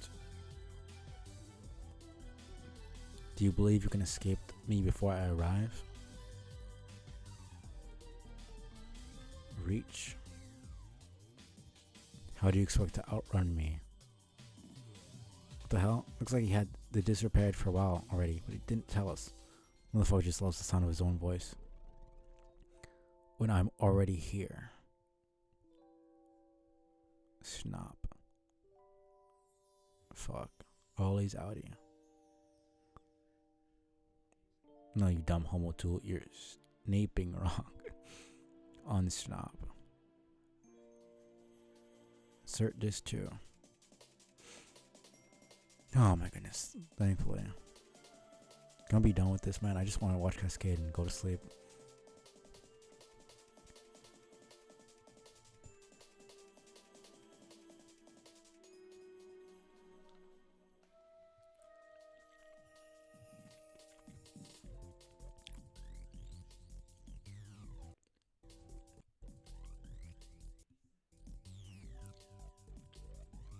Guess I'm doing this.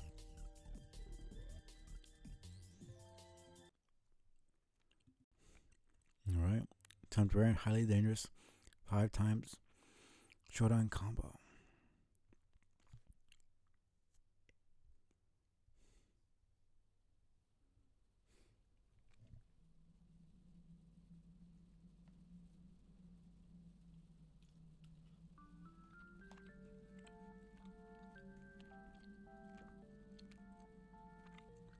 Oh, I forgot. This is what she... Wait, no. No, she already knocked him out. Yeah, he was knocked out.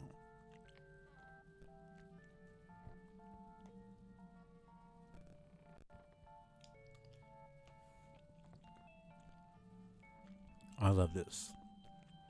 The background art so much. And the way they're drawn here.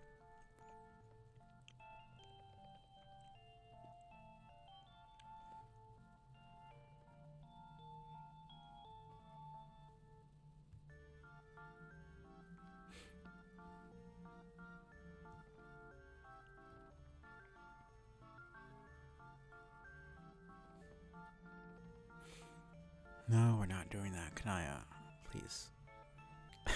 Just, the fact that any of them ever entertaining those ridiculous.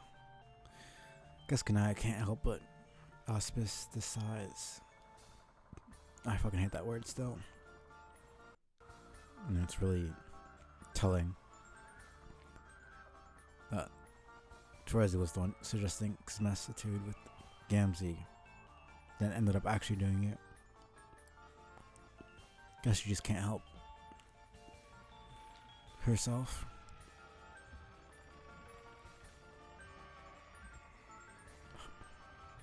And Socks is just going insane over there for some reason.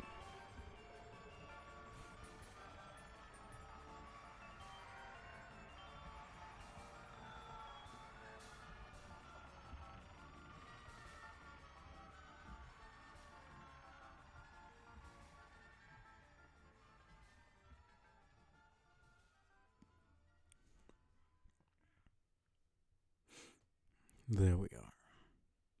Honk. Shh.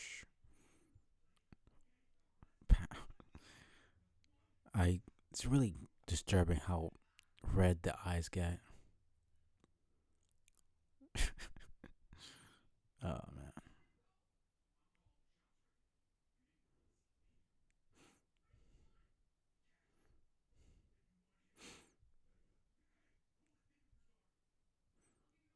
If only. Let me get the rest. Okay. Palemates for life. Just.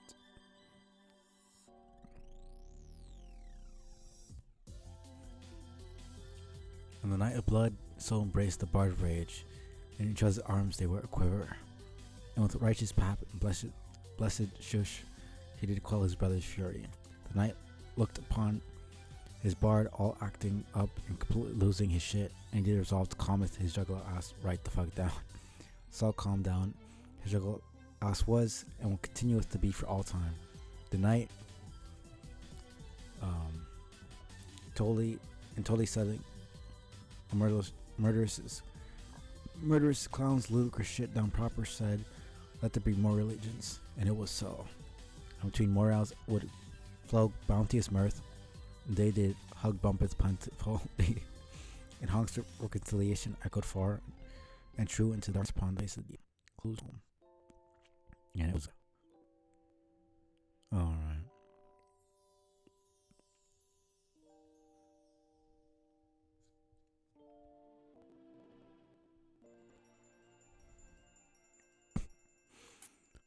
Holy shit, are you kidding me right now, man? Cascade is low.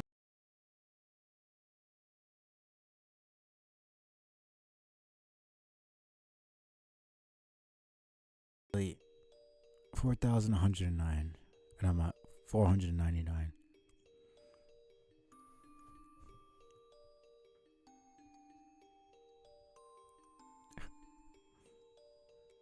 I don't know what this shit is.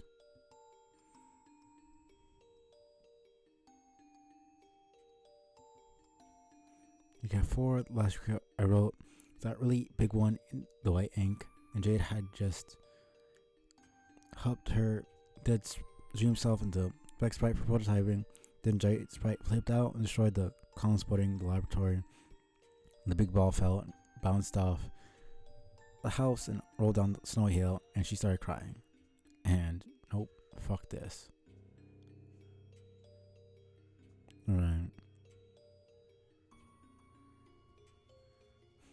That's not that long.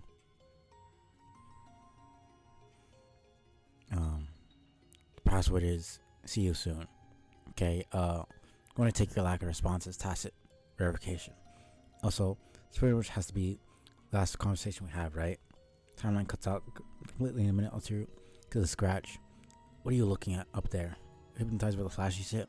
What the fuck? It's been going on ever since John started scratching that big goddamn record. Aren't you acclimated to it by now? Hello? Hurley, Jiga's mother screaming fuck. Whatever, I have shit to do now. Because I should be keeping an eye on the sky too, now that I think about it. The bright green beacon to be peering any minute, assuming you actually manage to blow up the sun. And then, well, then I guess maybe we'll all get to hang out. And maybe also not being in unyielding mortal peril. This is getting kind of old, frankly. Okay, well, this is a pretty crappy farewell. Guess it'll have to do since there's some seriously show-stopping shit transpiring up there in fucking outer space. Later, Jade. I'm going to make sure John knows what the hell he's supposed to be doing. In case none of this works and we don't actually get to meet, guess I should say, since apparently my gutless future self can't express himself, I never got around to saying so. Thus leaving up to me as usual to say that, oh, sorry, I was distracted. I wonder what he was going to say. Was he going to say he's sorry? Yeah. There's only a couple things it really could be. But at this point, sorry is really the only thing that makes sense to me. Sorry, I was distracted. Oh. No, not by all that scratchy stuff in the sky. Something coming down. What? No, your Jack's right there. It's hard to make out, but I think it might be what? Shaving cream?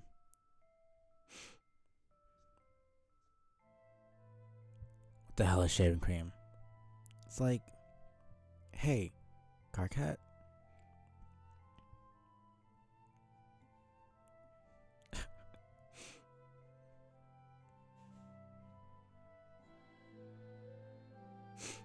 Hold on.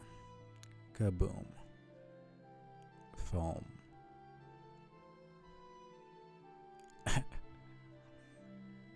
Dead.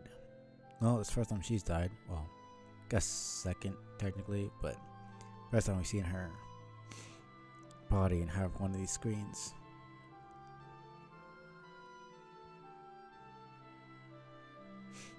No, he did his job. Ah, shit. Here we are. This is what I wanted. Alright, shut the fuck up. We're about to watch the best thing ever. Oh, man. Okay. I feel like I should be someone different for this. Maybe John. Just to end it off. Fuck it. Whatever. Doesn't really matter that much. S Cascade.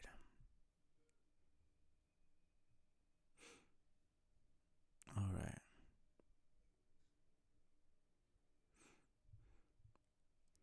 After this, I'm actually done. It's 1 in the morning. We're going for almost 9 minutes.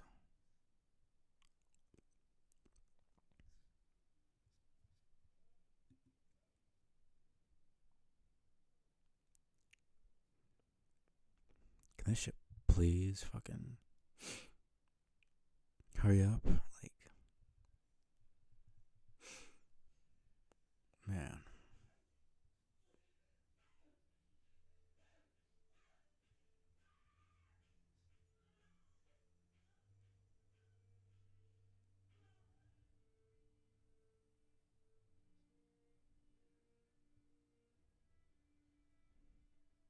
Alright, here we go. Might need to be a bit bigger than this, actually.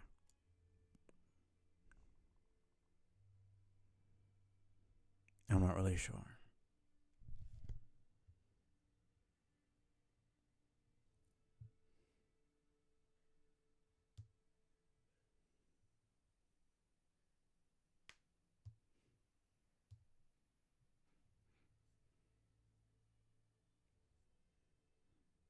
Okay.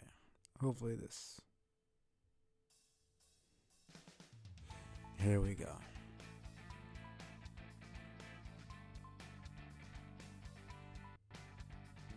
Come on, don't lag on me, please.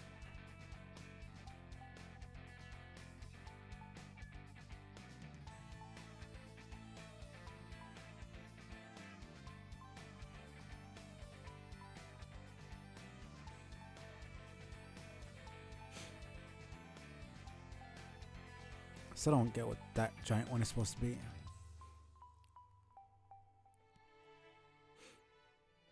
Like, there's some that are clearly different monsters. I still don't really get this. She got exploded and died right away. So how the fuck did she actually, you know, it feels like a bit of a bullshit thing that she was actually able to go God tier, honestly.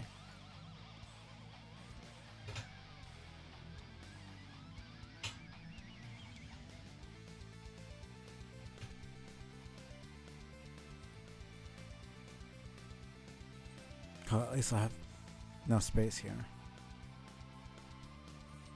And we still never really understand what the fuck the red miles are.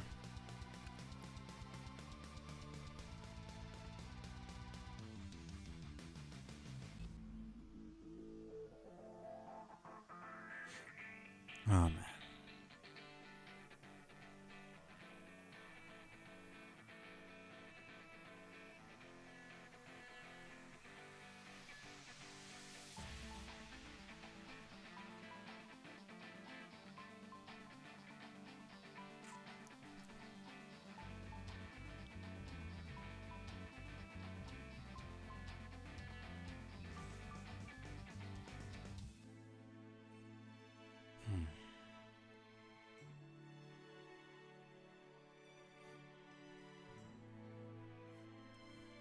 It seriously doesn't make sense to me. She's already dead. There's no amount of putting her on a quest pad that's gonna suddenly do something to her.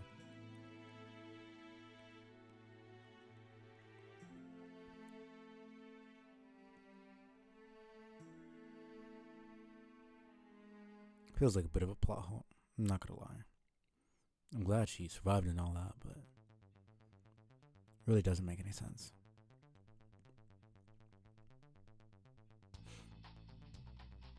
Like something like she was bleeding out or something, like with Vriska or Dave, would have made more sense to me. But it is what it is, man. Guess just suspension of disbelief.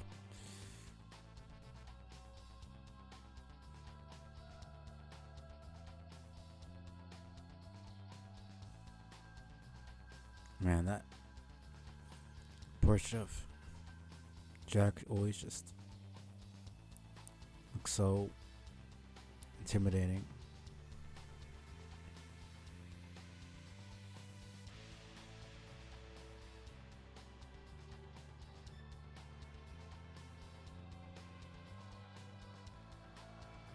What I want to know is why do these things even allow you to teleport to different sessions in the first place?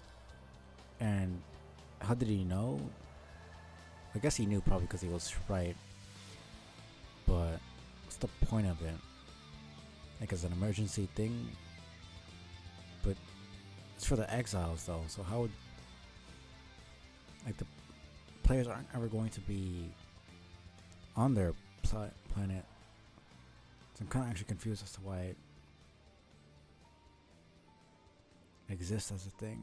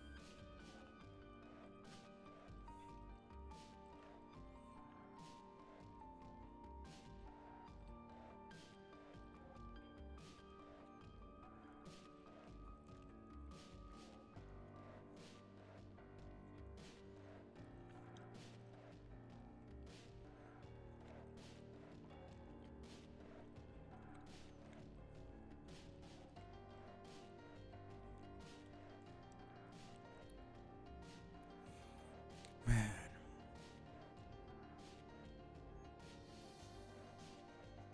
I don't know why I love that so much. What are you waiting for?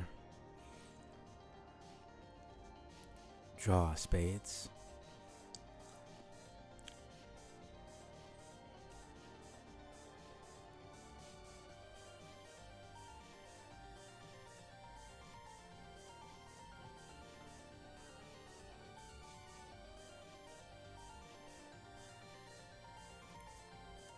The entire concept of tying somebody's life force to the existence of a universe. Well, the existence of a universe to somebody's life force is so in line with Homestuck, I suppose, but it's just never explained. Kind of similar to the death stuff, the viruses and such. But doesn't make much sense to me.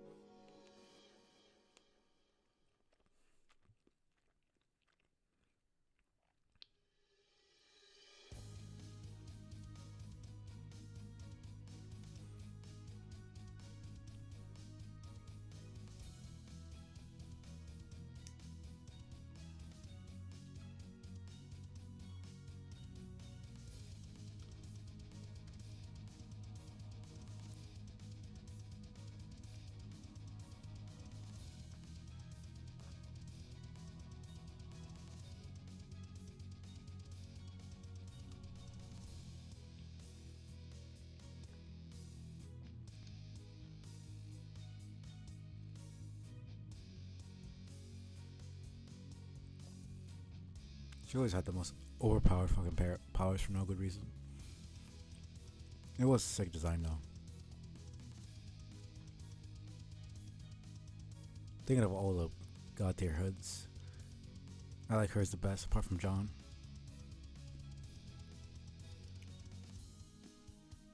Man, why is it lagging so much?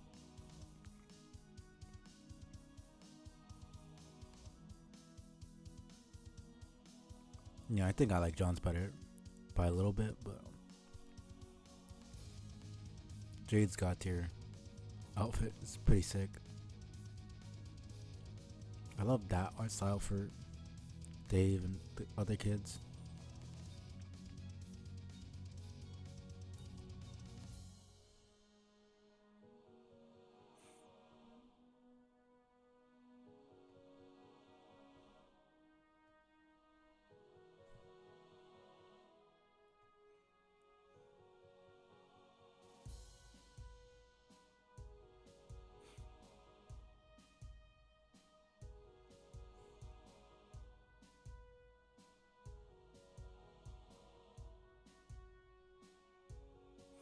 It's strange that the ring still works outside the session.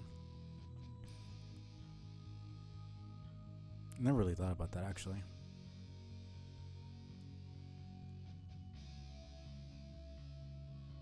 I love that art style so much, man. Especially for Dave and Rose. Being able to see their eye colors and shit.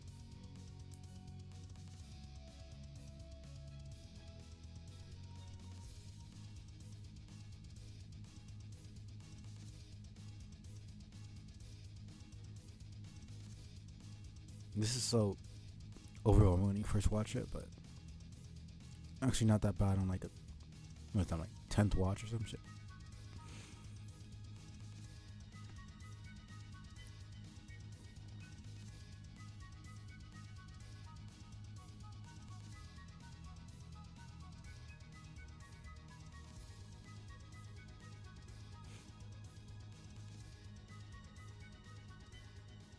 That's all motherfucking white text, blah blah blah.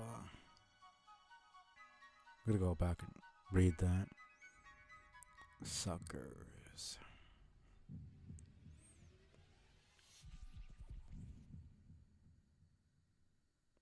Kaboom.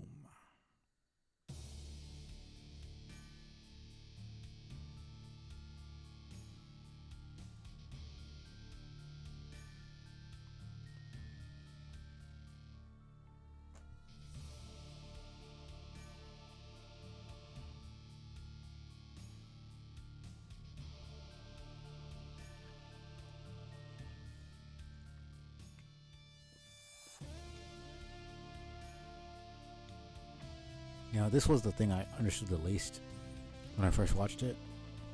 Like, I totally thought they had blown up the green sun. And, like, I had no idea what the fuck was actually going on.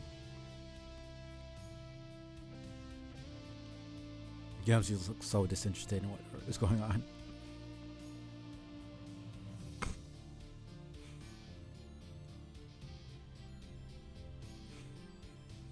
Their destinies are unfortunately predestined. Well, to a degree, they always end up doing a version of what their ancestors did.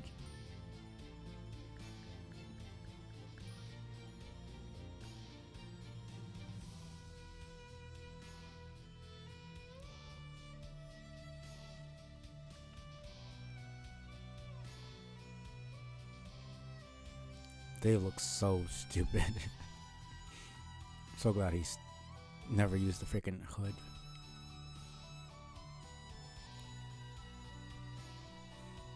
I'm sorry, it just does not suit him at all.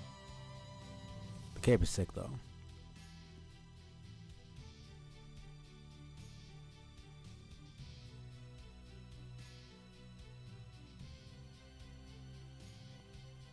Little Serenity's on PM's ear.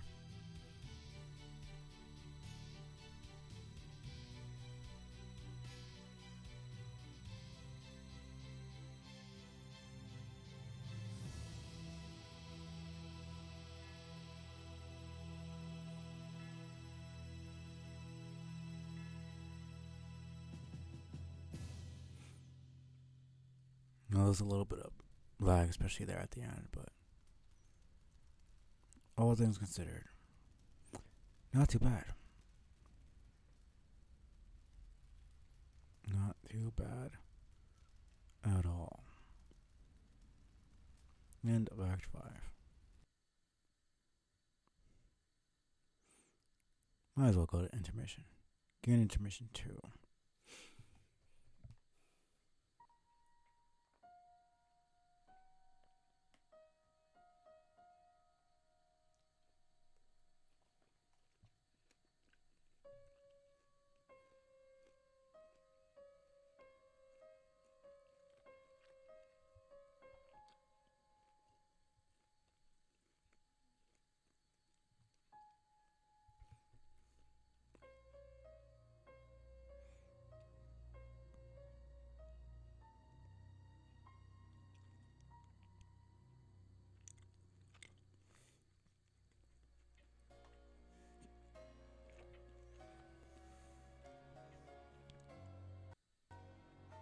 Now come on.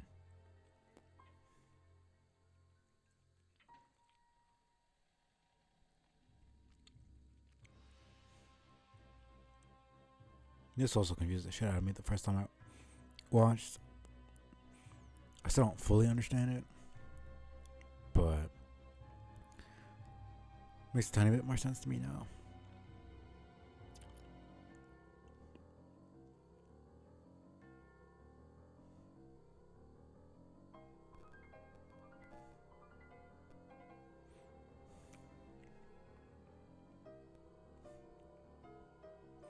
Right, I guess I do need to make Caliborn and Calliope sprites as well. That's gonna be way later, because we're not gonna see them for like ever.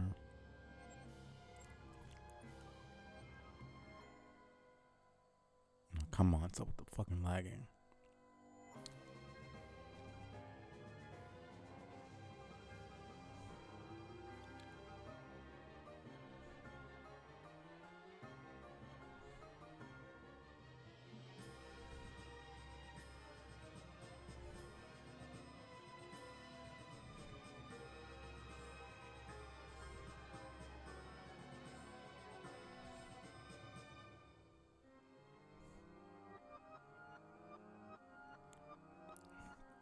Man, put a damn procedure warning.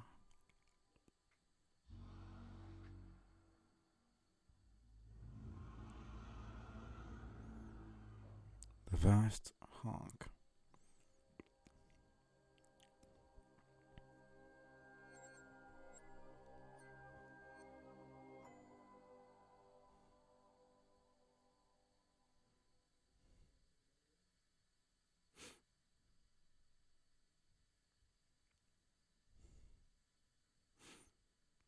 End of intermission too. Shortest intermission ever. Let's just do the beginning of Act 6.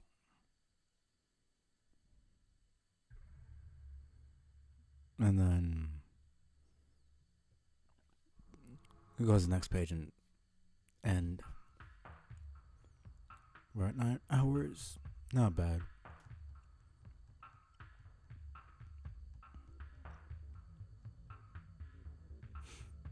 Well, only really did like 300 pages, but there's a lot of fucking dialogue. So, and there was a whole bunch of flash pages as well.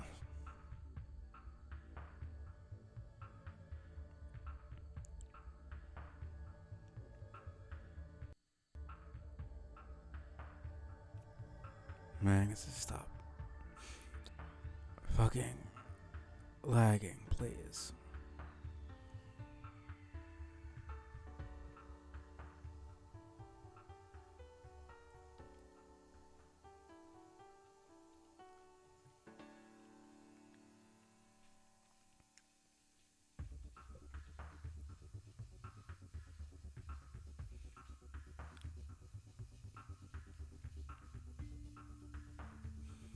Here's where shit starts getting just a bit more crazy. As if it needed to.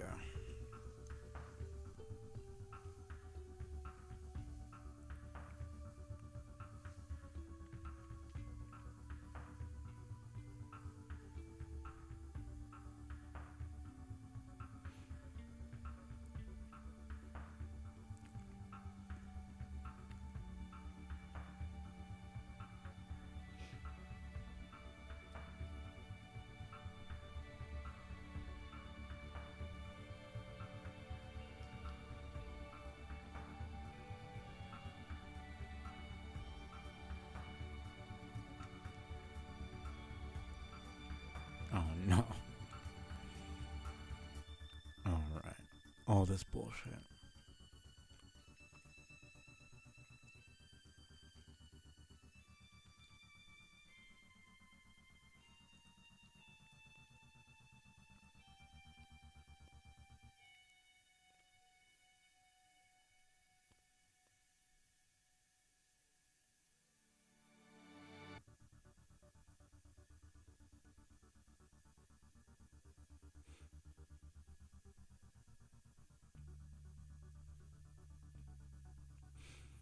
Good old Jane. And by good, I mean not very good. Oh, man. This is gonna be another love to hate.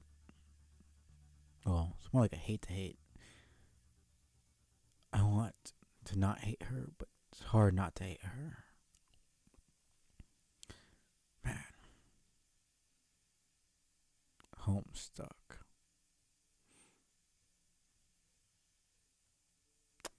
Alright. Well, that's a good way. Good place to end it.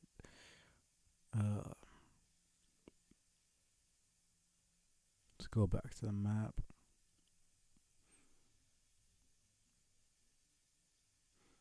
See, 4,116.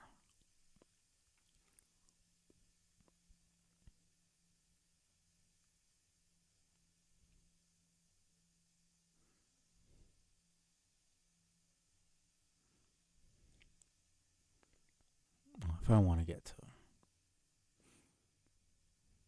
5,000,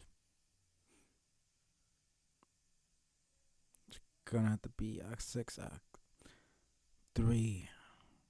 Be around.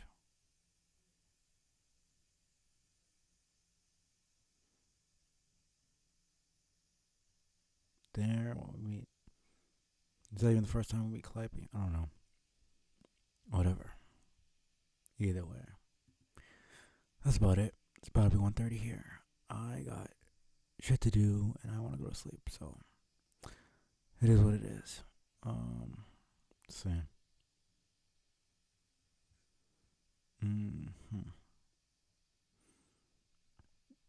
Appreciate when do.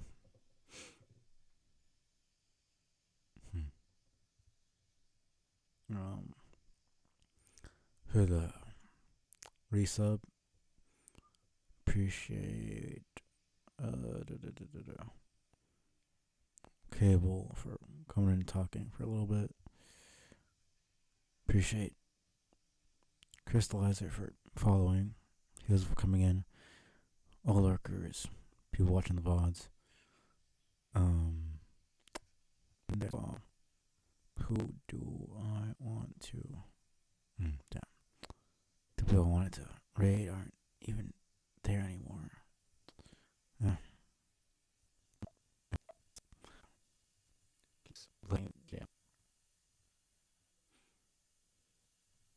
Yeah. That's really. Oh my god. Whatever. Appreciate everybody.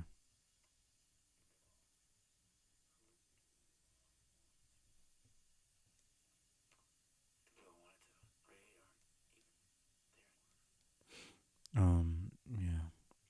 Hope you guys have a great week. I will be back tomorrow. Not 100% sure that I'll be finished this before spring break is over, but whatever. Peace out.